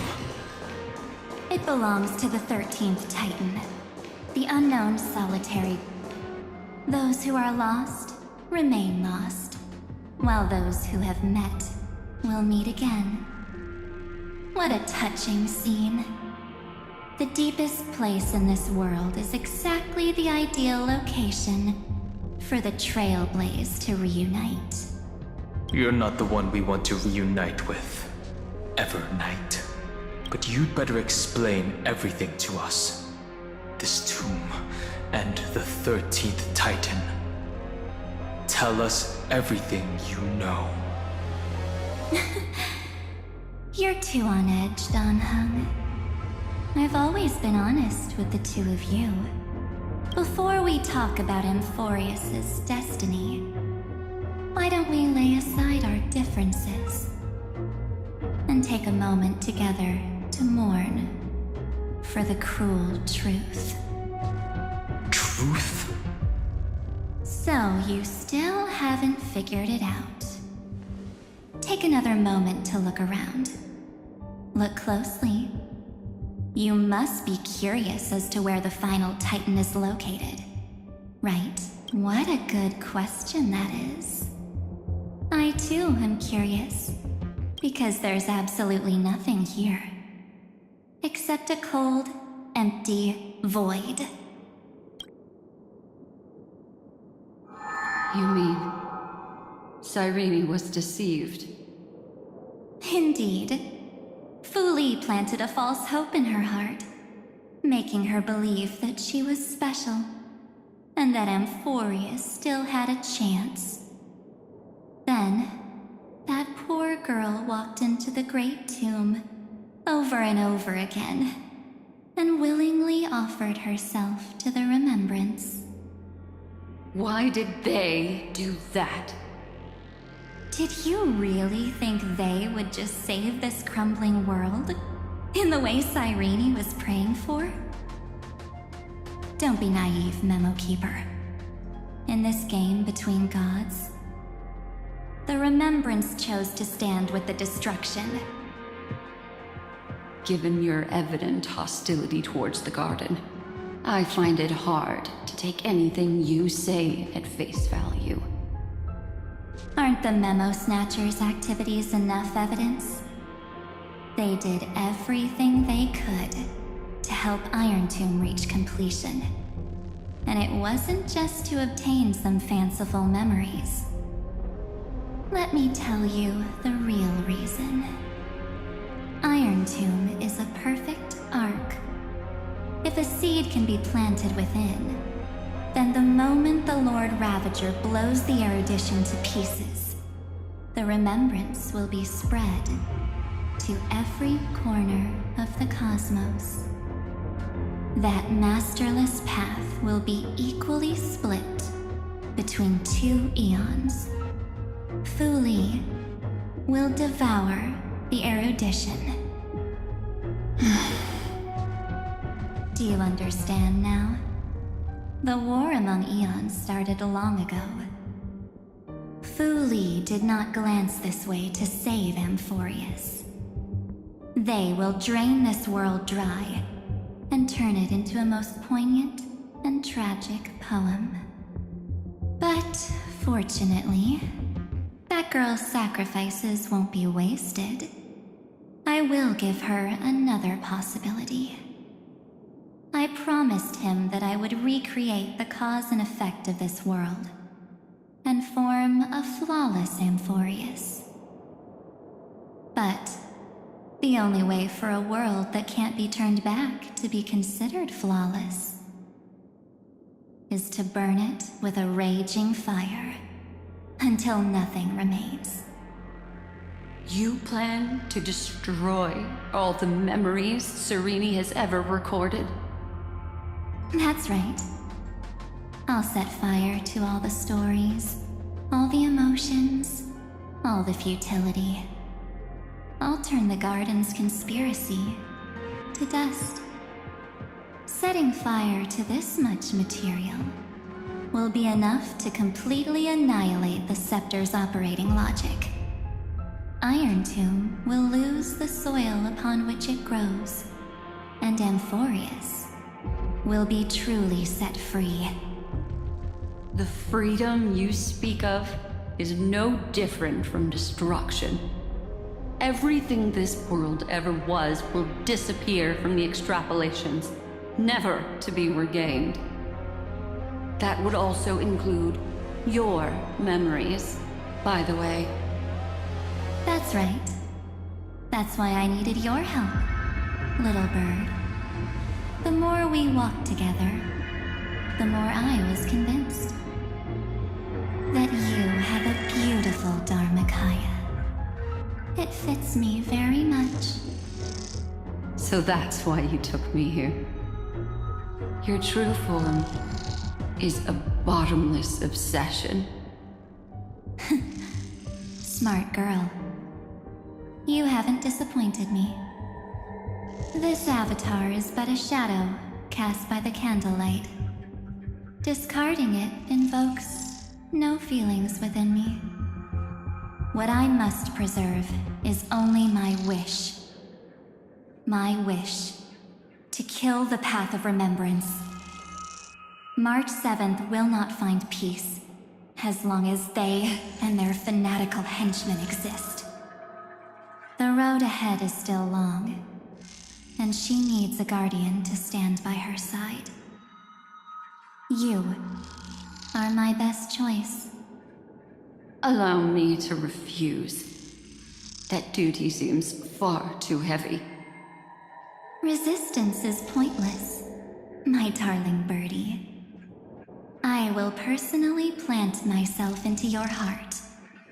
And once I've calmed down those two, I will head into reality and find the true you.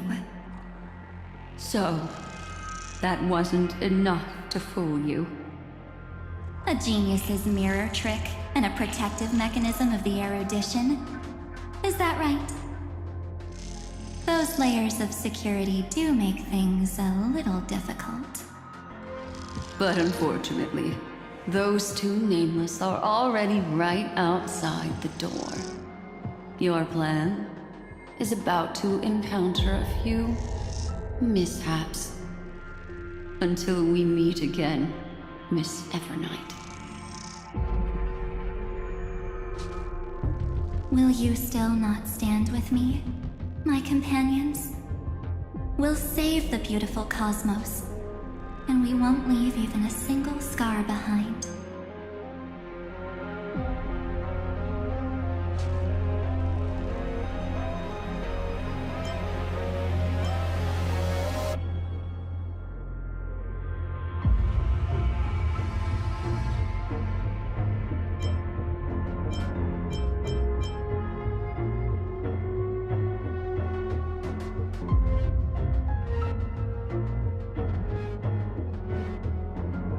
Don't get caught up in your emotions, my dear. The hero's journey in this world is just a narrative embellished with memories. Its essence is nothing but a string of zeros and ones. For your own sake, and for the sake of March 7th, I think my choice is a very reasonable one. Come. I hold the core flame of world-bearing. Just fall asleep, and we'll save the cosmos. If you honestly thought we would agree with you, that just proves you don't understand March 7th at all. Seems like I really can't get along with people like you do. But in order to make sure you can still embrace tomorrow and continue this carefree journey, some memories must be set on fire as the sacrifice. What can change a person's nature? Is it memories? Unfortunately, the result is just the opposite.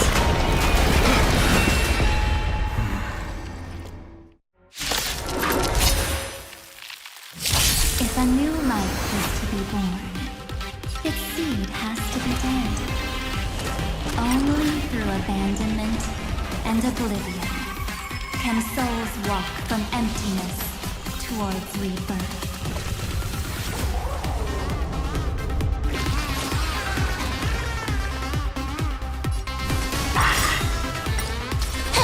I have supplies.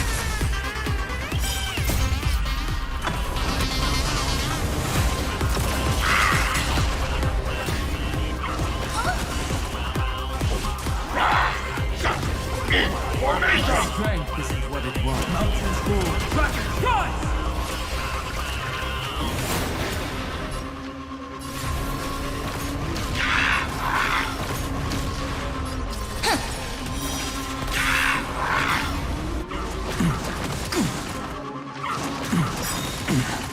Time for an overhaul. Dragons, obey. Soaring above the land. This is permanent!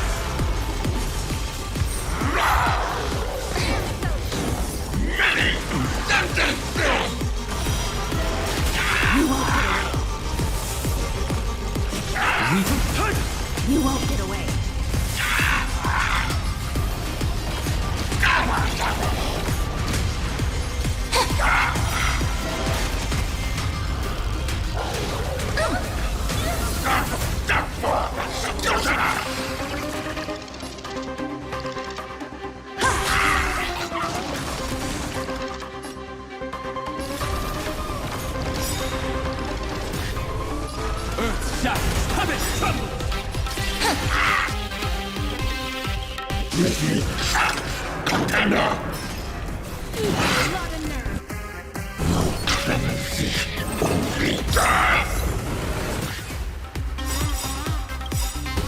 Perhaps you still don't understand.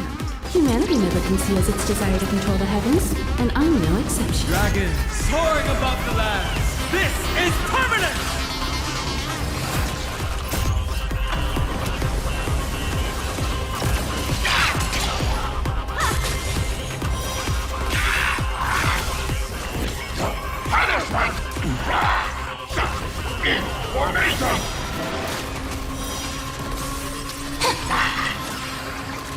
My purpose is to protect. Mountains move. Kraken rise! You won't get away. I have something for you. You won't get away.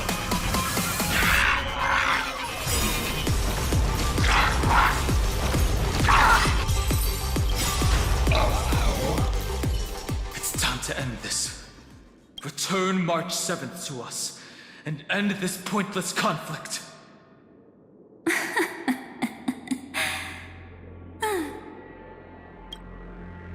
Don't get the wrong idea. I just need some time to deal with some unnecessary trouble. The encryption key written by those geniuses is already invalid. How about we play a game, dear? Don't worry, it won't take long. It's a simple multi-choice question. A or B?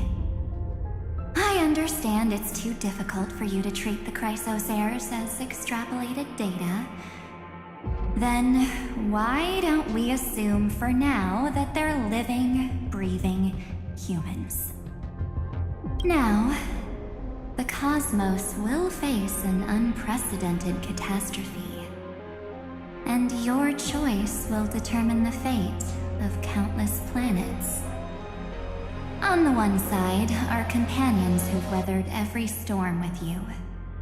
They fought with everything they've got and obtained a 1% chance of victory. However, should you choose that 1%, there will be massive sacrifices, no matter the outcome. On the other side, there's a simple button. The Oblivion will burn away all traces of their existence, as well as your entire memory of this trip. But it will also halt the brewing catastrophe and spare the universe from destruction.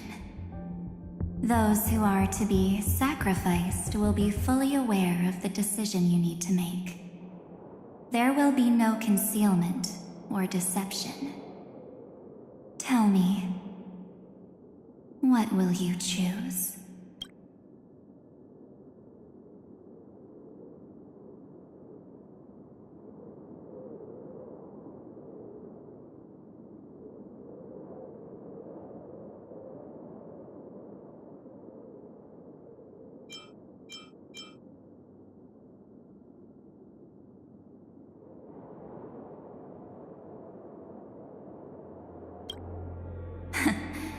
You're right. This choice is meaningless and unimportant. The only interesting thing is the number of people making that choice. I've just posed the same question to Don Hung. The answer doesn't matter. Let me see. Is this Trailblaze spirit truly as unified as you all claim it to be? Now, why don't you prove it to me? Wait! Cyrene? Another damsel in distress rescue plays out again. Still think you can do something, little pink memo sprite? What weapons do you have to stand against me? Besides your somewhat witty words? Don't underestimate me. Besides my charm and eloquence, I can stir up ripples of past reverie. What? We don't have time for endless chatter at crucial moments like this.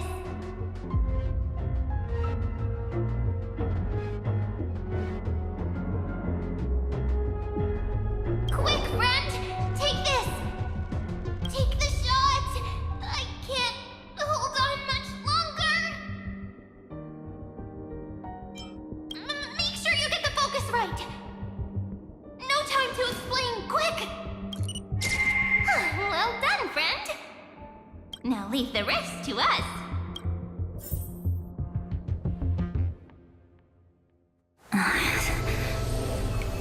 This is a light cone made from someone's memories. Oh, and there's a harmony entwined with it. Looks like someone's been busy behind my back. We meet again, naive me. I know you mean that as a compliment. But as for the word naive, I think I'll give you that one back. Welcome to Ides Elysiae, a small village shrouded by the veil of Evernight. Now, this memory will also belong to you.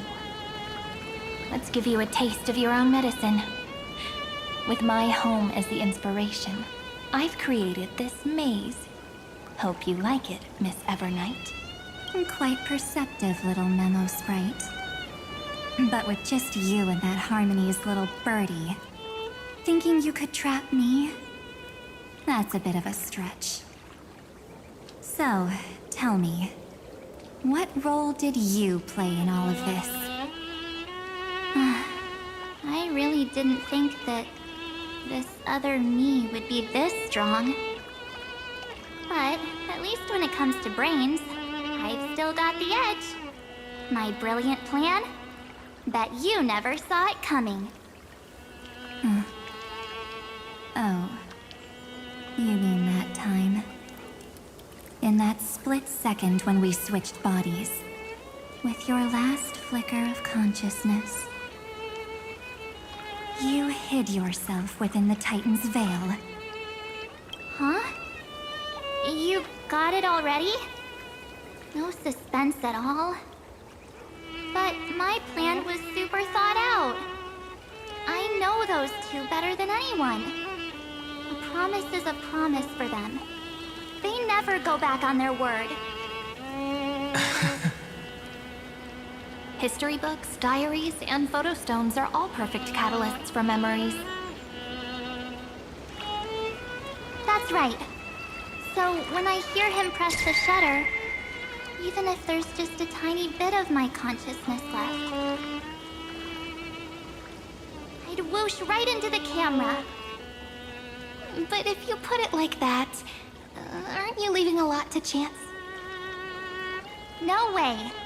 He will definitely be snapping away all over Amphoreous because he promised me to take photos. I'm guaranteed to run into him, eventually. True, you really know him well. Miss Evernight, let's be real. My amateur skills aren't enough to keep someone like you contained. But if March 7th were here, that would be a different story. Because there's no way for you to ignore her, right? Fine. Lay it on me then. After going on such a long detour, what exactly do you want to do now? First, I want to thank you for protecting him and Don Hung. But what you did later went way too far. So, while there's still time, I've got to make you change your mind. There is something that truly puzzles me. How did you find yourself again? After giving up all your memories and becoming an empty soul. Looks like you aren't so omnipotent or omniscient after all, huh? The answer is simple. I have been dozing inside the camera all along, and I accompanied him during his entire journey. So, when he told Cyrene in this cycle about his interstellar travels, those memories of journeying with the Express entered my mind as well. I may still be far from the complete March 7th, but these memories were more than enough to fight you. So, you know what led up to this, and what followed, right? Go ahead. Tell me. Let's hear why you're so confident you can sway me. Why? Isn't the reason super obvious? even through a camera lens, I know that the love, hate, and struggles that happened in Amphoreous were the same as what real living people experience. Same old topic. I already got him to make a choice. The weights on each side of the scale are far too unequal. When destruction looms, trying to preserve everything only means sacrificing everything. Well, take a step back. Before we ask this question, have you ever really thought about it? What right do we really have to make choices for others? If the cosmos were nothing more than a bigger Akama, ruled by a so-called imperator, maybe then she'd have the right to weigh both sides and decide for us all. But the truth is, we're just a bunch of nameless. Even with everyone calling him Deliverer, I believe that he hasn't forgotten that the meaning of Trailblaze is to explore, understand, establish, and connect. It's not about standing above the cosmos as some kind of savior. It's about walking alongside every world within it. So don't try to guilt-trip me with stuff like necessary sacrifices. The Express crew is immune to these baseless accusations. Besides, and this is just an example, if Madame Herta wanted to, she could have whipped out her imaginary weapon any time and blasted this scepter to bits. Because, according to your logic, the lives of a few nameless are nothing compared to a Lord Ravager's potential threat. But that's not what she did. You wouldn't have liked it either, would you? I figured you out a long time ago. You've got a fatal flaw. A weakness. In the shape of me. You've got such incredible powers. But you still kept your promise to me. That only means the sole motivation behind everything you do was just so I can keep traveling. You're not as naive as you seem, are you? In that case, I can prove it to you. I won't answer for someone else, but for myself. Here, hold this. An empty spirit. If you want to seriously think about it, this thing actually counts as my body right now. Its memories are all drawn from the camera's photos. In other words, from my journey of trailblazing. While I was awake, you were always sleeping. So talking about this probably doesn't feel real to you. So, why don't I walk you through these memories all over again? The spirit turned into a journal? Yep, that's what memories are. You don't know where they are, and you don't know what you actually remember. But when you need them most, the forces that have once changed your soul are guaranteed to appear again.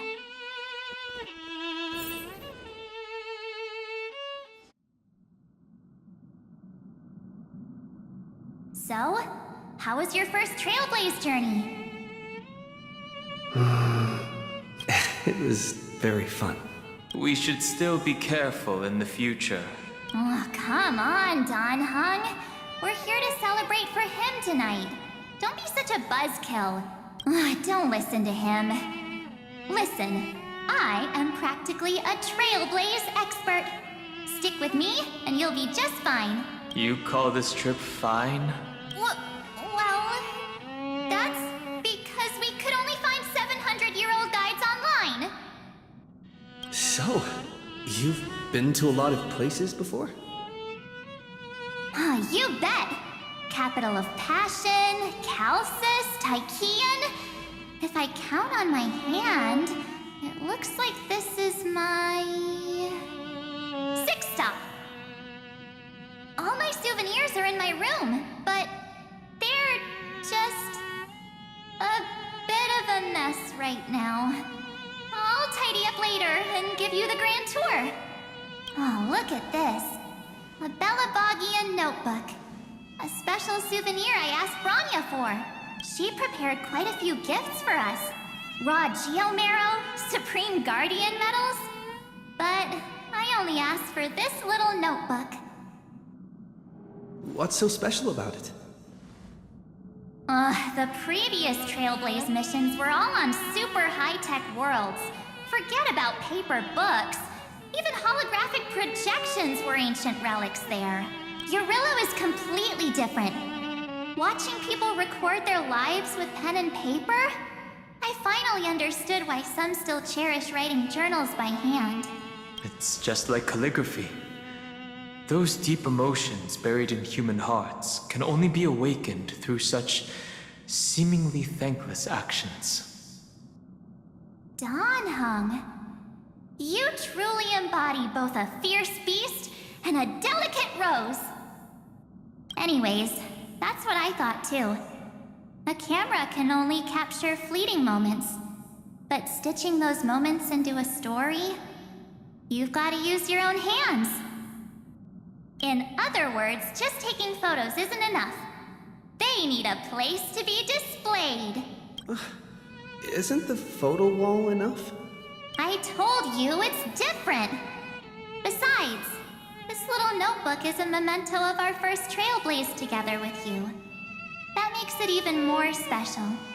Anyways, the next stop is the legendary planet of festivities.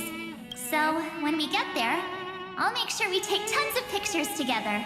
Until the memory card's bursting. Fine by me.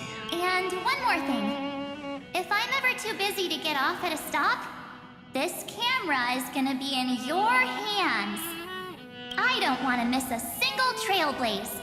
So you all need to practice your photography skills until you're at least 80% as good as me. Got it? Back then, I was only half joking. I never thought I'd actually miss out. And after just 2 stops, too. Those 97 days alone had me on edge. I honestly thought that was gonna be it for me. Thankfully, with my quick thinking and sharp planning, I managed to keep up with those 2. By hiding in the camera. So what? That's still trailblazing. The camera is my true form. That might have been a joke, but it came true this time. Well, yeah, it was super inconvenient. I couldn't help them when they were in danger. Couldn't complain when they talked total nonsense. And watching him snap a terrible photo, I couldn't even control the shutter. But I stuck with them all the way. Till where we are now. Together with them, I got to know this beautiful yet dying world.